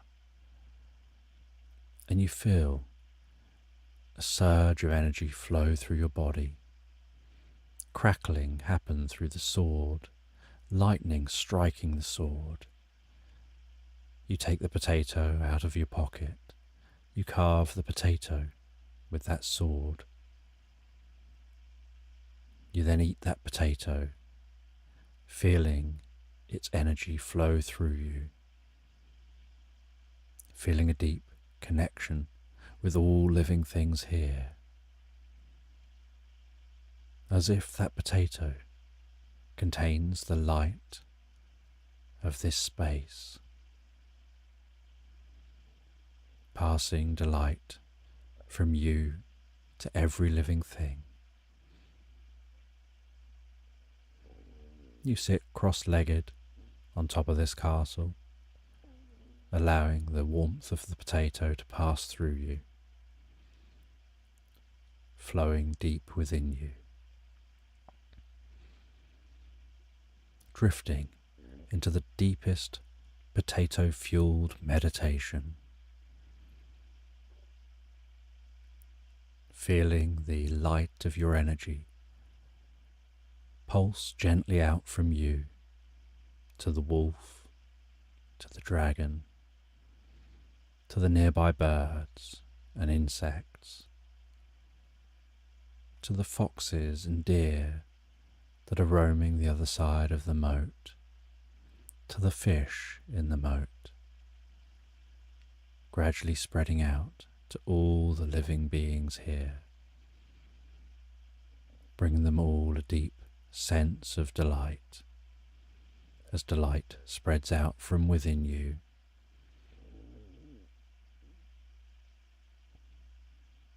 And after spreading that out and experiencing this deep dream,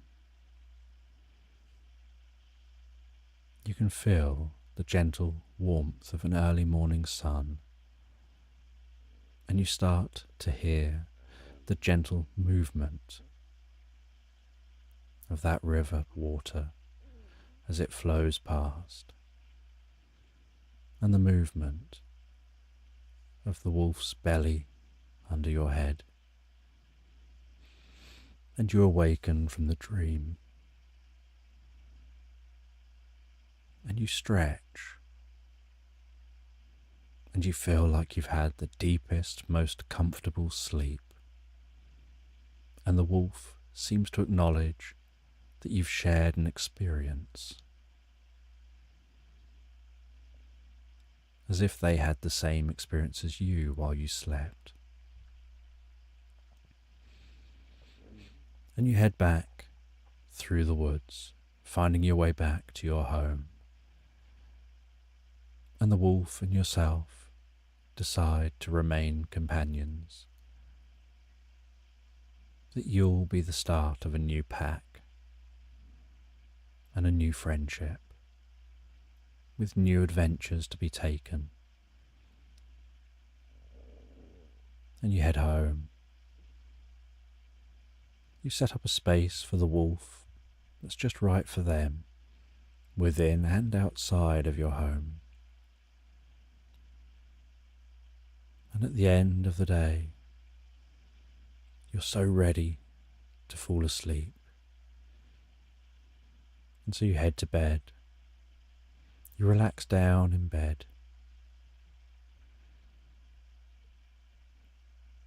And you feel that you want to just have something to focus your mind on to help you sleep deeply and quickly. And so you focus on just counting yourself down into the sleep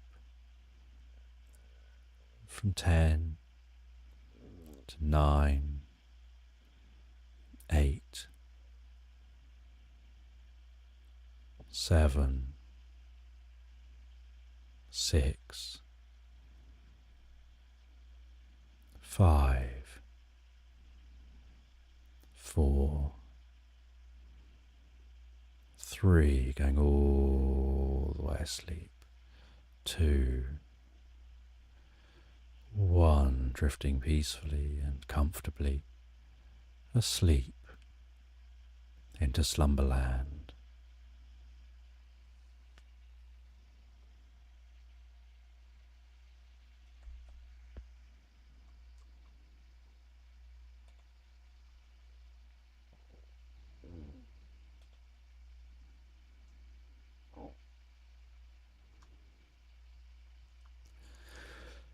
Right, let's see where we're at in the chat. Dan would buy it. I don't know what I'd buy. Need to scroll up to wherever I last saw. Swore. Where did I last see? Snoopy Tea.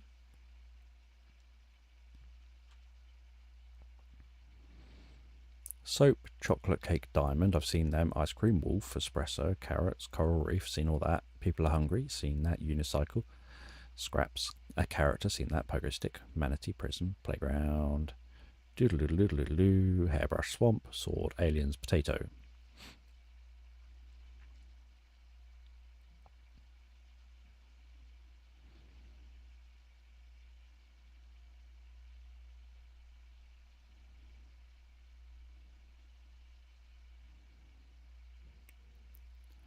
Right, that's where I was at.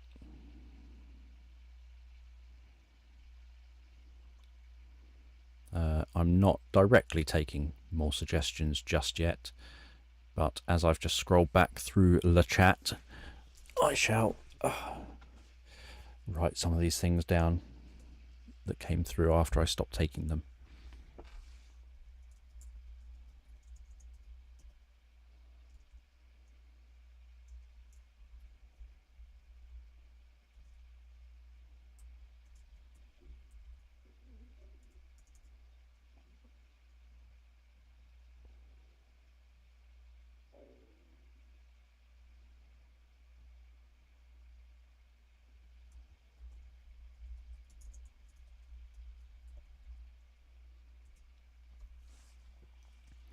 Right, with any luck, that'll hopefully be it for now, just so I can scroll a bit.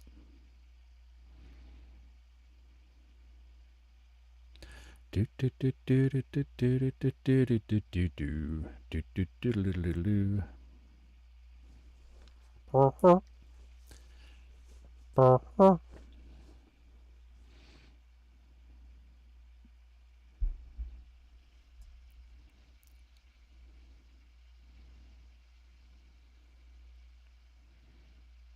Yeah, I'd get a go away door knocker.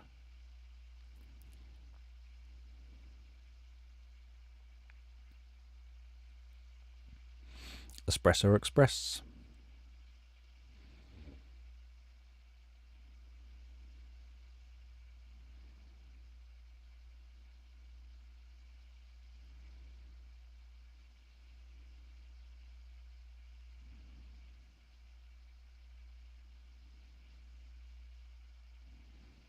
Yep, twinkling carrots always make you see things.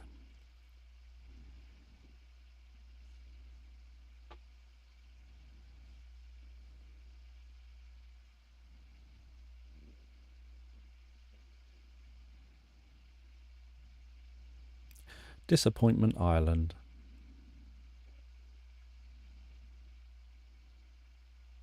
We got some very interesting named things here in the UK as well.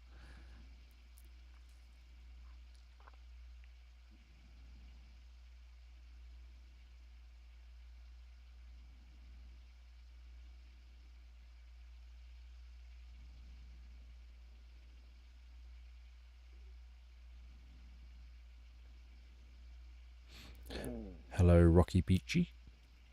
Thank you for jumping in. So that is 1, 2, 3, 4, 5, 6. Is that 7? 6? I don't know how many stories I've done now. 1, 2, 3, 4, 5, 6. 6 stories is that? I've lost count already. I'm relatively confident I think that's 6 stories.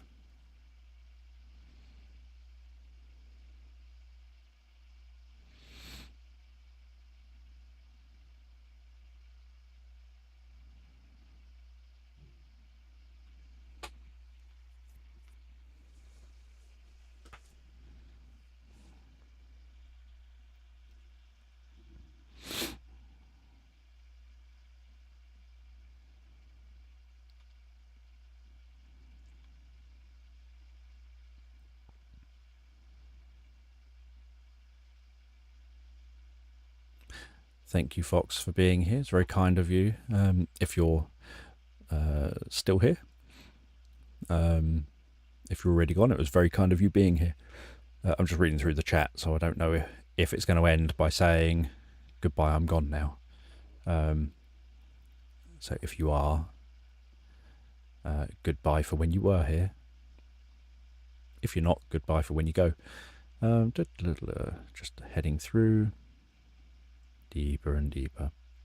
Indeed.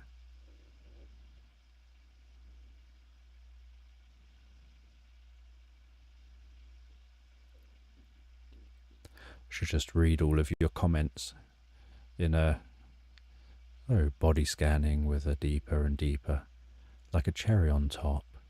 Indeed. Fox, where you off to? You heat up icing, then pour on cake. To me, it has a fudge taste. Sister's house, well, it sounds good in any case. I want the fuzzy blanket that massages your whole body from the first story. Dan's interjection. I forgot about the fuzzy blanket that massages your whole body from the first story. Is the cake itself denser than normal cake? The photos on Google kind of look that way. Recipe called it a jelly roll pan. No, it's light and fluffy, just thinner than traditional cakes. We ambled into a swamp. Scurries in. A customer just bought me a hot chocolate. Scurries away sipping. Holly. Pulsing light in wool fur. Gorgeous. Is a jelly roll pan different to a rimmed baking pan? Or kind customers?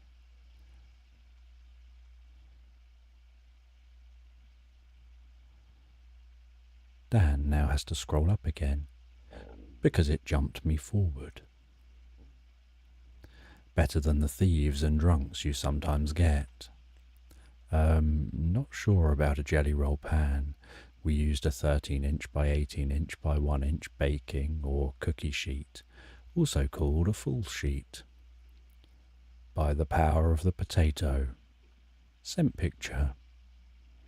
Ooh, I've had more than one potato-fueled meditation in my life. Time to sleep now, for me. Greets from Belgium. Sleep well. I remember a very thin pan only used for that cake. It's been over 40 years. Have a great sleep. Moletji, I can't say names. This is going to be a favourite, I think. Thank you, Dan. It was standard dessert for picnics and get-togethers. Thanks. Yeah, just looked, Renee. It's a regular baking sheet. Fox, I agree. I liked it very much, starting especially after meeting the wolf. The descriptions shortly after pulled me in. A fedora-wearing gerbil. Ha ha ha. Wasn't that a story or two ago? I can't remember because my brain goes weird. Thank you, Dan. Had a hard time staying awake with that one. Giant balloons. Is that an innuendo? Dan's interjection. Musical interludes now. Okay, I've got to head out. Bye, guys. Thanks, Dan. Yeah, 6, I think, too. Bye. Bye. You're welcome. Was nice. Bye, Fox. You are really relaxing me. Bounce house. And mentioning things once for it to end up in a story is why we don't believe Dan when he says he doesn't read the chat. It means a lot, though. Thanks. You make our boring conversation sound interesting. Starfish. Well, that's as far as the chat goes.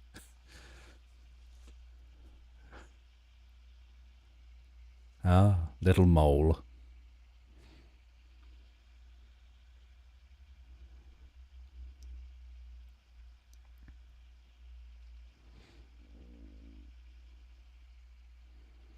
Imagine being in a business meeting or something, and all I do is talk in the meeting like this, endlessly talking,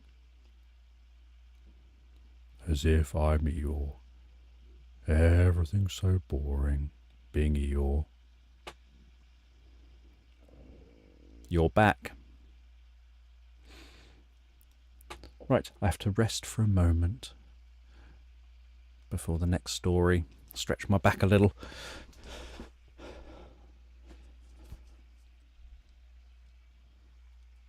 We are at 9:20 now, Dan time.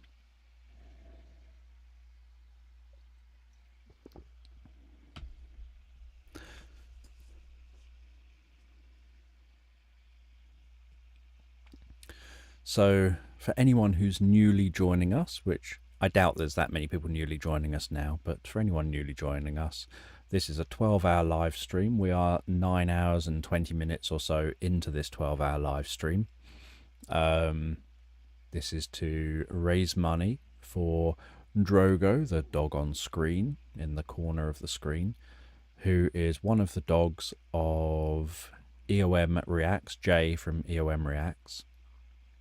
And Drogo is pretty ill, and so because I like the EOM Reacts channel, and I think Jay is a really kind, friendly, caring person who sort of wears his heart on his sleeve and just is constantly seeming to think about others and be kind towards others. And his content brings me obviously a lot of happiness. Obviously, I just want to do my thing to try and help him out if I can in any way, even if it's just in a very small way, by doing something like this. So that's kind of why I'm doing this, is to give back, to try and help his GoFundMe. So the GoFundMe wasn't set up by Jay, as Blank, the person who works kind of behind the scenes on the channel, has said. Jay probably would never ask him for help himself in that way. But it was set up by Blank because Blank obviously really likes Jay and just wants to be able to help him as much as he can. So if anyone is able to or wants to support Drogo with vet bills and all the other costs incurred with what he's going through, then visit the GoFundMe page. There's a link in the pinned comment in the chat, and the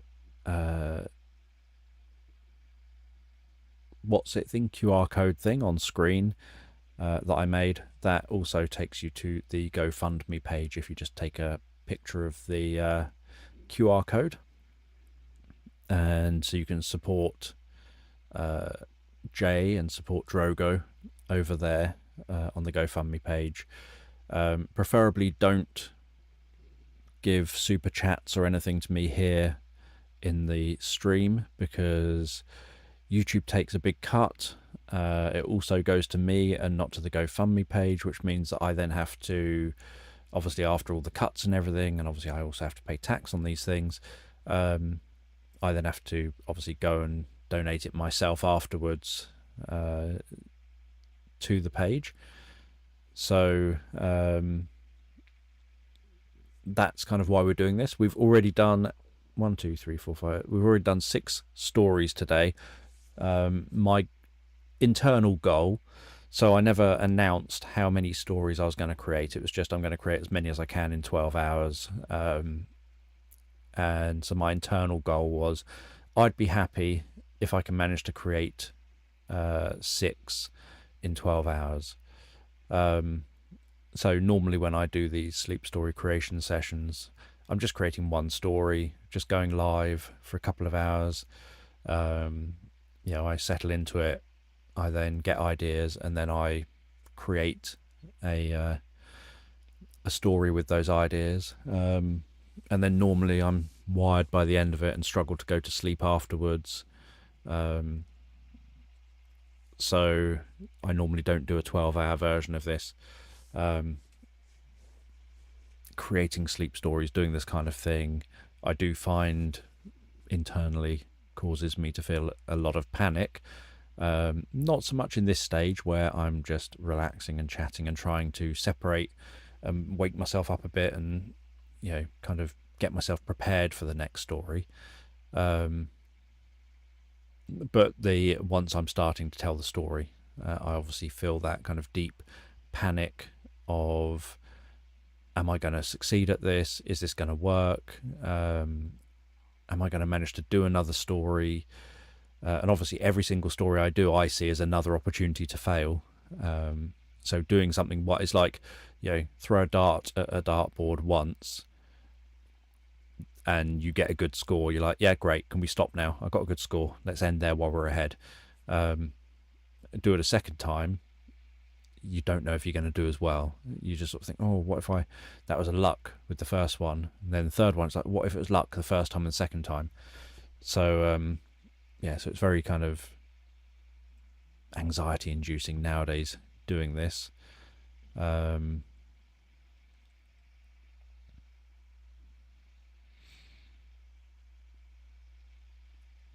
Has anyone, I'm imagining you've all seen it, because obviously why would you not have seen it, but have you all seen the Sheep Detective film? I'm guessing you've all seen it, because why would you not? It's free to watch on Amazon Prime, so there's no reason no one would, you wouldn't have seen it.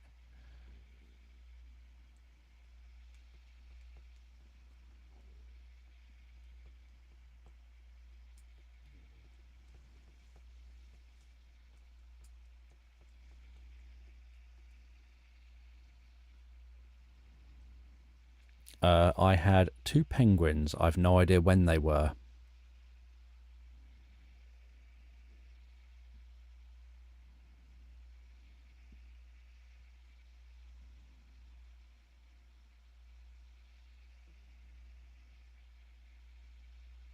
You saw it at the theatre.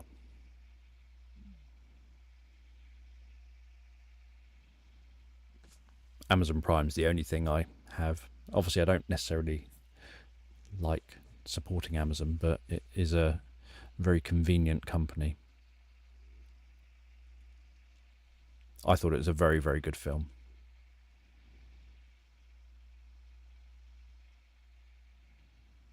I felt very sorry for the little lamb. And if it ended differently, I would have been very unhappy.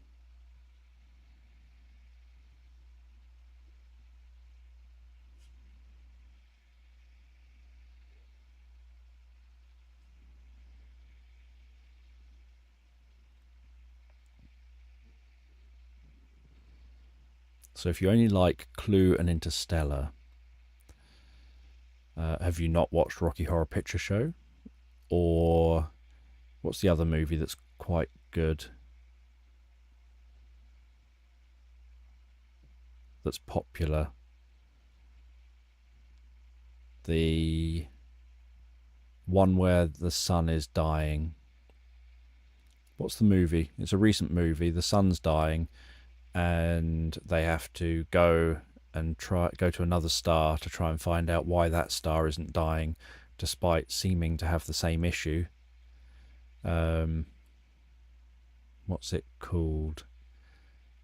There's a Rocky character in it, and a man, and they're on spaceships, and they're the only two. I can't remember the name of it.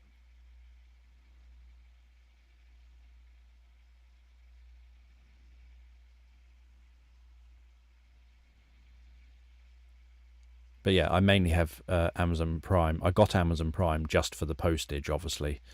And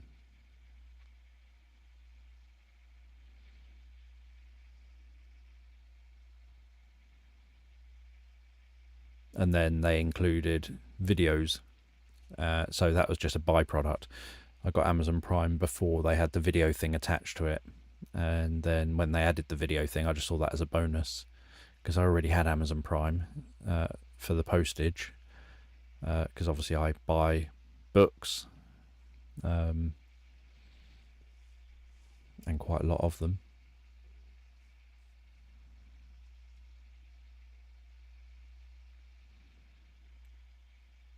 Yeah, it's because you said you like Interstellar that I thought you'd like the space film, and I can't remember for the life of me what it's called, but it includes a Rocky character called Rocky, and it includes a man, and there's just 2 of them in space, and they have to go to a star because the star isn't dying when all the other stars are dying, including the sun.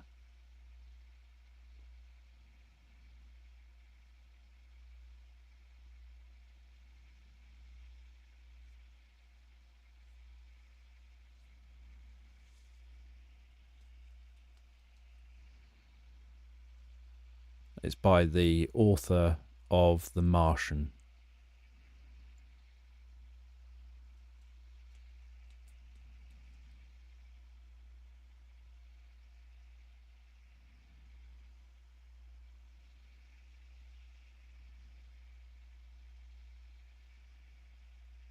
I'm trying to think what it's called now. It's going to be bugging my brain.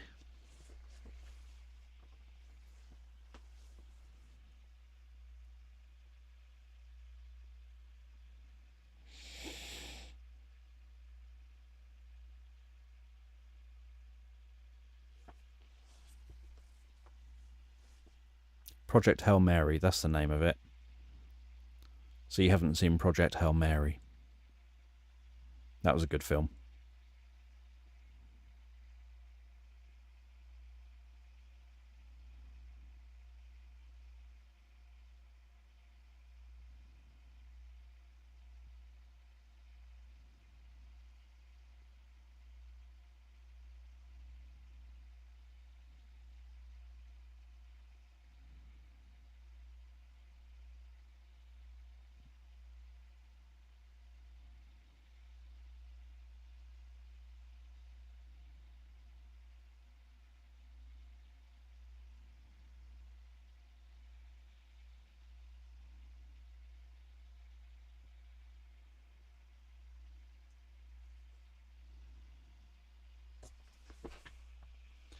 Yeah, I don't often find, well, most movies I find just average. But there are some that just sort of stand out as like, oh, I quite like that. They're the ones. So when it comes to people reacting to things, so obviously EOM Reacts is a reaction channel with Jay, who does the reactions. What I like about his reactions is that he's very emotive. He gets very invested. He jumps a lot at horrors and cries at things, like Titanic or whatever. And so when I see a film that I think, oh, I really like that film, that was a really good film, I want to watch other people enjoy the film, or at least watch the film and see if they enjoy it. I want their take. So I don't want someone who just sits there doing nothing and then at the end wraps up in like 1 minute and says, yeah, that was great, I suppose, and then moves on. I want someone who throughout it is sharing their thoughts and what they're thinking of it, in the same way that when you have a friend around. So I've often said that I think the reason I like reaction channels is because I used to like watching things with Graham and lending Graham films of mine, and then saying, oh, you got to watch this. And then, so even when he was too busy to always be spending time with me, he would go and watch it, and then we'd be able to chat about it, and I'd get to hear his take on it and what he liked or didn't like about it.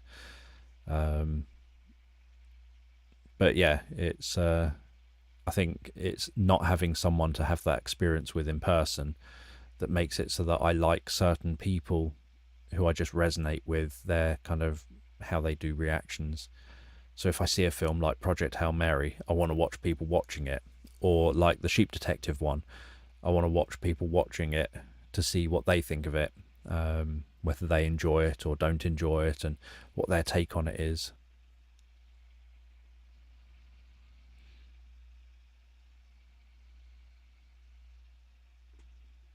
Yeah, I don't think I've seen Attack of the Killer Tomatoes for a very, very, very long time.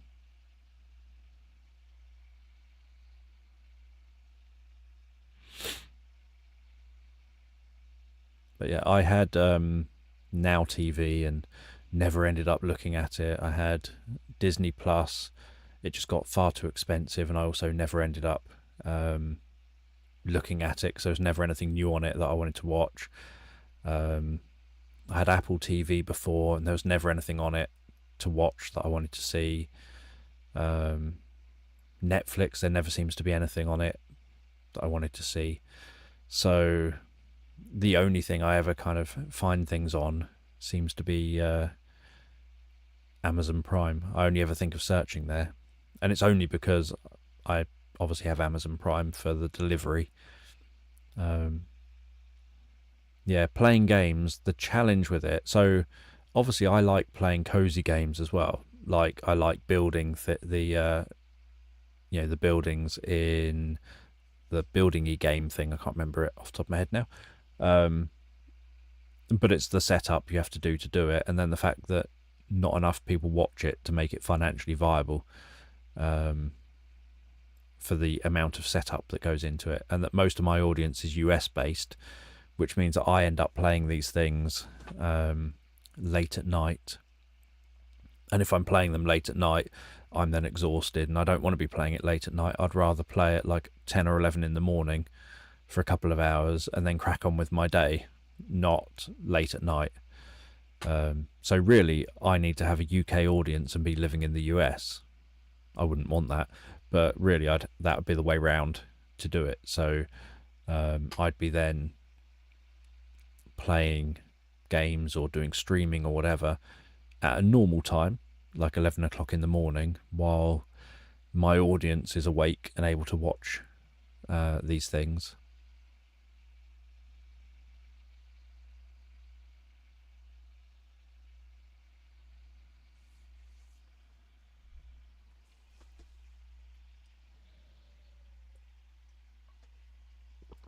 Right, 9:37.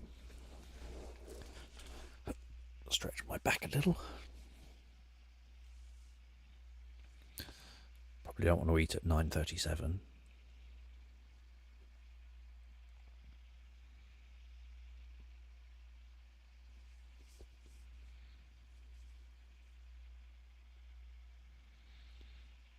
Yeah, Abby has YouTube Premium because she's always on YouTube, and so it makes sense.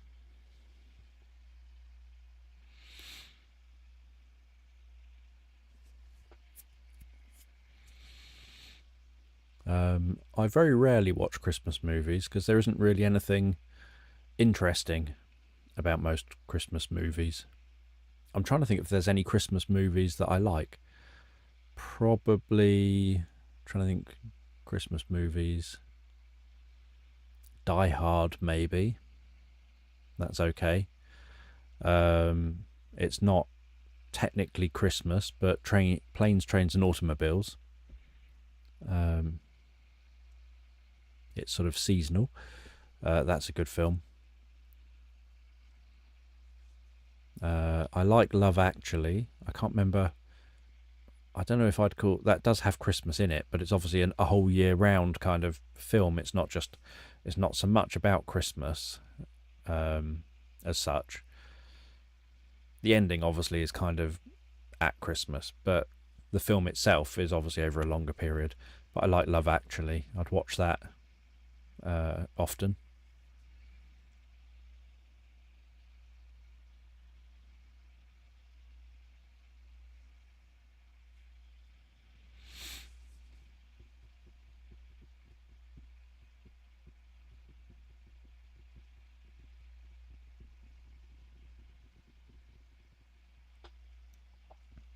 Right, I'll get some more ideas shortly. Just trying to relax myself a bit.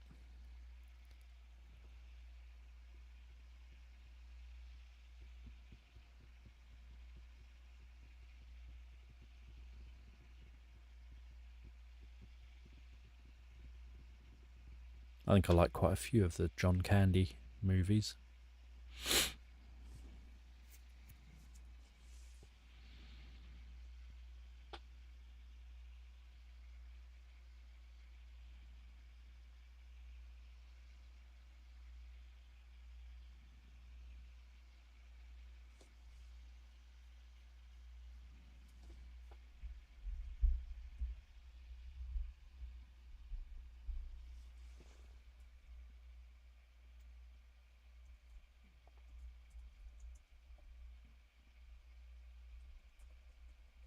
Will it let me do it as one word?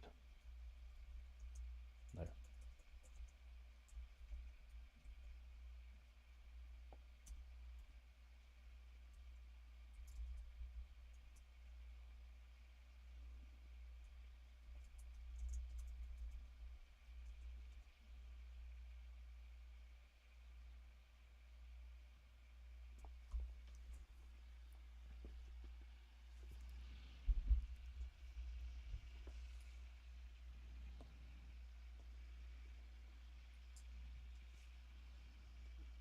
Another rabbit. Rabbit, rabbit, rabbit, rabbit, rabbit, rabbit, rabbit, rabbit, rabbit, rabbit, rabbit, rabbit. Do do do do do do do do do do.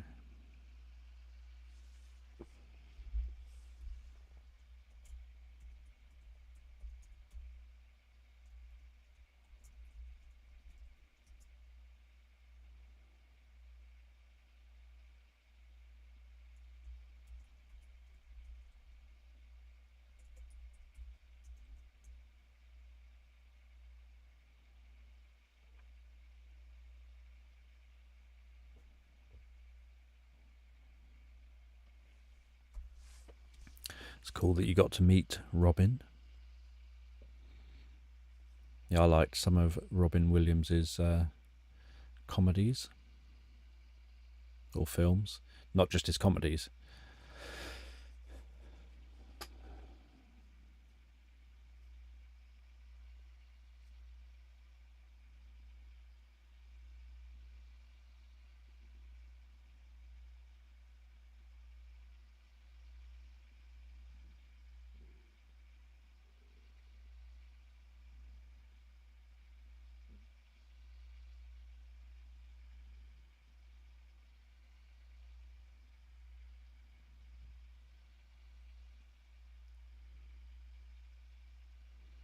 Met Jeff Goldblum a few months back.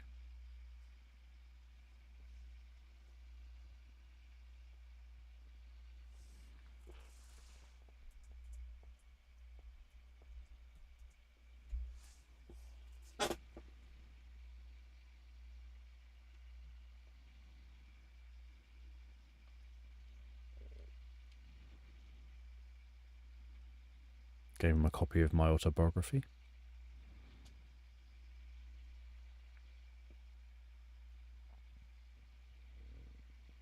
Oh, I put pendulums as not pendulum.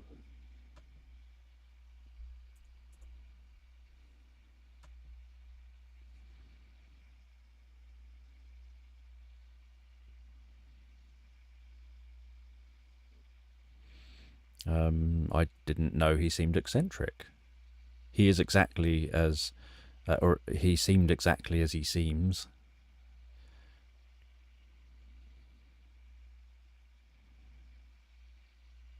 But I didn't think of him, I've never thought of him as seeming eccentric at all.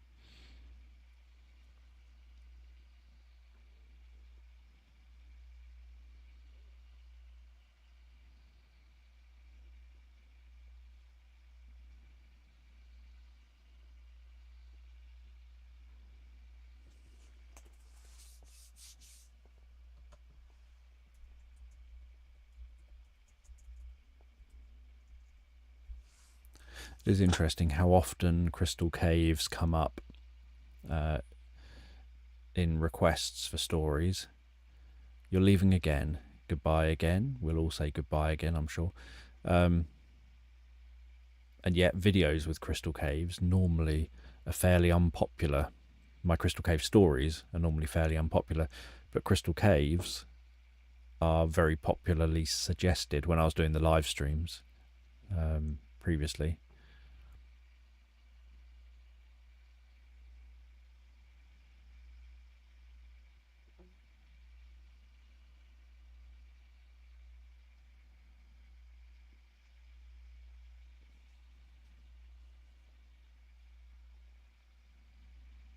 There's other things like that. There's cats. Cats get suggested an awful lot. And then when I make stories involving cats, they get a lot of complaints from people saying, I hate cats, I don't listen to your content because whenever I do, a cat always ends up appearing in it. Cats are evil, cats are this, cats are that. And yet it's like, well, I mentioned a cat because it was mentioned by the people who suggested ideas in the live stream.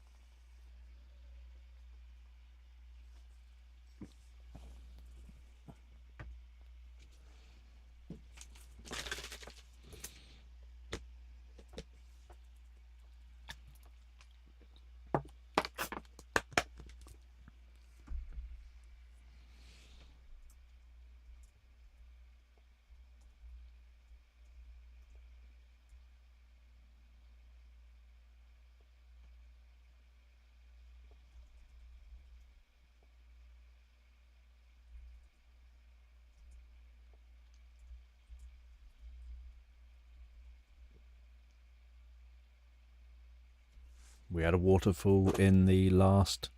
Was it last story? Story before that? Can't remember. One of the stories we had a waterfall. The one with... Definitely the one with the two little fellows. Was it Pickles and Pixie? I can't remember who they were. But the one with the two little fellows. That had a waterfall. The guinea pigs. That's the name of the things.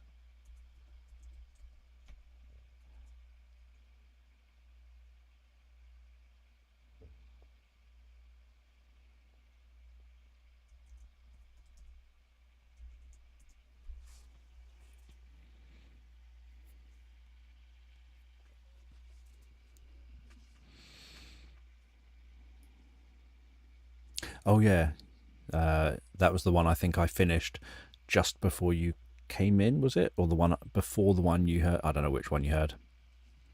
Pixie and Puddles, that's the name of them.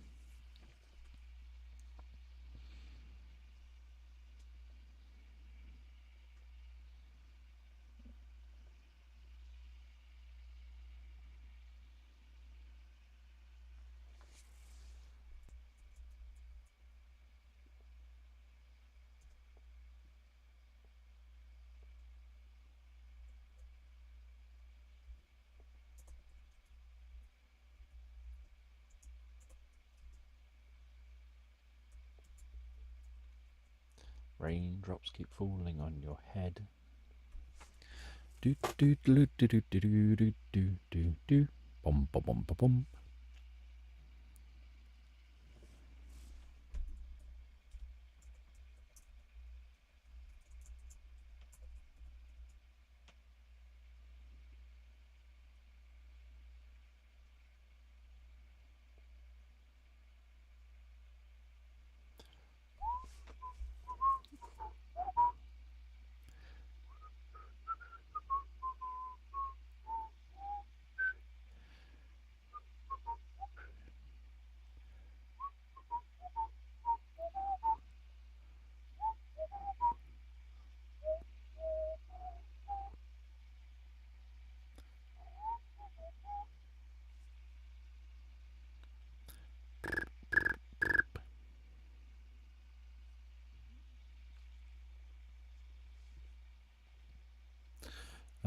We had a tree house, I think, again in the one with the two guinea pigs.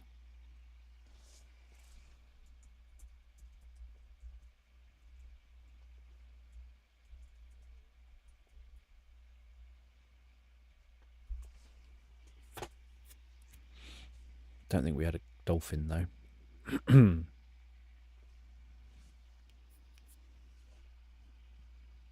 We had Finn, but I don't think that cropped up.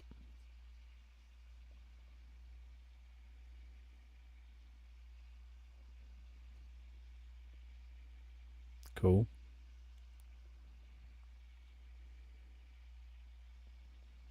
Hopefully they're doing well.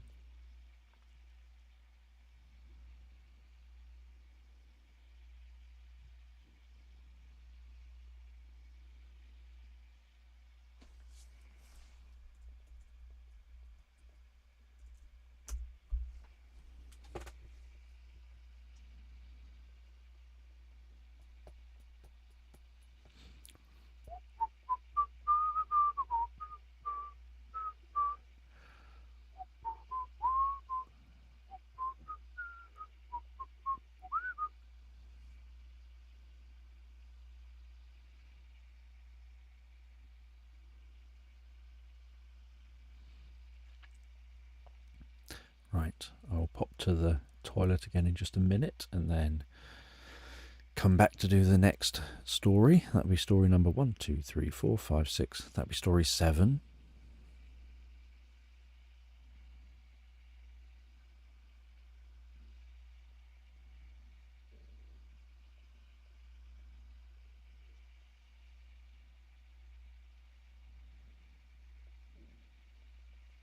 Seven. collar.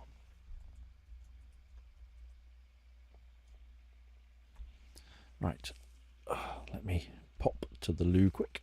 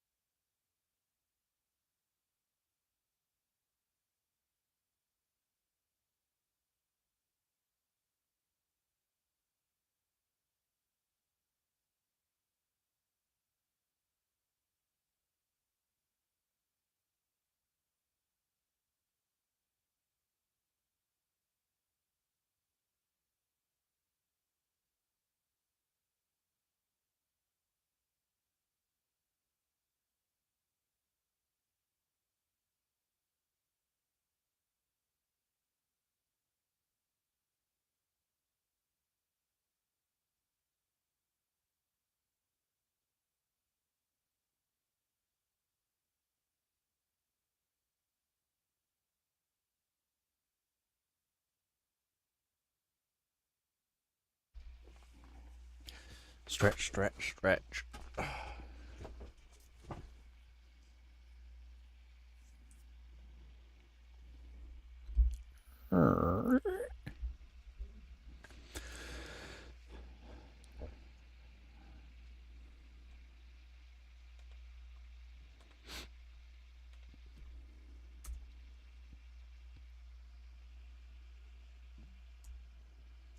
Whoops.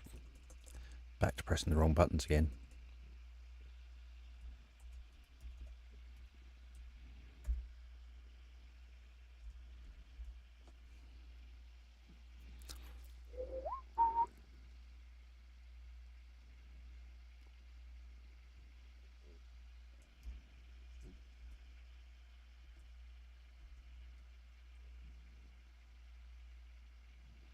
There is 2 more hours and 3 minutes.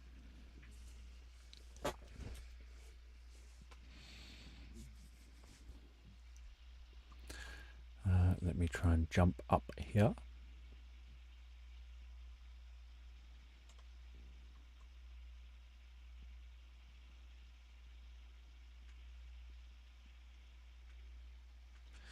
I see that a number of you have made donations. I see your names. So thank you to those people. Just jumping over and looking at how things are going over there in the GoFundMe. And back over here again.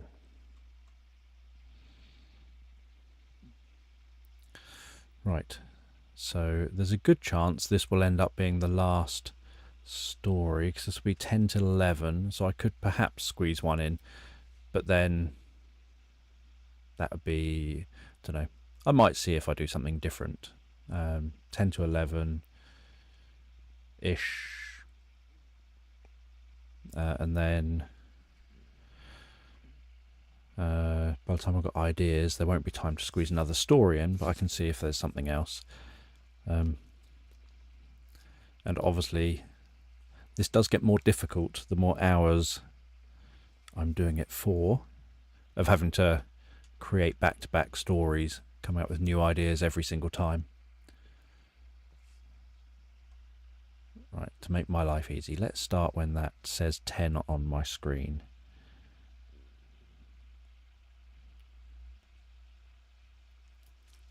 So I'm keeping track of approximate timestamps. So obviously at the moment there'll be no timestamps. Auto kind of put in here, and people haven't been following it enough to timestamp or to guess exactly when stories are. So what my plan is after this ends, probably not tonight because I'll probably just go to bed, but after this ends, maybe in the morning, I will go through with the timestamps, find those locations, and then find an accurate timestamp spot so that I can create chapters. So those of you who've missed some of the stories or all of the stories or whatever it happens to be will know the timestamps. I won't know a name. I haven't got names for the stories, so I'll just have to write something like story 1, story 2, etc. If people know names or have an idea when you listen to one of the stories and you think, I think that story should be called this, just suggest it in the comments once this video changes from live to a commented type of video that can take comments. And if I think, yeah, that name sounds good, then I'll just change the chapter, that sort of name from like story 1, 2, 3 or whatever. I'll change it to that name. So it makes sense. Yeah, so I decided, because this is so long as a stream, I would do my best to get approximate timestamps, at least just so that we can find them, we as in me, can find them afterwards to try and get to things, because or else people will be perhaps thinking, oh, I jumped in at some point during Dan's stream and there was a story he was doing and I can't remember. I won't remember what the story is. It's no good someone saying in the comments, what was the story that this happened in? Because I'd have no idea. But at least if I could say this is when the story started, then people can find the individual stories. Maybe I'll end with like a relaxation bit or something. Just do something at the very, very end so that anyone who just wants that, I can timestamp that as well. And then maybe have that as how I sign off and kind of end. We'll see. It depends how this next story goes in just 1 minute. So I'm following the duration this stream has been on for knowing when to do the start of the story, just because it makes my timestamps easier.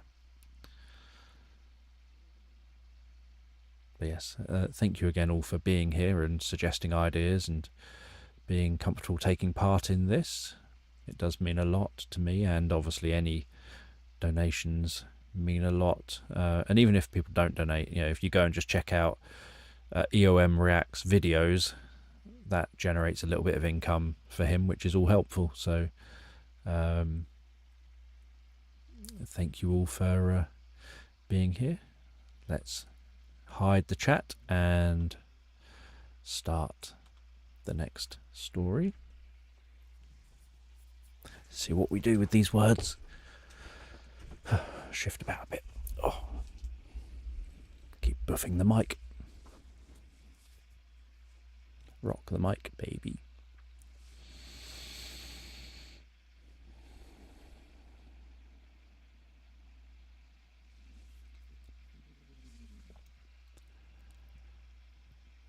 So just take a moment to allow your eyes to close and allow yourself to begin to relax. And as you begin to comfortably fall asleep, I don't know whether you'll drift asleep faster to the sound of my voice or whether it'll be to the spaces between my words. And as you comfortably drift asleep, I'm just going to tell this bedtime story in the background.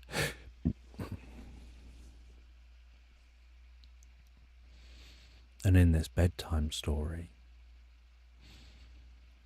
you're sitting in the middle of woodland in a gentle clearing.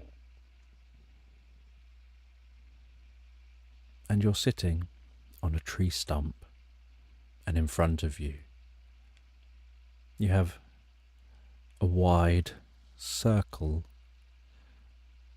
that's a slice from a large tree resting on top of a smaller tree stump that you're using as a table. And opposite you, you have a rabbit. And together you're playing chess.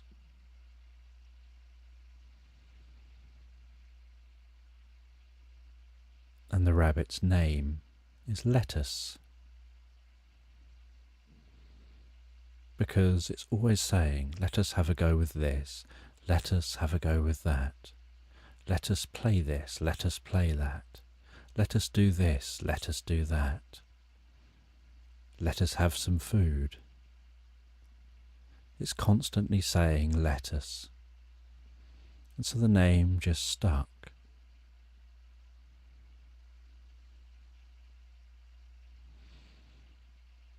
And as you and the rabbit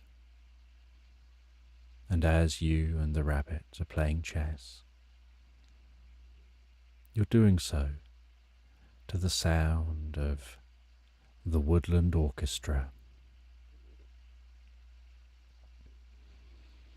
As the wind blows through the trees, so the trees sing a song, and the rustling leaves whisper overhead, and the echoing of birds, and squirrels scampering around those trees,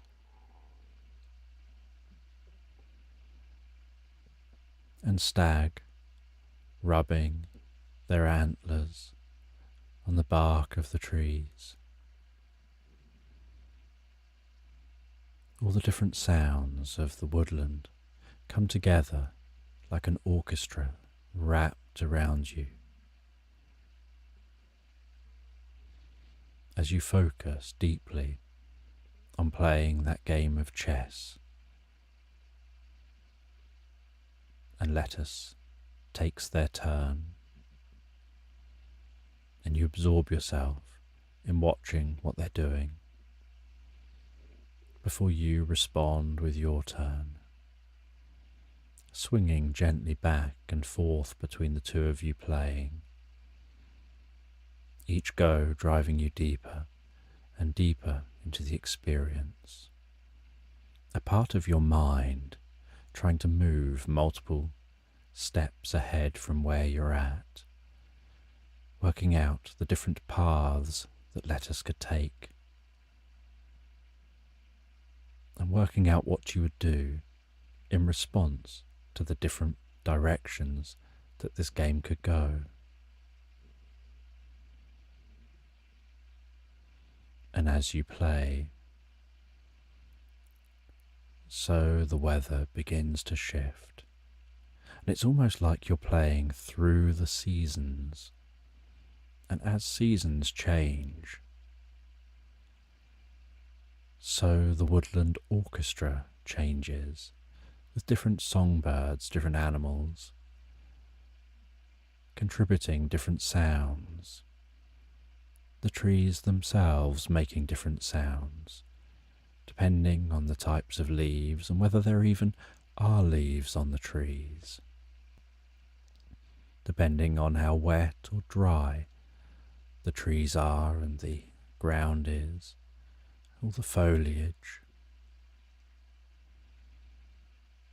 And the weather shifts from the most beautiful spring day, with butterflies occasionally landing beside you as if to watch this game of chess play out, moving carefully into summer, as if these seasons are just forming around you while you play, expressing the passage of time, with leaves springing deeply to life, colourful plants rising in the meadows, a myriad of scents wafting through the air, dancing to your nostrils. Young animals scurrying around, and then slightly older animals settling in to their new lives. The sun's warmth shifting from a comfortable warmth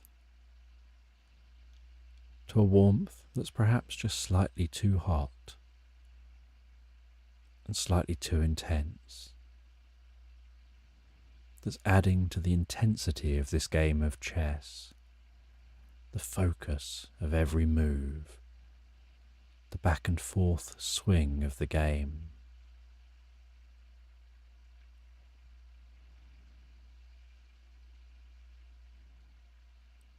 The clouds in the sky shifting to a comfortable, solid blue sky with no clouds visible at all.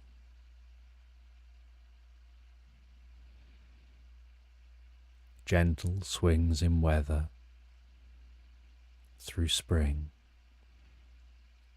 with the most comfortable spring rain that seems to fall around you and yet not disturb your game, shifting to high temperatures 1 minute, and all that energy contained within the atmosphere, bringing the most intense and yet wonderful storms to the sky, with heavy rain, flashes of lightning, the growl of thunder marching across the sky.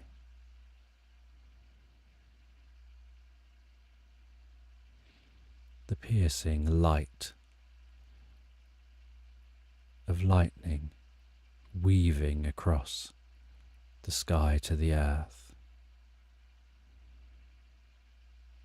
sometimes stretching out its tendrils from a point overhead to way off in the distance, as if seeking something long forgotten.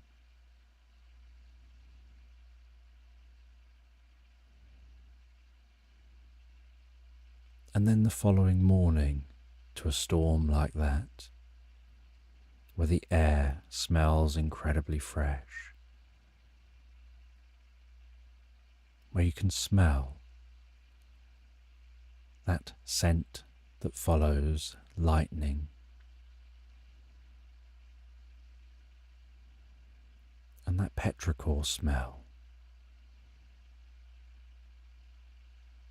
a smell that humans are so capable of detecting.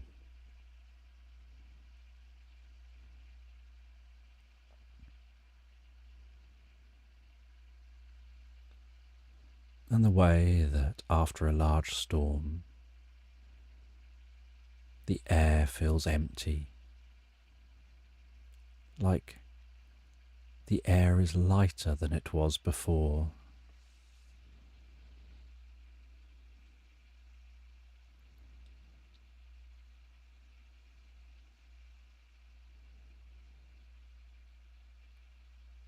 And then summer slowly meanders into autumn as that game of chess continues ticking back and forth, back and forth between yourself and lettuce, as your focus becomes deeper and deeper. And with autumn, those dense, solid green leaves wrapping around the trees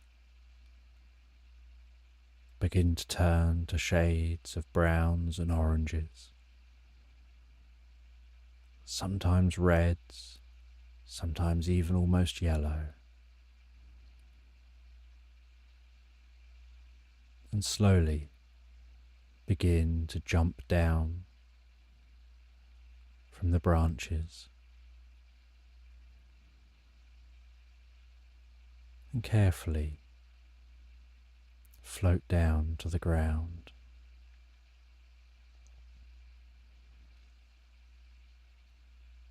And a lot of the wildlife seems to begin to drift away and settle down,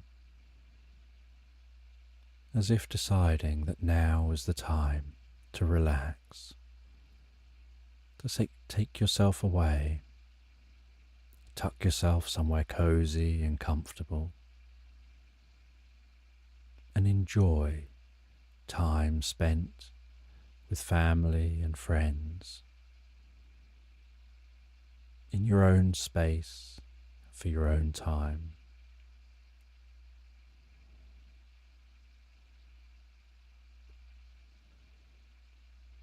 The birds head away to somewhere slightly warmer and nicer than what is approaching.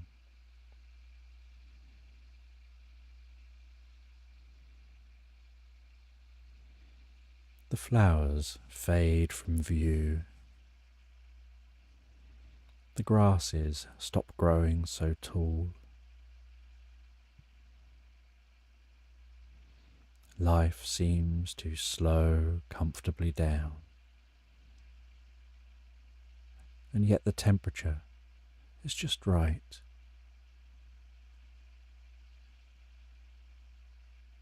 Not too hot, not too cold. Far more steady.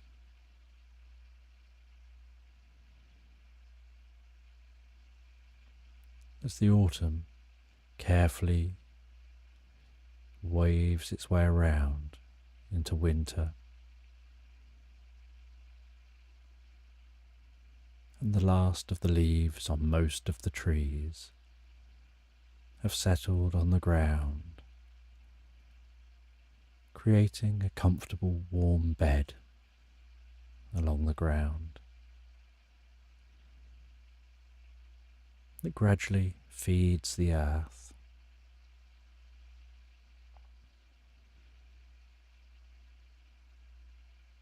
And the withered fingers of the trees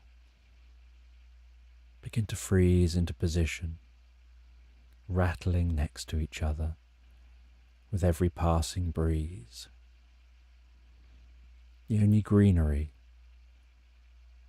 being the pine trees and other evergreen plants and flowers.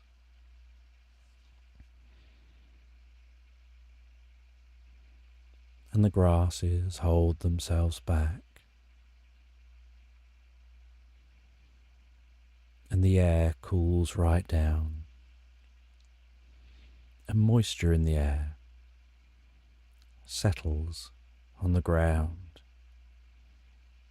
and on everything around, bringing a freshness to the air.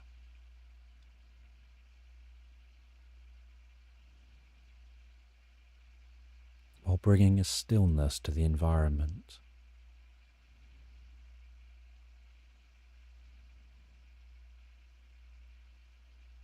And any moisture passing overhead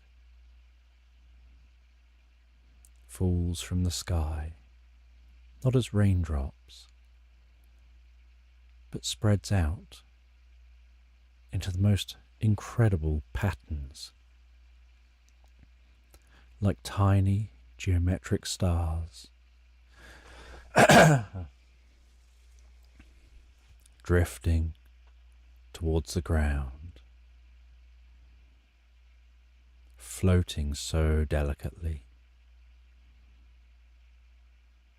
wafting around in the atmosphere,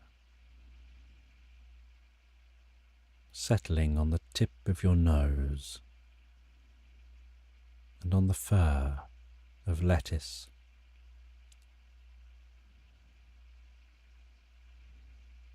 And beginning to settle on the ground, finding its own way of clumping together, almost like a jigsaw puzzle, just very lightly balancing within itself, building up this fluffy ground.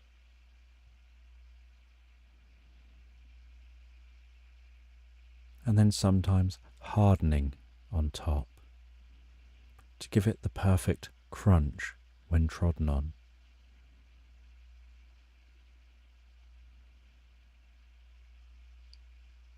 And small animals continue to scurry underneath this layer of snow. And this layer of snow brings a stillness and a silence to the landscape, where sound just absorbs into that snow. And any wind skips along the surface of the snow, picking up that coldness while travelling along, bouncing to your face, cooling your cheeks.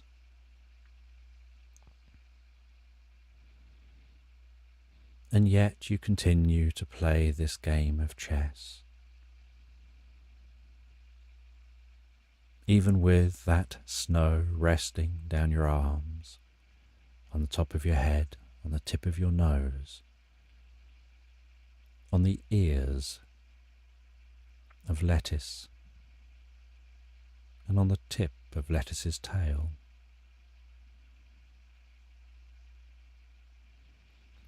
And yet a different orchestra plays in the woodland,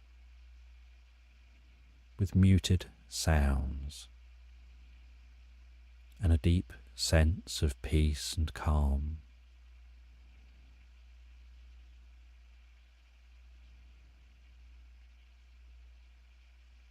And the whole globe fills with snow at this time of year, in this location, in a way that at other times is unheard of. And it can take its toll on the environment. But nature has learned to find a way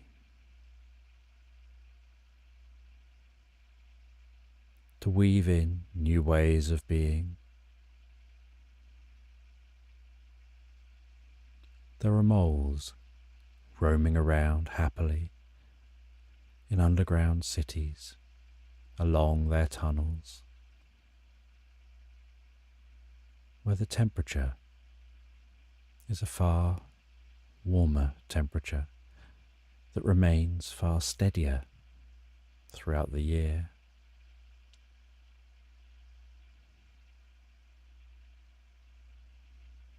And this winter is just a bridge to new beginnings, where everything seems to have gone and seems barren and clear, where looking around seems monochrome, and yet hidden within this monochrome world is new life waiting to emerge, counting down that ticking and tocking, the swing of a pendulum. A moment following a moment.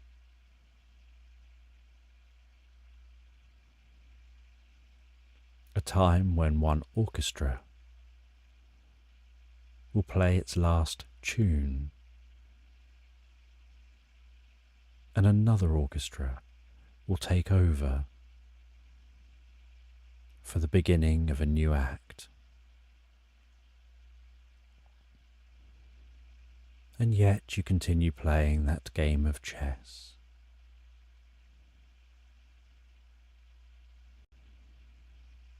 And as you play that game of chess, so the snows begin to melt, the water begins to run to streams,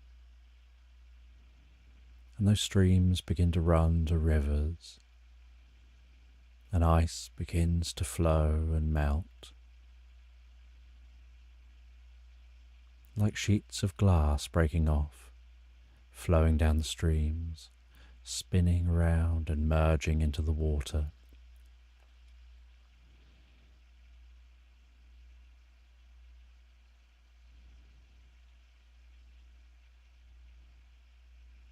And the snow creeps its way down as droplets from the trees, creeping along branches to the armpit of the branches, tickling its way down the sides of those trees, meandering from its feet into the mud, pooling in the mud, sinking deeper and deeper into that mud, mixing and merging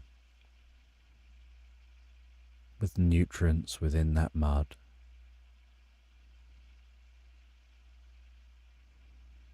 in preparation for what's shortly to come.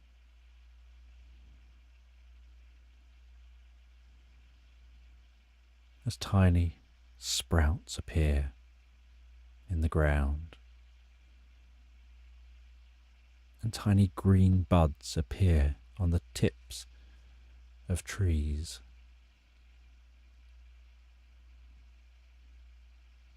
And those tiny leaves begin to form and develop and wake up and stretch their arms out.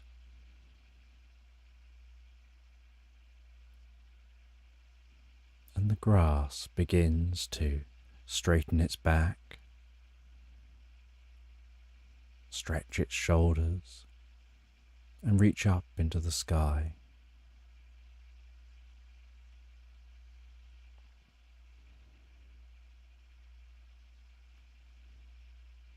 And the water continues to flow,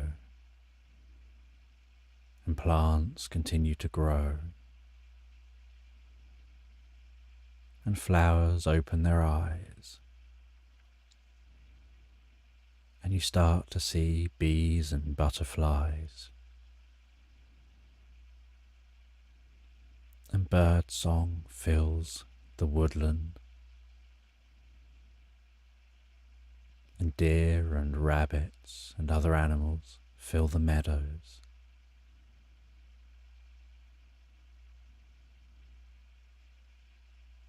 And finally, the game of chess comes to an end.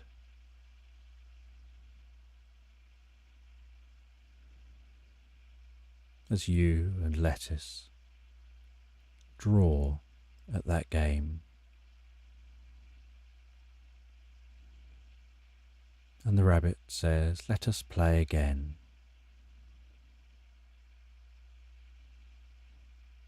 And you become more aware of your surroundings.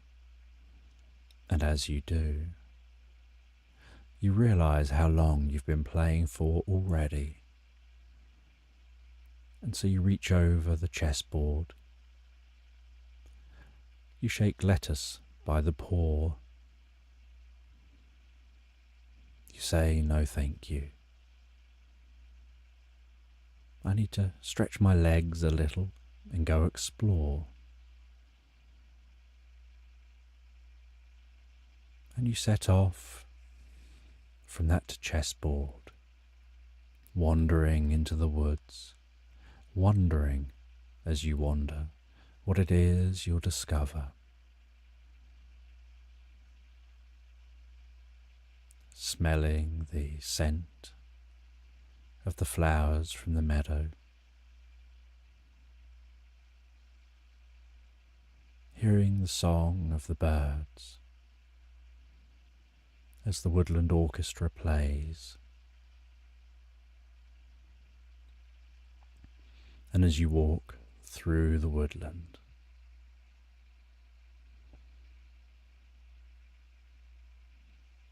you encounter a dog resting by a stream that cuts through this woodland. And you notice this dog has a poorly leg. And so you gently clap your hands together.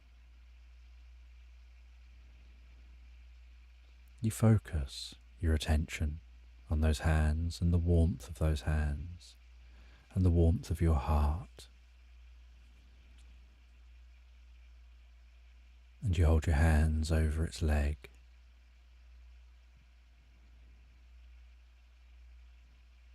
And its leg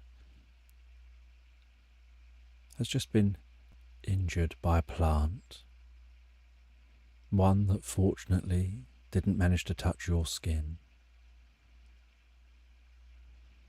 But you know that to help this dog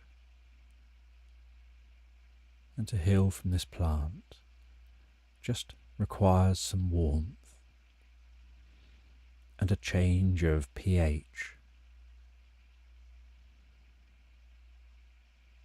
And that change happens from the sweat from your hands as you rub them together.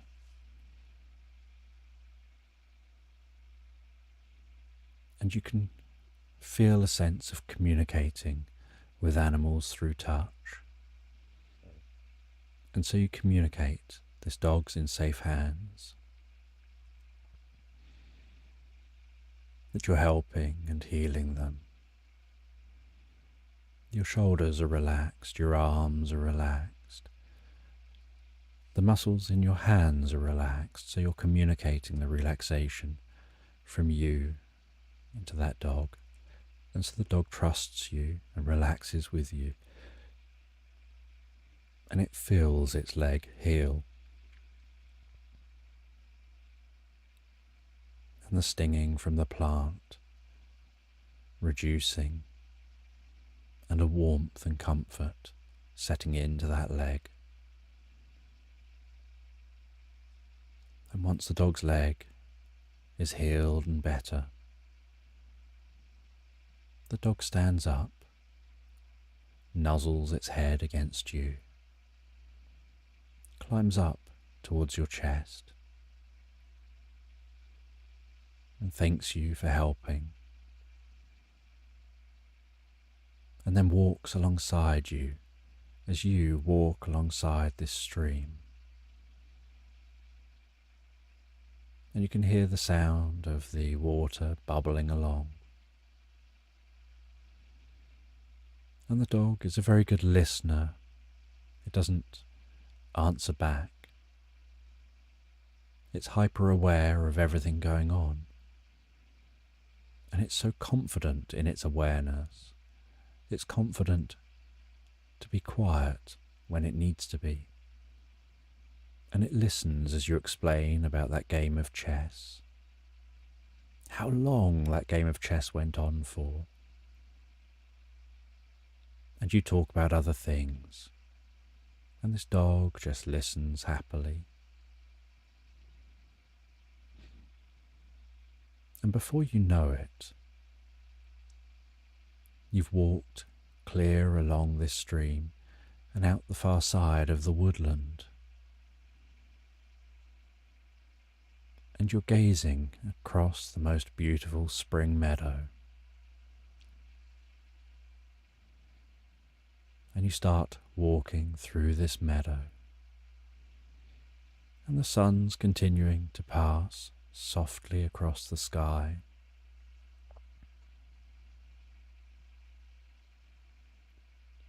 And you can see a distant town. And you can see the road that leads to that town. And so you walk down towards that road. And then amble along the road together. And you work along that road towards the bridge on the entrance to the town.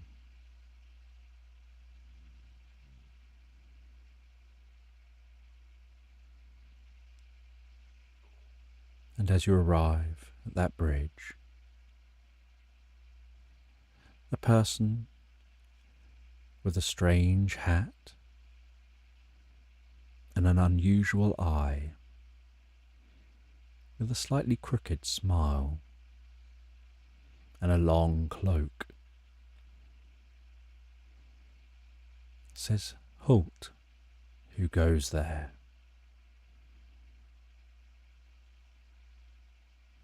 And you say, "It is I."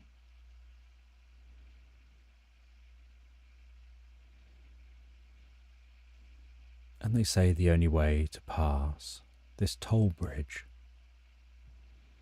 is to answer 3 questions. And you very easily answer those 3 questions.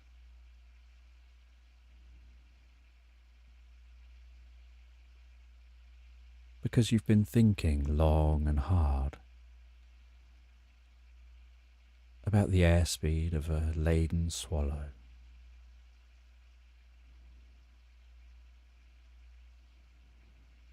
And after crossing that bridge, you wander gently into town, the dog wandering alongside you, almost touching your leg the whole way. Then you arrive at town just as the sun is setting. And so you head to an inn in the town. You ask for a room for the night. And they offer you a room. They give you the key. You go upstairs to the room, settle into the room before going down for something to eat.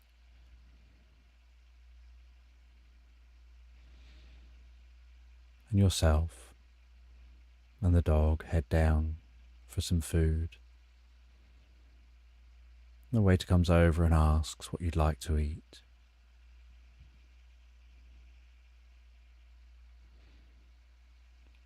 And you decide that you want to eat some Rocky Road cake, and that your dog wants some Frankenfurters.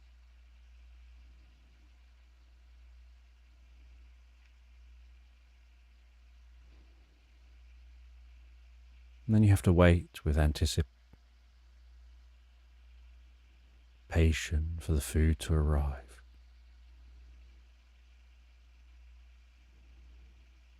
And you enjoy the cake. And the dog enjoys their sausages.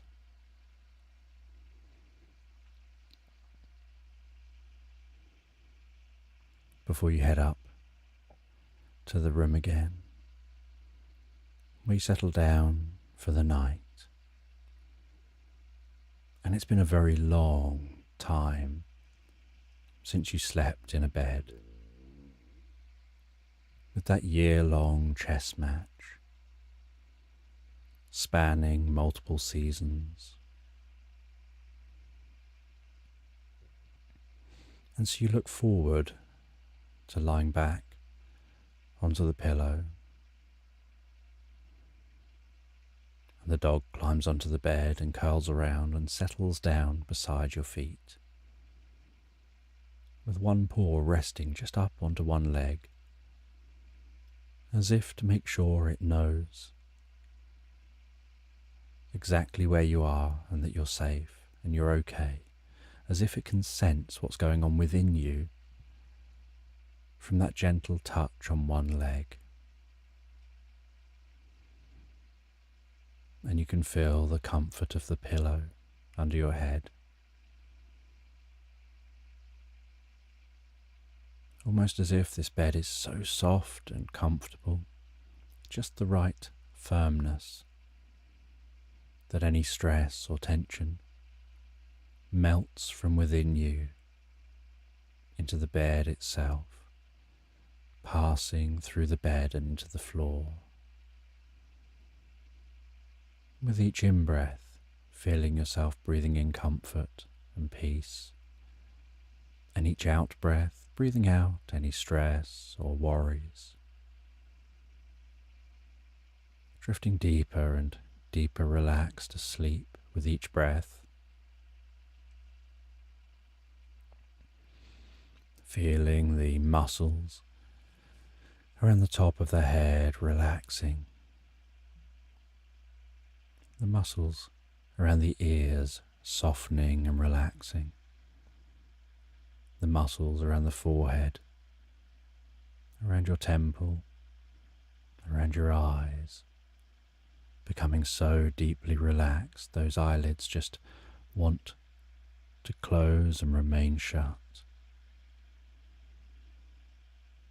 As that relaxation moves down around your mouth, around your jaw, making your jaw hang slightly loose and limp and relaxed. The relaxation spreading not just around the outside of you, but deep within you and deep within your mind,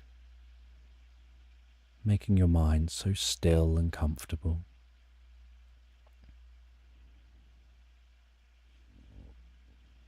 As that relaxation moves down into your throat and around your neck, bringing peace and comfort to your head and neck, moving down into those shoulders and down the arms towards the hands and the fingertips, making those arms so heavy and relaxed. As the relaxation moves down from the shoulders to your chest, your upper back, your sides, softening, relaxing, all the way through you. And with each breath, you go deeper and deeper relaxed asleep, with the relaxation moving down into your stomach and your lower sides and lower back, passing down towards your bottom, and then down into those legs, softening, relaxing, deepening, like a deep tissue massage through your whole mind and body. So you're lying there so deeply, comfortably relaxed. As your mind begins to drift and dream and wander, And it starts to wonder about that chess match, about playing against lettuce. And while it's wondering about that, you have this sense of seeing a pendulum swinging in the sky with a whooshing sound as it swings left and right, left and right, almost like a ticking clock. And you have this sense of that being like the game you are playing, swinging from one person's move to the other. And the other side of that pendulum, you see a doll's house, the most beautiful looking doll's house, one that any child would love to own. With that pendulum swinging across in front of that doll's house. A bit like the way that old windmills would have the door blocked from moment to moment. And so when the time was right and the pendulum swung by, when the time was right and the pendulum swung by, you dashed forward and into that doll's house, finding you could fit straight in. And inside the doll's house, you saw a tiny little kitten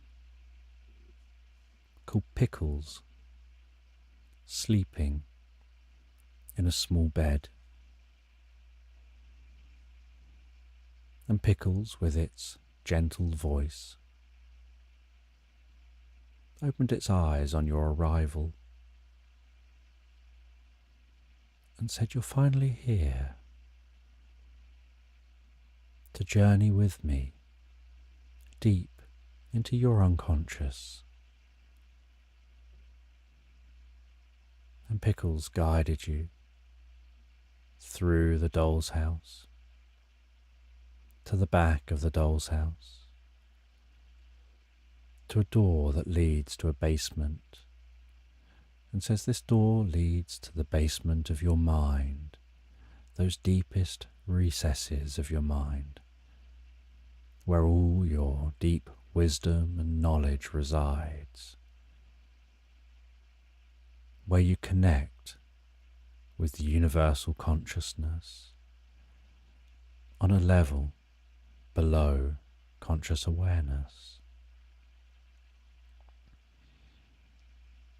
And you follow Pickles through that door and descend the stairs into the basement of consciousness. 10, 9, 8, walking down those steps. 7, 6, each step echoing ever so slightly. 5, 4, 3, 2, 1, reaching the floor of the basement, walking into that basement and seeing before you an ornate design on a wall, and walking over to that design on the wall, and it looks like ancient text and symbols. And you run your fingers across those symbols, and you can feel the indentations of how they've been carved into that wall. And you think you understand them on some level, a level below consciousness here in this place, which is below consciousness. And with that deep understanding you don't consciously know, you tap a few points on the wall, and the stone wall slides open, revealing a long tunnel underground. And within this tunnel, sound is highly muted. There's no echo, just a stillness carried in the air. And there's a gentle glow from the walls of this tunnel.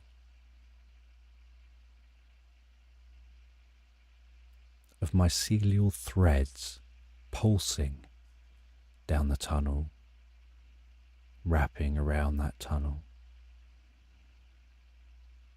And the occasional hooded mushroom glowing and sticking out into the tunnel. And you follow the glowing mycelial network. You can almost hear it static, pulsing, humming, clicking within the walls of this tunnel.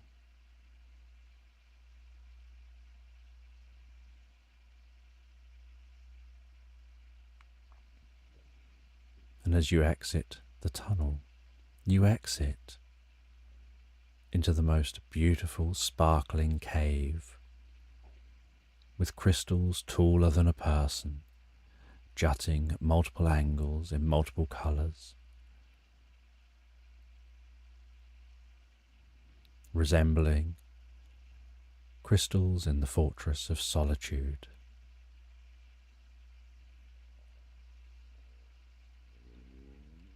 And as you go and touch those crystals, so you feel different aspects of your unconscious.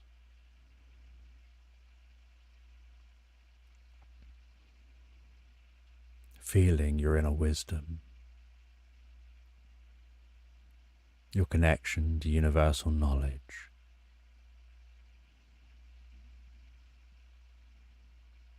your deepest sense of compassion with all things around you. An understanding that goes deeper than conscious awareness. An ability to know the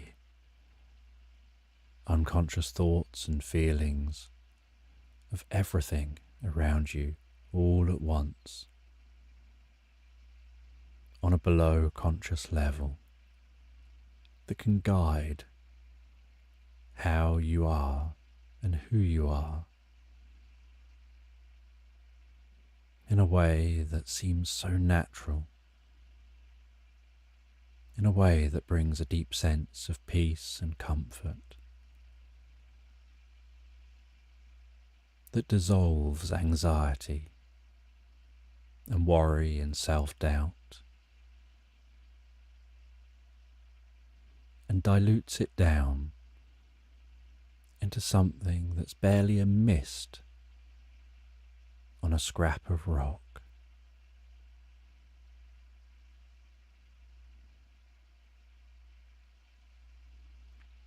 And you head over to one of the crystals, and you see that it looks like a crystal wedged into a crystal. And you lift that crystal up, turn it over and place it back down again, and it fits back into that space again. Only something has shifted. A pillar rises up in this cave, and out of that pillar walks an ethereal being.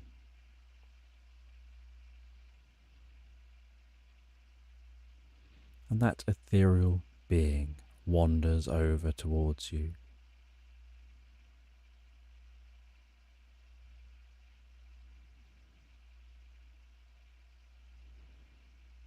And they've got eyes like pinwheels, spinning gently, almost observing you deeper than you could observe yourself. You can hear them talking, and yet there's no movement of their mouth. It's as if the voice just carries in the air.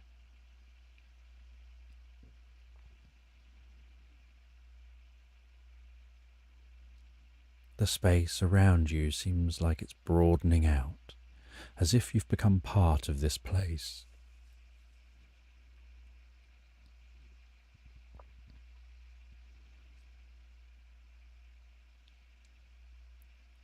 And they say to you that they are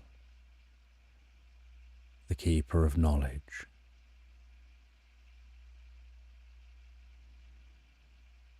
They are the holder of the Akashic records. They are the thread that binds the universe.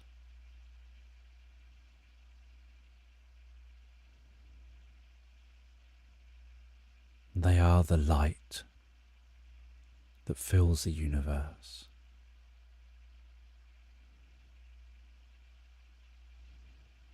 They are the one beyond all things. The one that was there when there was nothing but one. And the one that'll be there at the end.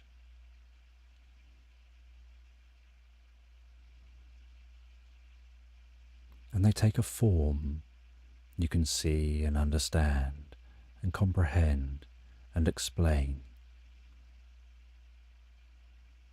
Because really they're formless.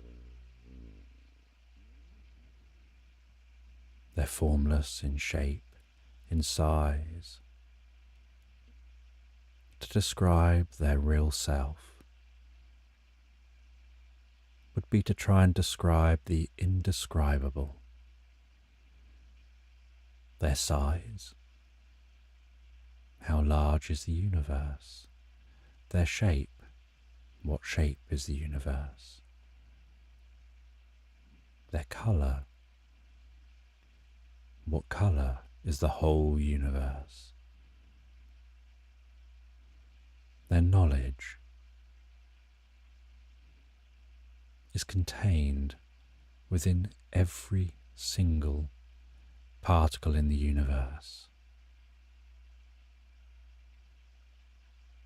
The tiniest vibrations which fill even the emptiest of space. The threads which weave the fabric of the universe together.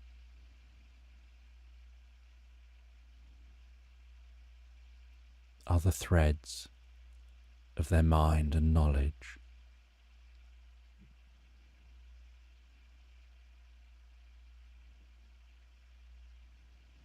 The universe is their brain and they are the universe.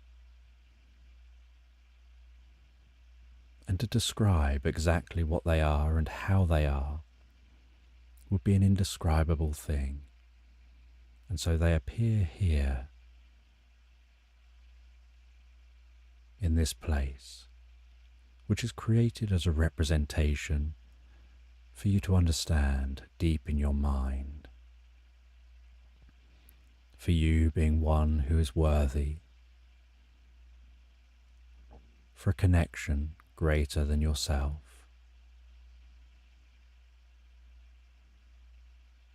to transcend what you thought you knew and who you thought you could be, to bring peace and calm and comfort to yourself and to others, to all things, to feel a deep compassion in the most wonderful and curious way. They need to create a space for that understanding, for that connection that at least resembles something you may understand. And their form here is to be a form you may understand. And they're here as a guide. And as a guide, they can reach out. They can imbue these crystals with a part of themselves, because they are the universal consciousness. They are the panpsychic reality. They are the records of the past, the present, and the future, of all that was, all that is, and all that shall be.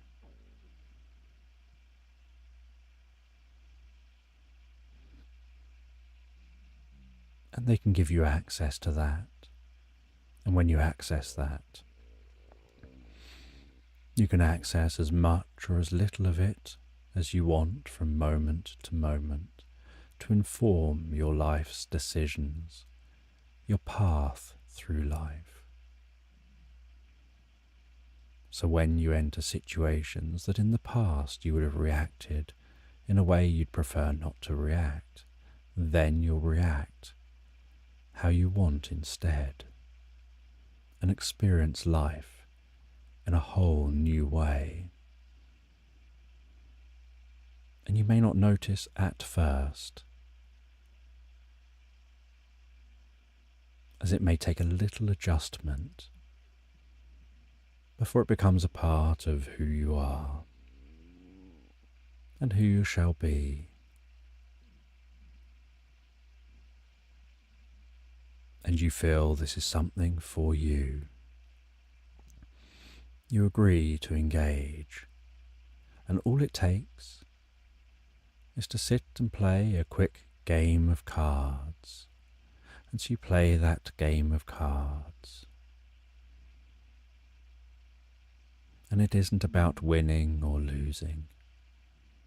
It's about that game, about taking part, being willing to take that step into the future now as the person you want to be.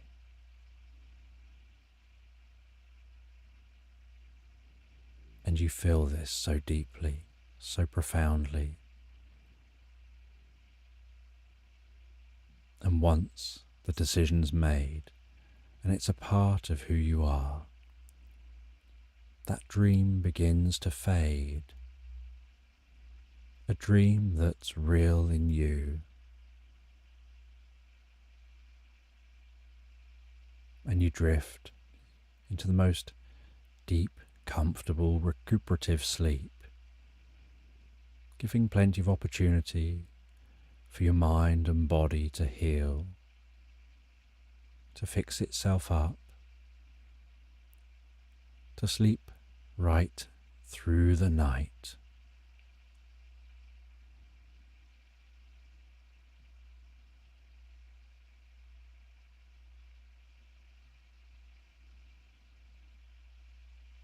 Before awakening the next morning, the dog looking like they've barely moved, feeling so deeply refreshed and revitalized.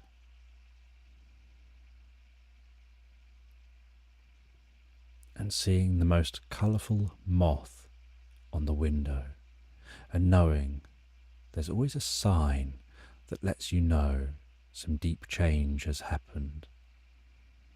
You just don't necessarily know you know it until you notice it, and sometimes you notice it without knowing you noticed, discovering you noticed at a later time.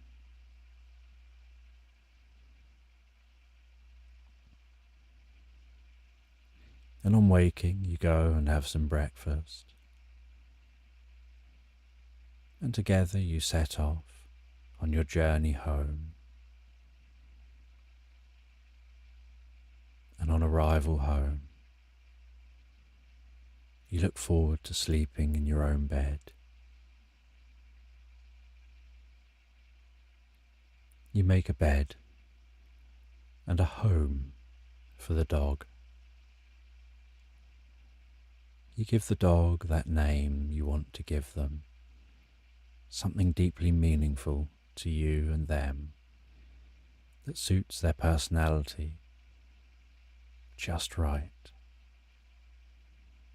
To be your friend for life. Before settling down in your bed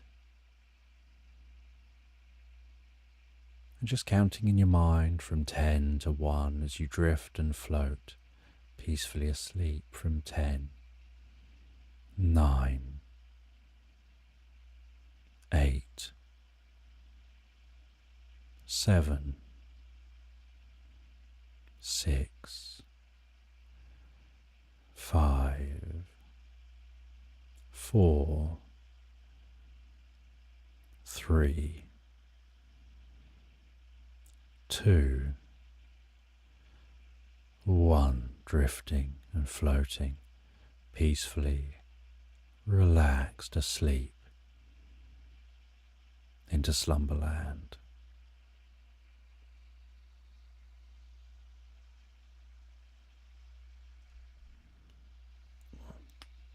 Ow, click.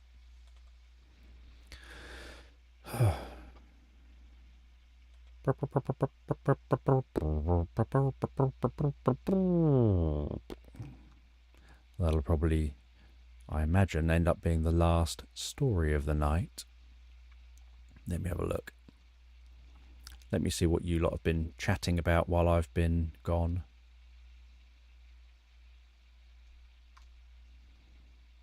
You working out how many references there might well be to films, etc.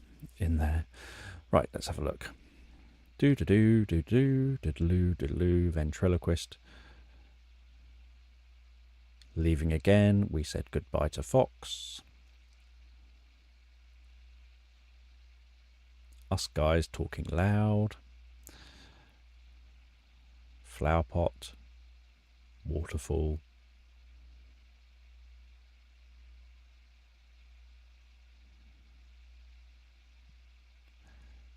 Dolphins. Just trying to find out where I was last at. Random storm. 2 more errors. Timestamps, my job. Right, I never saw the alright, time to drive home.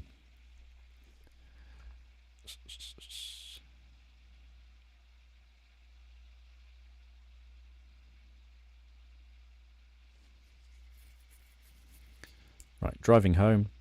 Happy travels. I'm here. There's nothing to worry about. Ah. How'd you do, I? See, you met my...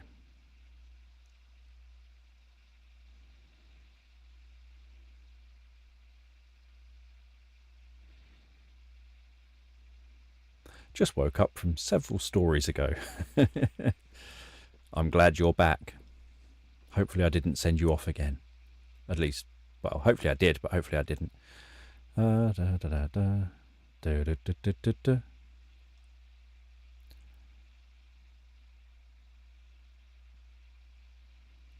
Poor snail. Nature finds a way, yes.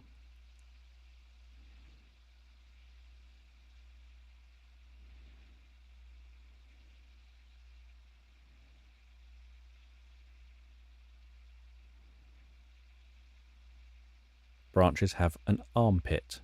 They do now. Did you not know that?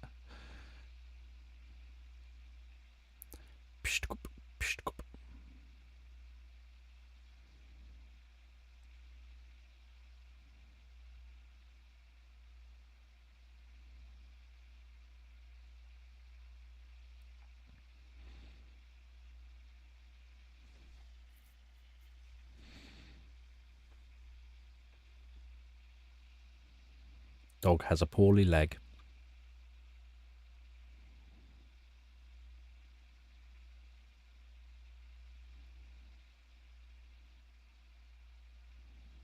How many stories in are we? 1, 2, 3, 4, 5, 6, 7. We've done 7 stories.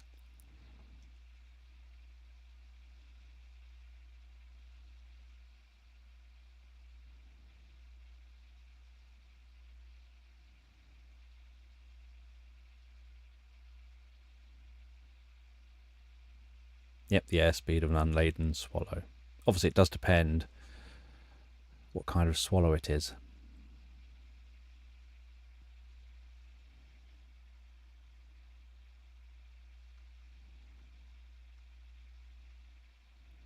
Thank you, Jenny, for going and donating, and for hopefully enjoying falling asleep. There's plenty more to fall asleep to at some point.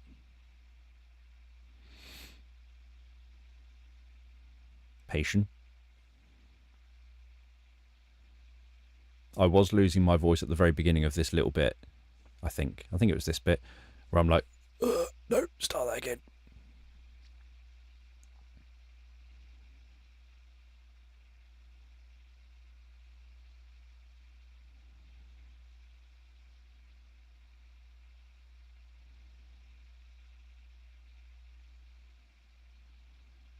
There were a lot of movie references in this one, mixed in with the suggestions, obviously.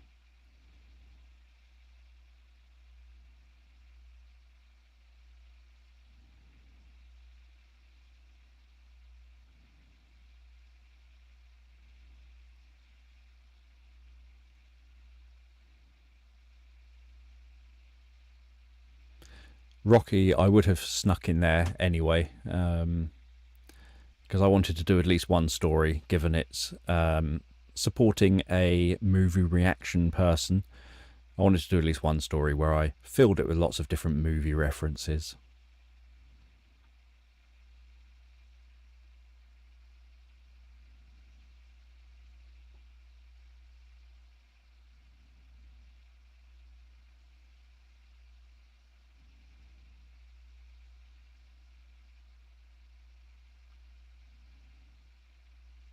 That sounds very annoying, Ellen.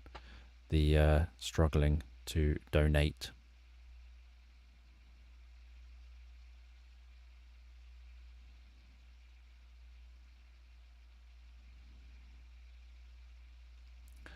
I do well weaving all the madness in and still make it soothing.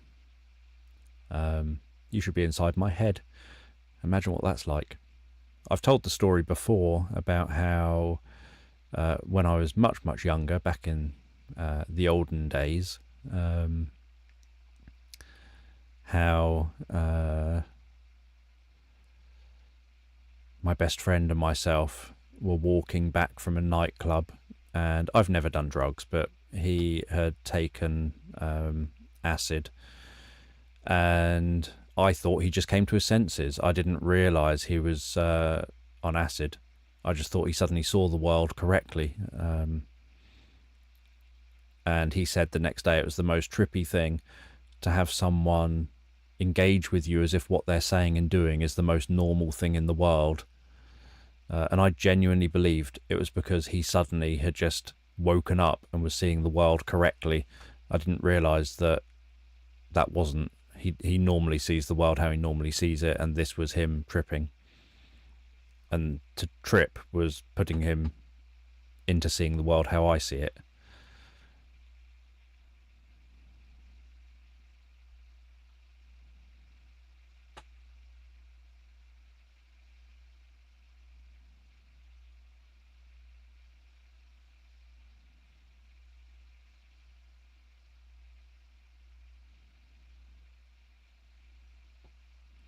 So, am I going to scroll down and see people explain who Mandy is? I am. Chaos in a human suit. I was wondering what the descriptions would be.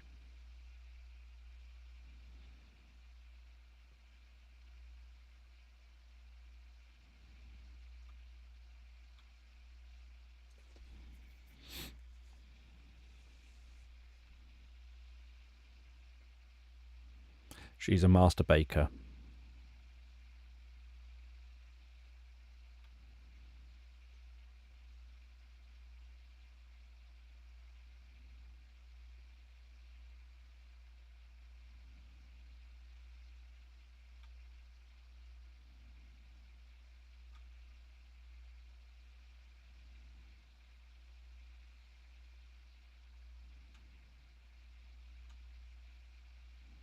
Oh, Mandy's here. Hello, Mandy. Assuming you're still here. Obviously, you're here at the time that you wrote that comment saying I've been summoned. I haven't reached the bottom of the comments yet, so I may read a comment saying, okay, I'm going now. I've been summoned, now I'm gone.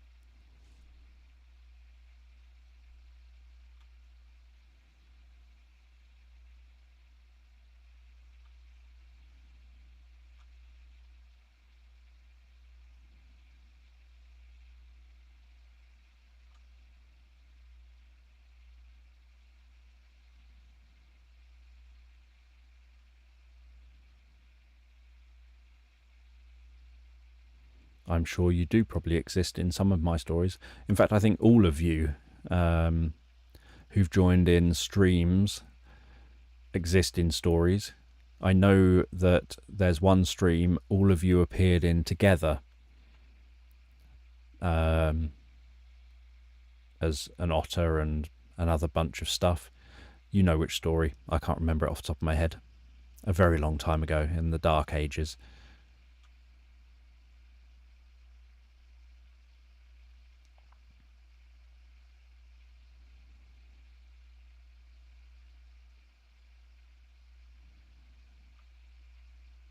Happy birthday to the 30-year-old. It's just jumped down. So I read 30-year-old and then it jumped.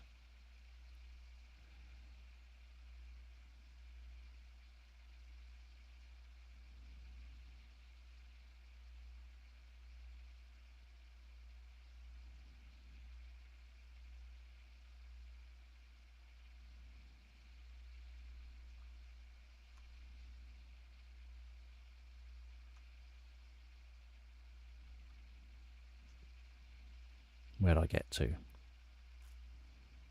Bear with. Bear with.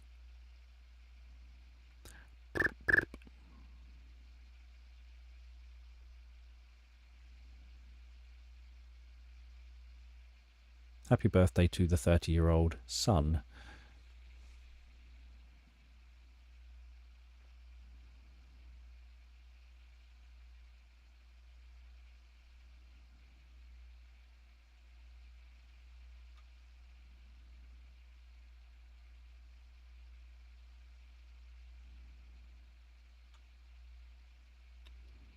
That'll be cool.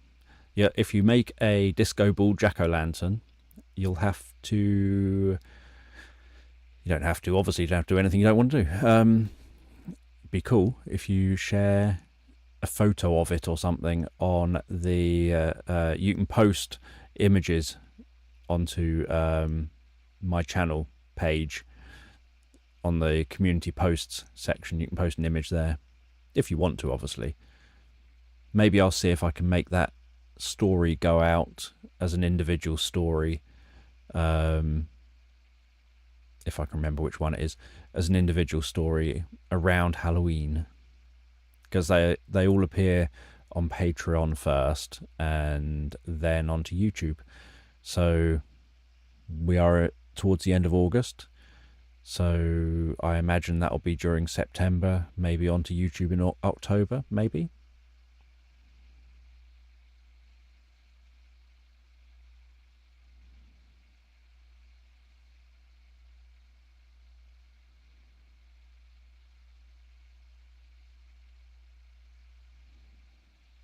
Yep, it was walking miles in the snow to go to and from, for me, technically, to go to and from the school bus to go to school.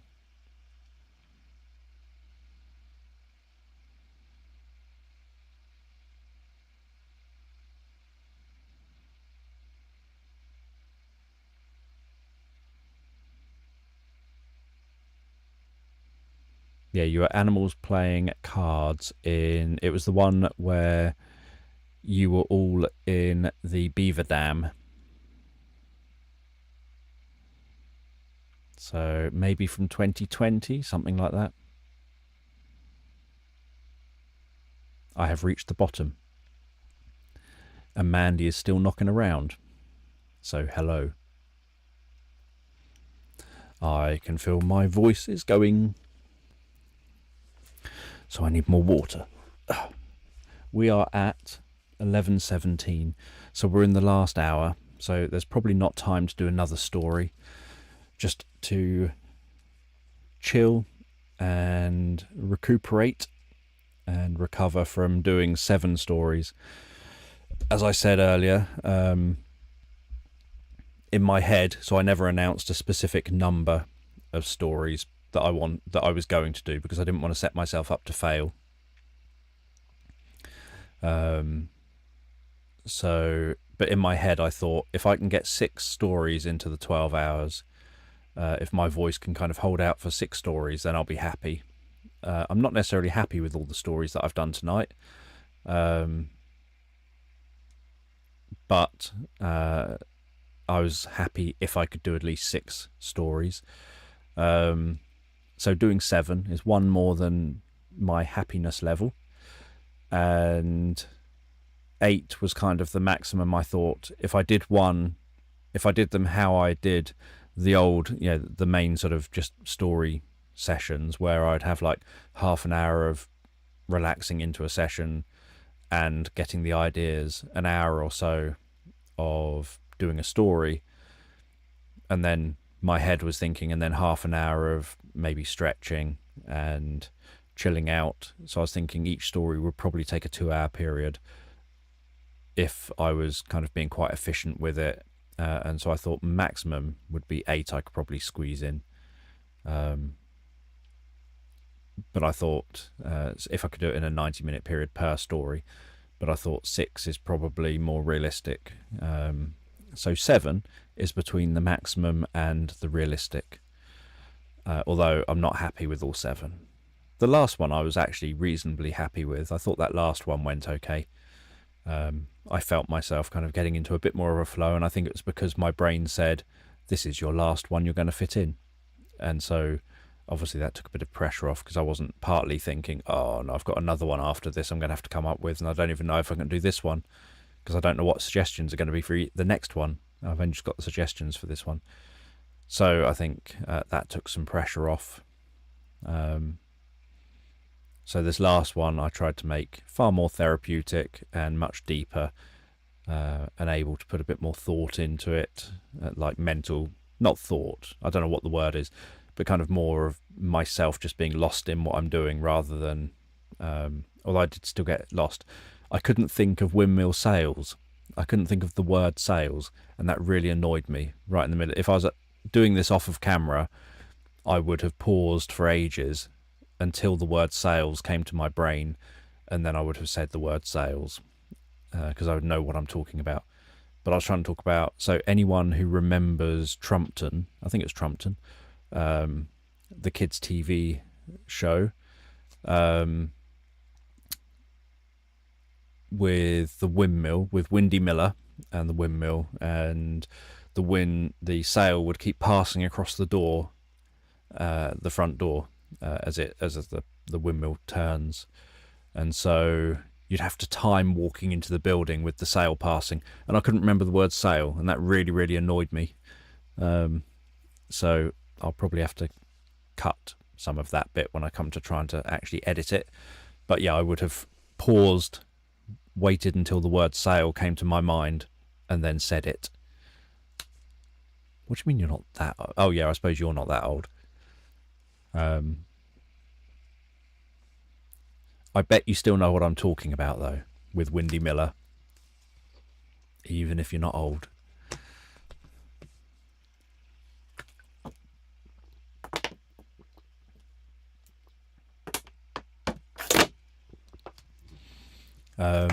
In reference to eating, today as a whole, I don't normally have porridge for breakfast, but because I was doing this stream, I had a porridge for breakfast to make sure that I'd eaten before the stream, and I had a chicken and sweet corn sandwich before the stream to make sure I'd eaten before the stream. And then during the stream I had a Huel earlier, and Abby brought me in 2 tiny penguin bars, so I told the jokes on the penguin bars. Fox got one of them right. one of the jokes right, and the other one I obviously revealed. And I've had 1 coffee and 3 pints of water from a glass, 2 in here, 1 when I went to the toilet. And so far half a litre of water. I think it's a litre. If I can find, yeah, half a litre-ish of water here.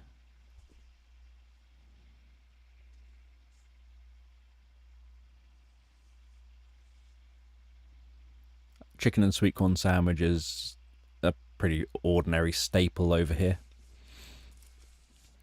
Sold in most shops.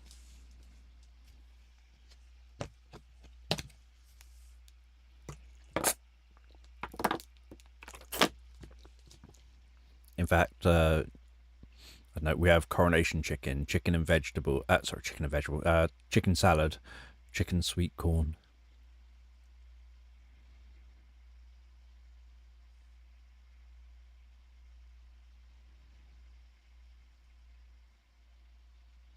Now you're referencing Little Shop of Horrors. Another very good film.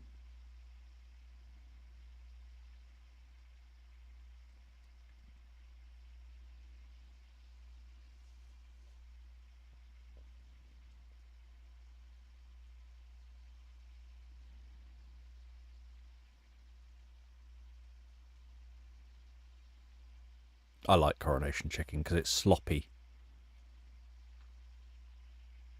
I like sloppy food.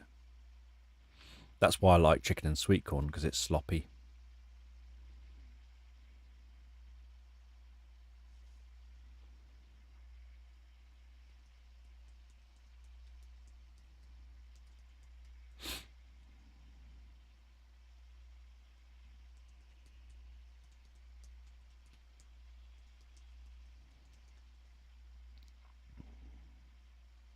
We're nearly down to the last 30 minutes.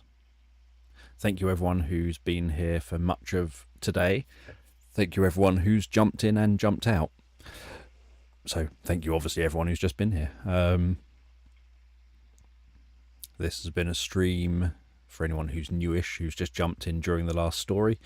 This has been a stream where I've been getting ideas from yourselves, and because I'm not AI, I've been having to create the stories with your ideas for you live, making all my mistakes and everything live in front of you all.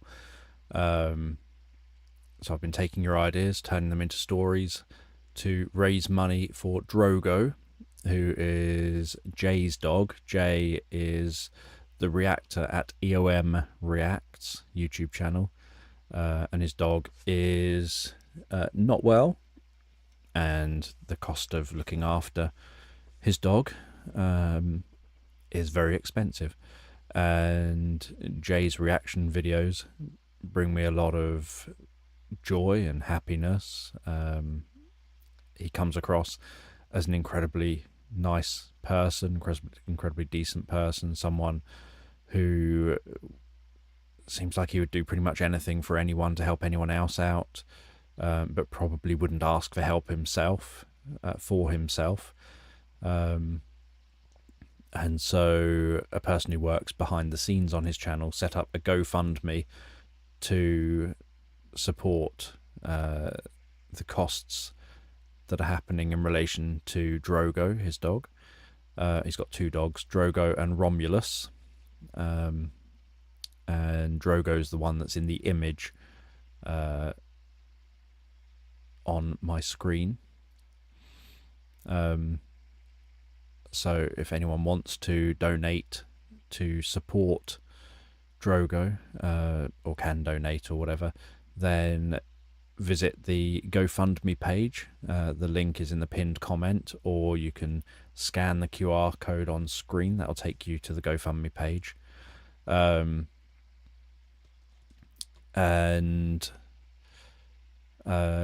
Yeah, don't give me a super chat for it or anything, because then a big chunk goes to YouTube, and if you super chat via Apple, then a big chunk goes to Apple before the big chunk that goes to YouTube, and I obviously have to pay tax on anything that I then sort of end up being sent from YouTube to my bank account.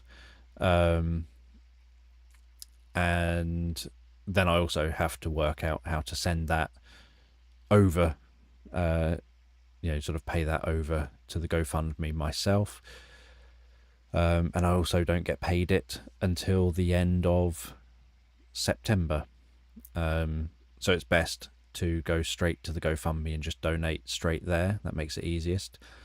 And obviously, if you want to support Jay and Drogo but can't afford to donate anything, then just sharing his channel, watching his content, letting others know about it, all helps. Yeah, it's just sort of any little thing is helpful. So I just wanted to do something helpful, something to give back to him as somebody who I watch the content of and have watched for nearly 4 years now. And I watch probably nearly every single day. I just wanted to do something to give back, to support him in return for, if someone's a nice, kind person and they do stuff for others and they seem like a decent human being, then I want to be able to support them in return and, demonstrate that being a decent person gets you kindness in return for the fact that you're a decent person. Because I feel all too often you see people that are dicks and those people get everything they want, while everyone else seems to get walked over. So I like the idea of doing something that helps those who are decent human beings and very kind, and especially people who love animals and are kind to animals and who want the best for animals. I obviously want to support those people, and I want to support their animals as far as possible. And so I just thought doing a 12-hour stream is incredibly anxiety inducing. It's stretching. So doing one specifically for creating stories, if it's just a 12-hour stream where I'm gaming or whatever else, it wouldn't be such an issue, because I don't have the pressure on me. I'm just doing a stream and chatting while I'm doing a stream. But to actually take ideas where I don't know what I'm going to say, I don't know what story I'm going to have to make up, I don't know anything, I'm just going into it completely blind. And obviously I don't believe in myself nowadays in relation to doing this sort of stuff, even when I'm not on camera. So to do that multiple times in one night or one chunk of time, like 12 hours, is very scary and very anxiety inducing. And so I thought, well, I'm pushing myself then, which is doing something back for, there's no point saying I'm doing something, a charity thing, if it was Dan's going to do a 1 hour stream or a 2 hour stream where he does one story, because I've done that not for charity, not for fundraising. And so it doesn't feel like a fundraising-y thing if I'm just doing what I normally do. So it feels like if I'm not pushing myself and doing something kind of at the limits of what I think I could do, then and not just obviously, so at the limits I mean, like for example, I do have a bit of a sore throat now, and it is 12 hours later nearly, so I do have a bit of a sore throat now from this, because I'm having to specifically drink at certain times, and I'm doing all this talking. It is, my back does hurt a bit from sitting in this chair for all this time. So there's that element of it, as well as the actually doing, multiple stories back to back, being a sort of bit of a machine, having to churn things out, where I don't in everyday life do that. I don't, in a day, decide to sit down on a work day and say, okay, today let's record multiple stories, ad-lib multiple stories. Normally I would just sort of think, oh, let's ad-lib 1 or 2. And then I'd think, yeah, that's my limit, I'll stop now. So all of that was done kind of to make sure that I'm putting enough pressure on myself to feel like I am doing something that hopefully is worthy of people thinking, you know what, if he's doing this to support a dog, because I like animals and I like kind people, then I think that's just, it feels like more of a thing than if I just came on here and did 2 hours or something. So obviously I'm very grateful for all the kind comments that I've had through the night. I say the night, obviously 12 till probably 8 wasn't night time, but you know what I mean, through the 12-hour stream. There was a point when my computer, or at least OBS, was saying we're processing stuff too slowly. I don't think it's my internet. So I think the stream probably jumped at some points a little bit. But it's managed to just about hold out. It's held out for all the stories, just about, so that's good.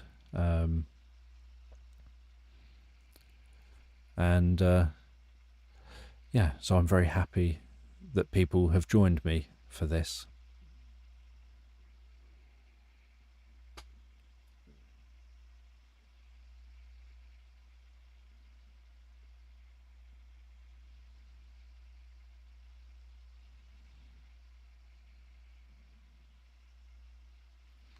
Well, so in relation to the 12-hour story live stream thing, one idea I had, which I fairly quickly thought, no, that's a stupid idea actually, was I was going to auto-create, obviously with my sleep story tool thing, where it auto-generates a random list of 40 words. I was going to auto-create a random list of 40 words, put that in where you see suggestions, put that in there so that I've got it in front of me, start telling a story, and then have it that I will keep telling this story and see if we can go for 12 hours. I'll keep telling this story and keep going as long as people suggest ideas in the chat. And I was going to do that to try and make a completely 12-hour story where I would start off, and then I thought, well, no, my voice won't hold out if I'm doing that. I will have to stop to go to the toilet and stuff at some point. So I just felt, no, that wouldn't actually work out. But yeah, so that was my initial suggestion. My initial kind of thought in my head was I could just start a stream, have a bunch of words, start a kind of journey-based story. So it's got the element to go on and on and on. And then as you lot suggest ideas, I would then incorporate it into what the character does next, and then what the character does after that, and then what the character does after that. And as long as there's a steady stream of ideas in the live chat, I would be able to just carry on doing the story, because I would just move on to how's that next word in the chat going to be incorporated next in the story. But I did just suddenly think, no, I don't think I'd be able to physically talk endlessly for 12 hours in that way, and I would have to take breaks. So I didn't do that. I settled on this instead. So what am I reading?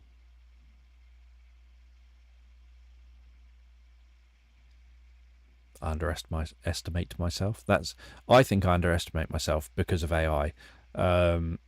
Because most of the channels that are over 100,000 subscribers on YouTube that are sleep story channels are heavy AI based channels, and AI is vastly better than I am at English literature, and so it's better at storytelling than I am.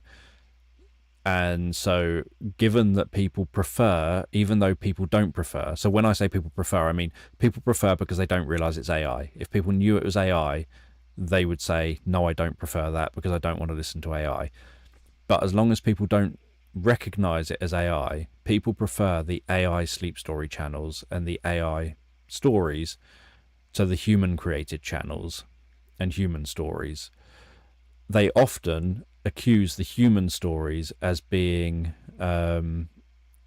the AI stories. So myself and a bunch of other long-term genuine human sleep story creators have chatted by email off of YouTube, about how frustrating it is that we often get comments accusing us of being AI and doing AI content, and that our voice is AI and all the rest of it. And so that gets very frustrating. And then when we call out, when people say, you need to do content more like this channel, and they name an AI channel, and then you say, oh, that's just an AI channel, that's why they can churn out so much content, they end up getting very angry at you for accusing that channel of being AI when it's AI, because they don't realize it's AI. So frustratingly, within artwork, within all these things, within things like storytelling, AI is often seen as better than human content. And so ever since, I don't know, probably for the last year and a half, I've really struggled with making stories, because of the fact that in my head I'm always sort of thinking I can't do it at the quality and the rate that these other channels do it. And so it gets very, very frustrating. And then I sort of think, well, I can't compete on the quality level or the standard that nowadays you have to compete on, and the quantity level you now have to compete on. Nowadays, the sleep story channels are expected to churn out a video every couple of days. So it is very, very difficult to do, because it means I'm sort of always thinking I need to significantly up my ability at storytelling, as well as things like, obviously, so the therapeutic part I don't need to necessarily up my ability at, but the actual storytelling part of it.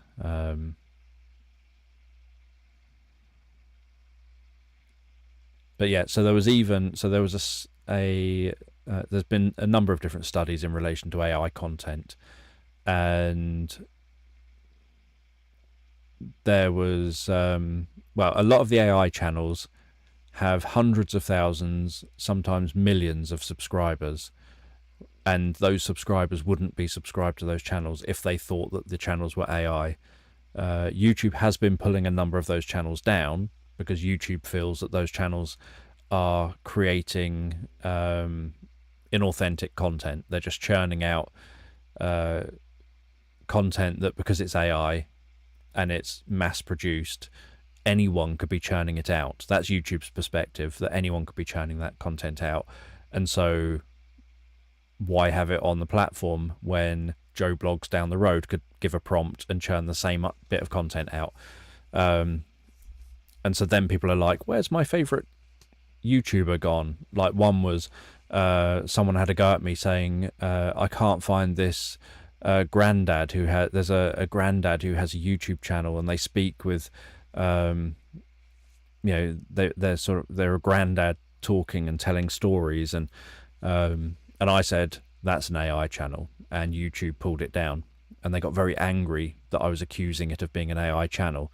But it was genuinely just an AI channel with a 11 Labs granddad voice, and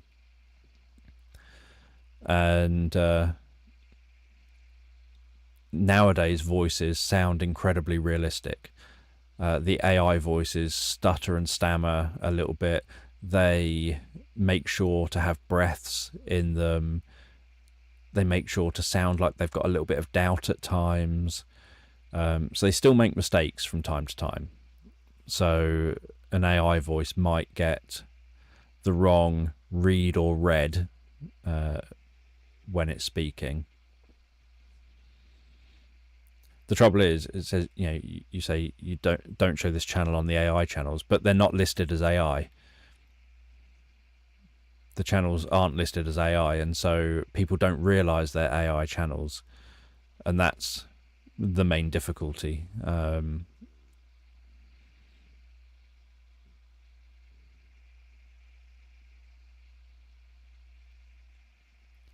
Because I try not to call out any channel,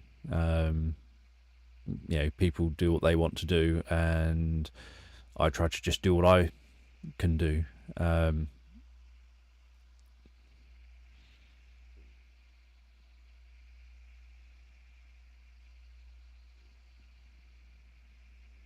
Yeah, so the main difficulty is that people don't notice something's AI. If they knew it was AI, they wouldn't want to support it. That's normally how it seems to go. So in studies, it's normally, if I know something's AI, I don't want to support AI, so I don't want to support it. But if I'm told that it's not, if I'm told it's a human, or led to believe it's human, I assume it's human, and if I like it, I then support it. And that's the issue, is that it's not AI channels claiming to be AI, very openly being AI. It's AI channels claiming or implying it's a human, kind of strongly pointing to it being a human, and people thinking it's a human. That's what the issue is that people then support it because they think it's a human, because the voice is stammering a bit, the voice is breathing while talking, making a couple of mistakes here and there, but not AI type mistakes like like I just did them, going they do that sort of thing. But there was a study done where, what are we at, 11:43, there was a study done where people were shown images, paintings, and they were told that the painting, which was by a famous artist, they were told the painting was AI, and they said, yeah, I can tell it's AI because this is crap and that's crap and this is bad and that's been badly done, and look at the brush strokes here, this is really bad and that's really bad. Then they were told that the AI work was human, and they were like, yeah, I can tell it's human because look, this is done this way and that's done that way. Then they were told, actually, the thing you said, we said was AI, was actually a human thing. And so even with famous artists, if they were told it was AI, they hated it. If they were told it was human, they liked it, regardless of whether it was AI or human. It was more about the label that it was given.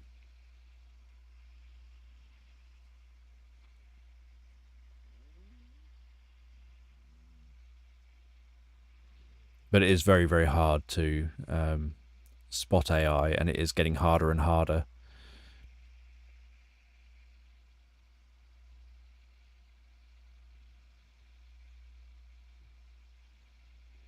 I think some things strongly hint at something being AI.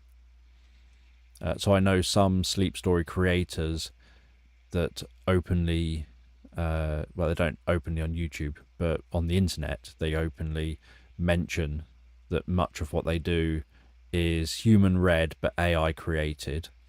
I know other channels where I think there are AI scripts that I don't know if the channel knows they're AI scripts or if the channel assumes they're real scripts, because they say written by and give a real human, a real name, list a name for it, but the scripts sound very AI. And then there are channels that are completely just either they're just AI, normally an AI voice and an AI script. But it does make it very difficult as a creator. You start thinking, how am I going to up my game literally to the level of AI's ability to do literature and to do descriptive language and all the rest of it. And so I think that's what gets in my head and then makes me doubt my ability to do what I do, and makes me doubt it much more doing it live. It makes it much more scary doing it live than it used to be doing it live, because I think I'm going to be trying to aim for this bar that's way above where I believe my capabilities are. And if I'm doing it not live, not on stream, then anytime I make a mistake, I can just click my fingers and then carry on.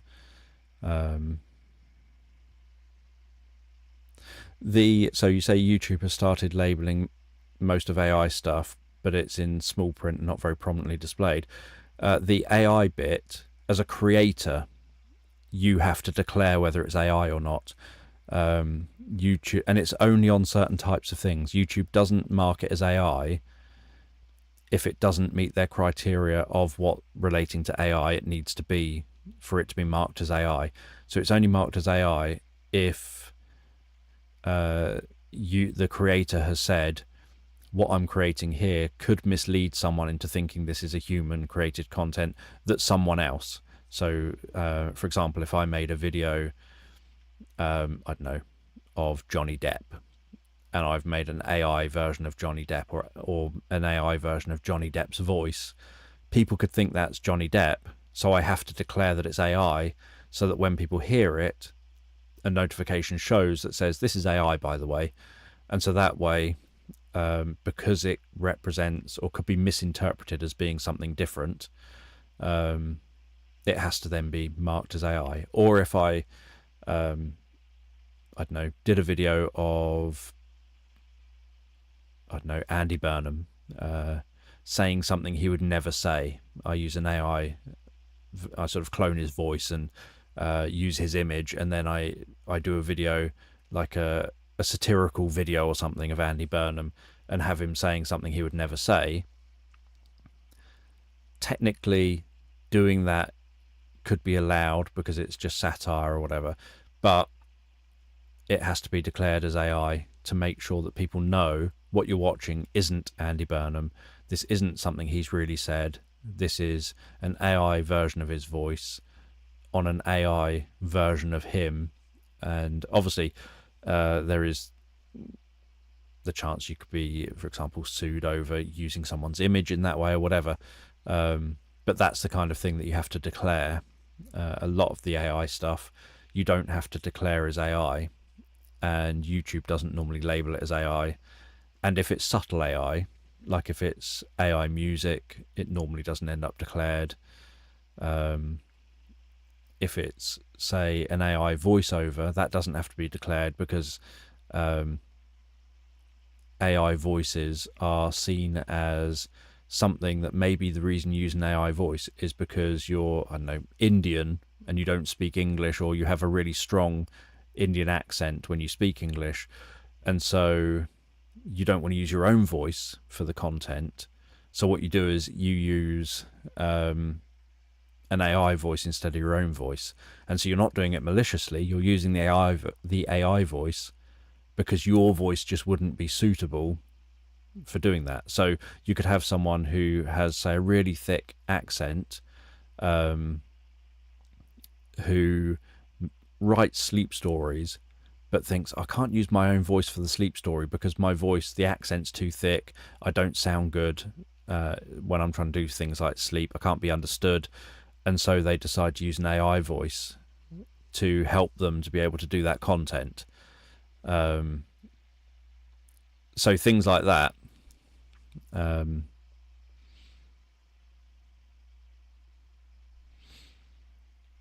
And the same with scripts. So if someone had an AI script, there's no way that YouTube would necessarily grasp that or know that. And there's no obligation to declare it to YouTube if the script or the voice is AI, or if the music is AI, unless it's misleading in any way. So there are very narrow parameters on what specifically has to be declared as being AI or using AI, although there's a chance that that might change because a lot of the platforms are going to be introducing things to make it so it kind of almost watermarks whatever it is with this has been created using AI, and then which some things already do. So Canva already kind of watermarks stuff as you've used an AI tool within Canva to make this content. And so if you then try and post that content onto, say, Instagram, it comes up saying it's AI content, even though it's not AI content, because you used an AI tool in Canva which marked it as AI has been used on this image. So I had that the other day. I took a photo. So one of my eclipse photos was of Arundel with the eclipse in the sky, Arundel beneath it, and I just wanted to use the sharpen option, the increased resolution option on Canva, because Arundel wasn't crisp looking, and so I used their up-res option, increase the resolution option thing for on Canva to make Arundel slightly higher resolution than it was, and went to post it onto Instagram. And on Instagram it said AI content. It was like, this isn't AI content. It's exactly what I saw when I took the photo. All I did was cropped it to the size that I wanted it for Instagram, so it would fit on an Instagram post, and just on my mobile phone, and just up-resed it so that Arundel would be higher resolution. And so I then thought, well, if that's all it takes to make this get classed as AI, then I'll do it without the higher resolution. So I then deleted that photo and reposted it, but the version that has Arundel slightly blurry rather than higher resolution. So the tools are now, if you use any AI part of any of these tool sets, they are now instantly labeling that content as AI, even if it's only a small part of it. Like if you remove a person from the background, for example, in your photo, it then labels it as AI because you use an AI tool to alter that photo. So it is starting to roll out, and maybe that will lead to things like YouTube auto just marking it as AI because it recognizes it.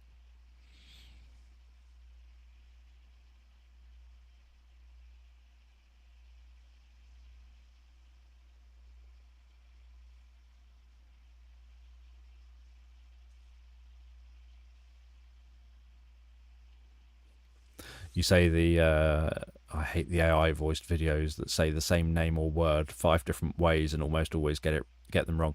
I think I did that, not being AI myself. I think I did that when I read the Odyssey. I think when I read the Odyssey, there were some words that wouldn't crop up common enough for me to recall exactly how I read it, like 3 hours earlier when I read it previously. And then I would end up saying it and thinking, and then when I edited it, I realized there were some words where I said like someone's name 3 or 4 different ways, saying it different every single time. I can't remember whose name it was, but there was someone's name in what I read of the Odyssey where I picked it up and recognized that's what I'd done. So I edited the whole thing all back to back as one long thing. I recorded it in, I think, 2 sittings, but I edited it in 1 sitting, a very long sitting. And I think there was a name that I realized, that's what I've done. And so I then opened a separate audio file where I copied the name how I wanted it to be said. I copied it from what I'd recorded, pasted it into the separate audio file, and every time I came across that person's name, I copied what I'd said previously. I copied it over into and put it in place of me saying it wrong all the time. But I know there's mistakes that I missed out where I didn't manage to catch it all the time.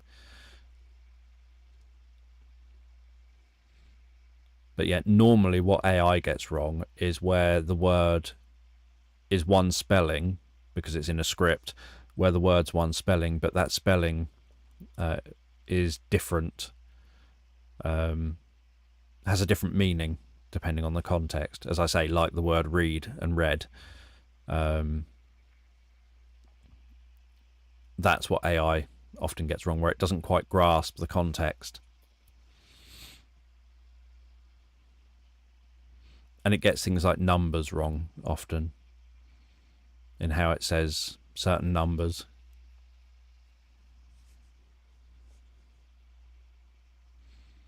But the other one is, so if anyone, you probably wouldn't have done, but if anyone watched vidIQ did a video recently saying, you can get rich essentially saying you can get rich making sleep story videos.